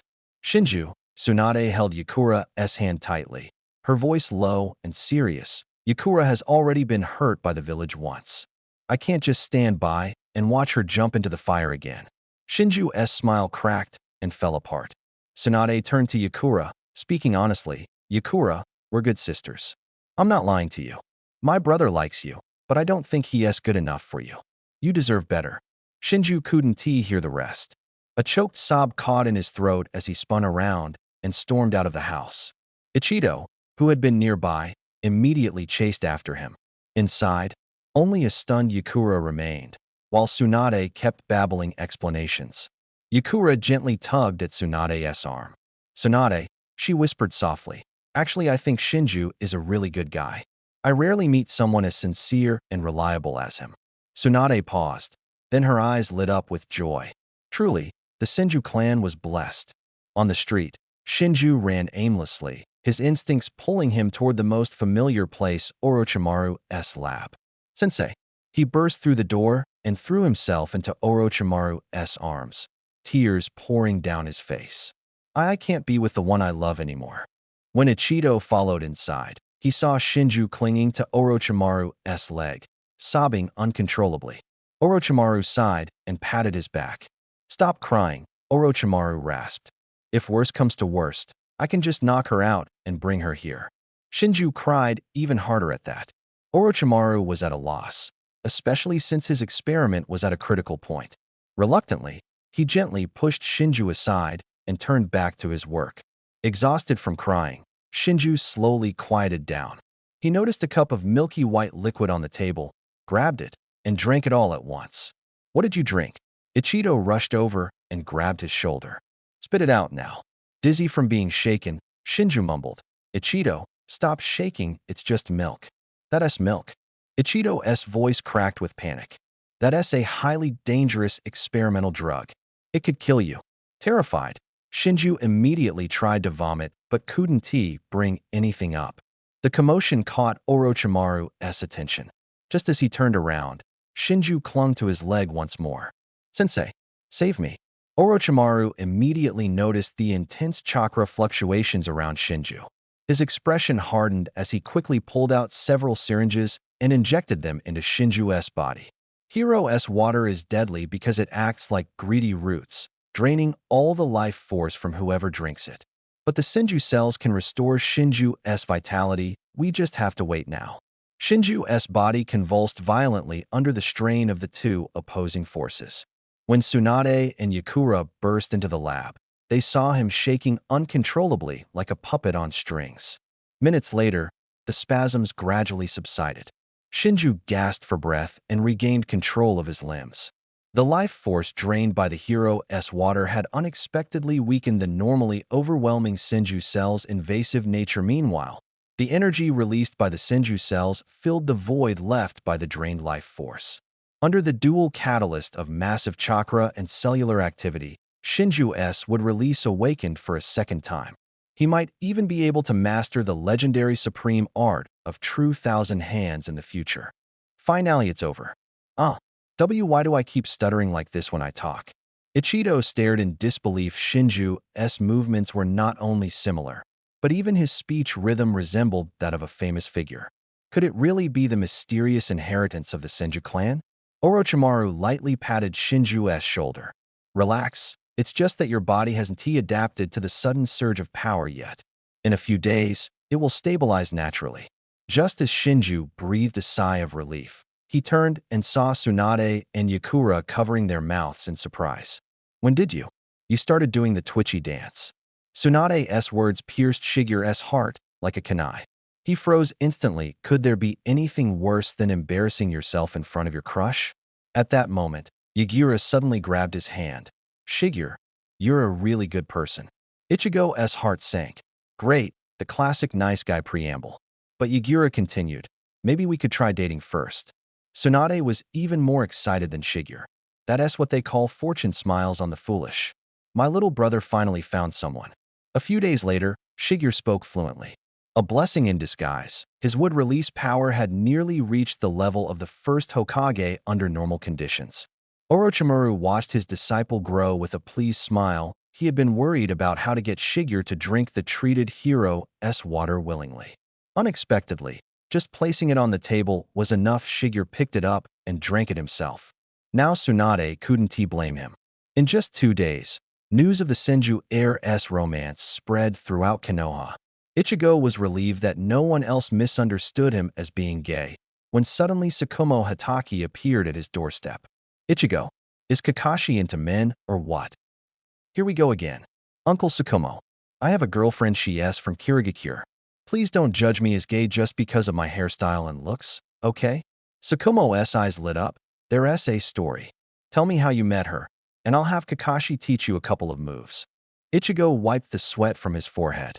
This resurrected white fang seemed to have completely unleashed his true nature, acting as carefree and laid back as the original Kakashi, definitely a father-son resemblance. Tsukumo's eyes sparkled. But that very night, Ichigo discovered that the entire Umbu was buzzing with the news that Uzumaki Ichigo had landed a Kirigakure girlfriend. Fortunately, Umbu discipline was strict, and the rumor stayed within their ranks. Having witnessed Shigeru's miserable state a few days prior, Ichigo's tolerance had grown a lot. Such minor things no longer troubled him. That same day, news arrived from the shinobi world. Kirigakure and Sunagakure had declared a ceasefire. The long-standing ninja war had finally come to an end. Yagura gripped the intelligence scroll tightly, her fingertips turning white. A tear slid down her cheek. So this is the result bought with my sacrifice? Tsunade stood nearby, feeling uneasy as well. She recalled Yagura's condition when she was first admitted to the hospital, her back covered in wounds, with deadly poison still lurking inside. She turned around and slammed her fist on the desk, shaking the pen holder. Shigeru, listen carefully. You must treat Yagura well. Otherwise, she clenched the metal paperweight, crushing it into a ball with one hand. You know exactly what kind of methods your sister can use. Shigeru swallowed hard, a vision flashing before his eyes. Jiraiya getting 3 ribs broken by Tsunade. Sis, don't worry. I swear, I'll treat Yagura well. After dealing with Shigeru's matters, Ichigo headed straight to Konoha's newly opened dumpling shop. The 7 Tails, Chome, was happily tucked away in a corner, enjoying his meal. Chome, I need your chakra, Ichigo said bluntly. There was no need for many words between them. Chome snorted, and a surge of powerful chakra flowed into Ichigo's body. Now, only the 8 Tails is left. Using the Flying Thunder God technique, Ichigo instantly appeared in the Raikage's office. AI was frowning over a stack of documents. AI, I need to meet the 8 Tails Jinchuriki in your village. AI looked up sharply, eyes as sharp as an eagle's. Uzumaki Ichigo, the 2 Tails is already yours. The 8 Tails. No way, we're not letting him go. He is my brother. Ichigo waved his hand. Don't worry. I'm not after your brother. Just a little of the 8 Tails chakra. Just a little? AI narrowed his eyes. Are you sure you don't mean a lot? His reaction was understandable. After all these years, every time he met Ichigo, he always ended up losing something. Relax, I want to take your brother. The 3rd Raikage also misses you. Want to come visit Konoha sometime? That, of course, was a lie. The 3rd Raikage was living it up in Konoha, free from official duties, spending his days drinking tea and playing chess, occasionally sparring with Ichigo, utterly content. He often said that being Raikage was no easy job, and retiring made him feel 10 years younger. Sure enough, at the mention of the 3rd Raikage, AI's attitude softened. I can take you to see him. But as for the chakra, no, you have to talk to him yourself. He immediately tossed the documents aside and almost gleefully grabbed Ichigo, heading out. The relaxed look on his face was undeniable. Clearly, he had enough of the desk. AI led Ichigo to Yunlei Gorge. This place was all too familiar to Ichigo years ago. That blast of ice-tail beast Jade had been launched in this very direction. Bye. Come out quickly. We've got visitors. AI's shout echoed through the canyon. The wind swept a few leaves past AI's side. Just then, from the other end of the hidden cloud village, deafening music erupted. Chi. La. Bye. Karabi, center stage at the concert, was completely unaware of the looming danger. eyes closed. He was fully immersed in his musical world. The audience clapped mechanically, forcing smiles onto their faces. He was a hero from the Third Great Ninja War with a somewhat unusual hobby. Everyone understood. No matter how off-key his singing was, no one wanted to ruin the hero's fun. I'll sing and dance up front. You hang yourself in the back. Now all the lights shine just for me. The crowd's expressions instantly twisted as if they'd bitten into a sour lemon. Suddenly, a shadow flashed like lightning the fourth Reikage. With a flying kick, he knocked Karabi off the stage, sending him crashing into the dirt far below. Everyone, please disperse. The Reikage's voice boomed like thunder. This kid, I'm taking him back for some serious discipline. The villagers, relieved, quickly scattered. They saw the fury burning in the Reikage's eyes, not just anger, but the promise of at least half a month of peace and quiet. He had his people clean up the venue and even gave each audience member some compensation. The Reikage walked over to the fresh, human-shaped dirt pit. Karabi sat there dazed, rubbing his head. Big bro, shouldn't you be in the office signing documents right now? There's no way you could hear my singing there who ratted me out. AI reached out and rubbed his brother's head to make sure he was unharmed. Bye, someone's looking for you. Karabi's eyes lit up instantly. Of course, someone still appreciated his music. Fans from other villages were even here asking for autographs. Big bro, where? Where are my fans? Ichigo, who had been watching from the rooftop, lightly jumped down. Hello, Karabi. We've met before, remember? I'm Uzumaki Ichigo. The light in Karabi's eyes immediately died out. Not a fan. Husso, what do you want with me? I need a little chakra from the Eight Tails. Karabi was about to agree readily. He was one of the few who knew the third Reikage was still alive. But then he thought, if it weren't for this guy, how would his concert have gotten ruined? Want some chakra from the Eight Tails? Sure. But first, get past me. Karabi stood up and grabbed the microphone off the ground. You have to stay here and listen to me finish the song I was just interrupted on.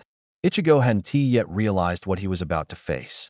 The moment Karabi took a deep breath and sang the first note, Ichigo understood what it meant to have a hypnotic melody piercing his mind. The smile on Ichigo's face froze, his brow furrowed tightly, and then his entire face contorted in pain. He only lasted a minute before the nine tails inside him started to break down. Ichigo, let me handle this. Give me control of your body. The nine tails shouted in the spirit world, clutching his ears, eyes wide with alarm. There's no one nearby. I'll get the chakra for you. Let me end this torture now. Unable to endure the terrible song any longer, Ichigo gave up resisting. He closed his eyes, then opened them again to reveal beast-like vertical pupils. Crimson chakra poured from his body like fire, engulfing him completely. The temperature dropped sharply, icy claws crystallized instantly, covering Uzumaki Naruto's the Nine Tails' hands. Karabi barely had time to react before the Six Tails transformed Naruto, charged like a cannonball. Boom. Karabi was slammed hard into the ruined building behind him.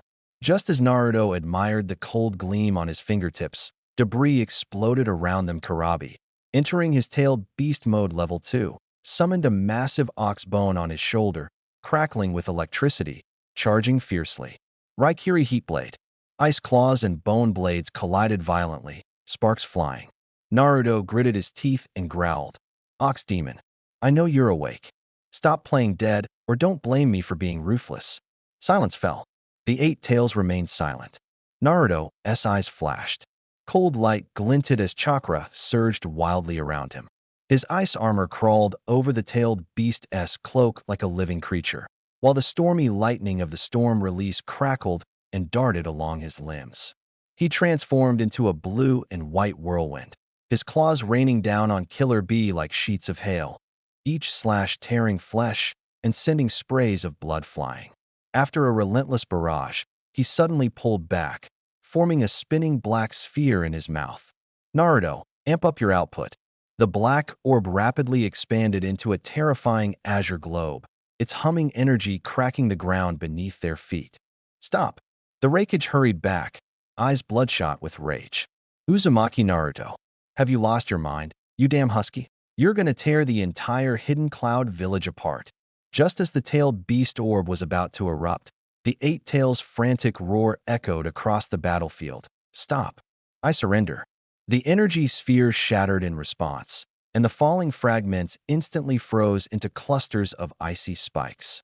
The bull demon king stared at the frost-covered crystals, his antennae trembling. If that attack had landed, it would have sealed him in ice for a century. I'll give you my chakra, the Eight Tails muttered, glancing at the unconscious killer bee. Never thought you'd pick such a lunatic as your Jinchuriki. Far away in Konoha, another Nine Tails flicked its tail irritably. The energy radiating from Shibuki's transformation was half like the chakra-devouring god tree, half like that annoying Senju Hashirama. And now this kid kept hanging around Kushina all day. It was pushing its limits of patience. Achu. Shibuki suddenly rubbed his nose, then turned to Yagura with a conspiratorial grin. I heard Naruto kid has a girlfriend? The one who used those blood-red ice crystals on the battlefield. Yagura paused while wiping his kunai, curiosity flickering in his eyes. After all, anyone would want to see the woman who could tame a Jinchuriki. Shibuki had worked hard to get this information from Kushina herself.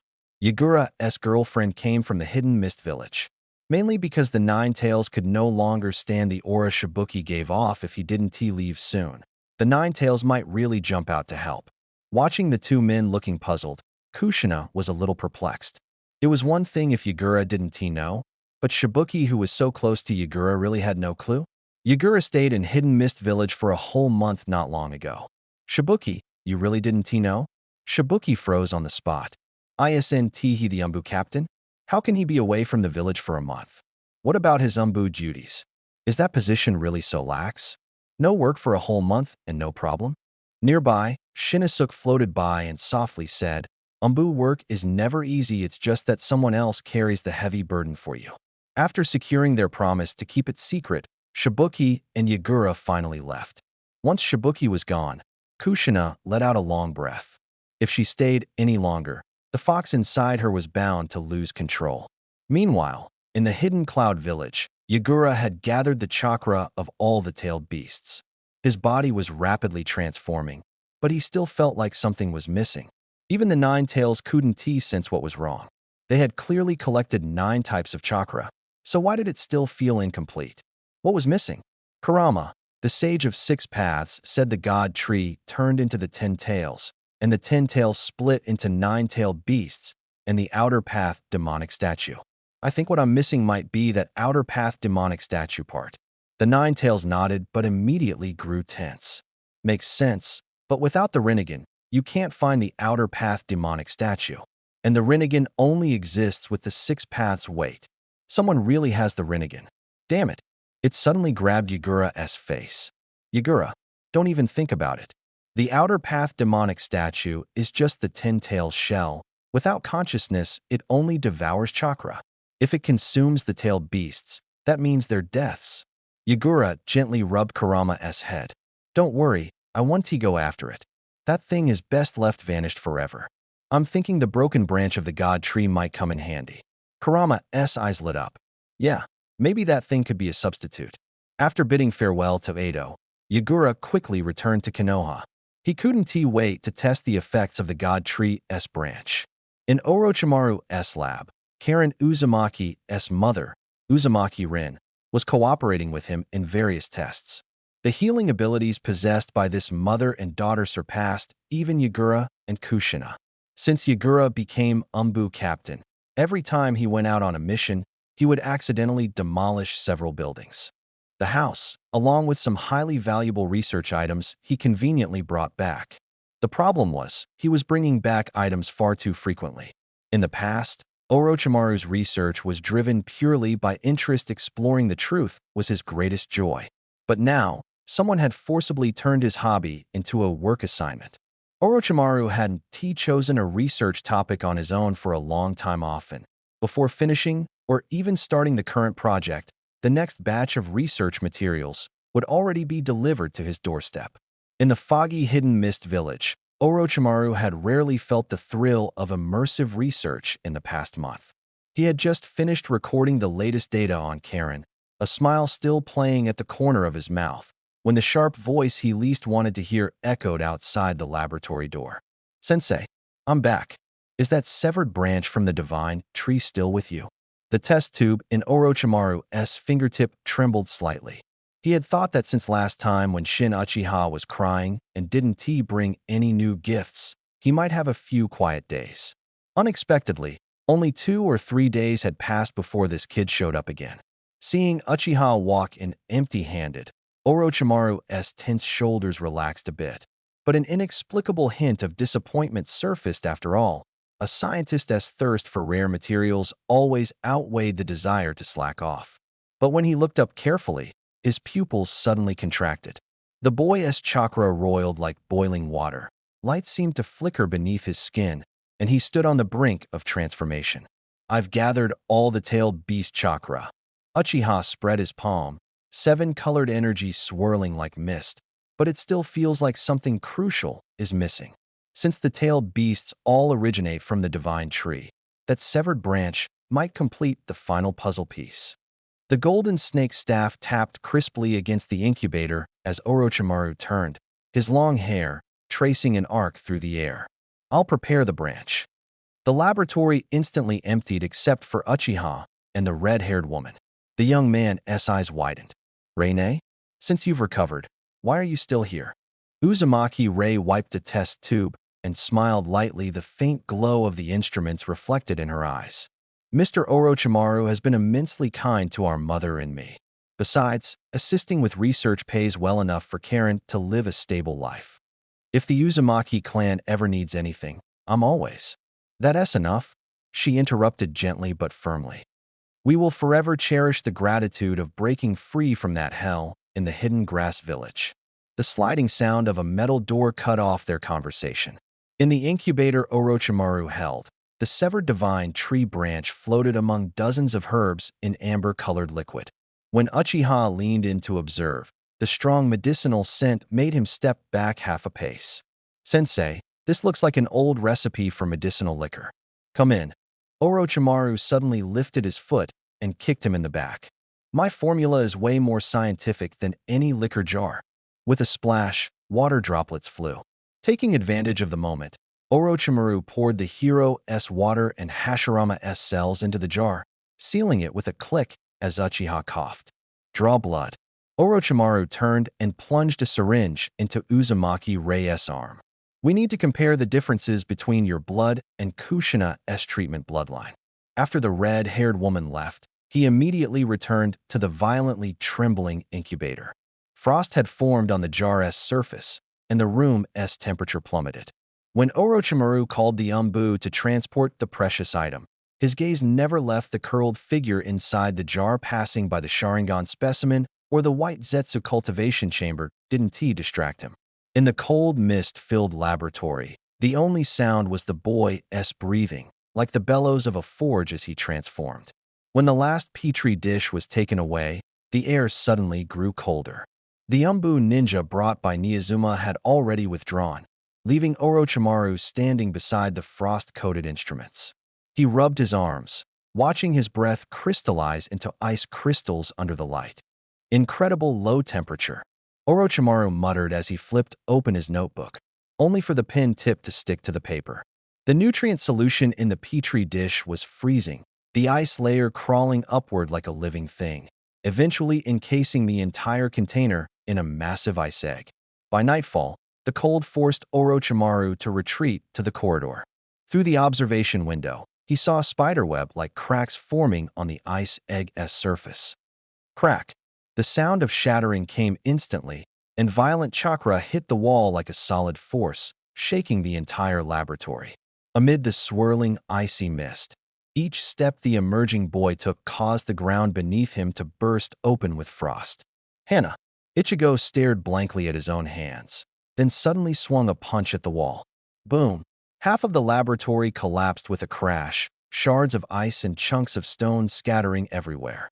Hey! The nine tails leapt from the boy's shoulder but froze the moment it saw its own paws.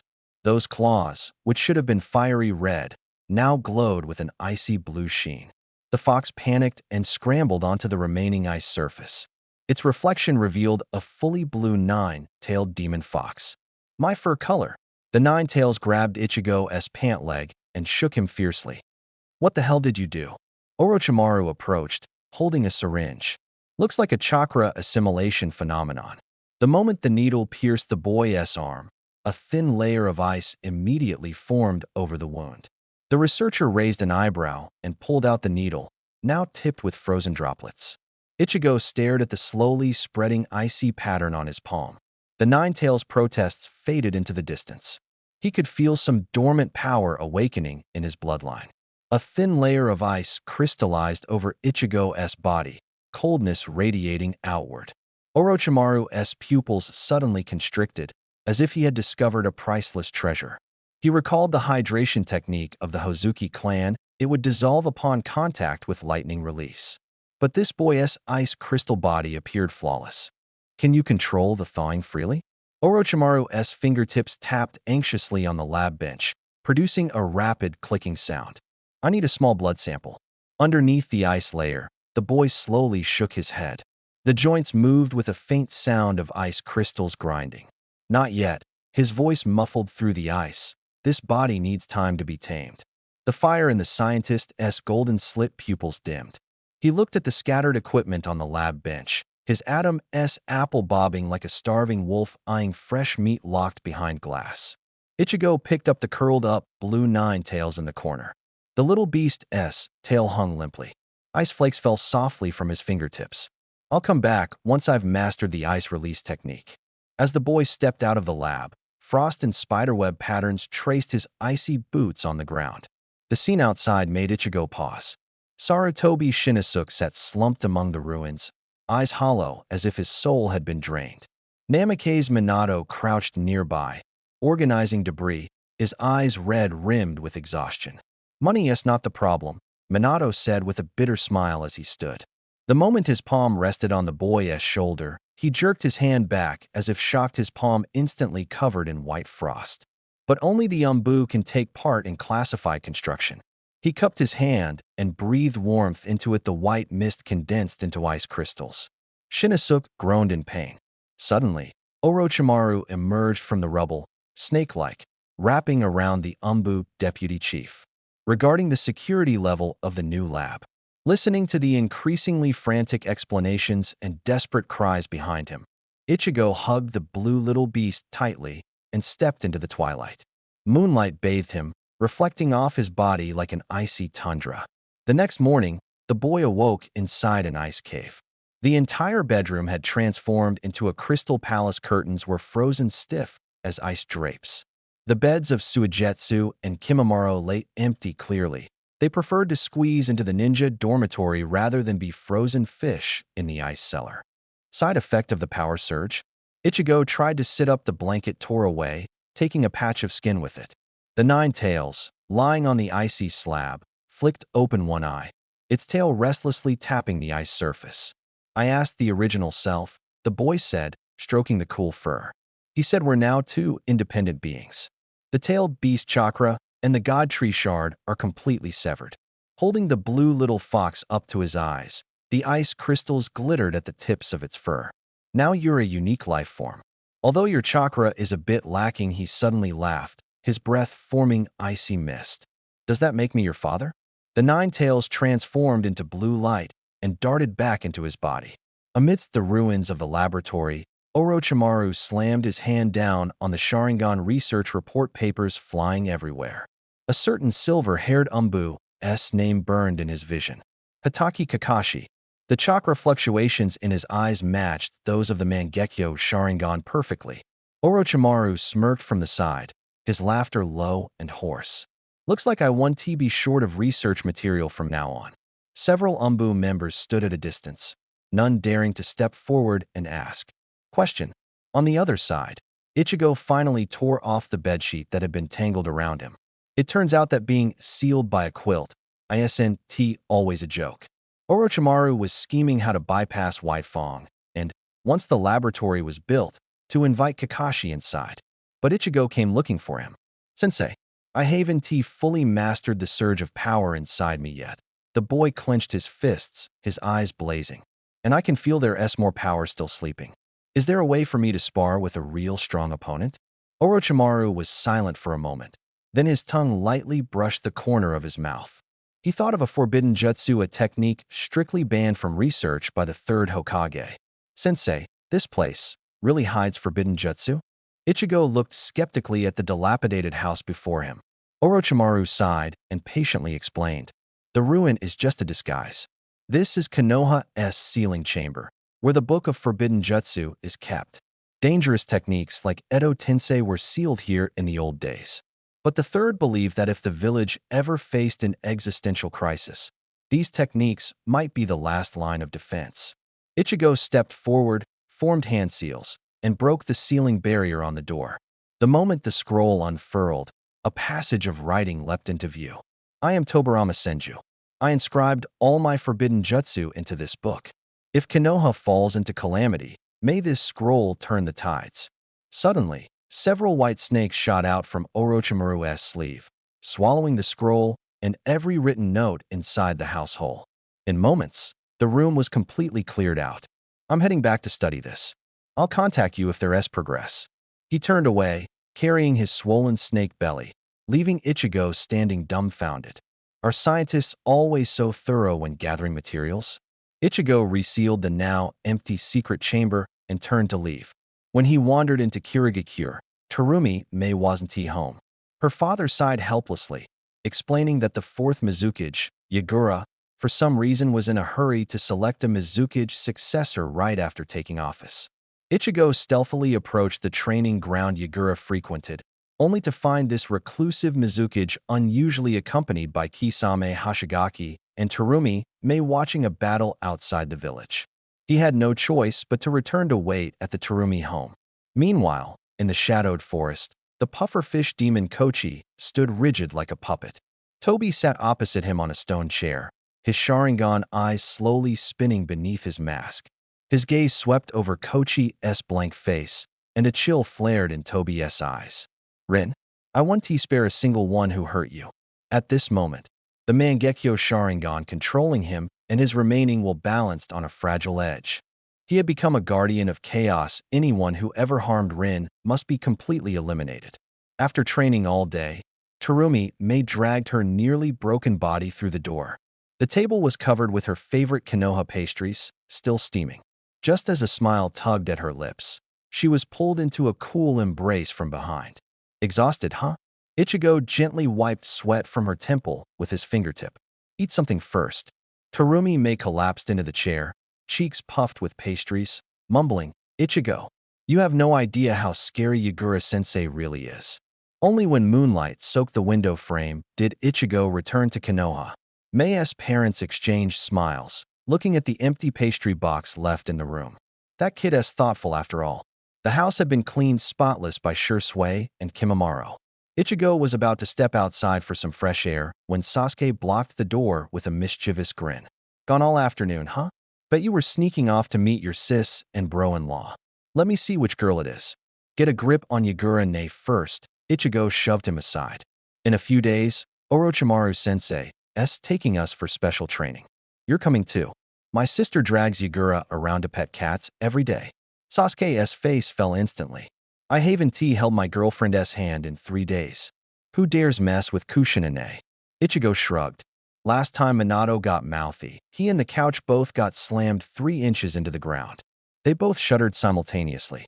Everyone in Konoha knew the red-haired Hokage's fists were scarier than a tailed beast bomb. Unless Jiraiya-senpai can win over your sister. Ichigo's eyes suddenly lit up. Wait for him to succeed. Zoki looked up at the sky in despair. By the time that happens, even Naruto's son could have become Hokage. Meanwhile, in the shadows of the Hidden Rain village, Zetsu walked into a secret chamber accompanied by Hiriko, whose entire body was wrapped in bandages. The Kagaya technique gave his skin a metallic sheen. Dark release, steel release, and storm release have been fully integrated, he reported. Though Orochimaru's defection never happened, the Akatsuki had still found a new experimental subject. Hiriko's gaze swept past Kaku's look of regret, past Haiden's restless scythe, and finally fixed on the Rinnegan of pain, the Deva path. He licked his lips, a suppressed laugh escaping from beneath his bandages. Sharingan, Rinnegan, they are all just steps on the ladder to the divine throne. I have perfected the Kagaya technique. I am the true, eternal, immortal god. Hiriko stepped out of the Akatsuki base with several subordinates, heading straight for Konoha. In his eyes, whether it was the Rinnegan or Izuna's ice release, they were merely rungs on his path to divinity. Too bad. Pain never dared to face the blood-red ice crystal head-on, he said, licking his lips, greed flashing in his eyes. Otherwise, when they both wore each other down, I could absorb the two strongest Kekii Genkai in the ninja world all at once. But the Sharingan isn't bad either. That brat Shusui's teleportation technique is nothing short of masterful, perfect to cover my weakness in agility. Lost in fantasies of devouring power, he didn't notice the shadow silently moving in the distance. At the same time, Kakuzu, who had long since left the Akatsuki, infused chakra into a kunai. The runes on the kunai glowed faintly. Whoosh! A shimmering ice crystal appeared out of thin air above the ruins of the hidden rain village. To him, the Akatsuki no longer posed any threat. Senior Kakuzu, you were looking for me? Kakuzu looked up, feeling an almost overflowing, highly unstable energy radiating from the figure. His pupils narrowed slightly. You've broken through again? His hoarse voice held disbelief. Kid, you wouldn't be the reincarnation of Senju Hashirama, would you? Izuna shook his head, ignoring the topic. He didn't understand Kakuzu's obsession with the first Hokage. Uzumaki Izuna. Kakuzu's tone grew serious. There is someone in the organization who is targeting your disciple, Uchiha Shursui. His name is Hiriko. Izuna's eye sharpened. He knew this man, a contemporary of the legendary three ninja, mediocre in talent but desperate for power. Be careful, Kakuzu added. He has already devoured 3 Kekii Genkai using the forbidden Kagaya technique. You might not fear him, but your disciple is no match for him. Izuna fixed Kakuzu with a piercing look. Why tell me this? Senior Kakuzu, are you going to betray Akatsuki too? Betray? Kakuzu snorted coldly. That lunatic doesn't represent Akatsuki. His ambitions hide in plain sight, but I see through them. People like him never stay under anyone's thumb, they bite back at any moment. After a moment of silence, Izuna pulled out a scroll and tossed it over. Thanks for the intel. Consider this a return favor. Kakuzu caught it without hesitation and ripped open the seal on the spot. Inside was a thick stack of cash. Salivating, he began counting out loud. When he looked up, no one was there. Outside Konoha, deep in a dense forest, Hiriko's covert network had already uncovered everything about Shursui. The young Uchiha prodigy had not joined a regular squad after graduation, but had directly entered the Umbu Black Ops training, making his movements secretive and hard to approach. So Hiriko shifted his target to Shursui's 2 friends Mitarashi Azuki and Yuhi Kurenai. A few days later, Azuki walked into her usual dumpling shop, chewing on her favorite tri-colored dumplings, unaware that one was laced with a powerful genjutsu drug. Unprepared, Azuki was hit and soon passed this invitation on to Kurenai. At the afternoon training ground, Azuki grinned as she draped her arm around Shursui's shoulder. Shursui and Kimimaro too, we found an awesome spot in the forest outside the village. Let us go check it out. Shursui's gaze casually swept over to the silent Kurenai. Her eyes seemed vacant, but she still nodded slightly at him. He hesitated for a moment. Okay. Kurenai handed over 2 skewers of dumplings, and the group prepared to leave.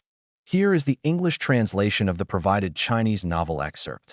Ko handed kunai to Shursui and Kimimaro. Eat something first. Replenish your energy before we move out. Hiroho's Jinjutsu potion was more like a powerful sedative. It planted a command deep in the subconscious minds of Kurenai and Azuki to lead Uchiha Shursui toward the forest outside Konoha. So the two acted normally, though Shursui sensed something was off. He couldn't pinpoint the deception. As they moved away from the village, an unseen figure silently trailed them.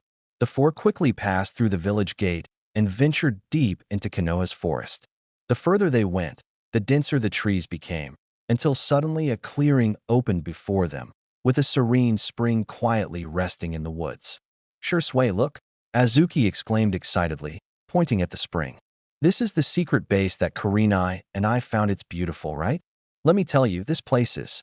Before she could finish, her body went limp. and she collapsed to the ground. Kurenai rushed over to check on her, but stumbled and nearly fell as well. Fortunately, Shursui caught her. Azuki's thoughts. Wow, you two are really in sync. If you ever get married, you can't not ask me to be your witness. At that moment, a cold sneer echoed through the forest. Uchiha Shursui. Nowhere to run. Hiruho and several subordinates closed in from all sides, trapping Shursui and the others. Shursui immediately tried to channel chakra to activate his flying thunder god Kanai, only to find he couldn't summon even the slightest bit of chakra. What is going on? He shot a sharp glance at Kimimaro, who just shook his head solemnly. Don't waste your energy, Hiruho said triumphantly. This is my special concoction. For at least a full day, you won't be able to use chakra. And don't count on Konoha's reinforcements at this hour. No one will come to this remote wilderness. Silently, Shursui pulled 2 kunai from his pouch and handed one to Kimimaro. Without chakra, Kimimaro couldn't even summon his bone blades. As the two gripped their kunai, preparing for a desperate fight. Tap, tap. Clear footsteps approached from the distance. With each step, crystals of ice formed on the ground, cracking like delicate glass underfoot. Teacher Ichigo. Ichigo stepped forward from the forest shade, eyes scanning the ninjas around Hiruho. A smirk curled his lips. Well, old acquaintances. Biwa Juzo, coming all this way, are you planning to gift me your execution blade? Biwa Juzo's knuckles whitened as he gripped his sword tighter and instinctively stepped back. Hiruho patted his shoulder to calm him, then raised his hand and fired a signal flare into the sky. The flare exploded overhead, and instantly, countless twisted figures surged from all directions. Monsters formed by fusing the Kikyujutsu with summoned beasts, flooding in like a tide. Crimson ice crystals. Hiruho stared intently at Ichigo. I'm quite intrigued by your ice release. Storm release. Thundercloud wave. Thunderclouds roiled around him, bolts of lightning slicing down through the sky. Before the electricity dissipated, the dense horde of fused beasts charged toward Ichigo, roaring. Perfect time to test a new technique. Ice release. Profound ice dragon flight. An eastern dragon formed of condensed ice crystals soared up behind Ichigo. Its gaping jaws unleashed a chilling breath that swept the battlefield like a blizzard. Since absorbing the divine tree's severed branch, Ichigo's ice release seemed to come alive, responding to his will with perfect precision. The dragon twisted and dove through the air, every claw strike and breath shredded the fused beasts with surgical accuracy. The once static ice crystals now moved as if possessed by their own consciousness. Biwa Juzo, keep the others busy and pin down Yuzuho Ichigo. Hiruho's voice was sharp and grating. As long as you catch that Uchiha kid, he won't dare act rashly. Biwa Juzo's eyes widened, the scar on his face twisting in anger. Hiruho, are you insane? Do you even realize what you're saying? Hiruho ignored their hesitation. Forming hand seals, the puppet marks he had secretly implanted on several of them instantly activated. Biwa Juzo and the others became puppets on strings, forced forward uncontrollably, while Hiruho vanished into a shadow and lunged straight for Uchiha Shursui. Ichigo shifted his stance and effortlessly dodged the ambush. His fist cut through the air, sending the charging attackers flying. In a flash, he positioned himself between them and Hiruho. Steel release. Hardened. Barufu's skin instantly shimmered with a metallic sheen as he took a heavy blow from Ichido head-on. The clash of their bodies rang out like metal striking metal, and Barufu seized the moment to lock Ichido's arm tightly. At that moment, a decapitating blade sliced through the air. Biwa Juzo swung with all his might, the sword emitting a piercing whistle as it tore through the atmosphere. The blade cut through, blood splattering everywhere. The massive force sent Barufu flying backward. He tumbled across the ground several times before coming to a stop. Looking up, he saw Biwa Juzo gripping his blood-stained blade, while Ichido's body lay severed in two. Sensei, Shursui yelled as he lunged to Ichido's side, trembling as he grasped the still warm hand. The three Magatama in the boy's eyes spun wildly, finally merging into a strange, eerie pattern. Tears of blood streamed down his cheeks, blooming into crimson plum blossoms on the ground. Today, Shursui slowly raised his head, the newly awakened Mangekyo Sharingan blazing with fury. All of you will pay with your lives for my teacher. Green energy erupted from his body as rib-like bones rapidly formed a skeletal frame. Suddenly, huge skeletal arms grabbed Biba Juzu, and amid teeth-grinding sounds of cracking bones, the screams abruptly ceased. Birufu got up from the ground, greed gleaming in his eyes. Susanoo, the legendary power. It will finally be mine. He unleashed Steel Release. Once more his fists rained down like raindrops on the green skeletal frame. Dark Release, Absorption Hole. With each strike, a strand of chakra was drained away. The boy's Susanoo flickered uncertainly, unable to hold on, and eventually collapsed and vanished. What an unexpected surprise. Birufa laughed as he approached the collapsed Shursui. I will never forget you. Uchiha Shursui, the cornerstone of my path to godhood. Just as he reached out to grab Shursui, a wall of ice shot up from the ground, a piercing chill washing over him. What do you intend to do to my disciple? The familiar voice made Birufu freeze. You're supposed to be dead. Ichido's figure emerged from the icy mist. He made no attempt to explain his escape after quickly checking Shursui's condition. He casually picked up the decapitating blade from the ground. No matter if you're human or ghost, don't think you can stop me. Birufu formed hand seals. Storm Release, Thundercloud Explosion. The storm clouds churned, electric snakes darting wildly. The explosive lightning engulfed the entire battlefield. Birufu used Steel Release to withstand the shockwave, attempting to destroy the ice wall in one fell swoop. At that moment, a silver light tore through the smoke. Storm Magnetic Composite Ninjutsu, Railgun 3.0. The railgun hit its target with pinpoint accuracy, erupting in a deafening roar. When the dust settled, only scorched marks remained. White Zetsu's Mayfly Technique. Ichido sneered. You won't be so lucky next time. The ice wall slowly melted. Kimimaro nervously guarded Shursui until he heard familiar footsteps. Looks like this kid actually cares about me. Ichido chuckled, wiping the blood from his face. I was even thinking, if he hadn't awakened the Mangekyo, I'd have had Yujito put on a show kill his wife to prove his path. Kimimaro exhaled deeply. The two quickly transported the injured Shursui to the Konoha hospital. The first to arrive were Orochimaru and Uchiha Fugaku. Ichido hadn't hidden the fact that Shursui had awakened the Mangekyo Sharingan from the few close allies. Orochimaru and Tsunade could help restore his body and ocular power, while Fugaku held the Uchiha clan's secret Sharingan techniques passed down through generations. Orochimaru stared at the unconscious Shursui, licking his lips unconsciously. Another pair of Mangekyo. He couldn't make a move against Fugaku, but Shursui. He had practically watched the boy grow up. How could he pass up this opportunity? Don't worry, Orochimaru said hoarsely. I'll prepare a potion to restore his ocular power. In a couple of days, Shursui can come get it himself. Fugaku stood nearby, his gaze burning. A second Mangekyo no. Counting Obito, this was the third. The Uchiha clan would surely rise again under me. Uchiha Fugaku. I will become the greatest clan leader in history. Ichido waved his hand, breaking Fugaku's train of thought. Orochimaru-sensei, you should head back for now. Once Shursui's injuries improve, I'll bring him to you for a full examination. He glanced at Fugaku with a teasing tone. And our greatest clan leader, your people need to rest quietly. Orochimaru left satisfied. Fugaku suddenly covered his mouth, realizing he had just shouted what was truly on his mind.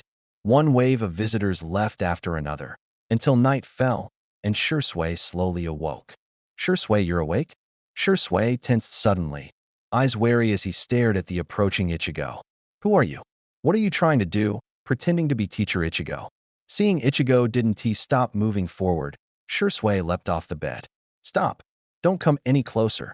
Bloodshot eyes appeared, and the Magatama spun into a kaleidoscope shape.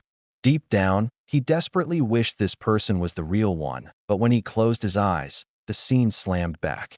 Ichigo sliced in half at the waist, blood spraying everywhere. Ichigo stopped advancing, raising a hand as chakra surged, instantly filling the room with icy cold. Do you believe me now? He sneered. So much drama. You even messed up your brain when you opened that kaleidoscope. Huh? Then he reached out and pretended to tap Shursui's forehead. Feeling that familiar chakra and tone, Shursui finally relaxed and slowly sat back on the bedside. Teacher Ichigo? But I saw it with my own eyes. Saw me chopped in half. Before Ichigo finished, half his body turned into flowing elements, then quickly restored. Shursui stood there, mouth agape, stunned. Got it now? I put on quite a show just to open your eyes, Ichigo said lightly, but with a trace of gravity. Don't feel bad. The adult world is like this, full of lies and schemes. Only when you accept that can you truly grow up. Years later, when Uchiha Itachi first awakened his Mangekyo Sharingan, he saw the supposedly fallen off a cliff and died Shursui alive and kicking before him, just as shocked into silence. Of course, that's another story. Uchiha Sasuke also couldn't escape similar teaching experiences later. Meanwhile, in another hospital room, Hiriko lay collapsed on his bed, his left side empty and hollow. If it weren't for Zetsu pushing him at the last moment, he would have been reduced to ashes long ago. He pounded the bed frame, rage with nowhere to vent. Kuro Zetsu stood in the shadows, voice tired. I'll use white Zetsu cells to restore your body soon. I'll also gather the materials needed for the demonic bud ritual. Stop rushing off to Konoha to die. You can't win. Kuro Zetsu felt powerless. Obito lately seemed like two split personalities, but when it came to Rin, he could even break through the seals left by Madara.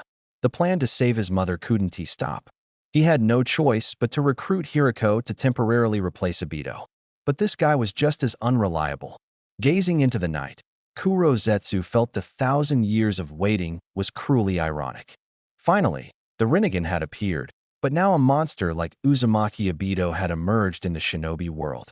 Looks like I have to bring Obito back, then find a way to resurrect Madara. That Uzumaki is not someone ordinary people can handle. Meanwhile, deep underground in Konoha's secret chamber, Tsunade and Shizune held their breath, staring at the glowing jutsu on the floor. Two white Zetsu twisted and mutated, their flesh reorganizing to gradually reveal the forms of Senju Hashirama and Senju Tobarama. Orochimaru licked his lips, carefully watching every change. Kabuto recorded data quickly, his eyes behind glasses gleaming with excitement.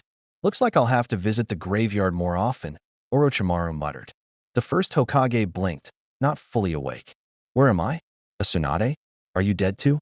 Big brother, Tobarama calmly scanned the surroundings, judging by this. It's my impure world reincarnation. Someone summoned us back from the Pure Land. He turned to Orochimaru. Young man, why summon us? Is Konoha in danger? Orochimaru glanced at a corner, the Uzumaki Obito twisted restlessly, energy radiating so strongly that the walls cracked. At this rate, the entire chamber might collapse. First Hokage, second Hokage, Orochimaru bowed. Konoha is indeed facing an unprecedented threat. Haha, these young people nowadays are something else. Hashirama laughed, slapping Obito's shoulder, but his gaze suddenly fixed on Shizune as he scanned her. Are you my granddaughter? He scratched his head and laughed awkwardly, realizing how abrupt the question was. But this kid's presence.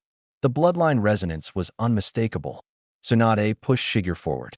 Great-grandfather, this is Shigure, your own grandson. Hashirama reached out and ruffled the boy's hair. Good boy. Shigure looked up at his legendary grandfather, his voice trembling with excitement. Great-grandfather, my name is Shigure. I've also awakened would release. I will definitely become a great Hokage just like you. Nonsense. Tobarama suddenly interrupted sharply. Chakra erupted like a storm, cracking the ground inch by inch. Using forbidden jutsu over something so trivial? What kind of lessons did the monkey teach you? He lifted his finger slightly, and countless water droplets condensed in the air. The entire chamber was instantly shrouded in a deadly aura. Tobarama. Hashirama stepped forward. An even larger wave of chakra pressed down like a mountain, forcing his brother's fierce energy back. Are you going to lay hands on the villagers? Put your finger down.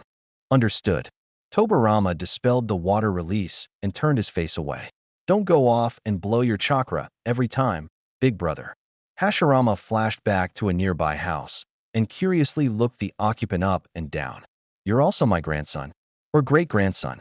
The feeling I get from you is even closer than from Shigure. Could it be a bloodline mutation? Why is your hair pink? And inside you? Is that the 9 tails? But why is it so weak? His rapid-fire questions came one after another, his eyes shining brightly. Well, my last name is Uzumaki. Oh, I get it. I get it, Hashirama exclaimed as if suddenly enlightened, clapping his hands. Mito always talked about restoring the Uzumaki clan. Seeing the first Hokage already starting to imagine the entire story himself, Ichido quickly interrupted. Great first Hokage. I am truly a pure-blood Uzumaki. What you're sensing must be this. Before he finished, Ichido's aura shifted dramatically, natural energy surging out. Cold air spread everywhere, instantly freezing the vapor created by the second Hokage into tiny ice crystals. Ha ha ha! Hashirama burst into a loud laugh, firmly patting Ichido's shoulder. The Uzumaki clan produced a genius like you. Mito would be overjoyed. Let us go. Let me see what Konoha has become now. He grabbed Ichido with one hand and Shigeru with the other, excitedly heading for the exit. Big brother. Tobirama shouted sharply. We're already dead, we shouldn't. But when he saw Hashirama's mouth droop and his eyes glisten with moisture, his tone softened. At least put on a transformation jutsu before going out. Once Tobirama relented, Hashirama acted as if pardoned, pulling the two and rushing out the door. The others hurried after, afraid that the overly lively first Hokage might cause trouble again. Just as they stepped out of the chakra-sealed room, Tobirama suddenly stopped. His sensory network detected multiple powerful chakra signatures appearing simultaneously throughout Konoha. Big brother. He yelled forward, an unusual tension in his voice. Go there quickly. These chakras are tailed beasts. Kid. He spun toward Ichido. Why is there tailed beast chakra inside the village? Before anyone could answer, the second Hokage transformed into a blur and dashed toward the nearest signal source. Hashirama's smile faded, his eyes sharp as he followed with long strides. For the village, this Hokage who could abandon even his closest friends would never let any threat go. When the group arrived, they found Tobirama holding a blue-striped cat, petting it non-stop. Nearby, Uchiha Fugaku smiled while keeping company. It turned out that when Tobirama rushed into the Two Tails Cat Cafe, he was stunned. The tailed beasts were living harmoniously with the villagers, and the cat named Yotabi was lecturing the aloof cats in the shop. When guests come, you need to rub up against them and let them pet you. If they're happy, they'll buy you treats. This scene completely shattered the second Hokage's worldview. So much so that his transformation jutsu stopped working without his noticing. When informed, Uchiha Fugaku quickly arrived, arranging for the Yamanaka clan of the Umbu to erase witnesses' memories while stepping forward to explain, Second Hokage, I am the current head of the Uchiha clan, Fugaku. This is a cat cafe jointly run by the Uchiha and Yotabi. Please don't be alarmed.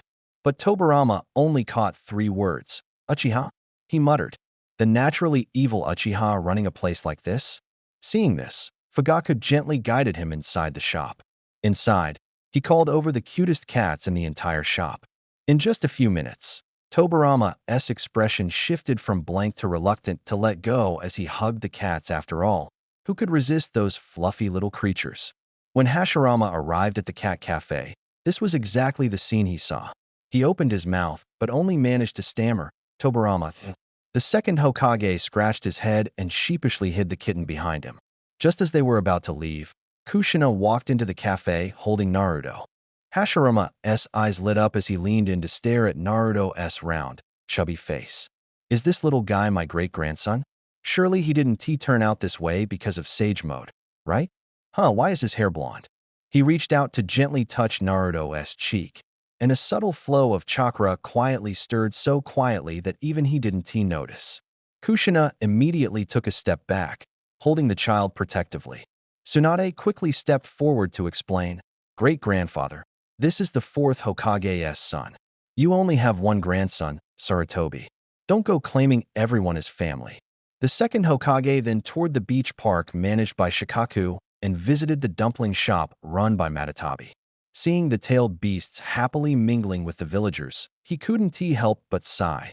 If Konoha were attacked, these tailed beasts would become a powerful asset. Unlike his younger brother who was seriously inspecting everything, Hashirama was immediately drawn by the raucous noise from the casino as soon as he left the cat cafe. The crisp clatter of dice hitting the shaker made both him and Tsunade's eyes shine, and they instantly decided to have a good gamble. After confirming Konoha's safety, the second Hokage looked toward Hiruzen's household with a much gentler gaze. But when his eyes shifted to Fugaku, that approval vanished instantly. Evil Uchiha, he muttered under his breath. Hashirama lingered in the casino for a while, so the second Hokage returned with the others to the laboratory. As he flipped through Orochimaru's experimental records, his eyes grew brighter and brighter, his obsessed expression mirroring that of his brother when he saw a gambling table. Hiruzen watched the second Hokage pull Orochimaru and Kabuto away, unable to help but chuckle. No wonder they're brothers. The next morning, the two brothers finally accompanied Hiruzen into the forest outside Konoha. The second Hokage spoke gravely. Uzumaki Hiruzen, from here on we will launch a full assault. Whether you can master your power depends on your performance. Wood release. Advent of the Great Tree Realm. Ice release. Ice crystal barrier. Giant trees burst from the earth, but were quickly covered with frost. The cold cut off the tree's ability to absorb chakra, limiting the second Hokage's water release, forcing him to rely on Flying Thunder God for openings. Hashirama condensed chakra into his fist and swung a powerful punch. Hiruzen's right arm immediately became encased in an ice armor to block, and he countered with his own brute strength and boil release, sending Hashirama flying. Such strong force. Not just brute strength, Hashirama steadied himself and formed hand seals to summon a wood dragon. Seeing the wooden dragon roar toward him, Hiruzen pressed his palms together. Ice release. Mysterious ice dragon flight. The ice dragon slammed the wooden dragon fiercely into the ground, its mouth glowing with chilling light. Hashirama quickly summoned wooden puppets to grab the ice dragon's neck and struggled to fling it far away. Ice release. Gundam summoning technique. A towering snow giant appeared, the ice dragon coiling around it, gleaming brilliantly in the morning light. The first Hokage, Senju Hashirama, looked at the ice crystal dragon and the frozen Gundam summoned by Uchiha Hiruzen, then glanced down at his own rough wooden puppet and wood dragon. He scratched his head and gave a wry smile. Counterfeits aren't a big deal, but when the counterfeit is cooler and sturdier than the original, that stings the ego a bit. Wow. Hashirama's eyes lit up as he stared intently at Hiruzen's ice giant. How did you make this, big guy? The shine. The lines. It's way more impressive than my wooden puppet. Pretty, huh? Hiruzen smirked. But it's not just for looks. Take this dragon roar cannon. The ice dragons wrapped around the giant's arms began to hum softly as energy surged toward the dragon head in its palm. The dragon's mouth opened wide, releasing a freezing beam of light. The wooden puppet struggled to raise its giant arm to block, but the moment the beam touched it, the entire arm exploded, wooden splinters and ice shards scattering everywhere. Without hesitation, Hiruzen drove the ice giant forward at high speed. The second Hokage, watching from the sidelines, gritted his teeth, knuckles whitening. One day, I'm going to develop a jutsu that can summon a Gundam too. The ice giant swung its crystal blade from its back through the air. The wooden puppet, now missing an arm, was powerless to defend. Cut in two from the middle, he collapsed limply to the ground. Yet, Hashirama was not angry. Instead, he was pleased. Though the Edo Tensei body had only restored 60% of his strength, it was already enough to sweep through the entire ninja world. He pressed his hands together, and senjutsu markings appeared around his eyes. Sage mode activate. This body 1T last long final strike. Sage art, true thousand hands. Upon seeing this, Ichigo reached into his body and pulled out a blazing ball of chakra. It was the Nine Tails. Why is it still so small? Forget it, I'll power you up. He quickly infused his own chakra into it. Hey, why are you fighting that old guy again? The Nine Tails' voice changed tone when it saw the towering Senju Buddha rising in the distance. This Senju Hashirama means business. It still remembered the terror of being subdued like a kitten as Hashirama said, "Your power is too dangerous." Ignoring the Nine Tails' complaints, Ichigo swiftly covered the beast's entire body with solid ice, forming a crystalline armor. He controlled the ice humanoid to leap onto the Nine Tails' back, while an ice dragon coiled protectively nearby, charging toward the giant Buddha. The ice dragon frequently unleashed freezing breath to intercept the wooden Buddha hands that swarmed like a storm. Sage Art, Buddha transformation at the summit. After relentless attacks by countless wooden fists, a surge of chakra of 5 elemental natures followed. Ichigo injected all remaining chakra from the ice humanoid into the ice dragon beside him. The dragon raised its head and howled, releasing an extreme cold beam that violently collided with the torrent of 5 colored chakra. The clash of chakra raged on without pause. Hashirama, relying on the infinite chakra of Edo Tensei, showed no signs of weakening. Meanwhile, Ichigo's breathing grew heavier, his energy drained significantly. This is the last push. Ice release. Elemental summoning Ice Crystal Phoenix, Anivia. The ice humanoid finally shattered under the continuous assault, but at its place, a huge ice egg suddenly appeared, shielding Ichigo and the 9 tails from all attacks. The giant Buddha's offensive gradually ceased. In the silence, the ice egg emitted crisp cracking sounds. Hashirama stared at the egg, his eyes full of surprise. Cracks rapidly spread, and with a piercing phoenix cry that cut through the clouds, an ice crystal phoenix as enormous as the Senju Buddha hatched, spreading its wings. Glacial storm. Anivia sprayed a chilling breath toward the stormy sky. Countless massive hailstones fell like meteorites onto the forest below, while the phoenix flapped its wings, whipping up bone-chilling winds that greatly slowed Hashirama's movements. Ice quickly crawled over the first Hokage's body, ultimately freezing him solid. First Hokage at 60% strength defeated. As the white light faded, the first Hokage's body became cracked like dried pottery. Finally, the shell completely shattered, and a pure soul light ascended. Ichigo, a gentle voice came from the light. Shinju and I left a gift for you at Orochimaru's place. Remember to retrieve it.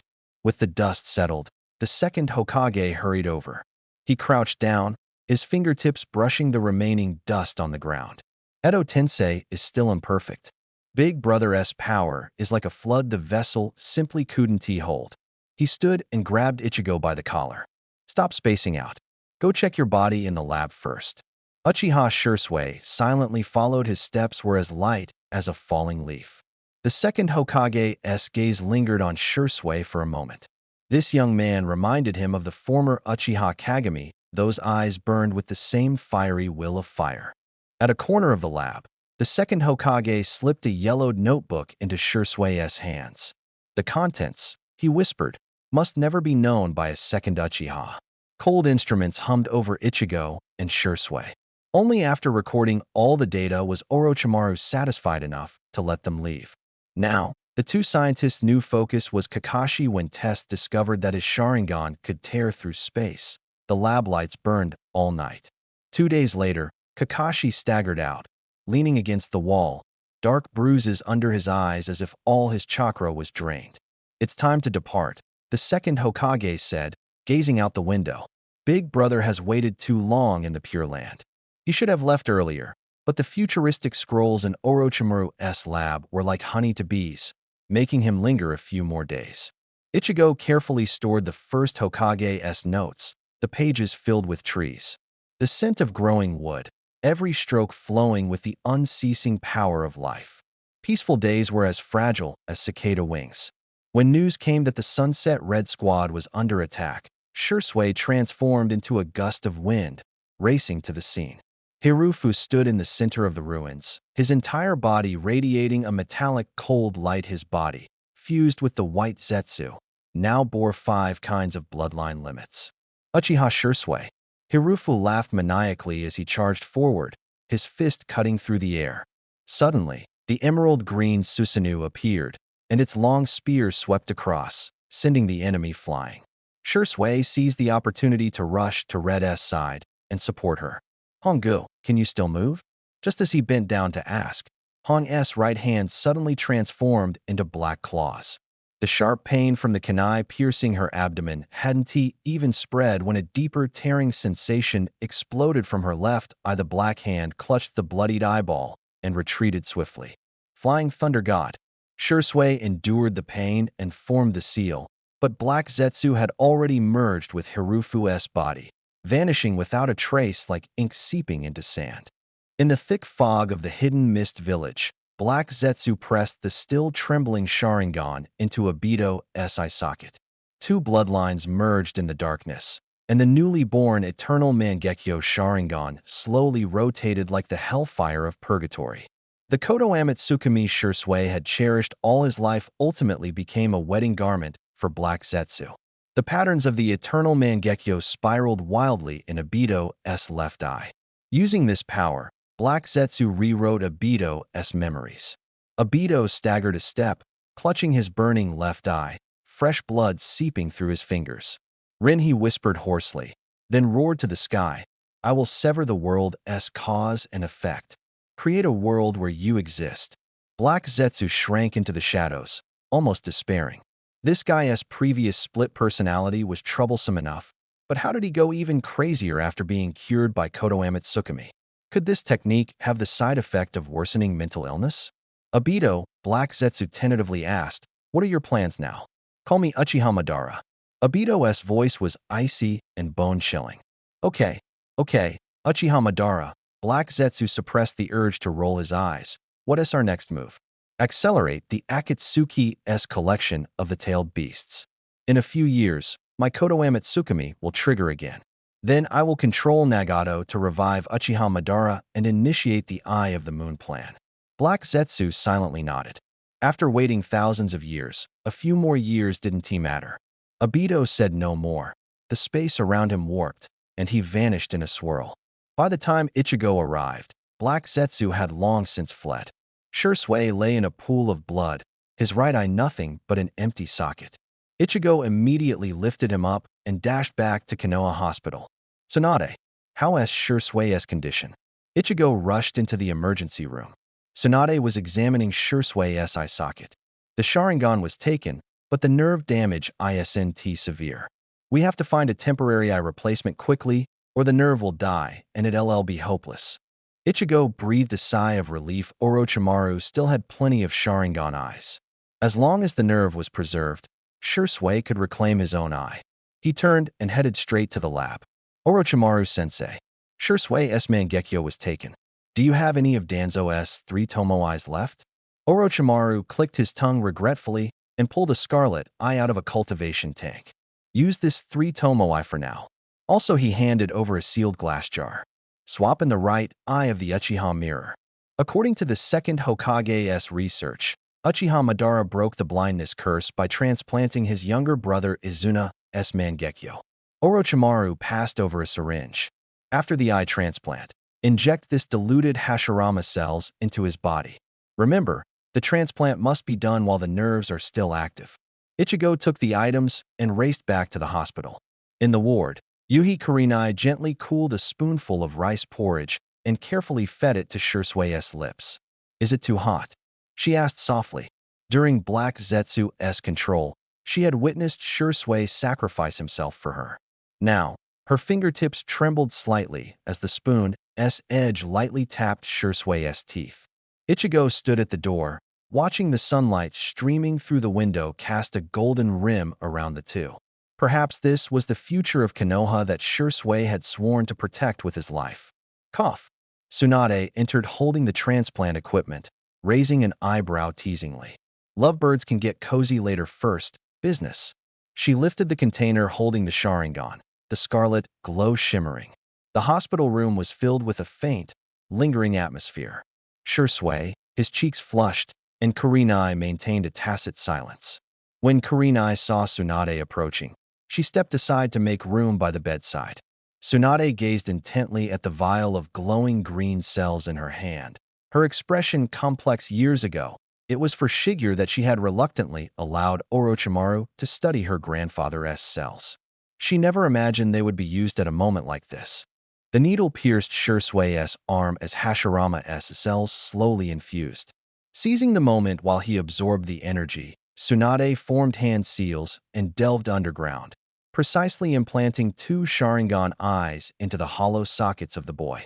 Unlike the massive influx of Hashirama's cells inside Obito, Shursui's fusion process was unusually slow. Tsunade carefully wrapped his right eye with gauze. "Your left eye will regain sight tonight. But the right eye's ocular power is still integrating, so it must not be exposed to light for 7 days. After giving these instructions, Tsunade turned and left. Ichigo, seeing this, also wisely withdrew from the room with Kurenai here, caring for Shursui. He felt at ease. Right outside his home, Ichigo saw Hinata's mother, Miho Hyuga, and Mikoto Uchiha from the Uchiha clan, each carrying a baby as they entered Kushina's house one after another. Despite the tension between their clans, it didn't affect the friendship between these two ladies.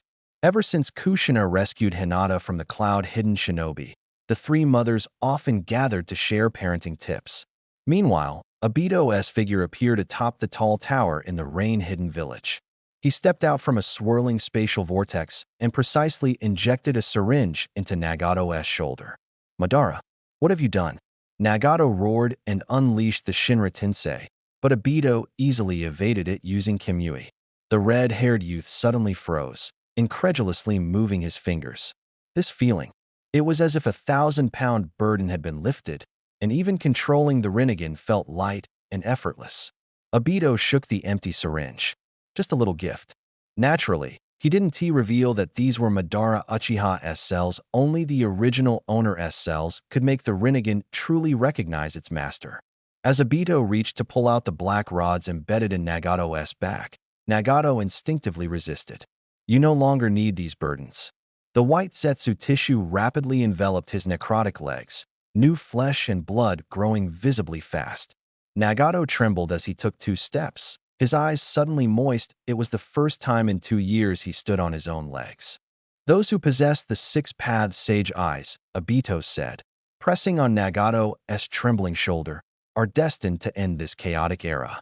Obito's voice echoed through the empty hall with a deliberately crafted persuasive tone. Nagato, think about it. The tailed beasts are the strongest weapons of a village.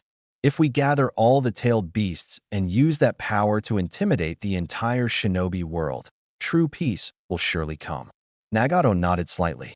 The corner of his mouth beneath the mask seemed to twitch. Only after Obito's figure completely vanished outside the door did the false smiles on their faces fade instantly, like masks being removed. Nagato didn't trust the ambiguous Madara at all, but he was tempted by the plan sealing the tailed beasts into the outer path Geto statue. When that time comes, who holds the power would be uncertain. As Obito walked in the cold wind, he let out a bitter laugh in his heart. Nagato's dream? Merely a stepping stone to realize his Eye of the Moon plan. The one who laughs last will inevitably be me, he muttered softly. Almost at the same moment, Nagato silently repeated in his heart, the ultimate victor will only be me. In the shadows, Konan appeared silently, her tone filled with concern. Nagato, that Madara cannot be trusted. Konan, Nagato's voice was calm but resolute. Achieving peace in the shinobi world is the lifelong wish of me, you, and Yahiko. No matter what schemes Madara has, none can hide from my Rinnegan. He paused, then continued, the first step of our organization is to accumulate massive funds. Then you will purchase a large number of explosive tags. If I ultimately fail, this will at least leave you a card to save your life. Nagato Konan's voice choked with emotion. In the distant corner, Kakuzu's heart bled. You're so self-righteous. You're amazing. You're using the money I've saved all my life to please women. But right now, the organization's manpower is far from enough. Nagato shifted the topic. We need to go to each. The text cuts off here.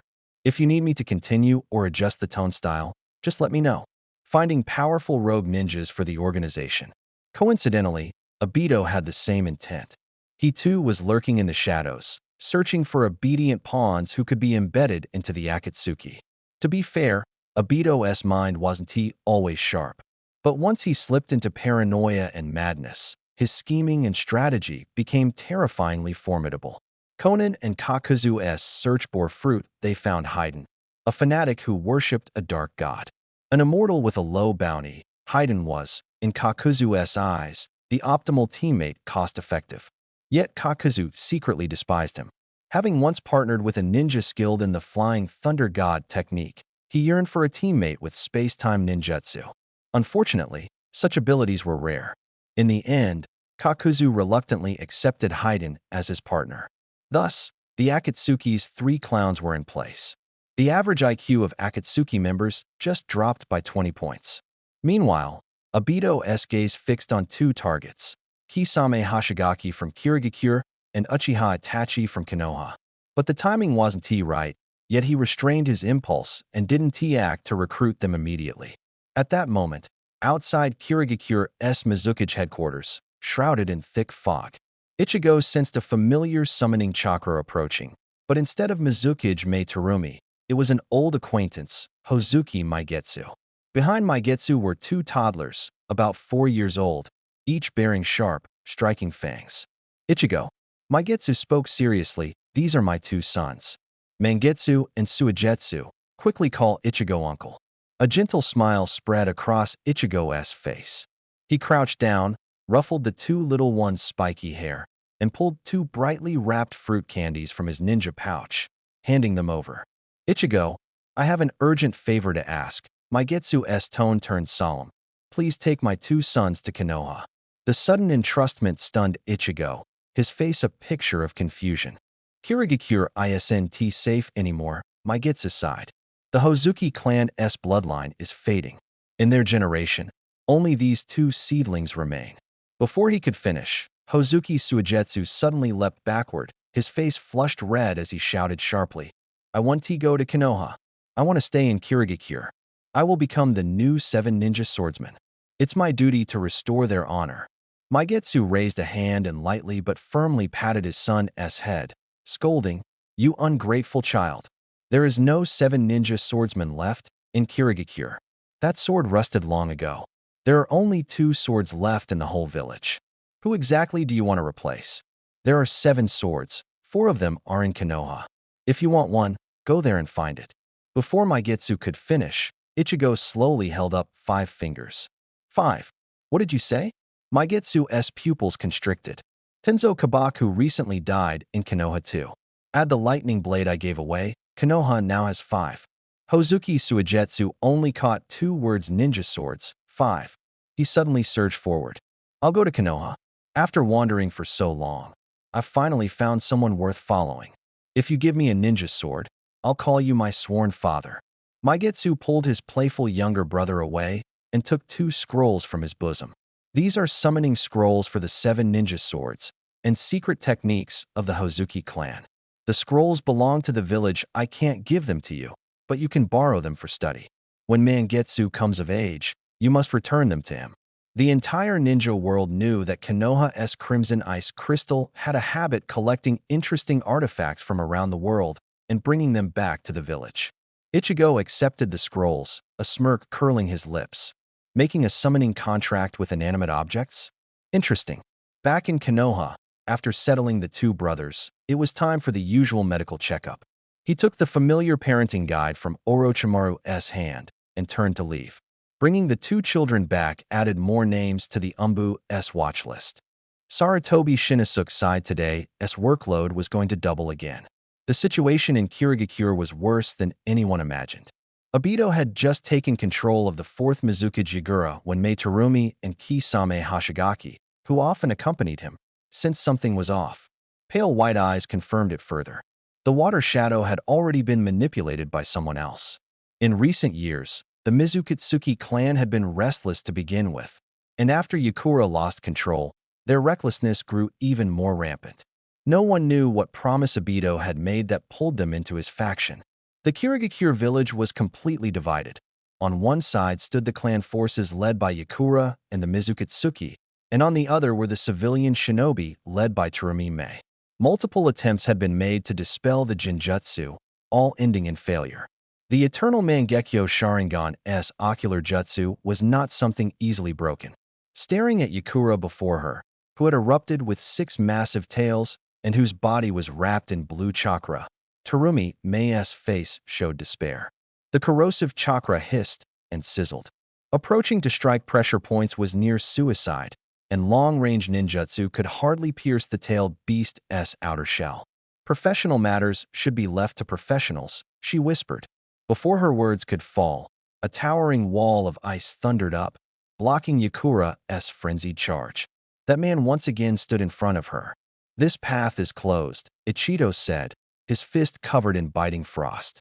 My family's head is watching right behind me. Ice release, freezing fist. With a heavy punch, the freezing energy exploded, and Yakura was instantly trapped within an ice coffin. Just as everyone sighed in relief, the ice coffin suddenly shattered. Amidst the surging chakra, the colossal six-tailed rhinoceros dog appeared, its roar shaking the entire valley. Uzumaki Ichido, you killed Rin, I will make you pay with your life today. With a low shout, a man wearing a tiger skin mask stepped out from a warped space-time vortex. Beside Obito, a blue skeletal frame materialized out of thin air, followed swiftly by muscles and armor forming into a towering green warrior. One beast and one giant Ichido was caught between them. The six-tailed rhinoceros dog opened its mouth and spewed out corrosive acidic mist with a pungent stench. Simultaneously, Obito's Susanoo formed an energy spear. Ichido reacted instantly, raising a thick wall of ice to shield Terumi, Mei, and the others behind him. At the same time, a surge of cold energy burst beneath his feet as an immense ice dragon reared its head and let out a long roar, carrying him skyward. The frost dragon opened its mouth, unleashing a torrent of frigid breath like a waterfall onto the six tails. Obito manipulated his Susanoo, the spear swept horizontally, forcefully blocking the freezing blast. However, at that moment, a black and red orb of destructive energy, the tailed beast bomb, had already formed in the six tails' mouth. The tailed beast bomb shot through the air, striking the ice dragon mid-flight. Boom! A deafening explosion echoed across the battlefield, and thick smoke instantly swallowed everything. Yet, amid the smoke, the towering blue giant stood unscathed, with the ice dragon still circling around it. The giant swung the massive greatsword strapped on its back with a backhanded strike. A sharp, azure arc tore through the air with a piercing whistle. Crescent moon. Heavenly rush. The slash was as fast as lightning. Obito's pupils narrowed sharply as his body became momentarily intangible. The slash passed through his illusory form and slammed into the space behind him. The six-tailed rhinoceros dog had nowhere to dodge and was struck solidly, letting out a painful howl as its massive tailed beast form instantly collapsed. Yakura, having reverted from tailed beast form, collapsed to the ground, his eyes clearing. Under Ichido's ferocious attack, the Mangekyo Jinjutsu controlling him was finally forcibly lifted. As soon as consciousness returned, Yakura couldn't help but cry out in pain. The pain was excruciating, stabbing straight to his core. He felt as if every bone in his body had been crushed and then barely pieced back together. Obito's cold gaze locked onto him. In the false memories woven by Ku, it was Yakura who had ordered the three tails sealed inside Rin, which had led to her tragic death.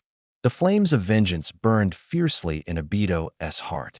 Yakura, offer your life in Rin's name. Obito's hands quickly formed hand seals.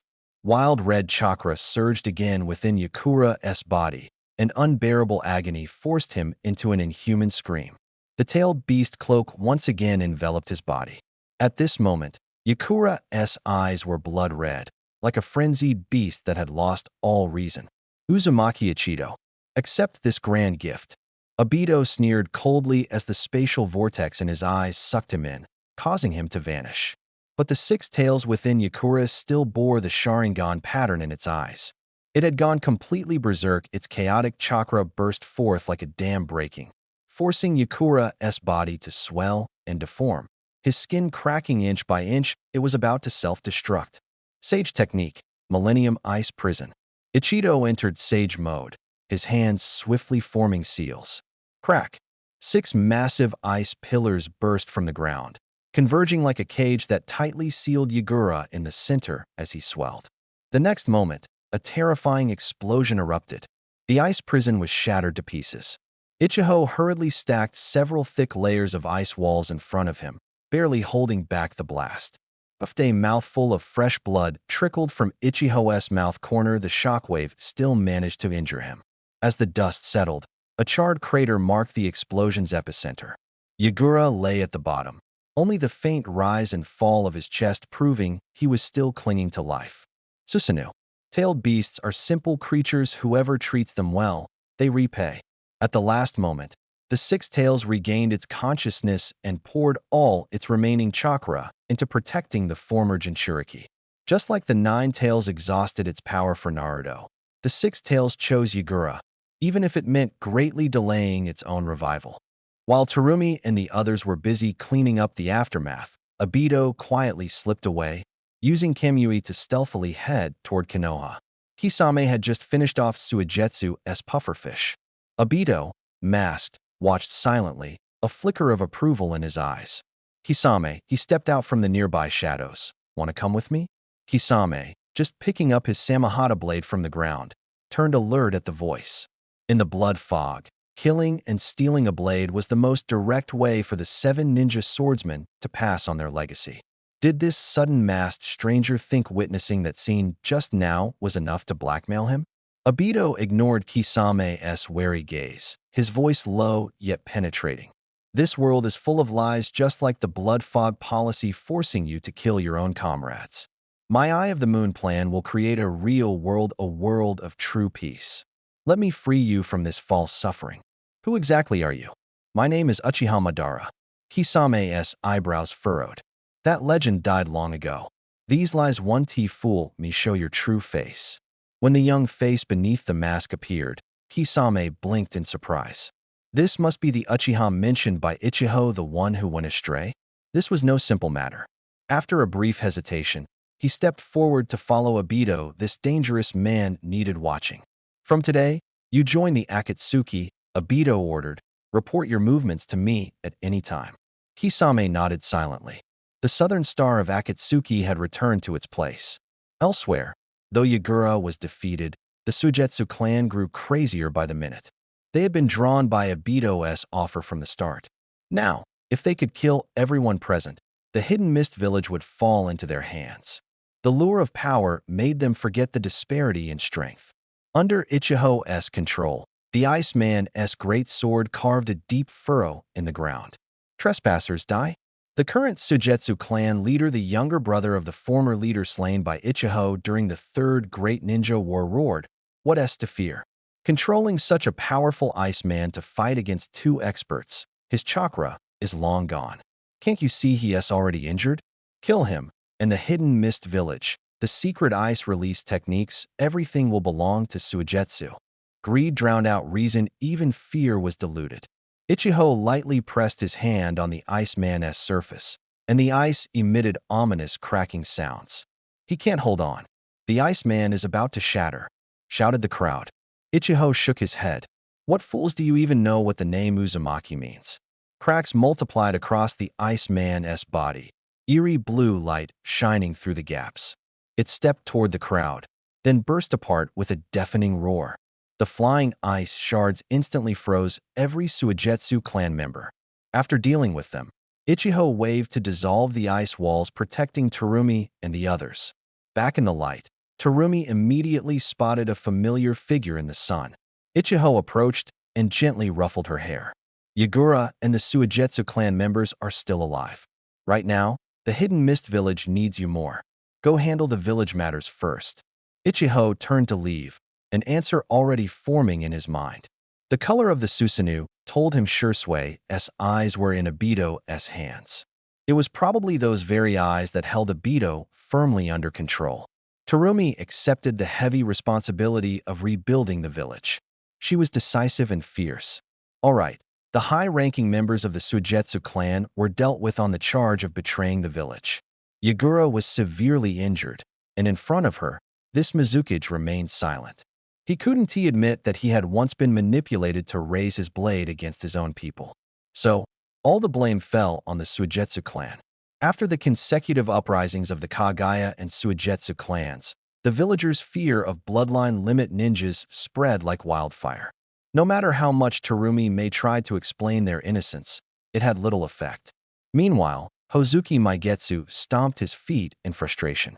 The child was sent away, the treasure lent out. Yet the rebellion was quelled so quickly. All his plans were wasted. With Yagura's support, Terumi may solemnly announce the abolition of the long-standing Blood Mist village policy. The Hidden Mist's ninja no longer had to struggle to survive by killing each other.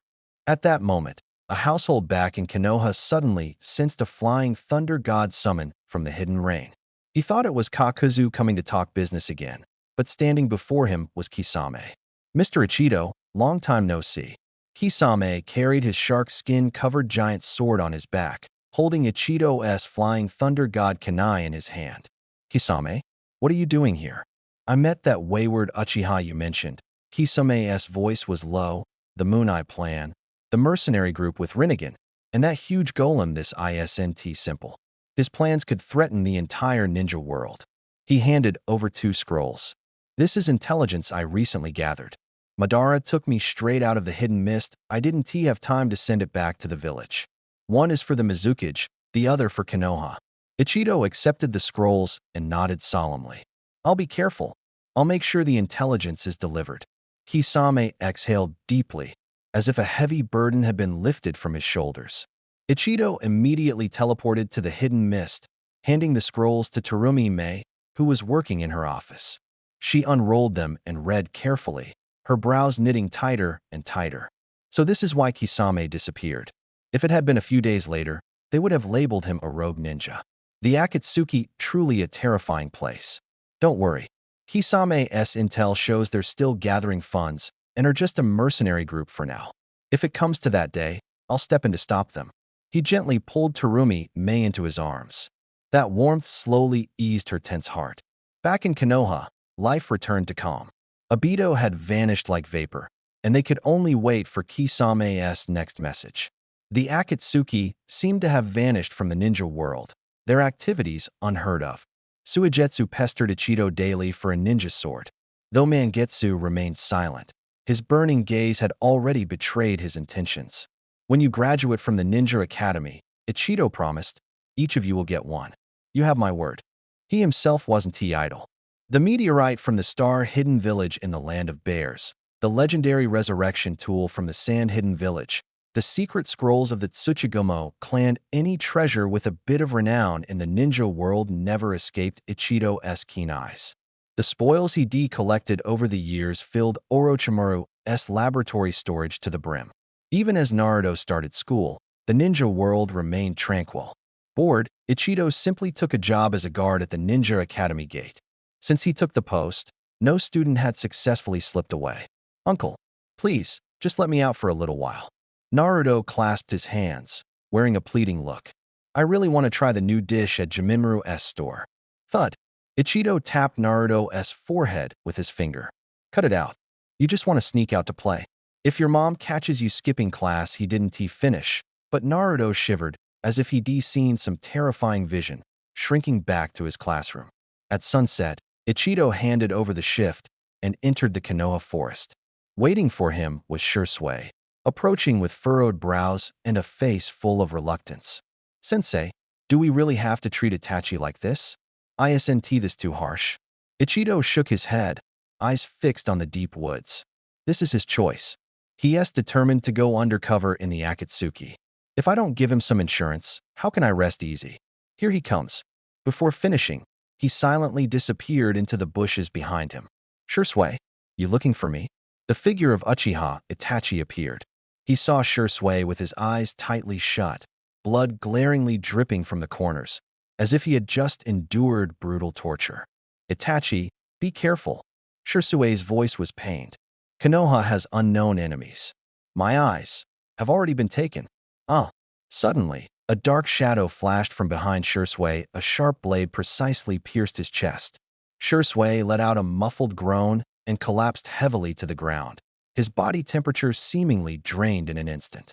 Shursui. Itachi rushed over, clutching his companion's rapidly cooling body, letting out a desperate roar. A fierce wave of grief and rage surged through his pupils. The 3 Magatama spun wildly, ultimately merging into a triangular pinwheel pattern. Blood tears slipped down his face. He lifted his head and stared venomously with his cursed gaze at one Uchiha, the masked assassin. But Uchiha ignored the hateful glare. He crouched down and lightly patted Shursui's cheek, his tone as casual as waking someone from a deep sleep. All right, the act is over. Get up now. Congratulations, Itachi. Your Mangekyo has awakened. Under Itachi's incredulous stare, Shursui suddenly opened his eyes. A faint glow of ice-released chakra faded from his body's surface, and his cold body quickly regained warmth. He stood up nimbly and dusted off the dirt from his clothes. "Remember, Itachi." Uchiha stood up, his tone turning serious. "After a person dies, their body doesn't cool so quickly. The most direct way to judge life or death is to check the pulse, breathing, or..." He pointed to his own eyes. "Use your Sharingan to see if their chakra is still flowing." Itachi touched the new power in his eyes with a complicated feeling. He had not lost his dear friend, but after the immense sorrow, what surged in his heart was not joy, but a heavy emptiness. That night, he told his father, Uchiha Fugaku, about awakening the Mangekyo and his decision to infiltrate the Akatsuki. Fugaku gazed at his eldest son, his eyes mixing pride, relief, worry, and reluctance, finally letting out a complicated sigh. "Come with me." He led Itachi into a secret chamber. In the dim light, a similarly complex Mangekyo pattern appeared in Fugaku's eyes. "Itachi, your father has no precious gifts to give you," his voice low and solemn. "Only this, as a send-off." A scorching energy flowed from Fugaku's body into Itachi's Sharingan. "This is my dojutsu, Great Serpent Pheasant." Fugaku's voice was deep. "When you activate Susanoo, you will be able to summon the Totsuka Blade and the Yata Mirror." "Father!" Fugaku raised his hand to stop him. "Take care of yourself, Itachi." His hand landed heavily on his son's shoulder. "You will always be my pride." Two scrolls were pressed into Itachi's hands, one recording the secrets of the Mangekyo, the other the forbidden technique Izanagi. "Before you leave, there is one last thing you must complete." Itachi's pupils contracted. "Shursui, Uchiha." Now even his father, he closed his eyes and nodded softly. As night fell, Sasuke sensed something unusual upon entering the clan grounds. It was too quiet. Fugaku had exchanged 2 days off to gain the clan's cooperation. At this moment, crimson paint was splashed across the streets, creating the illusion of a massacre. Sasuke's footsteps quickened. He burst into the house, his breath catching. His parents lay in a pool of blood, and Itachi stood coldly to the side. "Brother, the clan, who did this?" Blood-red moonlight swirled in Itachi's eyes. Before Sasuke could react, he fell into the illusion of Tsukuyami. Mikoto gently touched Itachi's cheek, her voice choked with emotion. "Remember to take the medicine Orochimaru made on time." Itachi turned and melted into the night. After confirming his departure, Fugaku sent the unconscious Sasuke to the hospital. The morning sun stabbed into Sasuke's eyes. He stared blankly at the hospital ceiling, his lips trembling. "Good morning." Mikoto entered carrying kanji. "Eat while it's hot." Sasuke abruptly turned his head, tears streaming down his face. "Mother, I clearly saw you all." Itachi betrayed the village for power. "We found you collapsed on the street." Mikoto turned away, avoiding her son's burning gaze. "I will bring brother back. That's a promise." The single Tomo and Sasuke's eye slowly spun. "Me." Chin gently stroked his black hair, holding a spoon up to his son's lips. "I'm counting on you, Sasuke." Years later, when the truth was finally revealed, an enraged Sasuke formed the Father Grief Alliance. Gaara and others quickly joined, and the organization's prestige even surpassed that of the Akatsuki. The Hidden Leaf Village issued a timely bounty notice. Uchiha Itachi, accused of killing 3 jonin, stealing secret techniques, extremely dangerous. Sasuke turned over on his hospital bed, the sheets rustling softly. Sunlight filtered through the blinds, casting slender streaks of light across his face. He wasn't seriously injured. Itachi had been precise. What truly knocked him unconscious was the sharp, agonizing pain in his brain when forcibly awakening his Sharingan. "Mom, I'm really okay now." Sasuke tugged on Mikoto's sleeve. "The hospital disinfectant smells awful." Mikoto gently pressed down his restless hand. "Just hold on for 2 more days. That's Dr. Rin's advice."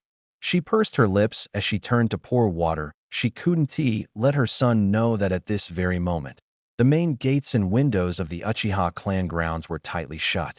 The clan was cooperating in staging a grand performance. Meanwhile, in the dense forest outside Hidden Leaf Village, 3 dark figures raced through the treetops. Itachi's breathing was calm and steady behind him. Yinbyu Ninja Kanai narrowly missed the hems of his fluttering cloak. This pursuit was like a meticulously choreographed dance, and even the few stolen sealing scrolls in his arms were props carefully prepared by his father. When moonlight illuminated a clearing, Itachi abruptly stopped. "Madara." His voice startled several night owls into flight. "You promised that when I gained these eyes, you would reveal the truth of the Uchiha." The air rippled like water, and at the center of the vortex appeared the figure wearing the orange mask. "Not feeling so great about your vision, huh?" Obito's hoarse laughter carried a seductive tone. "The Mangekyo is a lamp that burns itself out. Only eyes connected by blood can merge to birth eternal light." He took a step forward, dry leaves crunching beneath his feet. "Join us, and you will gain power surpassing even the clan leader." Itachi's fingertips trembled beneath his sleeve. He had waited for this moment too long. The masked man would never suspect that the Uchiha clan leader, always lost in thought at the memorial stone, had already hidden his sharpest blade in the softest place. 3 days later, in the towering spire of the Hidden Rain village, the crimson cloud robes fluttered in the wind. The clacking of Kakuzu's abacus intertwined with Haiden's murmurs about the cult's dark gods, creating a strange background noise. When Pain's Deva Path unfurled a scroll, Itachi silently counted the figures present. The finance team counting money, scientists researching puppets, and the aloe-like creature muttering incessantly. "Let the world feel pain." Pain's renegades swept across the room. Only unified fear can bring peace. The newcomer, an artistic pyromaniac, stared wide-eyed from the corner, while Kisame's giant sword hummed excitedly. Itachi bowed his head, hiding a cold smile at the corner of his mouth.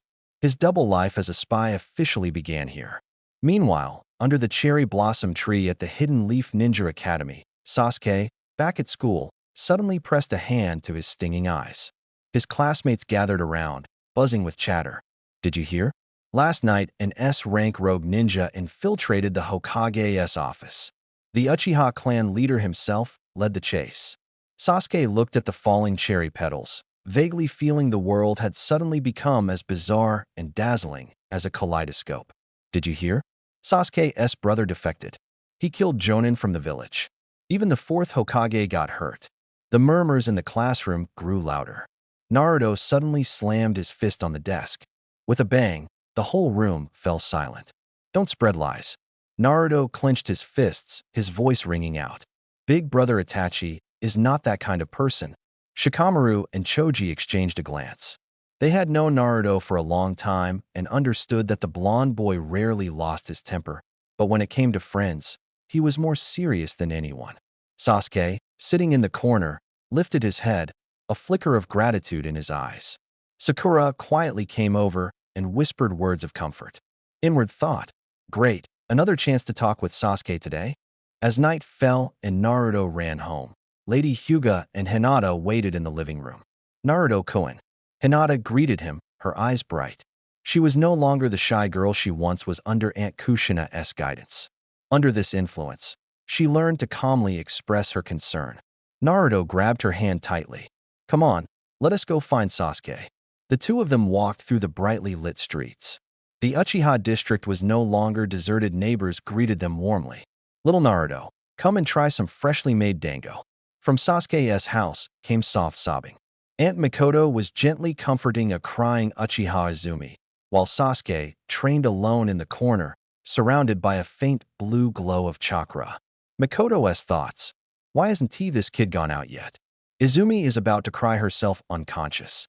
"Sasuke," Naruto called from outside the door. Mikoto took the chance to nudge her son. "Go quickly, your friend is here." After the three kids left, Mikoto gently held the sobbing girl. "Izumi, Itachi is just on a secret mission. It's top secret, understand?" The girl nodded, her eyes red.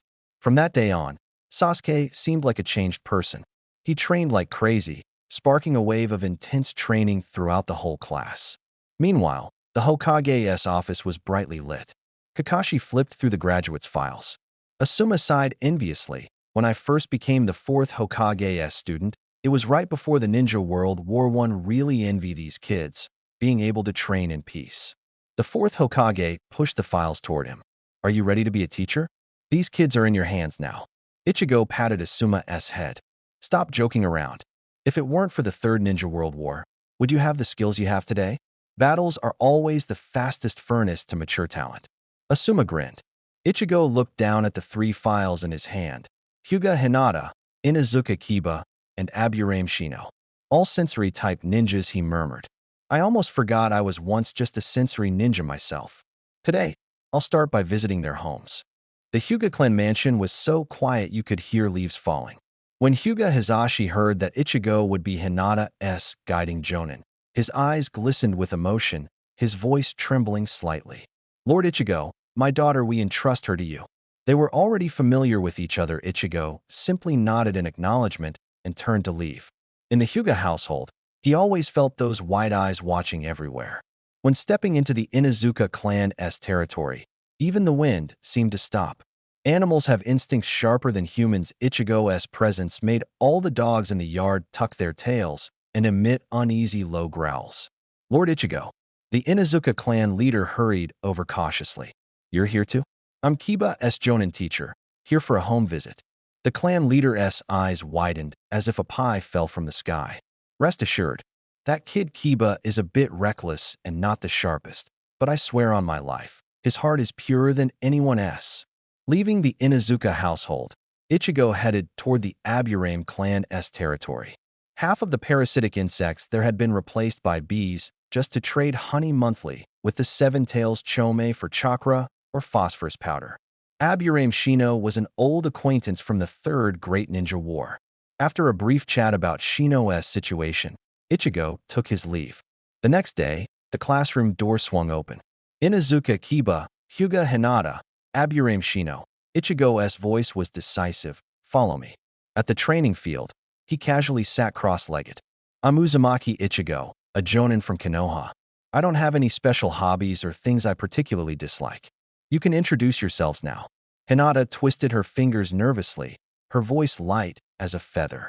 My name is Hyuga Hinata. I like flower arranging and sweets. My dream is to become someone as strong as Aunt Kushina. Kiba hugged a curled-up Akamaru, his voice loud. I'm Inuzuka Kiba. My favorite is beef jerky, and I hate mushy food.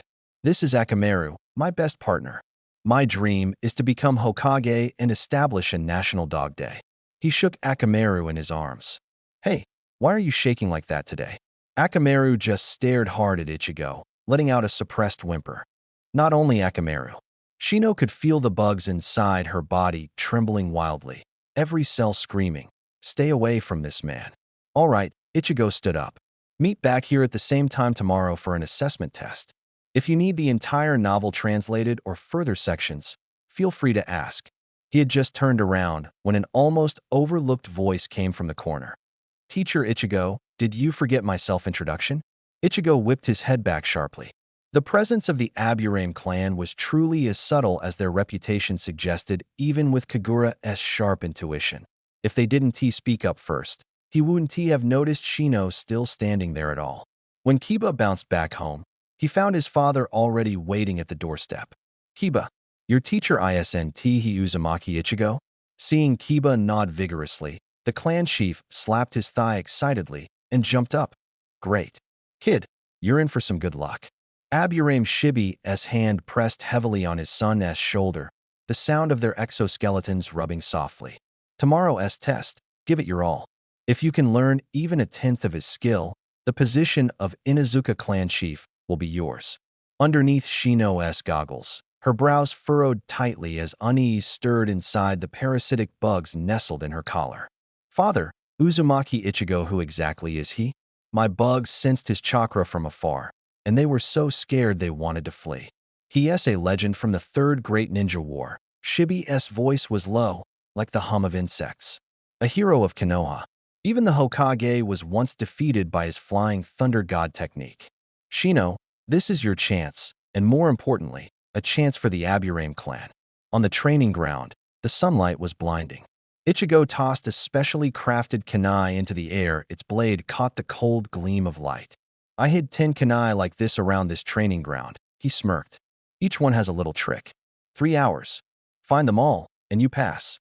3 hours later, Kiba pulled the last slippery kunai out of a mud pit that smelled of decay.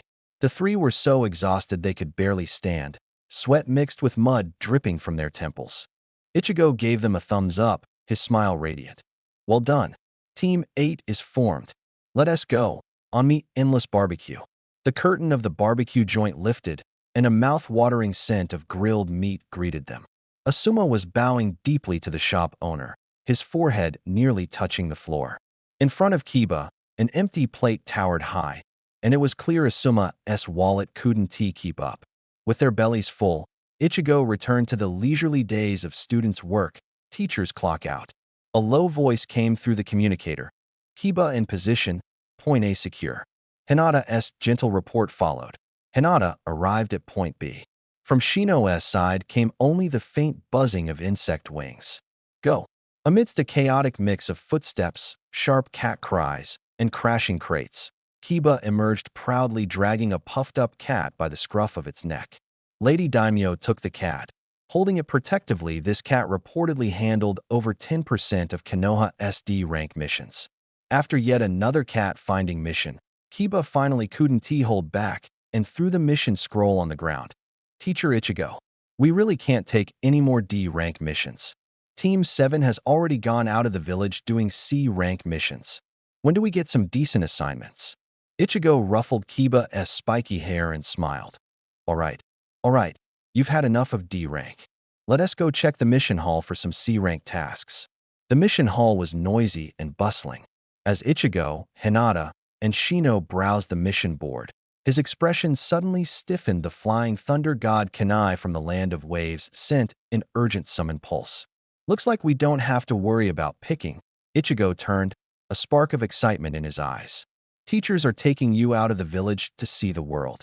In the land of waves, thick fog rolled in.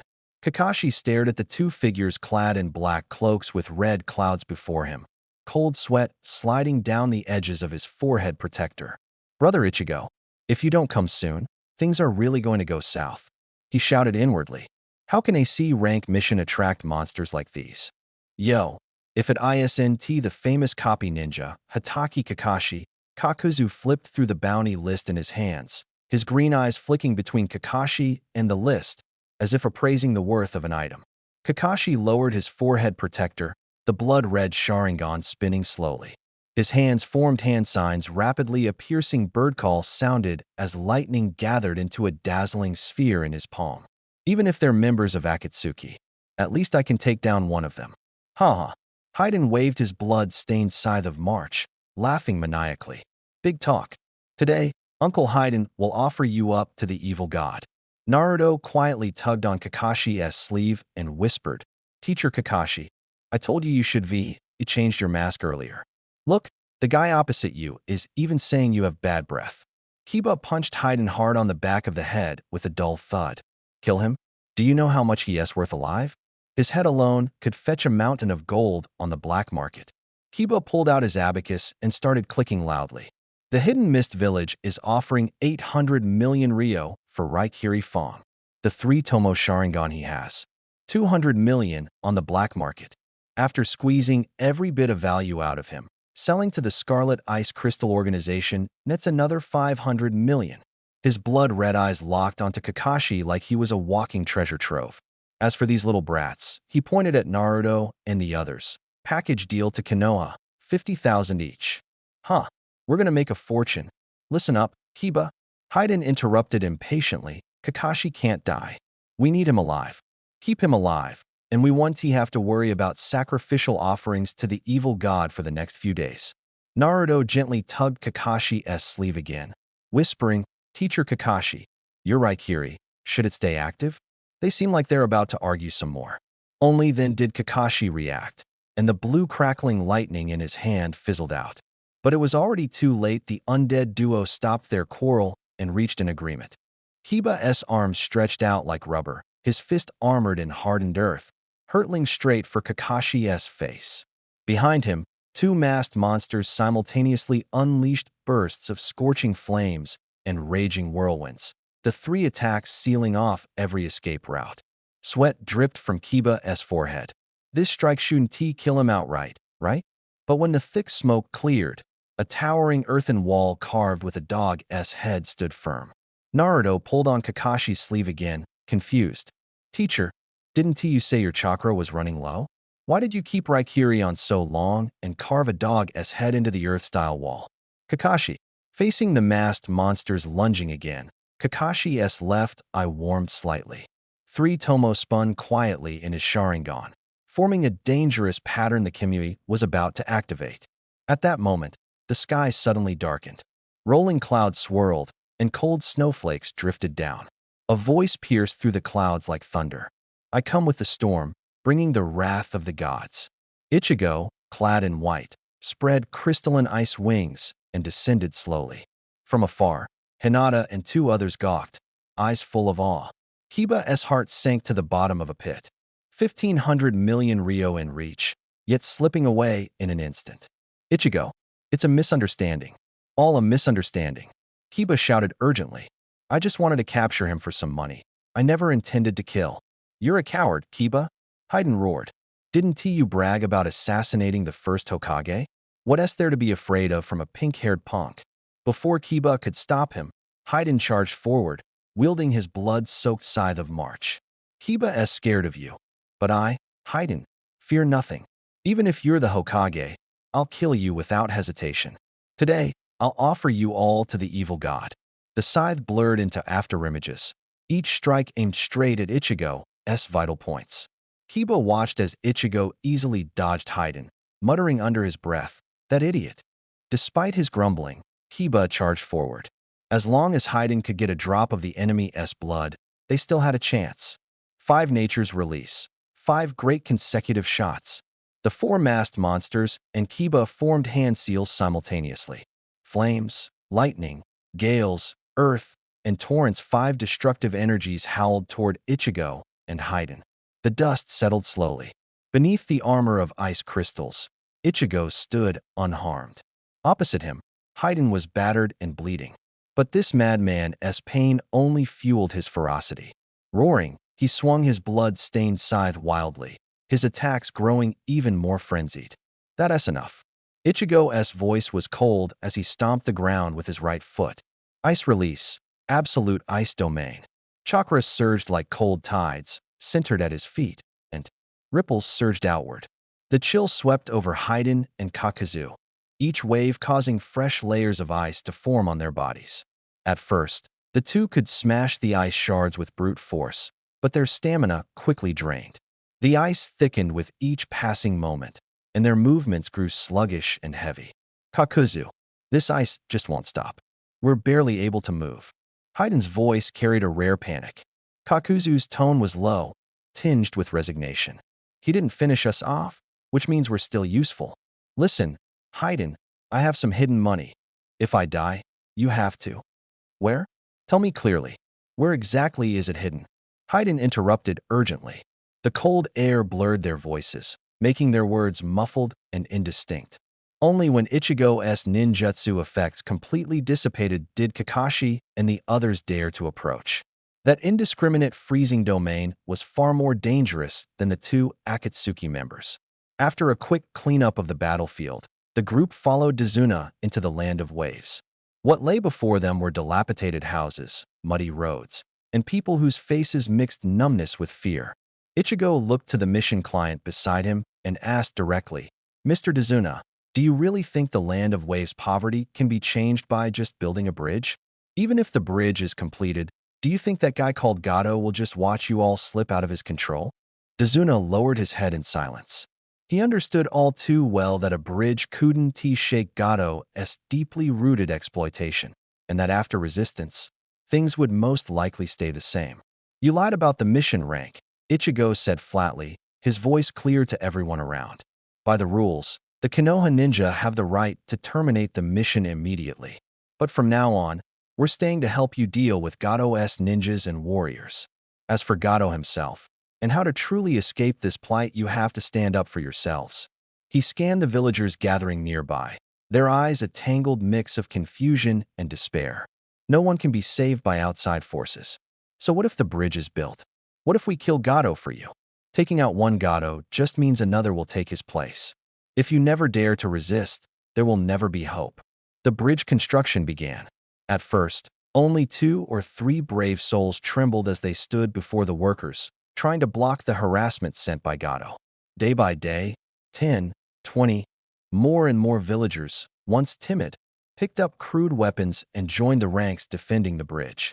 Later, Ichigo learned it was Naruto who tirelessly went door to door every day, urging people on and igniting the courage in their hearts. When it came to inspiring others, Naruto truly had a unique talent. The Land of Waves was just a tiny dot on the world map, and looking at the entire universe, the ninja world itself was but a speck. Today it might be the Otsutsuki, tomorrow, even stronger enemies could appear. If Ichigo had hesitated before about whether to eliminate hidden threats like Kuratsuchi early on, now he had his answer.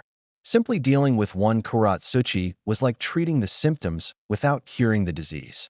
The ninja world ultimately had to rely on itself to face the threats from the depths of space. The bridge was finally completed under guard. With the mission finished, the group returned to Konoha. 2 squads of young genin now bore the proud mark of an A-rank mission on their records.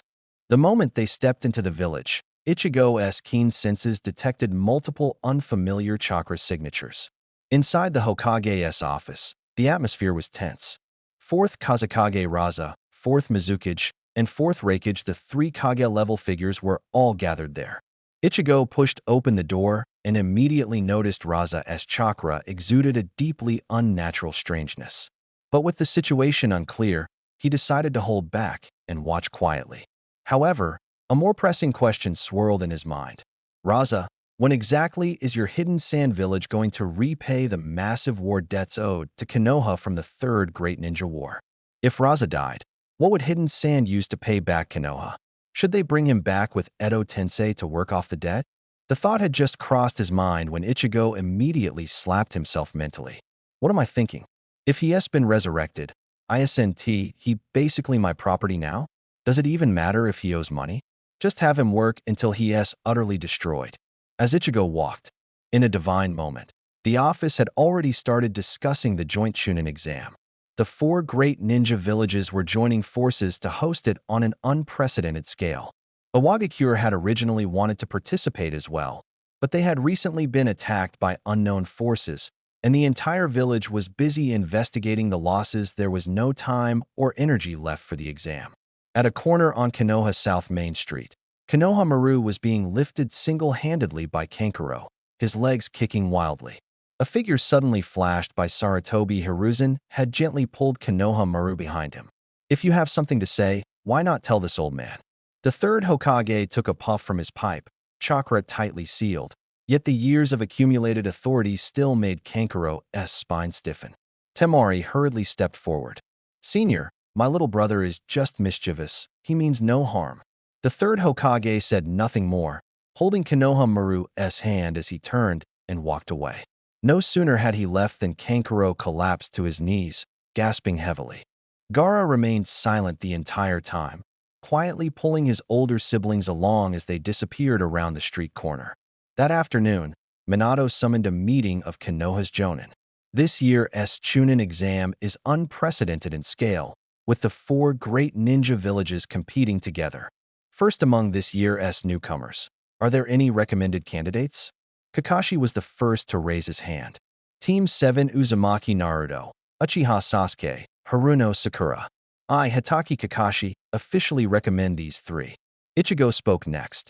Team 8 Aburame Shino, Hyuga Hinata, Inazuka Kiba.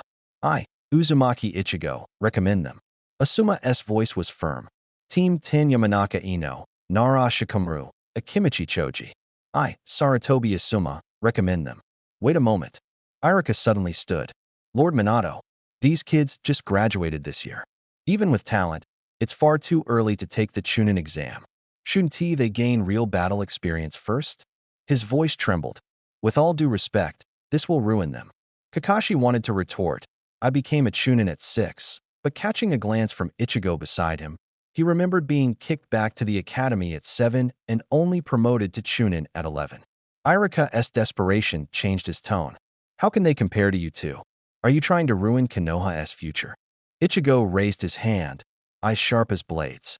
A life without setbacks is the real destruction. They're no longer your students, they're my subordinates now. Before Irika could speak, Minato raised his hand to stop him. Irika, relax. Kakashi and Ichigo would never harm the kids. Turning to everyone, his voice was clear and strong. Now, I announce the Chunin exam proctors. First round, Marino Ibiki. A scarred, sturdy man nodded calmly, his sharp eyes seeming to pierce through people's hearts. Second round, Mitarashi Azuki. Third round, Tsukikage Hate. Ichigo stroked his chin, eyes sweeping over the two. Azuki was his junior, personally trained by Orochimaru. Her strength was not to be underestimated. As for Hate, he possessed a special ability to conceal his form, but his face always bore a sickly pallor. The crowd received registration forms from Minato and gradually dispersed. The once-in-a-few-years Chunin exam is about to start. Minato waved the forms in his hand. Want to give it a shot? Gaining real battle experience is always good. Kiba was the first to grab a form, grinning. Perfect chance for this big guy to see what the other villages are made of. I'm in too. I'm going as well. Shino and Hinata also took forms. Remember, Minato handed them several specially made kunai. If you encounter mortal danger, infuse chakra into these. I will arrive immediately. At the exam entrance, they ran into a familiar figure, Yamato Kabuto. Naruto immediately called out, Kabuto, what are you doing here for the Chunin exam? Kabuto scratched the back of his head awkwardly. I've been busy researching under Orochimaru-sama these past few years. No time for promotion exams. With Kabuto's strength, he was well beyond the Chunin level. His presence here was clearly a deliberate arrangement by Minato, likely to secretly maintain order during the exam. The first round was intelligence gathering. This was extremely advantageous for Ichigo's team, the three of them all. He was a perceptive ninja. Hinata's Byakugan could easily see through others' test papers. Shino's bugs silently brought him the answers. Kiba had an even more extreme method. Akamaru would quietly growl right next to his ear, signaling the correct options in a way only they understood. The examiners were well aware, but couldn't catch them red-handed. As a batch of candidates, riddled with cheating flaws, were weeded out, the chief examiner Marino Ibiki revealed a cold smile. He was a master at applying psychological pressure. Final question. His voice was low and grave. If you answer incorrectly, you will forever lose the chance to be promoted to Chunin. The long mental torment caused many candidates to break down and make wrong choices. Still, some with firm willpower held out until the end. Naruto was the exception. He had no surveillance tricks and stubbornly stuck to his principles. In the end, he turned in a blank paper. The first exam was finally over. Just as everyone breathed a sigh of relief. Bang! A stone suddenly smashed through the window glass. A banner with the characters Akato unfurled with a loud rustle. Amid flying shards, Mitarashi Anko stood arrogantly in the window frame, chin raised. The second exam begins now, she announced loudly, completely ignoring the shattered glass on the floor. Without Orochimaru stirring trouble, the second exam proceeded smoothly. But during the second round of the third exam, as the four Kage sat side by side in the viewing stands, a sudden change occurred. On the stage, the candidate from Amigakure Nagato abruptly shed his disguise. Forming hand seals, thick smoke rose from the ground. Summoning Jutsu Outer Path, Gedomazo. With a deafening roar, a terrifying giant statue with 9 giant eyes tore through space and descended forcefully. The entire arena trembled. Luckily, Ichigo had already received a secret report from Itachi and evacuated the villagers to shelters behind the cliff, so the stands remained calm. The giant's massive mouth opened, and members of the Akatsuki leapt out one by one. This was not a plan to collapse Konoha, it was a deadly trap aimed at the 5 Kage. Nagato's goal was to capture all 4 Kage here in one fell swoop. The outer path Gedomazo took heavy steps, advancing toward the stands. The 4 Kage rose simultaneously, chakra surging. At that moment, the 4th Kazekage acted. The cold gleam of a kunai flashed as it pressed against the 4th Mizukage Yagura's throat. Don't move, Mizukage-sama. The Kazekage's voice was icy. Or your head will soon be saying goodbye to your neck. He tore off the human skin mask from his face, revealing Hiriko's bandaged face beneath. The Raikage A was impatient to play along. Hirako was holding the Mizukage hostage. What business was that of the Reikage? Right on Reiko. A burst of blinding lightning exploded from AS body, a lightning-fast hand blade slashing toward Hirako. Hirako hadn't expected the Reikage to be so decisive and was brutally knocked back. The kunai slipped from his hand, leaving only a blood streak on Yagura's neck.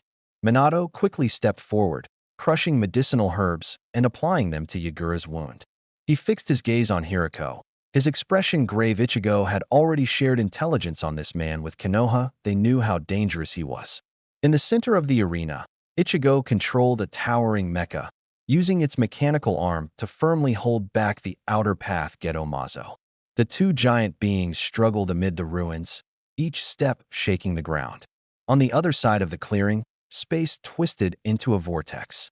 Obito slowly emerged, followed by the 4 tails and 5 tails, controlled by his Sharingan. The two-tailed beasts howled toward the sky, the shock waves nearly toppling the stands. From the distant forest came a buzzing sound. 7 tails. Chome rapidly flew in, still clutching a few half-eaten tri-colored dango. Train soldiers for 1,000 days. Use them for 1 moment. Today is the day I, Chome, protect Konoha.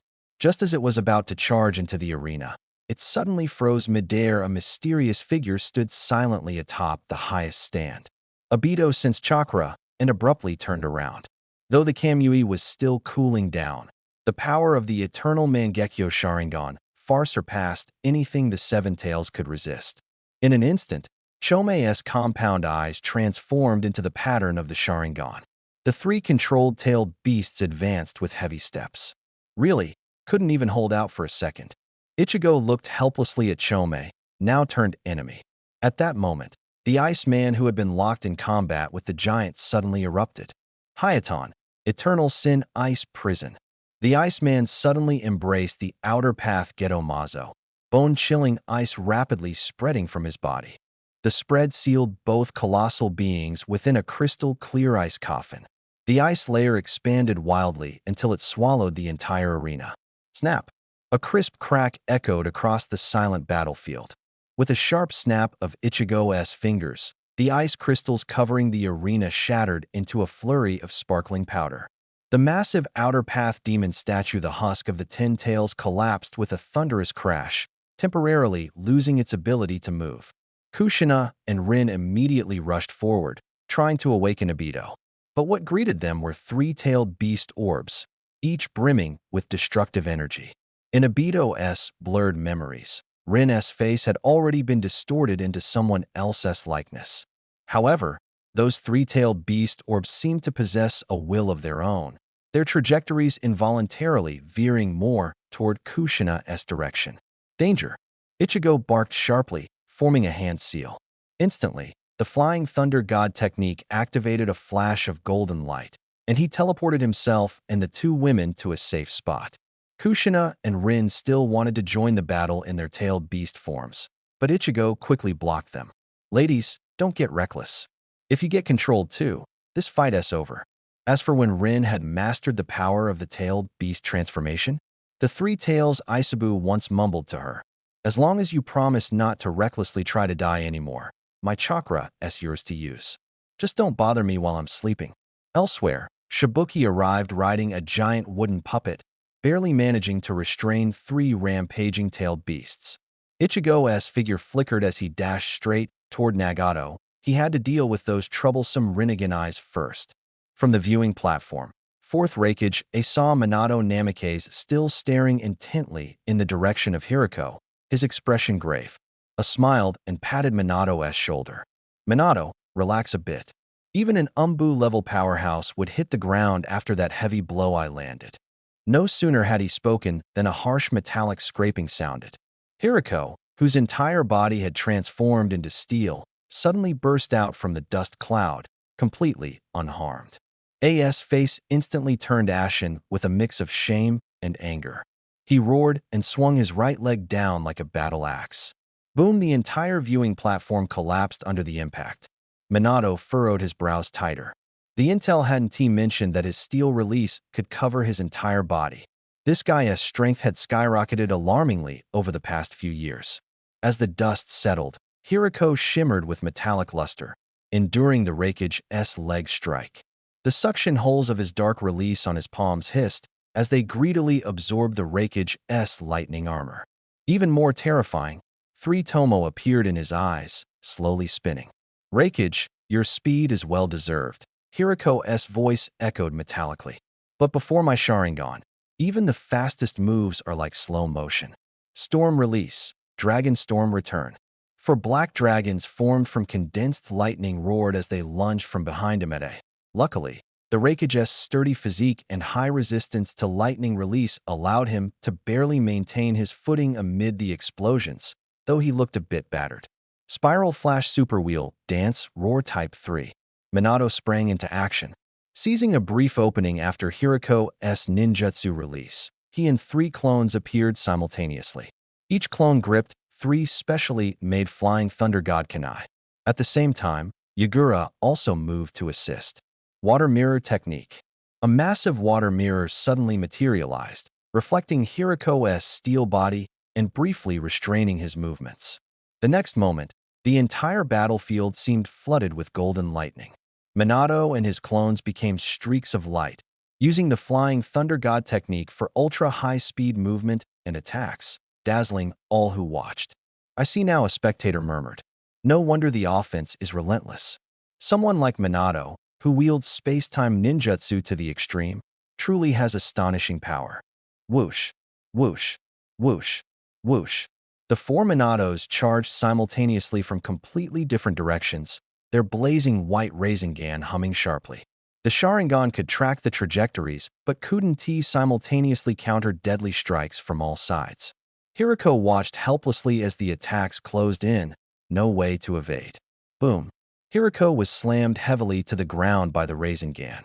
But immediately, the wood release cells inside him began writhing wildly, wounds healing visibly fast.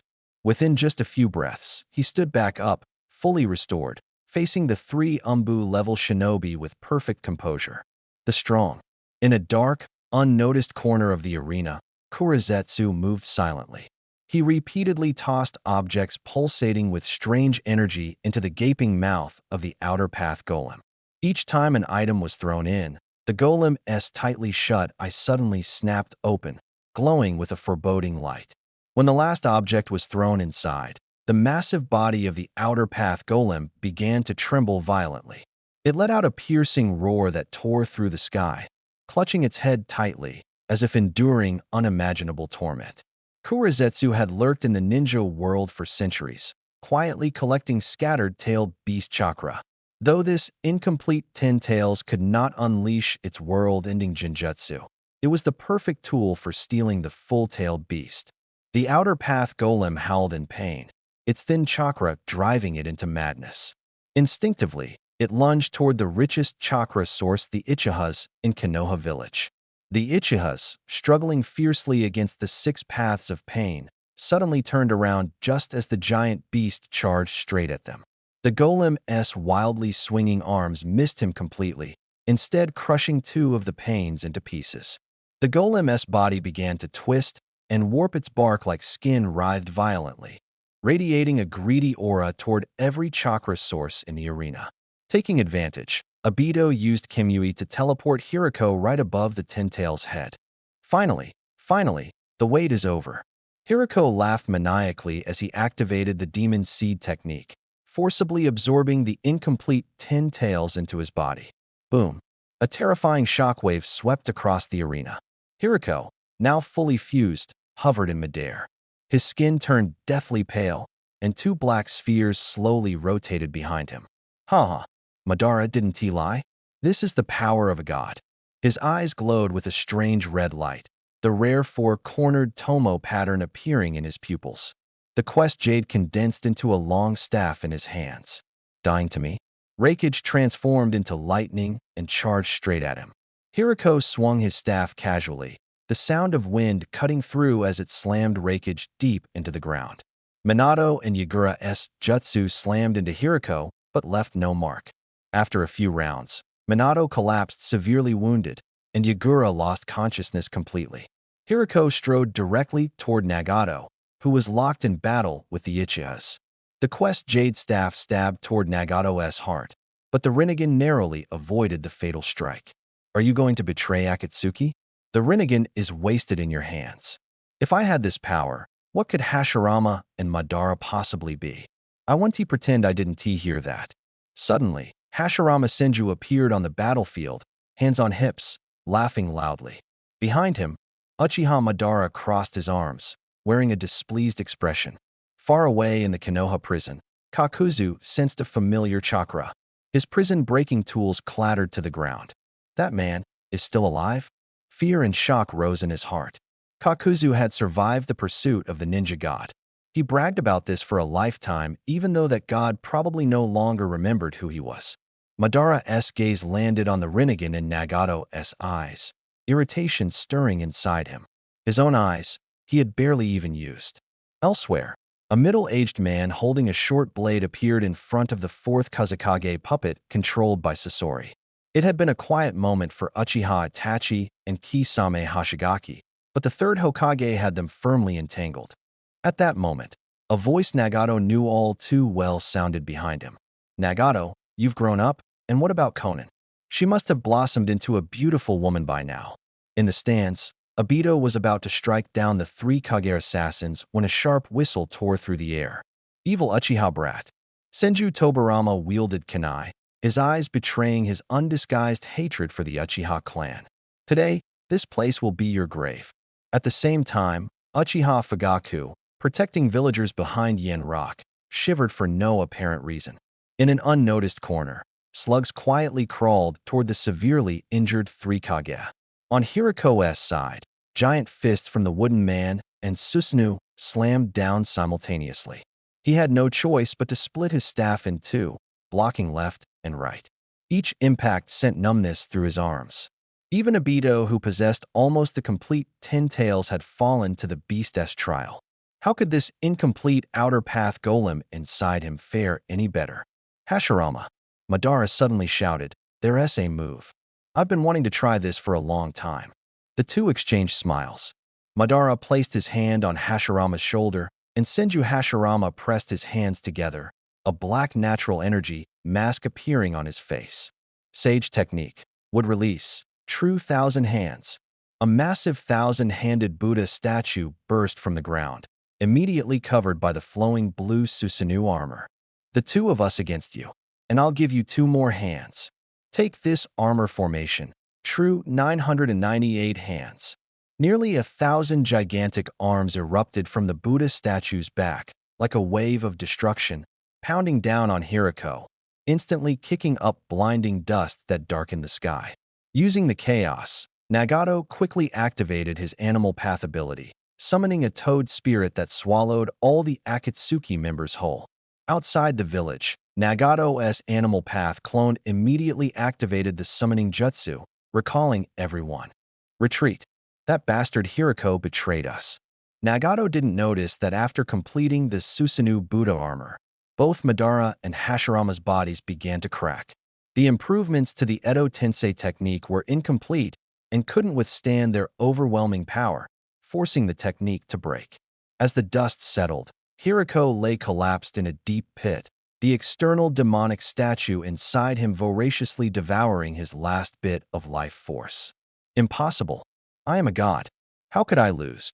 With his last strength, he hurled the staff formed from the Seeking Truth orb fiercely toward the approaching Tsunade. You geniuses will never understand the pain of us mediocre ones. His eyes gradually glazed over as his life slipped away. Tsunade. The expected searing pain never came. Tsunade opened her eyes to see Jiraiya standing before her, blood streaming from his mouth. He raised his bloodied hand and gently brushed her cheek. Tsunade, I like you. Jiraiya's hand fell limply. Tsunade gritted her teeth, suppressing the surge of pain in her heart. She didn't realize when Jiraiya's presence had quietly replaced Kato Dan's place in her heart. She would never stand by and watch him die before her eyes. Jiraiya, open your eyes. She slapped his face, her voice filled with rare panic. Didn't you always say you wanted to go on a date with me? If you pull through this, I promise. In her desperation, she completely forgot about Aihu's ability to temporarily lock life force. The diamond-shaped mark on her forehead instantly lit up, a massive amount of chakra pouring into Jiraiya's nearly collapsing body like a raging river. That warm and powerful energy flowed through him, rekindling a faint glimmer in his previously fading pupils. Tsunade, he weakly managed a smile. Did I just hear you agree to go on a date with me? Elsewhere, Obito noticed the commotion. Ignoring the layers of explosive tags set by the second Hokage, he controlled the giant Susanoo, instantly teleporting beside Hirako. The space warped, and Hirako was sucked into Kimui's space, vanishing without a trace. The slowly dissipating Edo Tensei Madara took all of this in. He gave a barely perceptible nod toward Obito's direction, eyes filled with utter satisfaction. I who watched quietly without intervening. The ninja world needed a sufficiently strong external threat to shatter the illusionary peace. Before the Great War arrived, his own power needed to advance further. I remember, there was also an Otsutsuki from another world. He murmured to himself, an excellent whetstone. At that moment, Orochimaru appeared dragging a blond young man tightly entwined by a giant python, breaking the tense silence. A brat from a Wagakure, Ono's disciple, Orochimaru said with a hint of mockery. His explosion release? Rough and crude, not worth much research. Maybe we can just pack him back to Ono and trade for something more useful. Deidara's face turned ashen. After enduring countless hardships to escape the oppressive Awagakure and join Akatsuki in pursuit of art, now he was about to be sent back to that cage. Damn. Nagato sighed helplessly on the side. Inner monologue, it's not that I don't want to save you, Deidara. Everyone's fighting on the ground, but you're flying so conspicuously in the sky.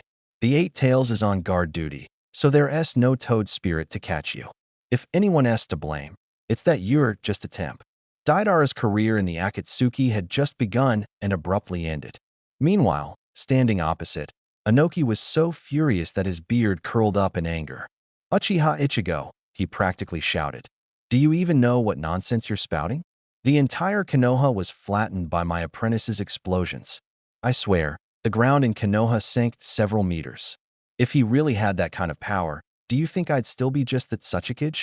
Inoki grew more and more agitated, his face flushed red. Fine. Even if you blame all that on him, what about that secret lab hidden 800 ri away? Was that his doing too? I just checked it out. The ice shards in the ruins haven't melted yet. Those traces look like they've been there for years. Why don't you say he can fly too? The moment he said that, Inoki froze. Deidara really could fly. Anyway, he forced back his composure. If you want us from a Wagakure to compensate under these terms, then you might as well move our entire village. Ichigo's eyes lit up instantly. It's settled. From today onward, the Wagakure will officially be renamed Konoha Village's Tsuchi Country Branch. You little punk. Inoki felt like all his lifetime anger was drained out today. Stop right there. You actually dare to think that? Are you seriously going to move? Ichigo just slumped down like a puddle of mud, throwing up a do whatever you want rogue attitude. Inoki's fingers trembled as he pointed at Ichigo, his other hand clutching his chest, his face turning pale, breathing ragged like an old bellows. Senior Inoki, Ichigo said, arms crossed, his voice dripping with unmasked teasing, pretending to be sick and pulling scams. ISNT, welcome here. If you really drop dead here, the Wagakure will have to change its signboard tomorrow. The old man gasped several times before finally squeezing out between clenched teeth. 3 billion Rio? Deidara, and the 4 tails and 5 tails, they must be returned to us. Deidara can be returned. Ichigo leaned forward, placing his hand on the table. But tailed beasts aren't commodities. Konoha never buys or sells freedom. Besides, he let out a light chuckle. Even if we return them, could you hold on to them? Inoki was about to respond when suddenly a cluster of eerie blue chakra condensed on the table. The mini 9 tails bared its teeth, emitting a low-frequency hum from its throat. 500 million Rio. I'll take Deidara away. The damage he caused is worth more than that. 2.5 billion. Not a cent less. 1.5 billion. Any more, and I'm out of here. Ichigo instantly switched to a beaming smile and slapped the table hard. Deal. Thanks for your generous donation, boss. Inoki's expression was like he swallowed a fly, muttering, too high. The Wagakure's sponsorship gave Konoha a fresh look. The demolished houses were rebuilt from the ground up, and even areas untouched by war were renovated. On the ruins, brand new eaves gleamed under the sunlight. A few days later, Ichigo was rummaging through mission scrolls to give Team Hyuga some practice when Minato suddenly swept aside the curtain and entered.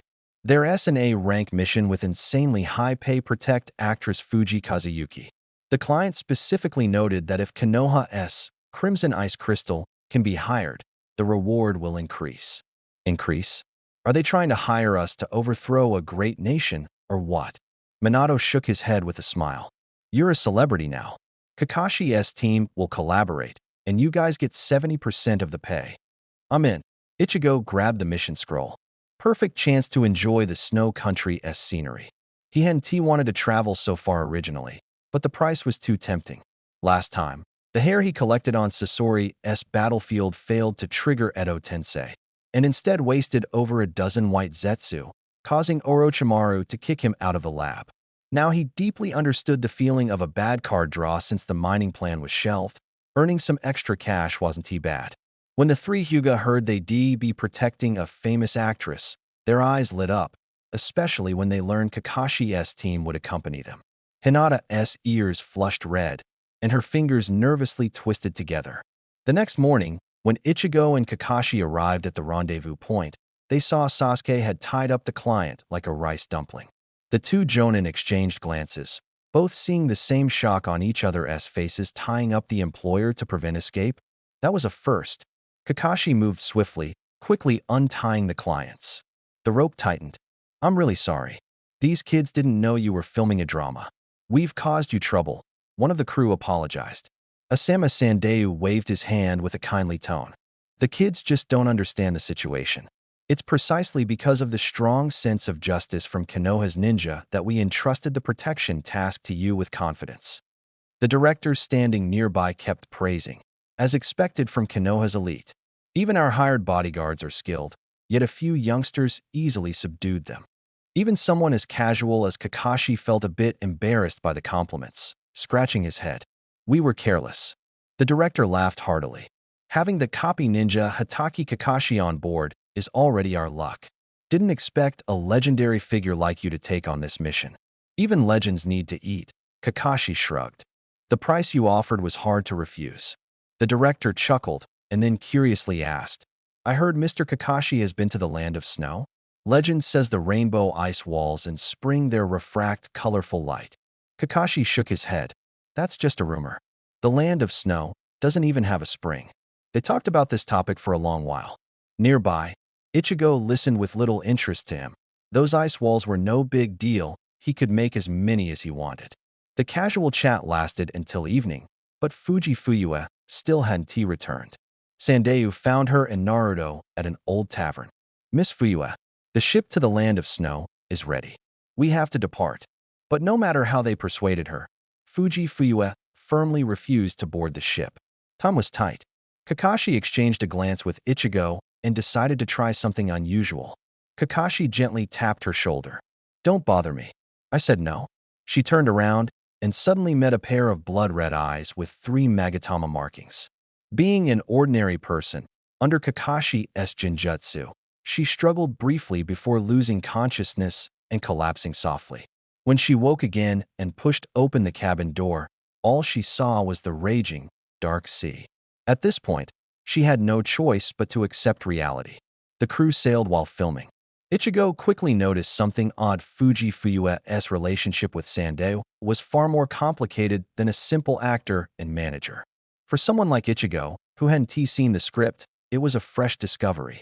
The ship entered the land of snow's waters, and the weather suddenly changed. The warm, humid sea breeze was replaced by biting cold.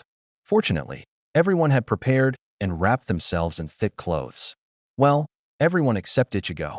For someone skilled in ice techniques, this low temperature felt like a spring breeze. Midway through the voyage, a massive glacier blocked their path. The director stared at the colossal formation, eyes shining. Perfect. This is exactly the location I dreamed of. Quick, let us shoot a scene here. Ichigo had already sensed 3 hidden chakras behind the glacier, 1 jonin and 2 chunin. In this icy land, their energy was weak but distinct, like fireflies in the dark night. Enjoying the unfolding drama, Ichigo kept quiet and quietly gave Kakashi a glance, his gaze sweeping toward the hiding spot of the three. Kakashi didn't catch Ichigo's hint at all. The crew was still filming, but Kakashi had already thrown a kunai with an attached explosive tag toward the hiding place of the Wolf Fong avalanche. "Hey, what are you doing?" the director shouted. Ichigo steadied the director by the shoulder. "Calm down. There are enemies." The director looked around in a panic. "I'm just shooting a movie, and people actually come to rob us?" The explosive tag detonated with a bang, snow scattering everywhere. A man clad in strange armor pulled back his camouflage cloth and stood up. Wearing a forehead protector from the snow village, his long blue hair fluttered in the wind. Crossing his arms, he looked down at Kazuhana Kosetsu with a mocking smile. "Welcome to the land of snow. Kakashi, it's been 10 years, hasn't it? Planning to run again this time? Princess Kosetsu, you're carrying the hexagonal crystal, right?" Ichigo stepped forward. "Kakashi, 10 years ago? Is that the failed mission you mentioned?" Kakashi nodded, eyes locked on the enemy. "Their chakra armor is troublesome. Everyone, fall back to the ship." No one had time to be surprised by Kosetsu's identity. Survival was the priority. 6 young ninja quickly moved forward to cover the retreat. Ichigo, however, didn't move 2 chunin across from him and 6. The little guy thought even this practice wasn't enough points. Kakashi directly charged at Wolf Fong avalanche. The retreat from 10 years ago was now a thing of the past. The offense and defense had switched places.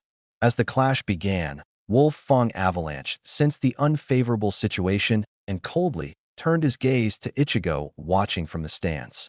"Kakashi, if you don't surrender now, the next move will make that pink-haired kid of yours lose his life." "Kakashi?" Ichigo was stunned as well. He almost laughed. Has Snow Ninja Village lost internet connection? Even if isolated from the world, shouldn't the most dangerous figures in the ninja world recognize each other?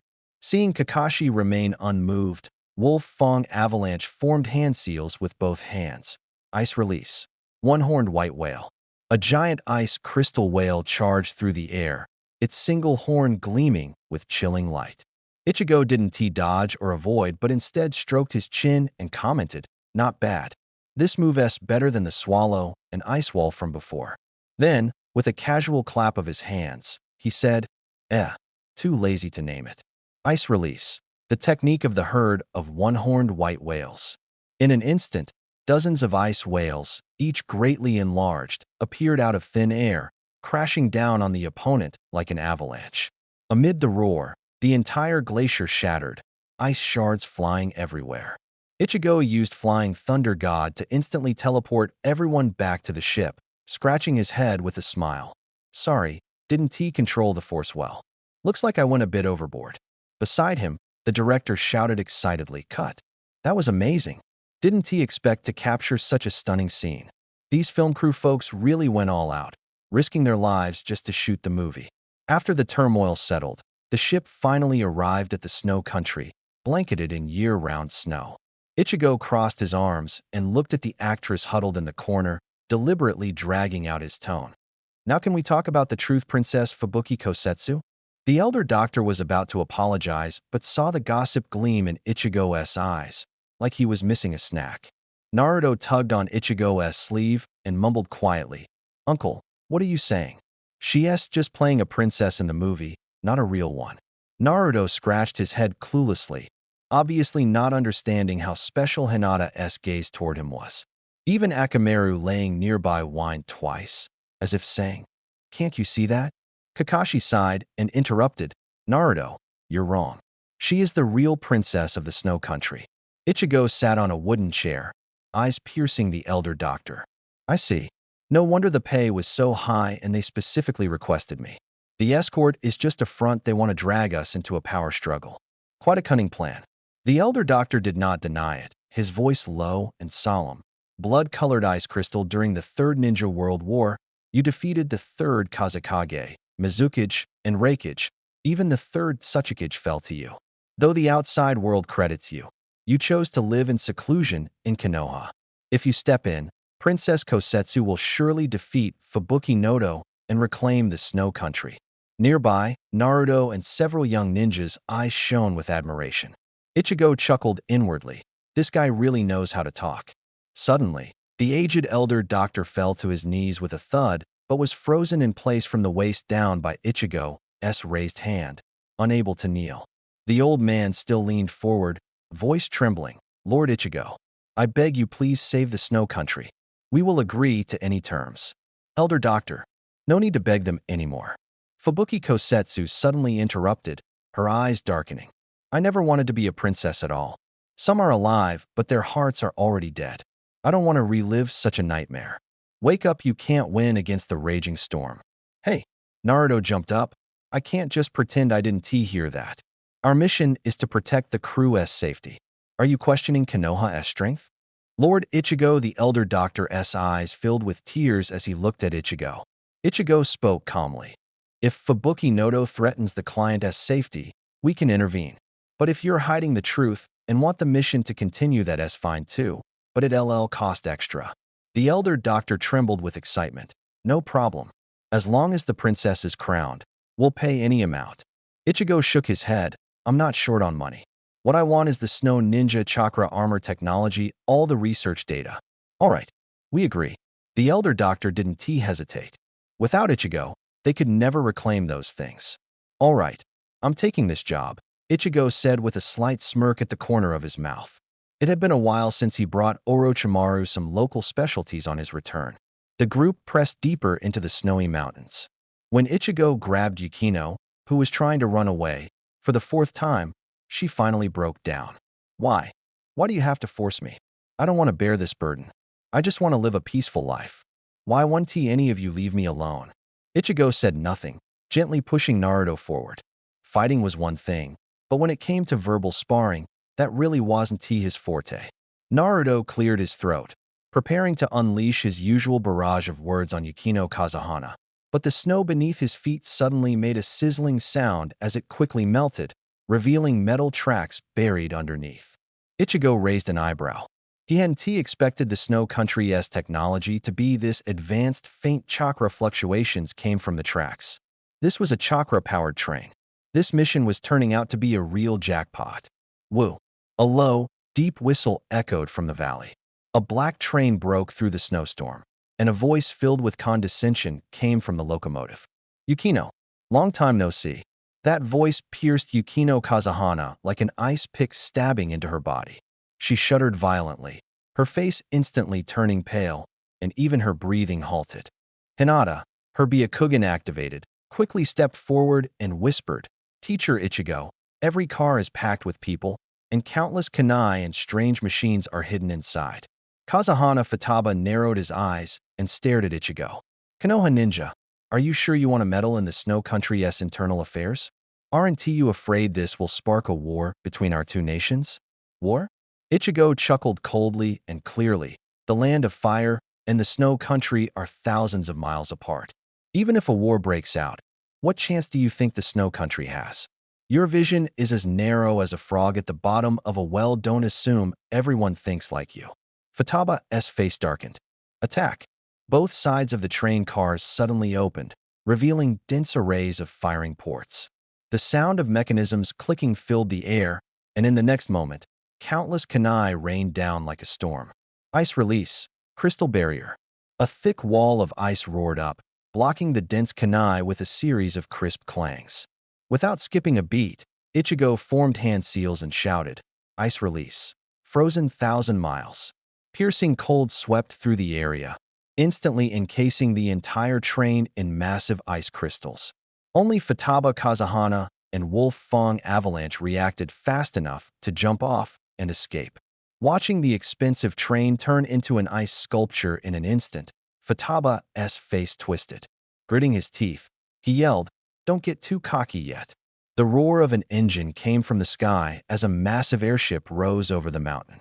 Countless kunai bound with blue spheres rained down from above. The spheres exploded upon impact, sprouting large clusters of sharp ice spikes. Ice release, mysterious ice dragon soar. A massive dragon formed from condensed ice crystals surged into the sky. Ichigo stood at the dragon's head, eyes gleaming with excitement. A train? An airship?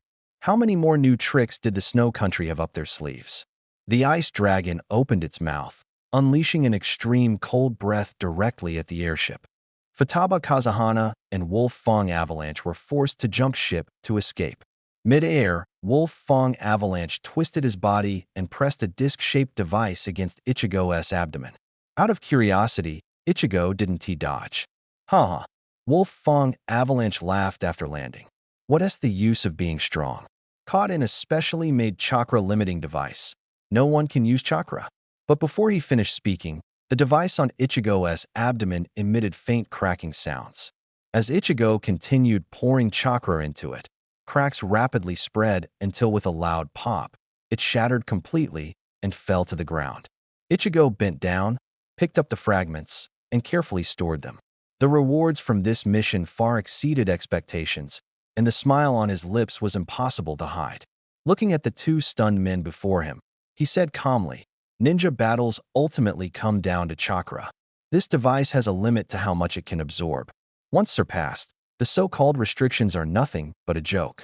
Out of the corner of his eye, Futaba caught sight of the hexagonal crystal necklace on the ground. He quickly formed hand seals and shouted, "Ice release, Black Dragon Blizzard." A fierce wind whipped up snow in a towering white curtain. A veil of snow blocked everyone's view. As the flakes fluttered down, the spot was empty. Feng Hua Nu Tao and that necklace had vanished together. He clenched the icy crystal necklace tightly, his fingers trembling slightly with excitement. 10 years. For this legendary key, he had even committed fratricide with his own hands. Now, it was finally in his grasp.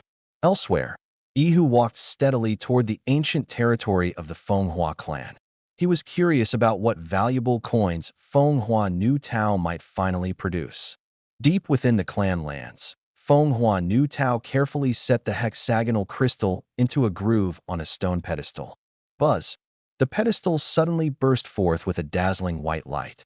The beams radiated onto the surrounding ice walls, refracting into a brilliant rainbow of colors. Immediately, the biting chill in the air began to fade. The ice cracked softly and started to drip and melt. The legendary rainbow ice wall had truly brought spring. Feng Hua Nu Tao stared blankly at the emerging greenery and flowing meltwater before him. The fanaticism on his face froze instantly, then twisted in disbelief. "Impossible," he roared, his voice echoing through the cavern. "I sacrificed so much. The secret treasure of the Feng Hua clan. How could it just be? Just a spring like this?" Like a madman, he rummaged through the cave, kicking aside rubble and pounding the ice walls, desperate to find hidden divine weapons or treasure. Even as Ihu's figure appeared at the entrance, he remained empty-handed. "This is the spring earned with generations of hard work?" Ihu whispered, gazing at the radiant rainbow light. "A family striving to bring warmth to the nation, such a gentle clan." His eyes shifted to the crazed Feng Hua Nu Tao, and he shook his head. "But no matter how great a clan, there are bound to be a few scoundrels." "Shut up." Feng Hua Nu Tao's sanity snapped completely. He sprang to his feet, the chakra armor on his body humming with overload, blue light blazing fiercely. "Ice release, twin black dragon blizzard." Two black dragons formed from ice crystals roared forward. Ihu's eyes sharpened. Here, he dared not recklessly use large-scale ice release. Damaging this fragile heating system would plunge the snow country back into icebound ruin. Lightning erupted around him. Storm release. Dragon storm return. The thunderous light collided violently with the ice dragons.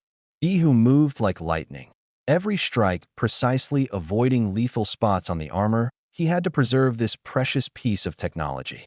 Finally, he landed a blow on Feng Hua Nu Tao's nape, and the man collapsed with a crash. When reinforcements arrived, they were stunned by the surreal springtime scene before them. Feng Hua Xiaoshui looked around, tears streaming down her face. "Father, he really did it. And I've just been a coward running away." Sure enough, with Naruto's encouragement, no emotional knot was impossible to untie. Feng Hua Xiaoshui ultimately embraced her duty as ruler and led the snow country toward rebirth.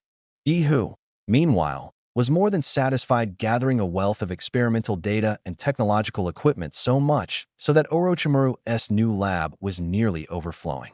This mission, involving national transformation, was officially classified as S rank.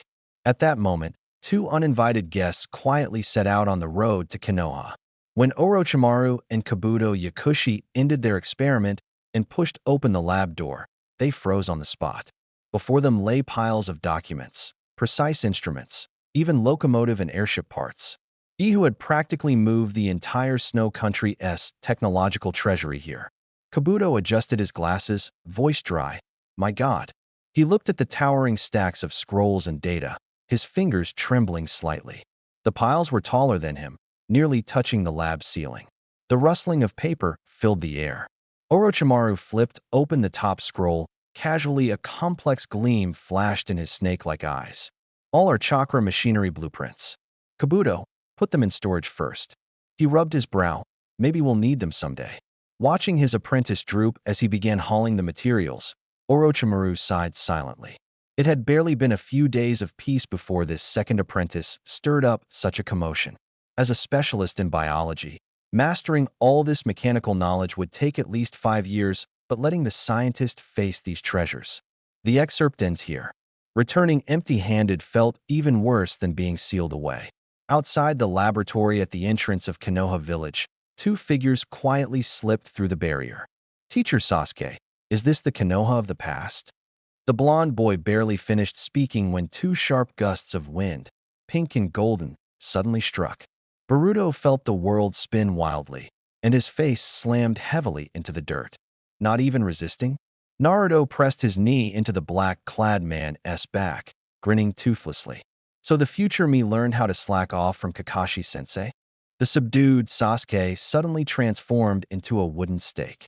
The real Uchiha stepped out from behind a tree, the hem of his black robe sweeping across the ground littered with fallen cherry blossoms. The senior's welcome ceremony is still so enthusiastic. How about catching up inside the village? On the way to the lab, Naruto kept scrutinizing the spiky-haired boy. So this was the legendary guy even Amaterasu's flames couldn't burn? And future me actually allowed this kind of person to be born. I guess I was still too soft-hearted. Sasuke. He turned to his companion walking beside him. Didn't future me ask you to bring some souvenirs? A scroll traced an arc through the air. Intel on the first style, Sasuke whispered low. He says this is the trump card against the Otsutsuki. Though meddling with the timeline was against all logic, ever since the battle at the Valley of the End, Naruto had never misjudged. The scroll's edges were creased from being gripped tightly, just like back then, when the blond boy always tugged at his clothes. This time, Sasuke still chose to trust him. When they stepped into the lab, Kabuto staggered backward holding a scroll half his height. Seeing the two new guests behind Naruto, the pupils behind his glasses constricted sharply. Teacher. Naruto raised his dirt-smudged bright smile, hands lifted like a kid offering treasure. Authentic Rinnegan souvenir, the only one of its kind in the world. Sasuke chuckled softly at the words. He had heard that Ichigo had a habit always digging up treasures from every corner of the ninja world and handing them to Orochimaru for research. Seeing it today, the rumors were true. By the time Sasuke had a chance to step into Orochimaru's lab, most of the ninja world's good stuff had already been scavenged by Ichigo. Naturally, he never got to witness that treasure hunter-esque skills firsthand. Boruto was puzzled and tugged Ichigo's sleeve. Uncle Grandpa, how do you know Teacher Sasuke has the Rinnegan? In this era, he hasn't even gotten the Rinnegan yet. Boruto, Ichigo sighed, tapping his forehead lightly with a crisp sound. How did future ninjas teach you? Listen closely. On the battlefield, sensory and medical ninjas are always the first targets to take out. Don't underestimate their abilities. The tap had just landed when Orochimaru, expressionless all along, suddenly narrowed his pupils. The words Rinnegan seemed to flip a switch inside him. Without a word, he grabbed Sasuke's arm and dragged him deeper into the lab. Ichigo followed inside, glanced around to confirm safety, then finally unfurled the scroll from the future. Past me, Obito's left eye is fused with the Uchiha Mirror's Mangekyo, becoming the eternal Mangekyo Sharingan. Beware his Deva path. I altered the time when Otsutsuki Urashiki arrives. You must defeat him and absorb his power to face the coming crisis. The scroll ends with a barrier jutsu to help you fight Urashiki. I hope by the time you reach this point, you'll make the same choice as I did for the stability of the timeline. After reading the scroll, Ichigo turned and retrieved a white zetsu from the cultivation pod, forming hand seals. Dusty fragments of reanimated flesh swirled and gathered as Uchiha Madara once again appeared in the present world. He looked down at his cracked hands and snorted coldly. This trick again. Who am I supposed to fight this time? One of my own. Senpai Madara. Do you remember me? Madara casually sat cross-legged, resting his chin on his hand. That brat who uses ice release. Speak, what is it? The piece you once sought. I've found some clues. Madara's eyes sharpened instantly. You've found a way to achieve true peace? No, I don't seek absolute peace. Ichigo met his suddenly cold gaze. But have you heard of the Otsutsuki? They're predators who feed on worlds. Once the ninja world's power weakens, we'll all become their nourishment. Madara's eyes had already. Kamadu, with his kaleidoscope Sharingan, fixed his gaze intently on Ichigo's face, trying to catch even the slightest flicker of hesitation. No proof without evidence, Ichigo replied coolly. You'll witness it with your own eyes soon enough. Within 2 days, an Otsutsuki will descend upon this place. Without another word, Ichigo raised his hand and formed a seal. Before the coffin closed, he whispered, when the time comes, you'll understand. The seal was set. Ichigo took a deep breath and turned to face the empty laboratory. Time was running out. He had to prepare thoroughly for the uninvited guest. At the Valley of the End, the roar of water thundered. Ichigo could feel the blue chakra of the 9 tails inside him boiling like molten lava, flowing fiercely and burning hot. He inhaled deeply, his eyes sweeping over the 8-tailed beasts gathered there. Good, all the bait was in place. He looked over at Sasuke beside him. The future ally's face was pale, his breathing labored. Sasuke, Ichigo said bluntly, I've wanted to ask since the first time we met. Why do you look so weak now? Where's your chakra? Sasuke twisted the corner of his mouth into a bitter smile. I was ambushed by Pooh. Half of it was drained. The other half was exhausted during time travel. Ichigo furrowed his brow. Not because of the Rinnegan? He stared into the complicated patterns in Sasuke's eyes. Are those eyes just for show? Would released chakra can help you recover? The next day, the first Hokage, Hashirama Senju, was summoned through Edo Tensei. Hashirama and Tobirama worked together, pouring immense life energy into Sasuke's body. Wrapped in a green glow, Sasuke's pale face finally regained some color. A few days later at dusk, a figure appeared. White clothes, white hair, a fishing rod slung over his shoulder, and a fish basket hanging from his waist, looking every bit like a leisurely fisherman. He gazed at the waterfall, muttering to himself, though the timing's a bit off. In this era there's no longer any ice-release ninja who threatens me. Once I gather the tailed beast's power and return to the future, who can stop me? He didn't notice the shadow silently appearing before him. Ichigo stood with his hands in his pockets, sizing up the newcomer. Pooh's eyes were filled with disdain as he stretched out a hand. Hand over the fox inside you. Don't waste my time. Ichigo scratched his ear teasingly. Whoa, that tone lost samurai on the loose. If I don't comply, you planning to go all 3-sword style on me? Pooh's pupils contracted slightly. Memories of future defeats flooded his mind, and rage overtook reason. This Ichigo hadn't matured, yet it was the perfect time for revenge. Blinded by anger, he completely overlooked the most crucial question. Why would the powerful future Ichigo let him come back to the past so easily? The hunt began. Ichigo couldn't read the intentions of Otsutsuki Pooh. To him now, the other was just a frog waiting to be dissected in the lab. That look enraged Pooh.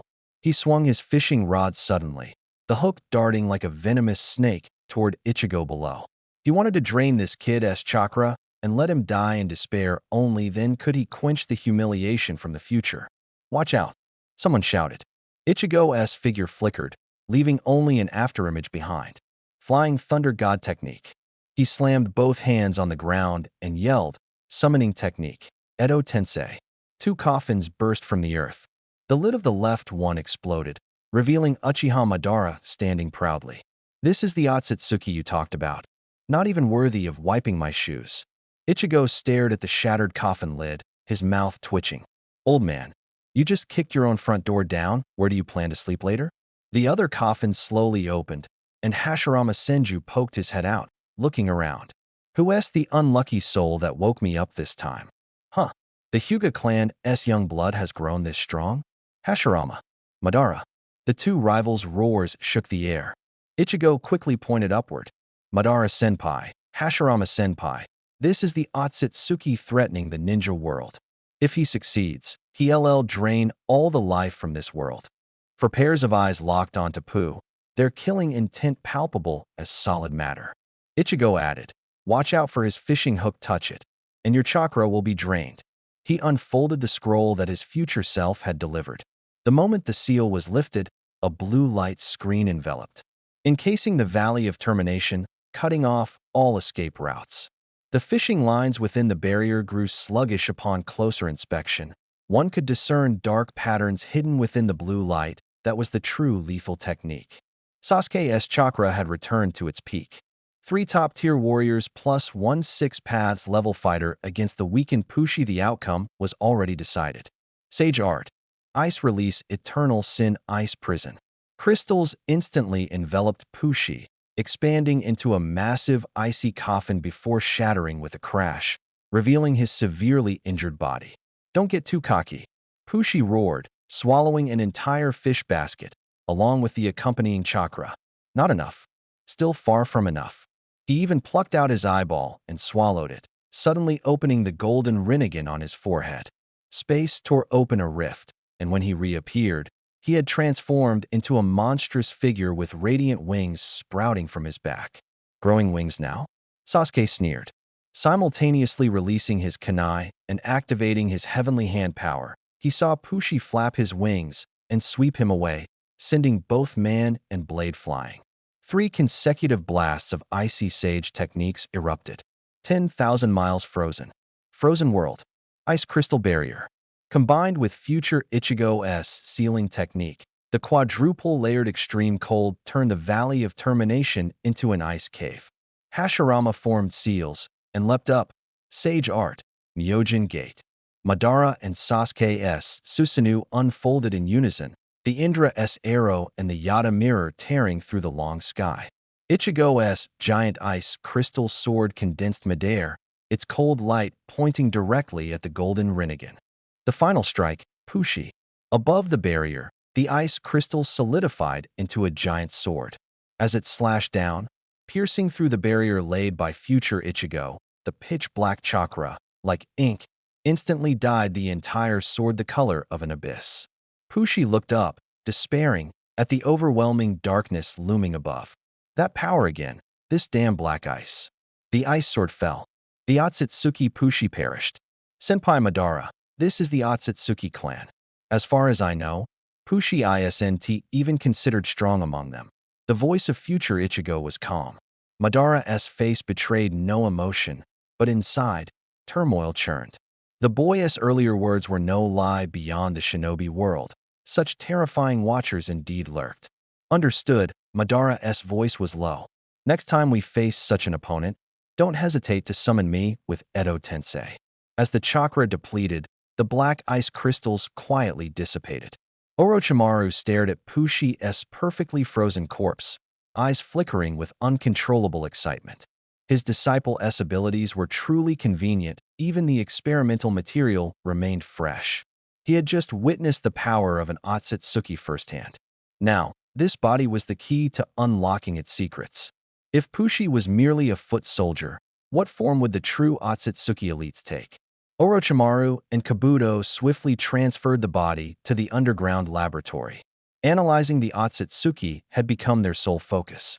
Days later, Orochimaru found future Ichigo, holding a fruit pulsating with energy. Future, this was extracted from Pushi's body. If I'm not mistaken, this is the real reason you sent him back.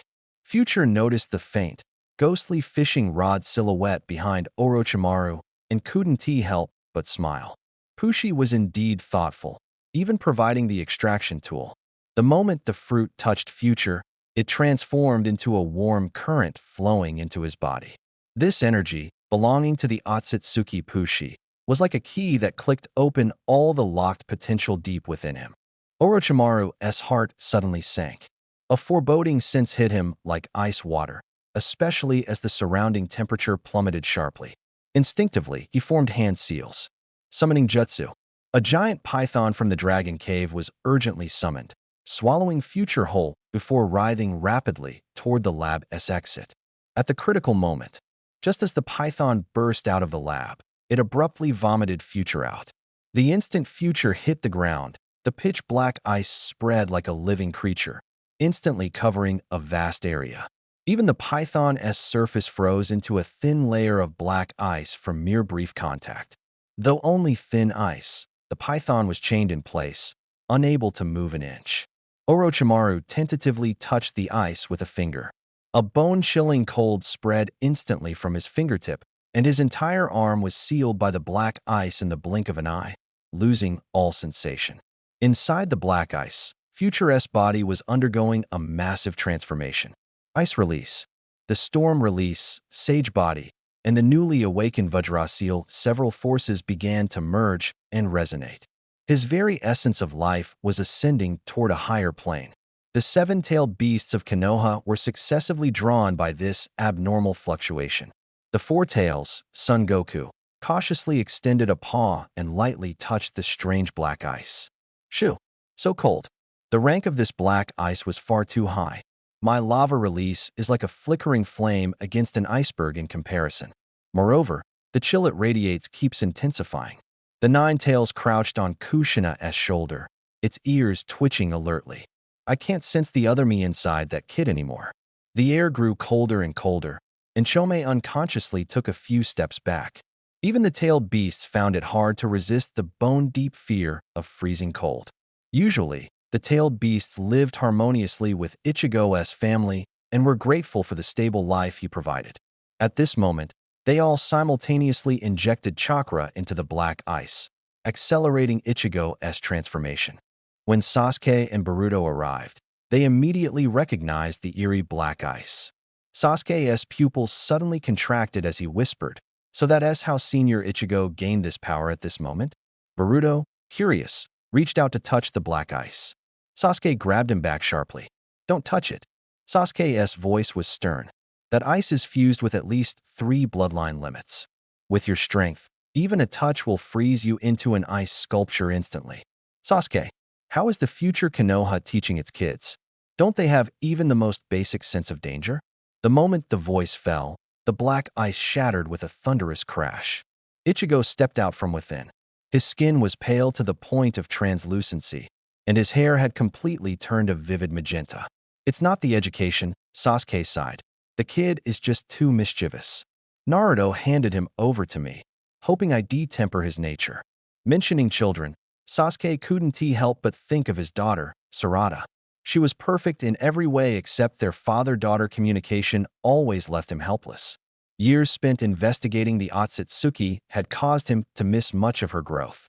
When he discovered his own daughter was part of the father's revenge team targeting him, his feelings were a whirlwind of complexity. Even more helplessly, Itachi and his father doted on Sarada whenever Sasuke tried to discipline her. Itachi would chase him with kunai. Thankfully, Sakura and the two of them never spoiled her and had raised Sarada to be outstanding. Meanwhile, in Amigakure, Nagato stared at Hiriko's corpse, fury burning in his eyes. If not for Hiriko's last-minute betrayal, their previous attack could have wiped out 3 Kage-level figures in one strike. Thinking of this, a jet-black staff materialized in his hand as he stepped toward the several bodies before him. In the laboratory, Orochimaru was focused on examining Ichigo and Sasuke, especially Sasuke. Ichigo was ready for research at any time, but Sasuke might leave without warning. Outside Konoha, several mysterious figures with black rods inserted in their bodies silently closed in. The 5 split into 3 groups, sneaking into the village from different directions. Ichigo, cooperating with the examination, suddenly lifted his head, a faint smile twitching at his lips. Guests have arrived.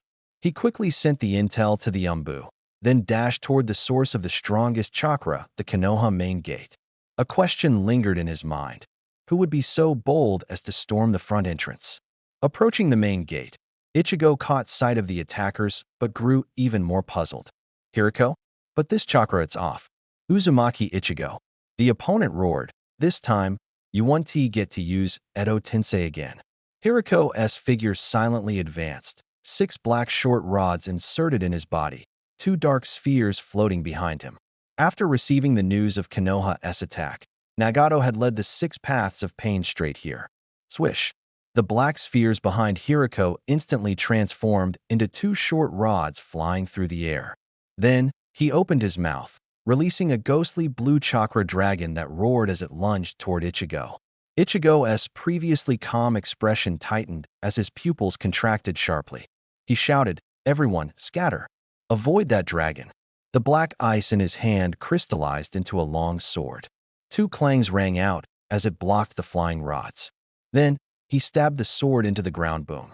4 black ice walls rose from the earth, completely freezing the chakra dragon solid. Black ice, frozen tomb. Ichigo slammed both palms down toward the grate. Countless black ice crystals writhed like living creatures, swiftly enveloping Hiriko and sealing him inside a massive ice coffin. Stop hiding. Ichigo turned toward the trees on the right. Before perception ninjas, you have nowhere to run.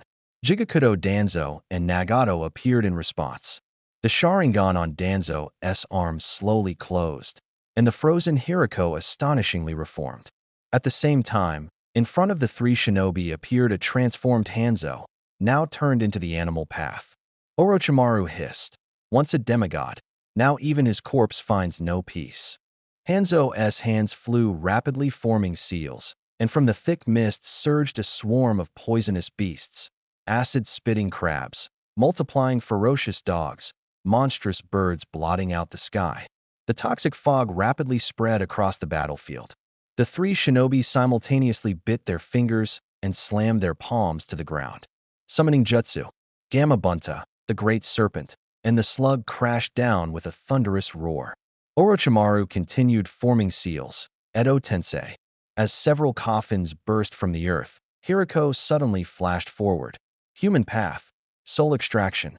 The just awakened first Hokage hadn't yet regained consciousness when his soul was ripped from his body. Only the second Hokage narrowly escaped thanks to Flying Thunder God technique, while Uchiha Madara watched coldly without intervening. Without Hashirama and Madara, what can you still rely on? Nagato's voice echoed through the ruins. As the smoke cleared, all 6 paths of pain assembled at the gates of Konoha, their black cloak hems fluttering wildly in the gusts. Uzumaki Ichigo, for the sake of our shared bloodline, surrender the tailed beast. The Deva Path pain controlled by Nagato raised its palm. This is your final warning. Dark ice crystals began to crystallize around Ichigo's body, the air crackling with extreme cold. As the ice armor enveloped him, the ground beneath instantly froze solid. Black ice armor. Absolute zero. Wherever his Zanpakuto slashed, it seemed even light itself was frozen. The ice armor writhed as if alive, instantly coating Ichigo in jet black. Cold radiated outward, and the earth beneath shattered with a piercing, crackling sound. He slammed his fists into the ground, and the black ice spread like a plague. The pain's footsteps slowed. Every contact with Ichigo brought a bone-chilling cold seeping into their limbs. Except for the cyborg Sasori, all the reanimated corpses gradually froze in place, covered in frost. Jigakudo Danzo's Sharingan in his palm extinguished once more. The puppets reanimated, but Nagato already felt the urge to retreat. This guy had broken through again. Was he flowing with the blood of Senju Hashirama? Ichigo gave him no chance to catch his breath. The sealed Kusanagi sword flashed from its scroll, black ice rapidly crawling up the blade as metallic screeches warped through the air. Nagato retreated hastily, and the Deva Path pain soared into the sky. Salamander Hanzo ripped off his gas mask, formed seals, and slammed the ground. Summoning Jutsu. A giant salamander pierced with black rods burst from the earth, and poisonous fog surged like a tidal wave toward Konoha. But the black ice barrier had already risen, sealing the battlefield inside a transparent cage. Inside the barrier, the poison gas churned into a purple vortex, Yet Nagato furrowed his brows anxiously. Suddenly, the sound of rushing water echoed inside the ice prison. The toxic fog was swallowed by the swirling cold stream, instantly freezing into a massive purple ice sculpture. Another Sharingan in Danzo's eyes dimmed. The Azura path detonated explosives inside his body. The human path unleashed psychic shocks, but all attacks dissolved before the black ice. When Danzo was left with a single eye, Nagato finally trembled and ceased his assault. The continuous drain left him barely standing. If not for the implanted cells sustaining him, he would have long collapsed. Space suddenly twisted into a vortex. Without hesitation, Nagato leapt in, only to be met with searing pain piercing his eye socket. Ugh! Obito plunged the bloodied Rinnegan into a container. Having lost his left eye, Nagato instead felt power surge forth. Inside Kimui's space, he stared at his trembling hands. So these eyes had been suppressing his true power all along. Back in Amagakure, Nagato sat alone in a dark room. For the first time in years, he saw through a single eye and clearly sensed a foreign presence buried within the Rinnegan. Those eyes weren't truly his. They lay quietly inside the enemy's container. 2 days later, Nagato finally glimpsed the dormant power within the Rinnegan Aim no Awado, Rineshiki, and Rengoku Hengoku. From that day on, he began tirelessly attempting to awaken this power. Obito had obtained a Rinnegan, but hadn't replaced his own. He caressed the eternal Mangekyo Sharingan softly, whispering, "This eye is enough to unleash that Jinjutsu." Akatsuki organization. It was as if they had vanished from the ninja world. If not for occasional intelligence reports from Itachi and Kisame, Ichigo would have almost believed they had disbanded. Inside Konoha village, Umbu members were still clearing the battlefield. The poison left behind by the animal path salamander Hanzo was the most troublesome. One Umbu wiped sweat from his brow and hissed to his comrades, "Be careful. Just one drop of Captain Ichigo's black ice melting releases enough poison to take down dozens of people." With the crisis posed by the Otsutsuki Kabu resolved, Sasuke prepared to take Boruto back to the future.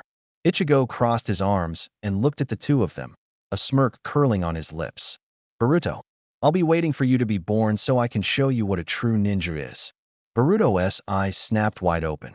He finally understood why his future great-uncle had been so strict with him since childhood. It was all because of what he had just said. Sasuke grabbed Boruto's arm. "Senior Ichigo, Konoha is in your hands." Behind them, a swirling vortex of time and space began to form. As soon as Sasuke left, both Ichigo and Shigure received a reverse summoning call from Ryudo Cave. The White Snake Sage was still reclining on his chair, a pipe releasing wisps of smoke. "Little Ichigo, little Shigure, the competition for the 3 great sacred lands is about to begin. The Wetbone Forest only has the Slug Sage, who doesn't rely much on Sage Chakra. It's always been a battle between Ryudo Cave and Myaboka Mountain." He exhaled a ring of smoke. "We've lost for too long. If we win this time, each of you will receive a great gift." Ichigo noticed the pride flickering in his eyes. Defeating Myaboka Mountain was clearly more important than the prize. 2 days later, in the arena, Ichigo and Shigure faced off against Jiraiya and Minato Namikaze. The White Snake Sage immediately shouted loudly to the Great Toad Sage, "No one left at Myaboku? Send out an old man. If you're short on fighters, I'll make an exception and let you send 2 more." The Great Toad Sage slowly opened his eyes. The dream prophecy had long foretold the outcome. Looking at Ichigo, his voice rang like an ancient bell. "Uzumaki Ichigo, your future lies at a crossroads. You may become the dawn of the ninja world, driving away external threats, or you may turn into a hurricane of destruction, plunging the world into eternal stillness. One day, you'll have to make a choice. A single thought could overturn heaven and earth." Jiraiya nervously tugged on Ichigo's sleeve. "Its prophecies never fail. Don't take the wrong path." Ichigo nodded and patted Jiraiya on the shoulder. The White Snake Sage scoffed, banging his pipe heavily against the chair back. "Totemaru, stop playing tricks here. Don't worry, Ichigo. That old toad only glimpsed fragmented scenes of the future in a dream. When he wakes up, he'll probably forget most of it. You can't put all your faith in prophecies." The White Snake Sage's worry was unnecessary. The great Toad Sage's words hadn't affected Ichigo in the slightest. Sasuke had already been here. Ichigo knew full well what the future might hold. On the clearing at Mayaboka Mountain, the four began to gather natural energy, preparing to enter Sage mode. But Jiraiya faltered. He always needed the assistance of Sages Fukasaku and Shima to enter it. Jiraiya, after all these years, you still can't enter Sage mode on your own? Buntai knocked on his head with his knuckles from behind. He felt like slapping some sense into the hopeless guy. Across from them, the myriad serpents barely stifled their laughter. Faces twisted in disbelief. Was there no one at Mayaboka Mountain coming to battle without mastering Sage mode? Sage Art. Ice Release Armor of Might. With Ichigo's low shout, two giant snakes, myriad serpent and flying dart, were instantly covered in thick armor of ice crystals. The weapons of the three toads slammed against them, only scattering tiny shards of ice. Damn, we can't break through it. Jiraiya. Years of coordination made Jiraiya immediately understand Buntai's plan. He leapt onto Buntai's head, forming hand seals.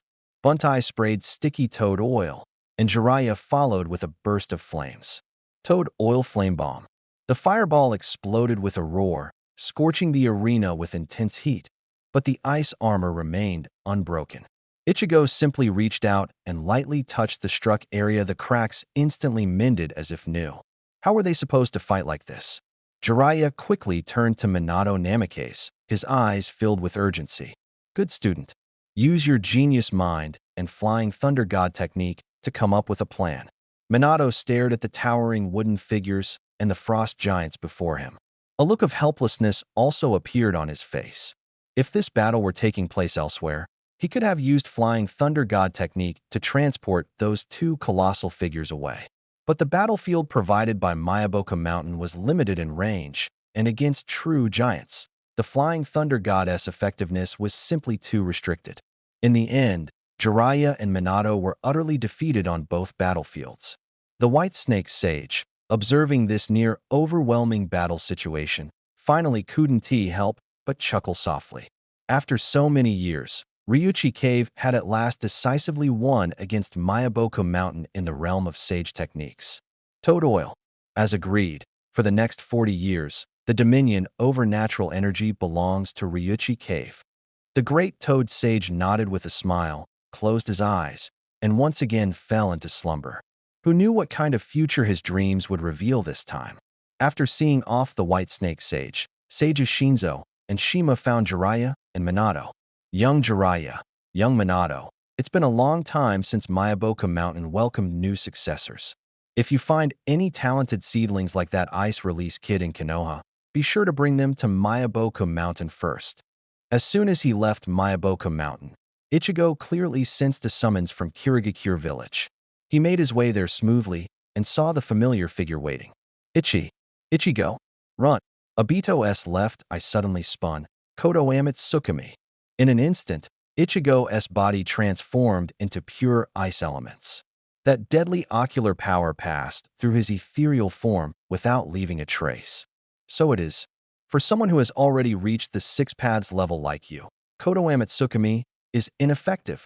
Obito spread his palm, and a crystal ball formed, condensed from the chakra of Hiriko and pain. He poured the full power of his left eye's eternal Mangekyo into it. Moonlight refracted through the crystal, revealing a Rinnegan marked with comma-shaped tomo. Obito's left eye faded to a pale gray, completely blind. At the moment the white light rushed toward him, Ichigo formed hand seals, and natural energy instantly enveloped his entire body. Sage Art. Ice Crystal Summoning Aviania. The ice shell shattered, and a sharp, clear wind whistle pierced the night sky. A massive ice crystal phoenix spread its wings, its icy feathers blocking most of the moonlight. But the light of Tsukuyami still eroded. Ichigo felt his consciousness blur like ink spreading in water. Black ice. Sealing mausoleum. Jet black cold ice spread from his feet, quickly covering his entire body. The ice phoenix folded its wings, sheltering Ichigo and the unconscious Urahara behind it. Obito staggered forward, clutching his eye sockets. The ice phoenix unleashed blasts of piercing cold, but they all vanished into the distorted spatial vortex. When he reached out to touch the black ice, the arm formed by Haku and White Zetsu instantly froze and blackened. Obito sharply tore off the arm and retreated. The severed limb crumbled to powder among the ice shards. After several failed attempts to use Kimui for teleportation, Obito sneered at the impenetrable black ice. "Forget it, Vortex Ichigo. By the time you return from this illusion, our plan will have already succeeded. This grand gift, just wait to receive it." The spatial vortex swallowed his figure, leaving only the ice-sealed Ichigo, the fallen Urahara, and the standing Ice Phoenix behind. Time rewinds to 3 days earlier. Just as Yagura, recently recovered from severe injuries, stepped into Kirigakure village, he was intercepted by the lurking Obito who had planted spatial markers on him long ago during the battle with Hiriko. This surprise attack was so silent that Ichigo, upon entering the unusually quiet Kirigakure village, did not sense any danger. Obito, hidden in Kimui's space like a ghost, only miscalculated one variable. Urahara had broken free of the Genjutsu the moment she saw Ichigo. If not for her shout allowing Ichigo to form seals first, this would have been a perfect opportunity to capture a Six Paths level puppet. At this moment, the crystal ball in Obito's hand was already corroded by the black ice. He stared at the frozen form and furiously crushed the crystal. Within the illusion, Ichigo stood alone on the vast battlefield. The ice scars under the moonlight had not yet melted, but no other figures remained. So this is the world limited by Tsukuyami? He took a step toward the direction of Konoha. In this world, the Flying Thunder God technique could not be used. He had to proceed on foot. The sights along the way gradually revealed the truth. This timeline was actually, the world had advanced several whole years ahead. After days of traveling, Ichigo finally saw the gates of the Hidden Leaf Village. But the statue on the Hokage rock at the village entrance stunned him. The face of the fourth Hokage was none other than Minato Namikaze. He immediately activated his shining hard eye.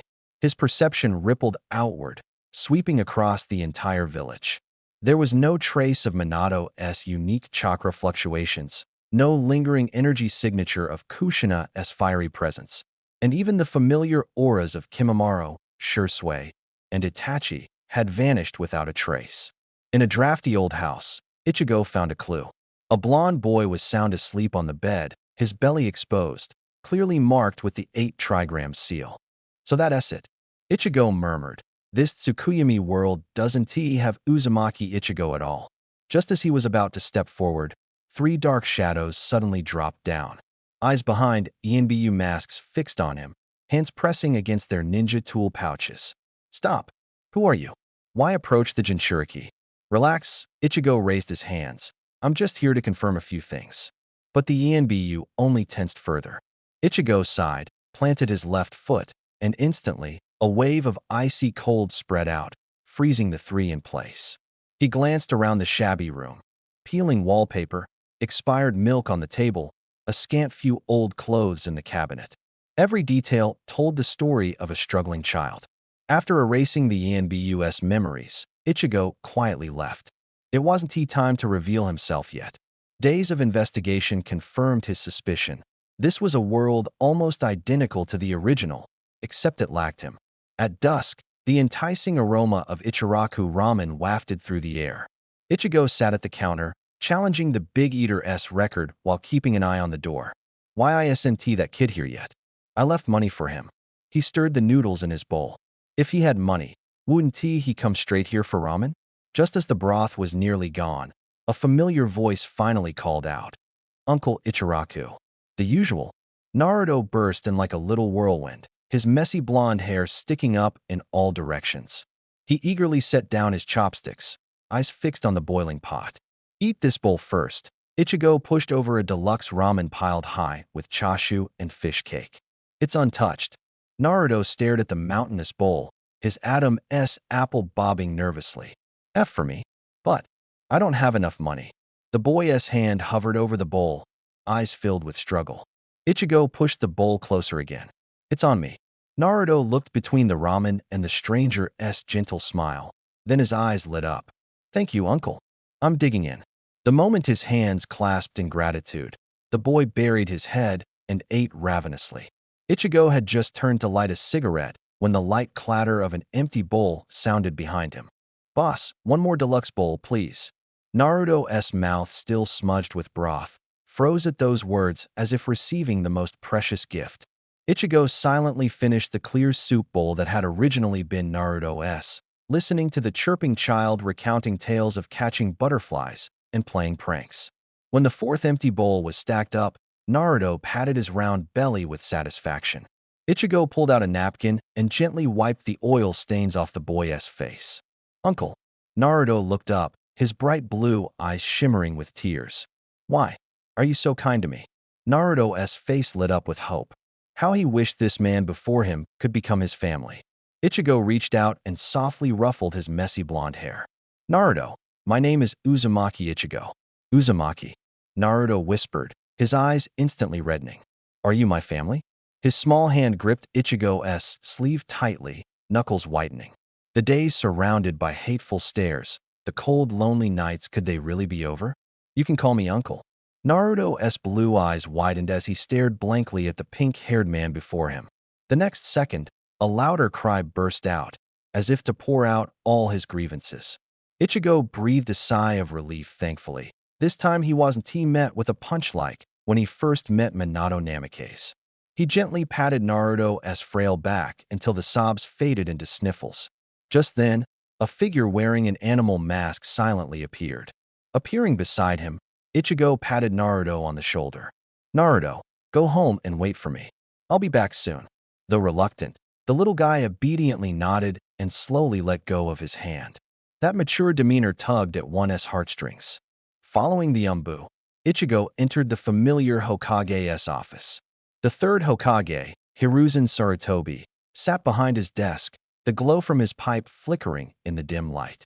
"Who are you? What is your purpose in approaching Konoha's Jinchuriki?" The third's voice was low and heavy, an invisible pressure spreading with his words like a boulder pressing down. Ichigo was a bit surprised. The third Hokage before him was so resolute and firm, a stark contrast to the indecisive man he had heard about. Had his own arrival triggered something? Calmly, he took a seat in the chair across from him. "I am Kushina Uzumaki's younger brother. I'm here just to check on my nephew." His gaze sharpened. "But after observing for several days, it seems you haven't taken good care of him. If the village can't do it, then I will." Before he finished speaking, a powerful chakra burst forth from Ichigo's body, countering the third Hokage's oppressive aura. Several golden chain-like illusions flickered faintly behind him, humming softly. Seeing the signature adamantine sealing chains, the third's eyes narrowed, and he was the first to withdraw his imposing presence. "You are indeed a member of the Uzumaki clan, no doubt. But your identity cannot be verified. The Jinchuriki is vital to the village. We cannot allow you to approach him at will." The third Hokage smoked his pipe, brows furrowed deeply. Ichigo wasn't fooled. Rising up, he placed a hand on the third's shoulder, unleashing an even more overwhelming chakra. The third stiffened, feeling as if he were facing a tailed beast. Alarmed, he thought to himself, the amount of chakra is bottomless. He couldn't afford to gamble. Konoha currently had no other shadow-level strongmen. If they fought to mutual destruction, the position of Hokage would inevitably fall to Danzo, and that would be the end of Konoha. Besides, could that mutual destruction forbidden technique really handle this Uzumaki before him? "I agree." After struggling for a moment, the third finally relented. "You may take care of Naruto." Having gotten the answer he wanted, Ichigo turned and left, paying no mind to the cold glare from outside the door. No need to guess those two old-timers were sure to argue fiercely again. Back at Naruto's humble little home, as soon as Ichigo opened the door, a bright smile greeted him. "Uncle." Ichigo bent down and scooped up the little guy in his arms. Light as a feather, clearly long malnourished. Holding this Naruto, who looked exactly like the one from the anime, Ichigo's feelings were complicated. There was the familiar feeling of watching another world's Naruto grow up, mixed with deep sympathy for the real child enduring pain before him. "Naruto," Ichigo's voice was soft. "Do you know about your origins? Do you want to know why the people in the village look at you that way?" Naruto clenched his fists, nails digging into his palms. He lowered his head, then raised it sharply and nodded firmly. He was afraid. Afraid to hear the words Nine Tails. But more than fear, he craved the truth. Several years ago, when the fourth Hokage's wife was giving birth, she was attacked. Ichigo spoke evenly, as if telling an ancient tale. The nine-tails fox sealed inside her broke free. To save the village, the fourth Hokage sacrificed himself and sealed the nine tails inside a baby. He paused, watching Naruto's pupils shrink suddenly. That baby was you. Naruto, your father is the fourth Hokage, Minato Namikaze. I'm the fourth Hokage's son, Naruto whispered, his voice rising in disbelief before slowly falling into deep confusion and despair. I'm the Hokage's son, then why? Why does everyone still hate me? Why am I the fox demon kid? His roar exploded in the silent air, ominous red chakra overflowing around him, radiating scorching heat. Ichigo's hand timely rested on his shoulder, releasing a cool, frost-tinged chakra that slowly seeped in, trying to calm the boiling rage. Naruto's consciousness deepened, sealed within the space. A massive nine-tailed fox crouched behind the cage, its deep voice dripping with temptation. Yes, just like that. Get angry. Tear off that talisman, kid. Rip apart the seal that binds me. I'll give you power enough to make everyone who despises and hates you tremble. Ichigo's spiritual form stood quietly to the side, watching. He did not intervene. The path had to be chosen by Naruto himself. At that moment, Naruto's trembling left hand actually grasped the corner of the sealing talisman and yanked sharply. The talisman lifted, revealing a slit. The nine-tails' pupils dilated rapidly with excitement. Just as Naruto was about to tear it off completely, another warm, firm hand gently covered his, halting his action. You can't tear this off, Naruto. Golden light sparkled as a figure quietly materialized. Minato Namikaze's chakra took shape, and he pulled the stunned Naruto tightly into his arms. Though it's much earlier than I expected. Minato's voice choked with emotion, yet filled with infinite tenderness. It's so good to see you like this, my son. Naruto's body stiffened, then seemed to collapse. He punched Minato's chest and began to sob loudly. Minato said nothing, only hugged him tighter and gently wiped the tears from his son's face with his fingertips. I'm sorry, Naruto. It's my fault you've suffered so much. At this moment, Minato was no longer the radiant Hokage, just a father full of remorse. Beside them, Ichigo quickly formed hand seals, and a powerful chakra surged deep into the seal, drawing out another sleeping power. Kushina Uzumaki's chakra took shape. She looked bewildered at the weeping father and son before her, then glanced at the unfamiliar man beside them who resembled herself. Her mind was a whirlpool of confusion. Ichigo approached her quietly. Sis, do you still remember me? Kushina scrutinized the pink-haired man before her. Your chakra feels familiar, but I truly don't remember meeting you. Wait, that word sis was like a key, unlocking the rusted door deep in her memory. Ichigo? After Ichigo explained he came from another world, Kushina sighed in relief. I thought so. Ichigo clearly died many years ago. How could he suddenly show up here? She told Ichigo that in this world, he never came to Konoha but died in battle defending Yuzushio village. Ichigo frowned deeply. Without the support of the Mangekyo Rinnegan, the limited Tsukuyomi shouldn't he be able to imprison a Six Paths level warrior for long. If his counterpart in this world had long since died, then what was the way out? He didn't know that the illusion improved by Obito came at the cost of an eternal Mangekyo Sharingan. It even sacrificed part of the wielder's control over the world to guarantee the victim could never escape halfway. Inside the sealed space, Naruto's family fiercely argued about whether to take revenge on Konoha. Forgiving the villagers? That option did not exist. Even if they did not know the truth, the harm was already irreversible. But Naruto's kind nature always made it impossible for him to bring himself to retaliate. Kushina ached for her son's suffering, but, as a mother, she always respected his choices. Naruto, if you ever face difficulties, come find your uncle. Mom really wants to see you grow up and start a family. She choked back tears and wiped her eyes. And please, have a daughter. No sons don't want the will of fire in the ninja world to be extinguished. Blurred by tears, she said goodbye to Naruto.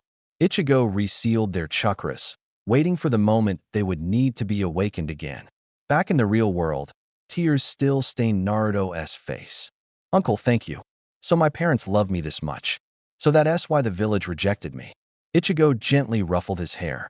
No matter which path you choose, your uncle and parents will always support you. In the end, Naruto was the one chosen by fate. Years of cold stares had corrupted his sincere heart. He ultimately chose to stay in Konoha, giving up revenge against the ignorant villagers. Uncle Ichigo, I want to become Hokage. My father gave his life for the village, and I will protect those who have treated me kindly. My person, I want to tell the whole village I'm not a demon fox. I'm Naruto Uzumaki of Konoha. Inside the sealed space, the Nine Tails felt like it had just swallowed a fly. So, this big guy is part of your family drama too? Now you don't even bother to keep secrets from me. The main fox involved. What unsettled the Nine Tails most was the man outside. Within the sealed space, it keenly sensed the oppressive aura radiating from Ichigo, more suffocating than the likes of Senju Hashirama and Uchiha Madara back in the day, even rivaling the level of the Sage of Six Paths. The Nine Tails could never quite figure out why it always caught a trace of familiarity in one person's presence, mixed with an unfamiliar scent. Before it could ponder further, a flash of golden light appeared in the sealed space, and Ichigo's figure emerged once again. The Nine Tails lifted an eyelid, then immediately lay flat on the ground pretending to be asleep, though its tail involuntarily flicked against the floor. Hey, Kurama. Ichigo's voice carried a teasing tone. If you're going to fake sleep, put some effort into it. Your ears are twitching and your eyelids are jumping. Seeing the Nine Tails remain motionless, Ichigo raised his hand and knocked on the iron bars of the seal, the metallic clang echoing in the space. Stop pretending. If you don't get up soon, I'm breaking in. The Nine Tails sneered silently. This sealed prison isn't something you can just walk into whenever you want. But to its surprise, the sealing barrier rippled like water, and Ichigo stepped through as if passing through a curtain of liquid. He leapt onto the Nine Tails' face and reached up to lift that massive eyelid. Got you. How dare you? The Nine Tails roared furiously, slashing its claws with blazing chakra, and a fierce gust aimed at Ichigo's face. But instead of retreating, Ichigo advanced as he formed hand seals. An orange eyeshadow appeared around his eyes. The Sage mode instantly activated. The clash between claw and arm sparked a shockwave. Ichigo's shoe sole sparked against the void, yet he stood firm like a rock, absorbing the heavy blow. Even more shocking to the Nine Tails was the sudden bone-chilling cold radiating from the contact point. Frost rapidly spread along its claws. Ugh! Pain forced the Nine Tails to emit a low growl. But even stranger transformations followed. The ice morphed into scalding steam, then abruptly shifted into a tangled web of lightning, 3 elemental forces wildly swirling around its claws. Storm release armor. Boil release, super strength. With each low shout from Ichigo, his chakra surged dramatically. The Nine Tails was forced to retreat repeatedly, its claws gouging deep furrows into the ground.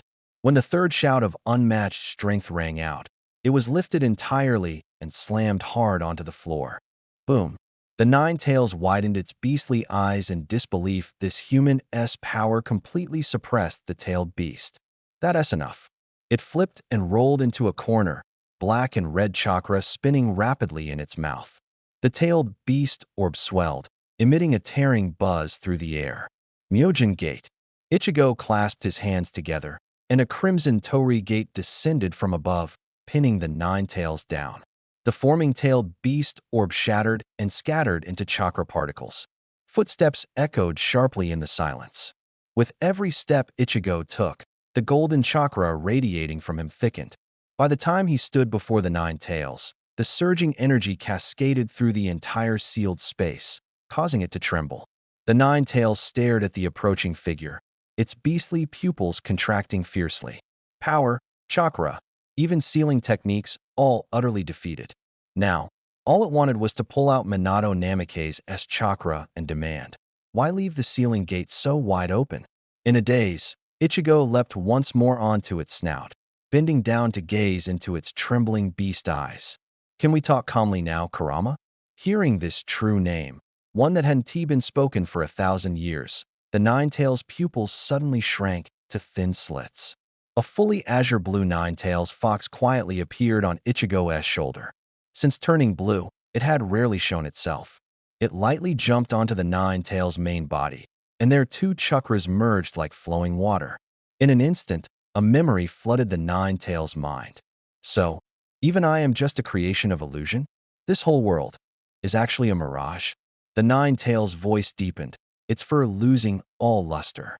This truth struck like a hammer, shattering its pride. Ichigo stroked his chin, his voice calm, yet resolute. Though this world is built on illusions, the joys and sorrows of those who live within it are real. Every choice comes from their true hearts, not manipulation by illusions. Here, it is both illusion and reality. He gazed into the distance and continued. Once we defeat Kaguya, we can transform the infinite Tsukuyomi into a kind of network.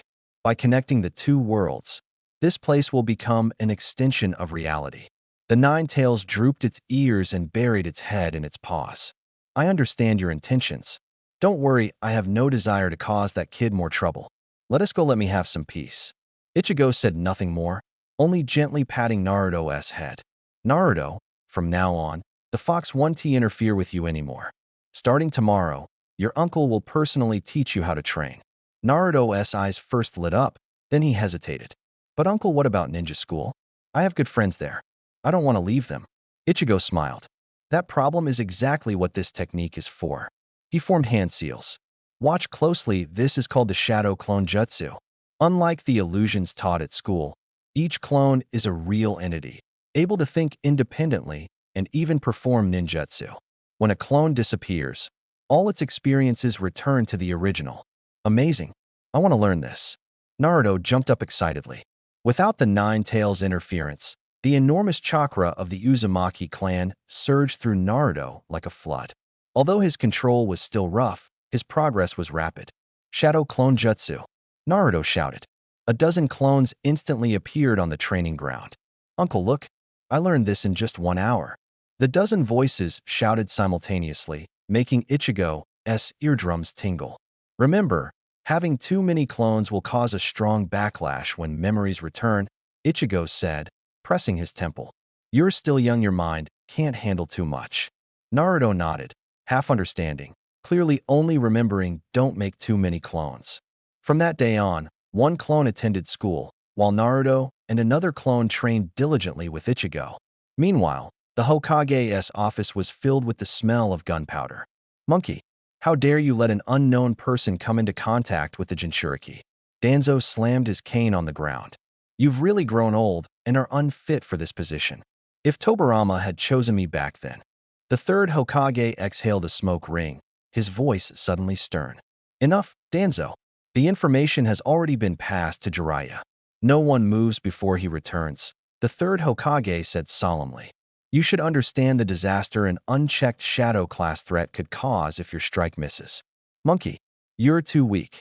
Danzo slammed the table, cane hitting hard. If the Jinchuriki slips up, it's Konoha's doom. Sarutobi, you'll regret today's decision.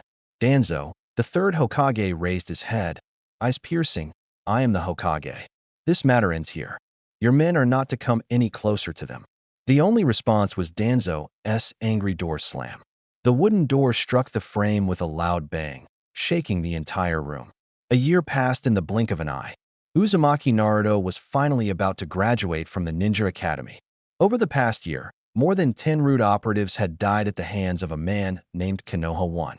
Yet, Konoha 1, mindful of Naruto's growth, had not probed too deeply, merely making a mental note of the toll. After Jiraiya returned to the village, he had quietly observed Konoha 1 for a long time. Already dissatisfied with how the third Hokage handled Naruto's situation, he welcomed anyone who sincerely cared for Naruto. However, as an outsider, Konoha 1 could never fully ease Jiraiya's worries. Every few days for a year, he would secretly follow at a distance, watching the two figures. Konoha 1 had long noticed, but never revealed it. No matter which world he was in, he deeply respected this hero. He knew that, in the original story, besides Irika, only Jiraiya truly cared for Naruto like an elder. On graduation exam day, Naruto entered the classroom for the first time that year as himself. Irika stood on the podium, his gaze sweeping over the students' excited faces before resting on Naruto with deep satisfaction.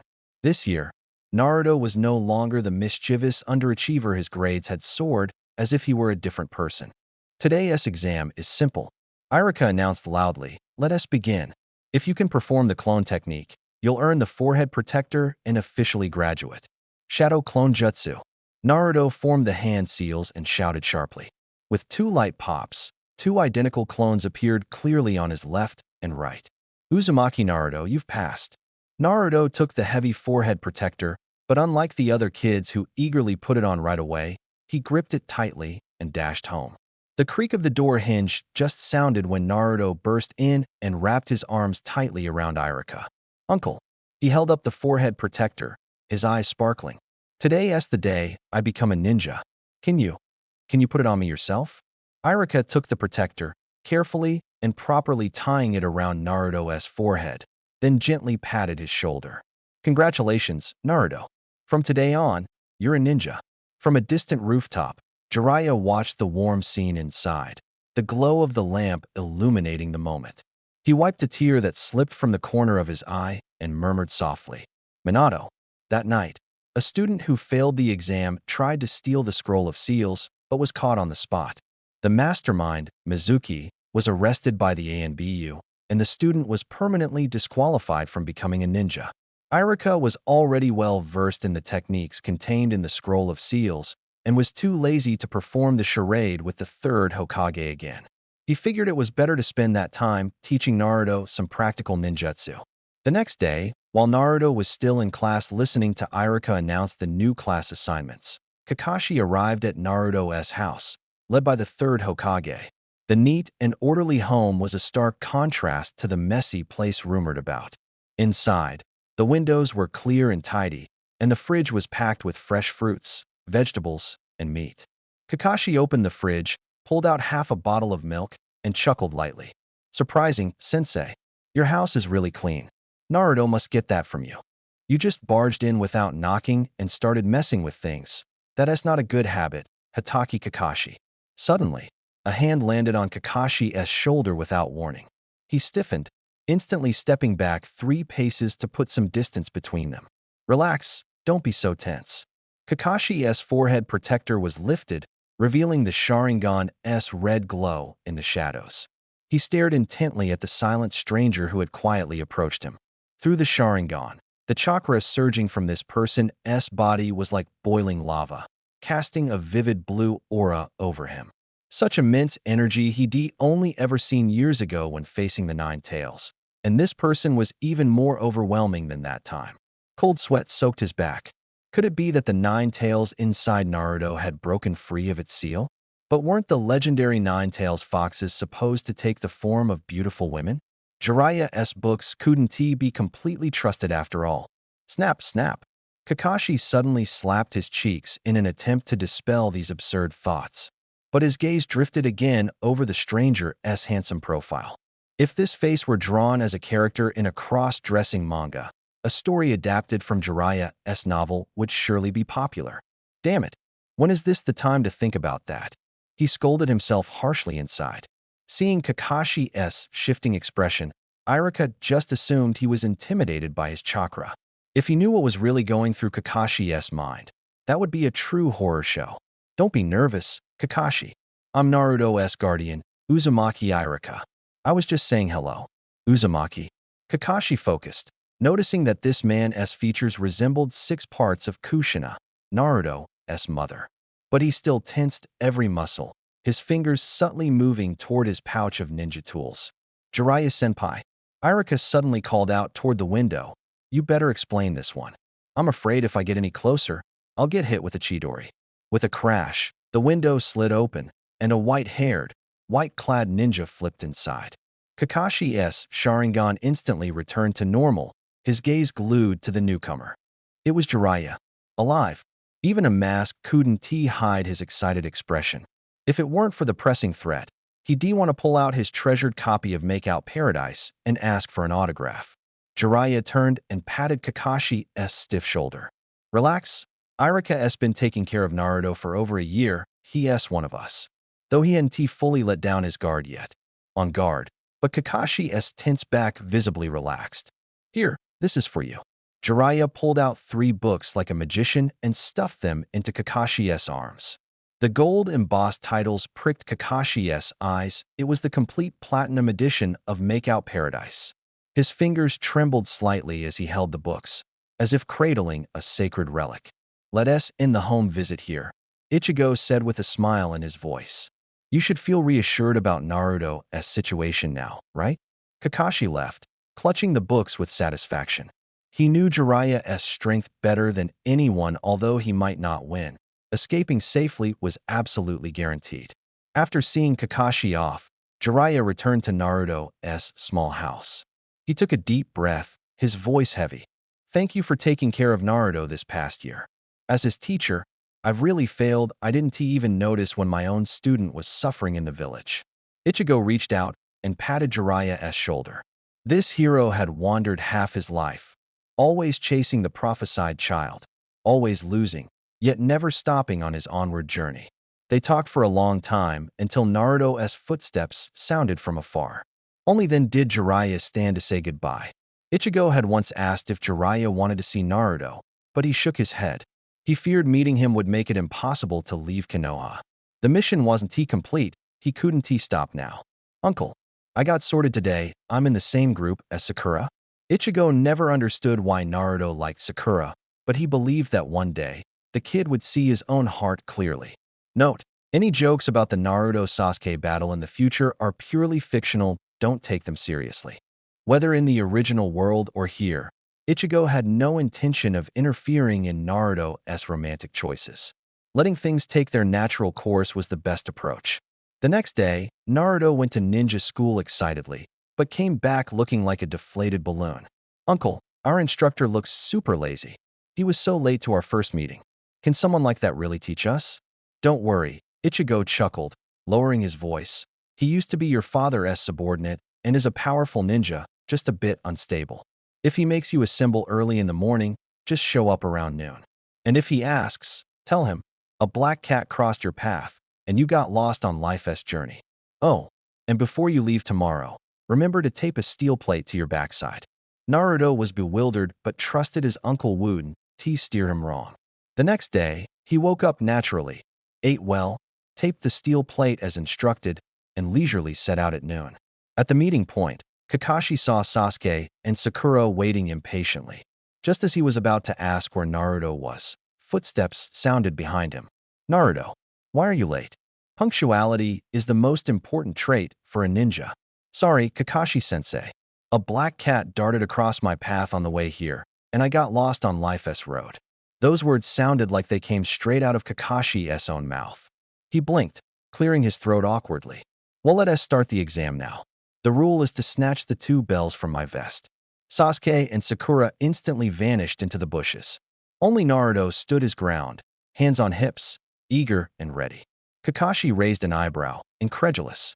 He had thought just moments ago that this kid inherited Minato's meticulous mind, but now it was clear the reckless, impulsive blood of the teacher's wife dominated.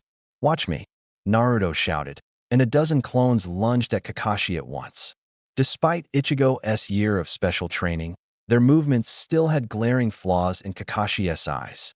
The silver-haired Jonin calmly pulled out Make Out Paradise from his ninja pouch, flipping pages while delivering side kicks.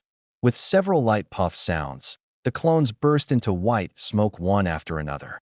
Naruto gritted his teeth, forming seals as 12 clones simultaneously struck the ground. Wind release. Gale palm. The gale whipped up fallen leaves into a small tornado, lifting Kakashi's robe as he was blown into the air. Naruto was about to cheer when a bang erupted. His substitute wooden dummy slammed heavily onto the ground. "Too naive." A low voice sounded from behind. Kakashi formed the tiger seal with both hands and thrust forward, but heard a metallic clang. The sharp pain in his fingertips made him stagger back. End of excerpt. The air conditioning hummed as Naruto proudly slapped the steel plate on his lower back. "Haha, didn't he expect that, huh? You little brat." Kakashi grabbed Naruto by the collar and slammed him to the ground. The ropes wrapped around him like a coiling snake, tightening. From a distance, Ichiro watched the scene with amusement. This was like a stone meeting an egg.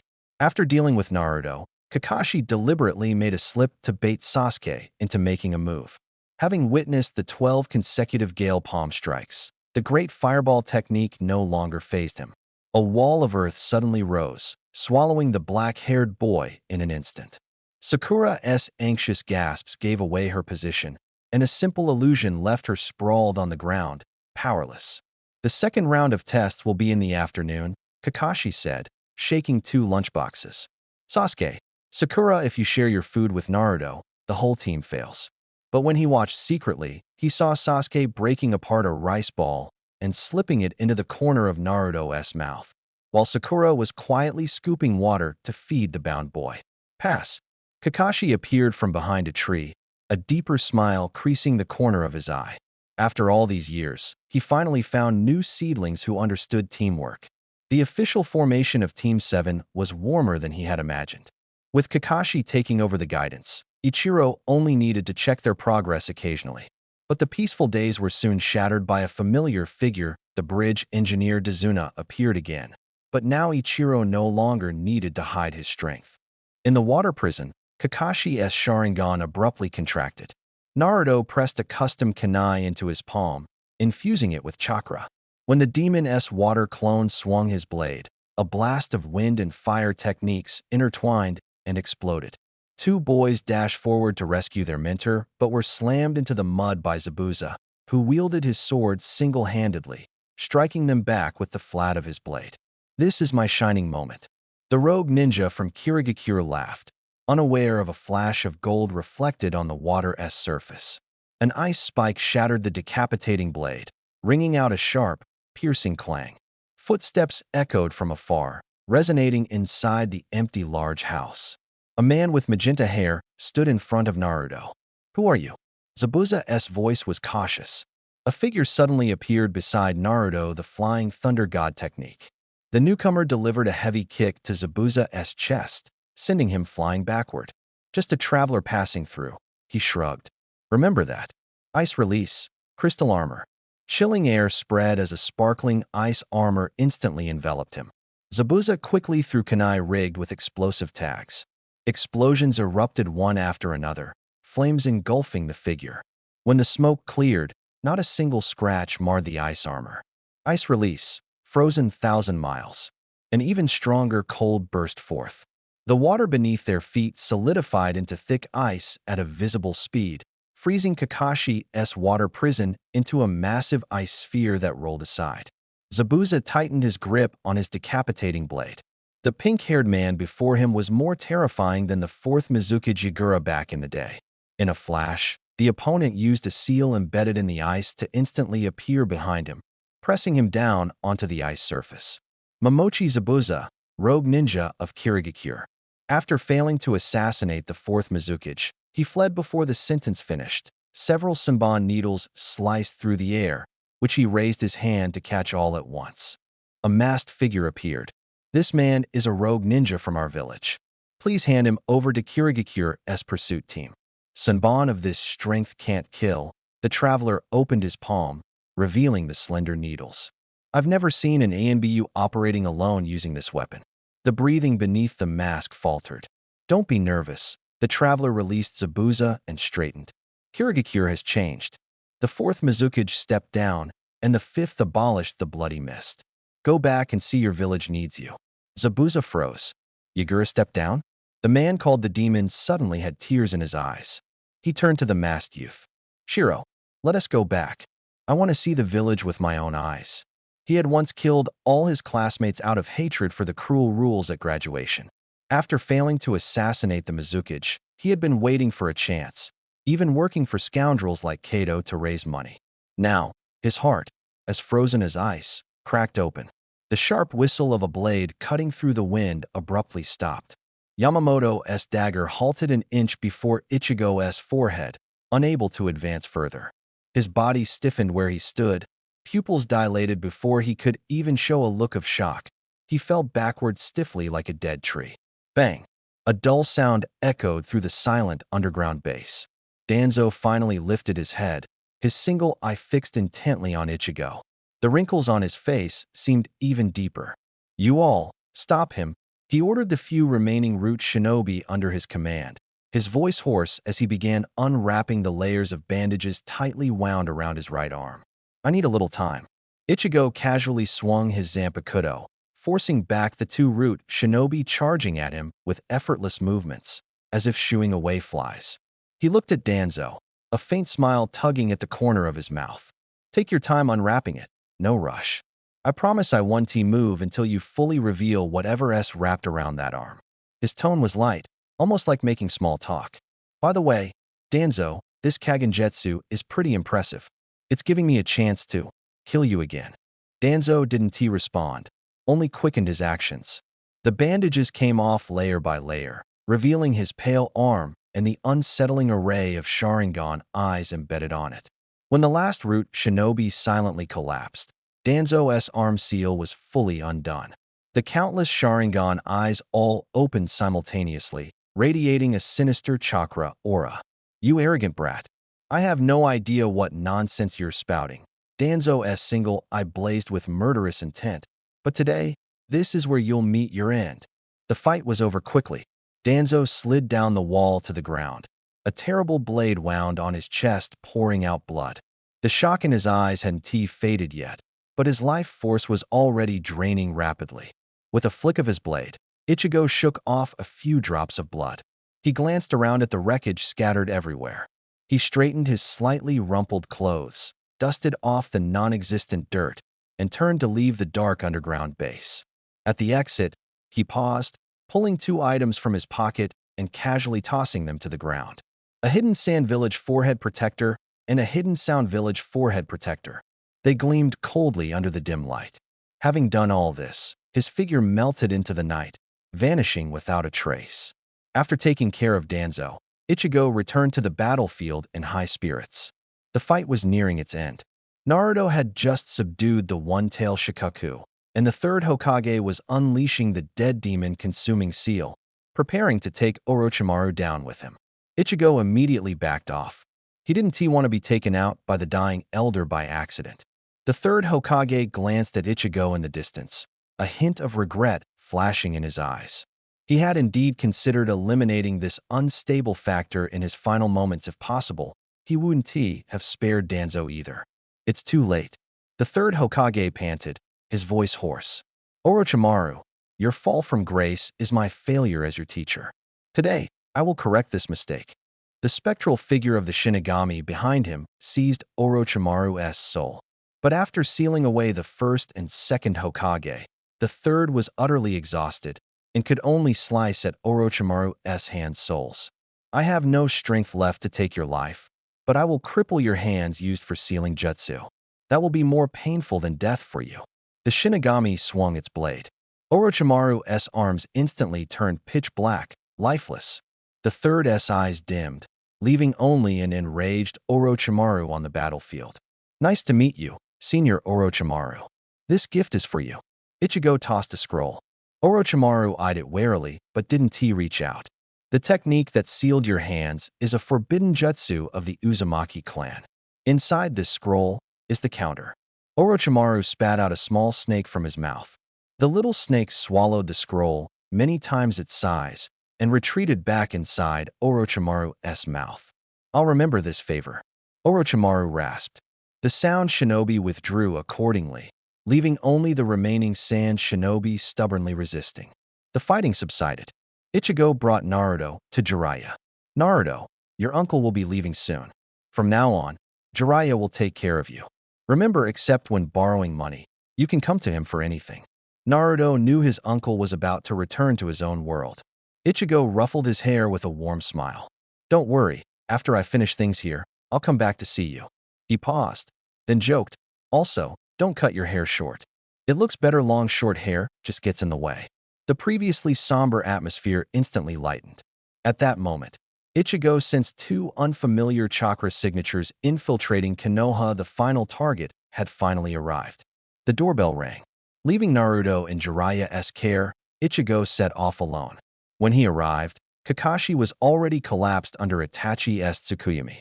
Ichigo kicked aside the blocking Kisame and strode straight toward Itachi. I've wanted to beat you up for a long time, and today is the perfect day. Through the Sharingan's Mangekyo vision, Uchiha Itachi didn't see a human, a massive, wild mass of chakra far larger and more violent than any tailed beast was closing in on him step by step. No sooner had Ichigo spoken than Itachi's ocular power had fully activated. Tsukuyami. The blood-red dimension instantly unfolded. Ichigo found himself bound to a cross, while Itachi, gripping his long blade, advanced slowly. Here, time, space, and mass are all under my control. Itachi's voice was icy cold. For the next 72 hours, I will stab you again and again with this blade. Before the words finished, the wood of the cross began to crack. Ichigo easily broke free from his bonds and flexed his wrists. Itachi, your Tsukuyami is really getting old. Ichigo shook his head. Out of tricks? Why not go by the lighter or something? Noticing the shock and confusion flash in Itachi's eyes, Ichigo calmly explained. In the end, ninja battles are clashes of chakra and mental strength. Especially Jinjutsu, you have such weak mental power. What made you think you could pull me into your illusion? As he spoke, the blood-red Tsukuyami realm began to twist and collapse like a fading oil painting. Darkness surged like a tide, and a bone-chilling cold spread out as black ice crystals with an aggressive aura formed in the air.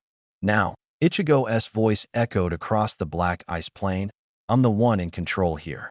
Time, space, mass, they obey me. For the next 72 hours, I'll use your blade to give you a proper welcome. 72 hours in the Tsukuyami space passed in the blink of an eye in the real world. Ugh! Itachi groaned, clutching his bloodied left eye in pain. His right eye still maintained the Mangekyo form, locked fiercely on the smiling Ichigo before him. Itachi-san, are you okay? Kisame immediately moved forward to support the staggering Itachi.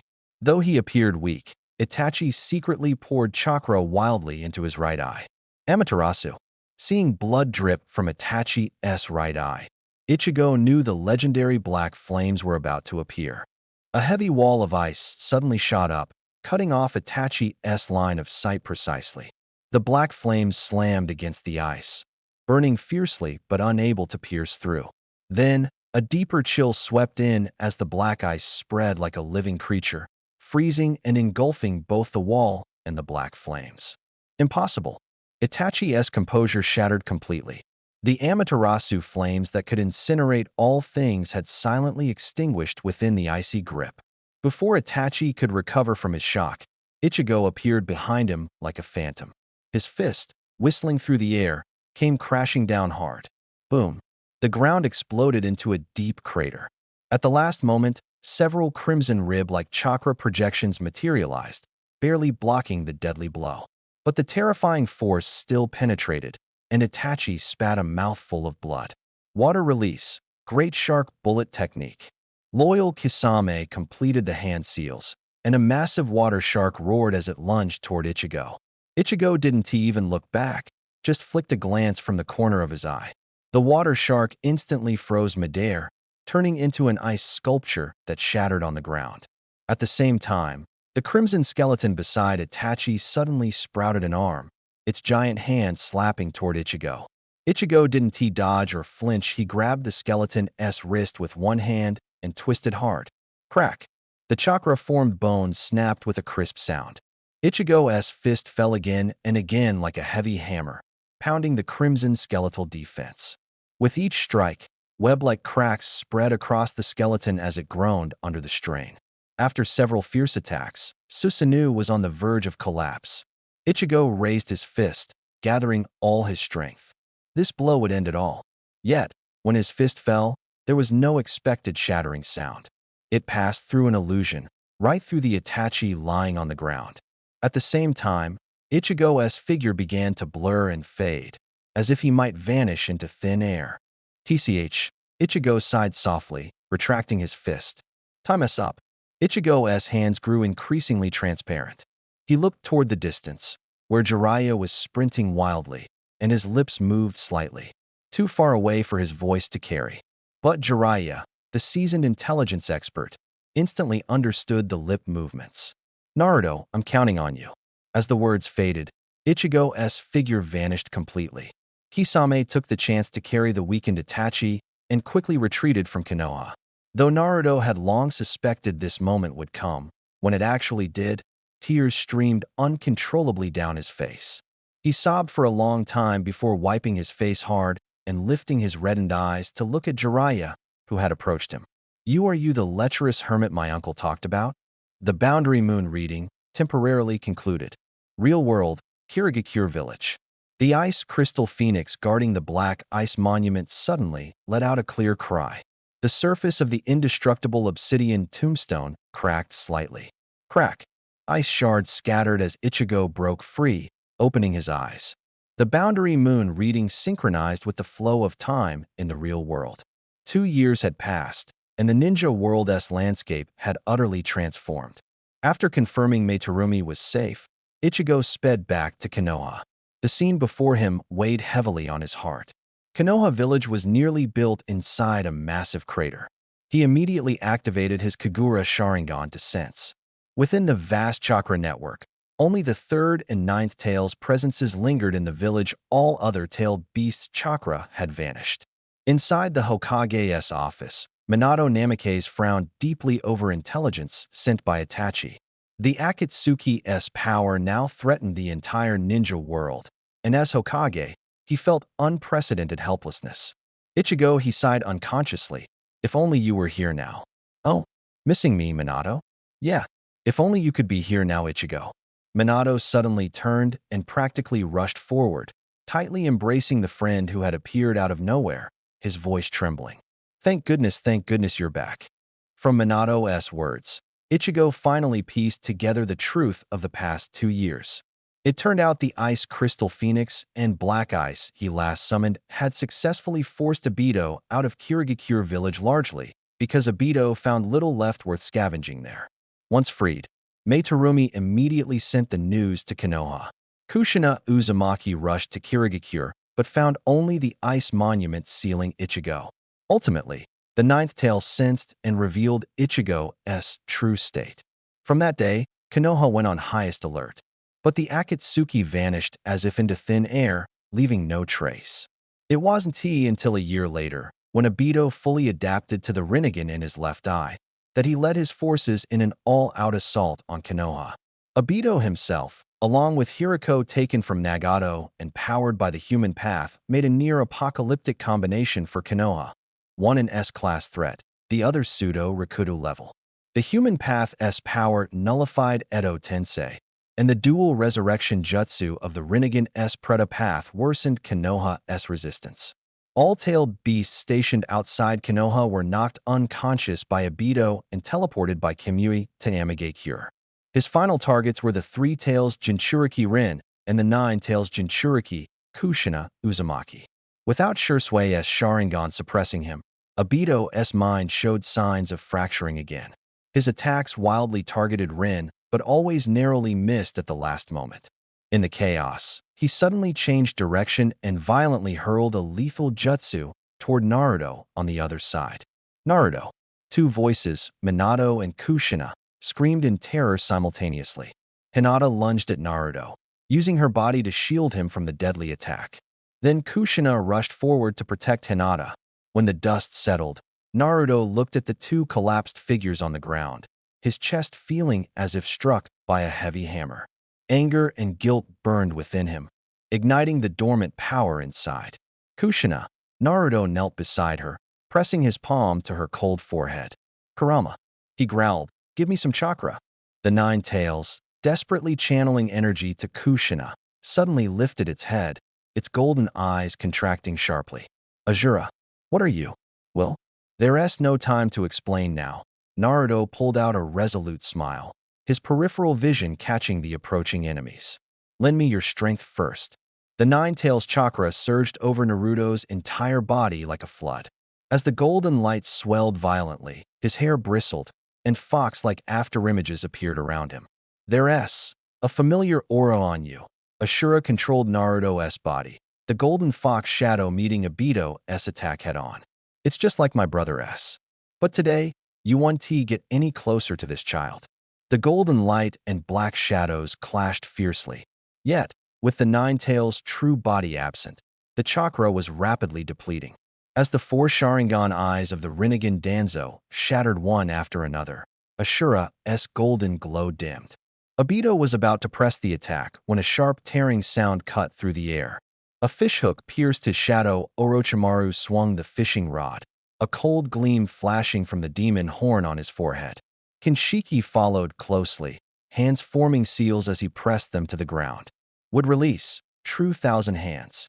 A massive wooden Buddha rose from the earth.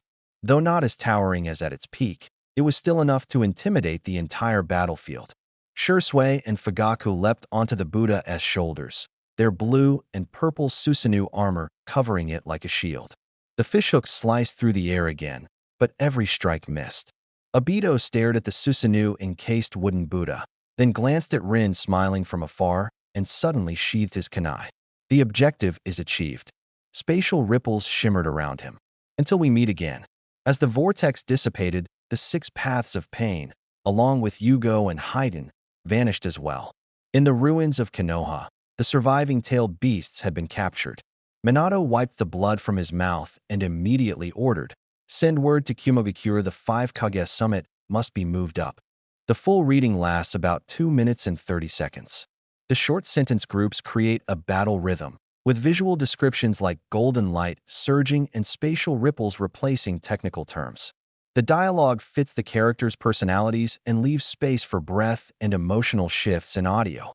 By the time the message reached Kumogakure, it was already too late. The concert's noise abruptly ceased. Killer Bee stopped his rap mid-flow, eyes locked on the man emerging from the swirling vortex. He shoved away his backup dancers and shouted to the crowd, "Everyone, evacuate immediately. This place is turning into a battlefield." Before his words faded, 7 gleaming blades were drawn. He gripped their hilts steadily with his arms, knees, and even clenched teeth, transforming into a silver whirlwind, slashing at Obito with incredible speed. Clang, clang, clang.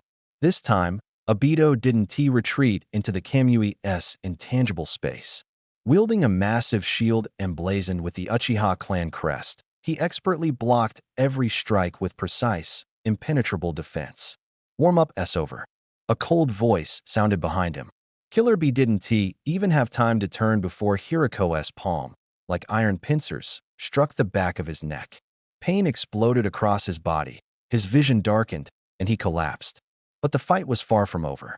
From the unconscious Jinchuriki, scarlet chakra erupted like molten lava. The air twisted with roaring energy as the massive 8 tails, Gyuki, materialized with a thunderous roar. It opened its huge maw, the black and crimson-tailed beast, orb rapidly forming. SSSHD. A ghostly blue chakra sword suddenly pierced Gyuki's chest without warning. The 8 tails lowered its head in disbelief. The figure of Obito rippled like water, fading away, revealing the true enemy, standing above. A cobalt blue skeletal giant hand clutched its horn tightly, the tremendous force pulling its head backward. Ugh! Power drained rapidly. Gyuki helplessly watched as its massive body was dragged toward the swirling spatial vortex, catching sight of the cold ripple pattern in Obito's left eye, the Rinnegan. The vortex closed, completely swallowing the 8 tails' enormous form. Only a severed tentacle twitched faintly on the ground.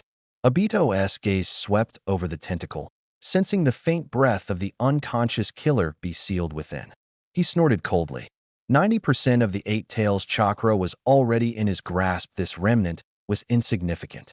When Namake's Minato finally arrived at Kumogakure, all he found was a barely breathing Killer Bee on a hospital bed.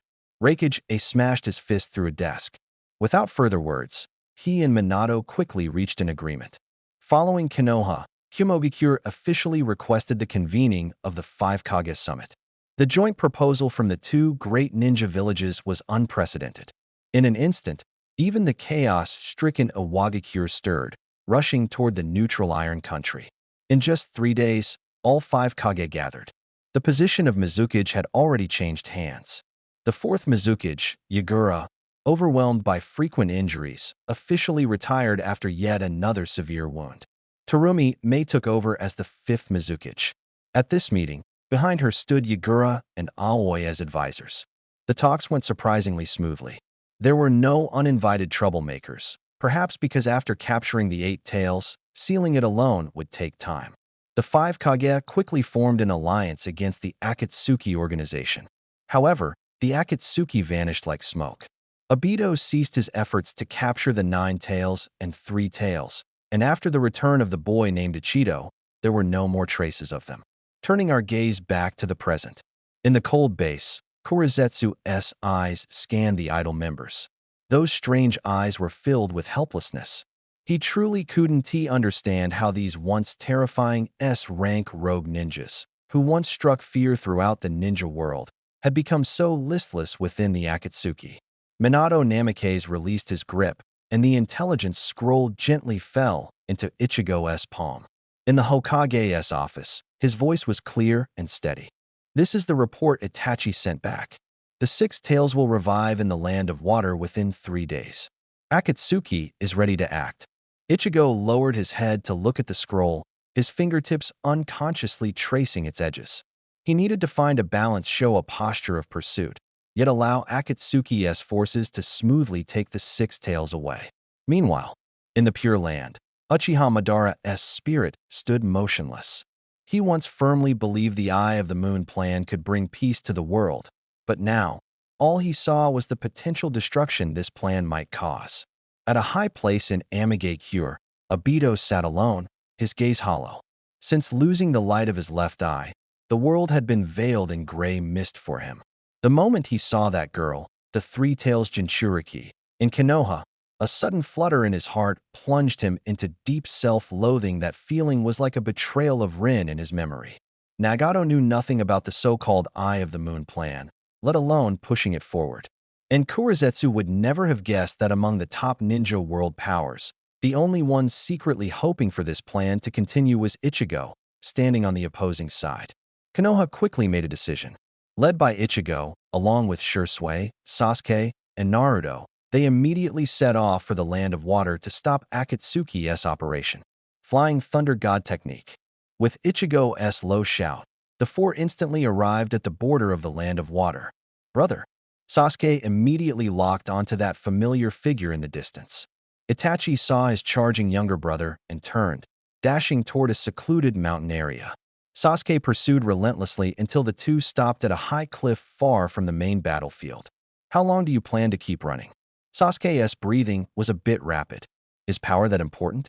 Important enough to abandon your village, abandon your family? Itachi remained silent. Suddenly, a red glow flashed in Sasuke's eyes, and the 3 Magatamas slowly rotated. Since words are useless, I'll use force to bring you back. He threw a folded giant shuriken and formed hand signs with both hands. Shuriken, Shadow Clone Technique. Countless shurikens swarmed toward Itachi like a bee swarm. Itachi's Sharingan flickered slightly, his figure moved like a leaf in the wind, dodging every attack with minimal motion. The shuriken turned into white smoke, instantly engulfing the area in mist. Sasuke suddenly pulled the hidden wire in his hand, a lightning-imbued shuriken shot from Itachi's blind spot.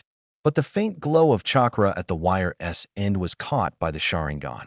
Itachi leapt lightly, his cloak brushing an electric arc as he passed. The next second, the pattern in his eyes changed. Sasuke's world suddenly twisted. Before him, Itachi shattered into a flock of crows, the flapping wings sound enveloping him. Sasuke immediately realized he'd been caught in an illusion and desperately activated his chakra, trying to break free from the illusory prison. Too naive, Sasuke. The crows gathered behind him, reforming into Itachi's upper body.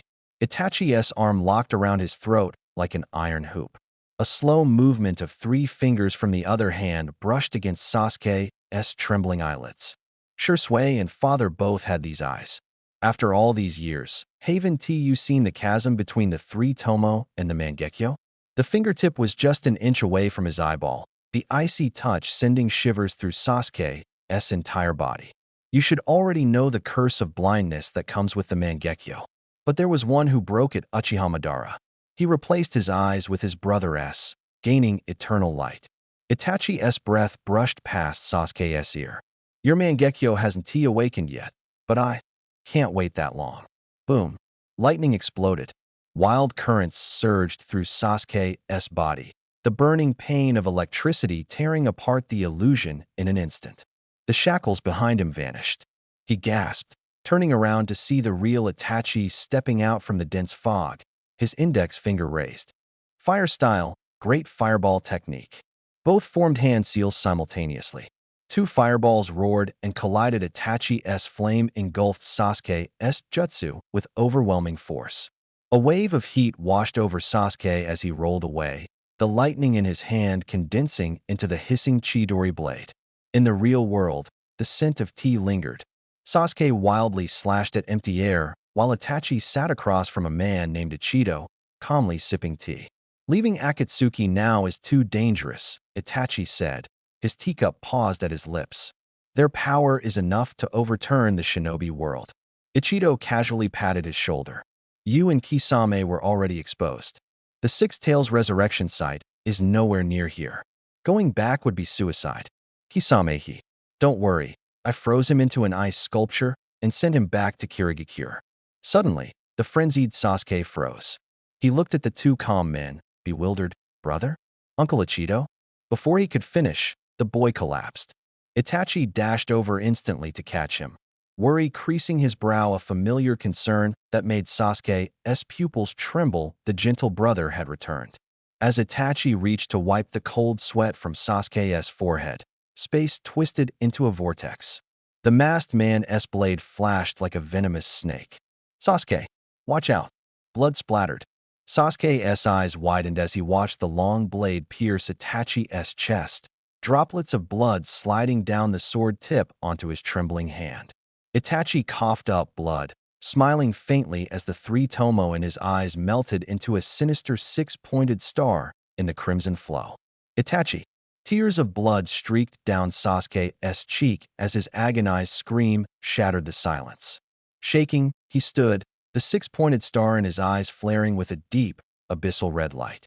The masked man saw who had arrived and suddenly ripped off his mask. Sasuke, calm down. This is all fake. Kakashi-sensei. Elsewhere, the fallen Itachi rose nonchalantly, casually wiping off the fake blood and gore.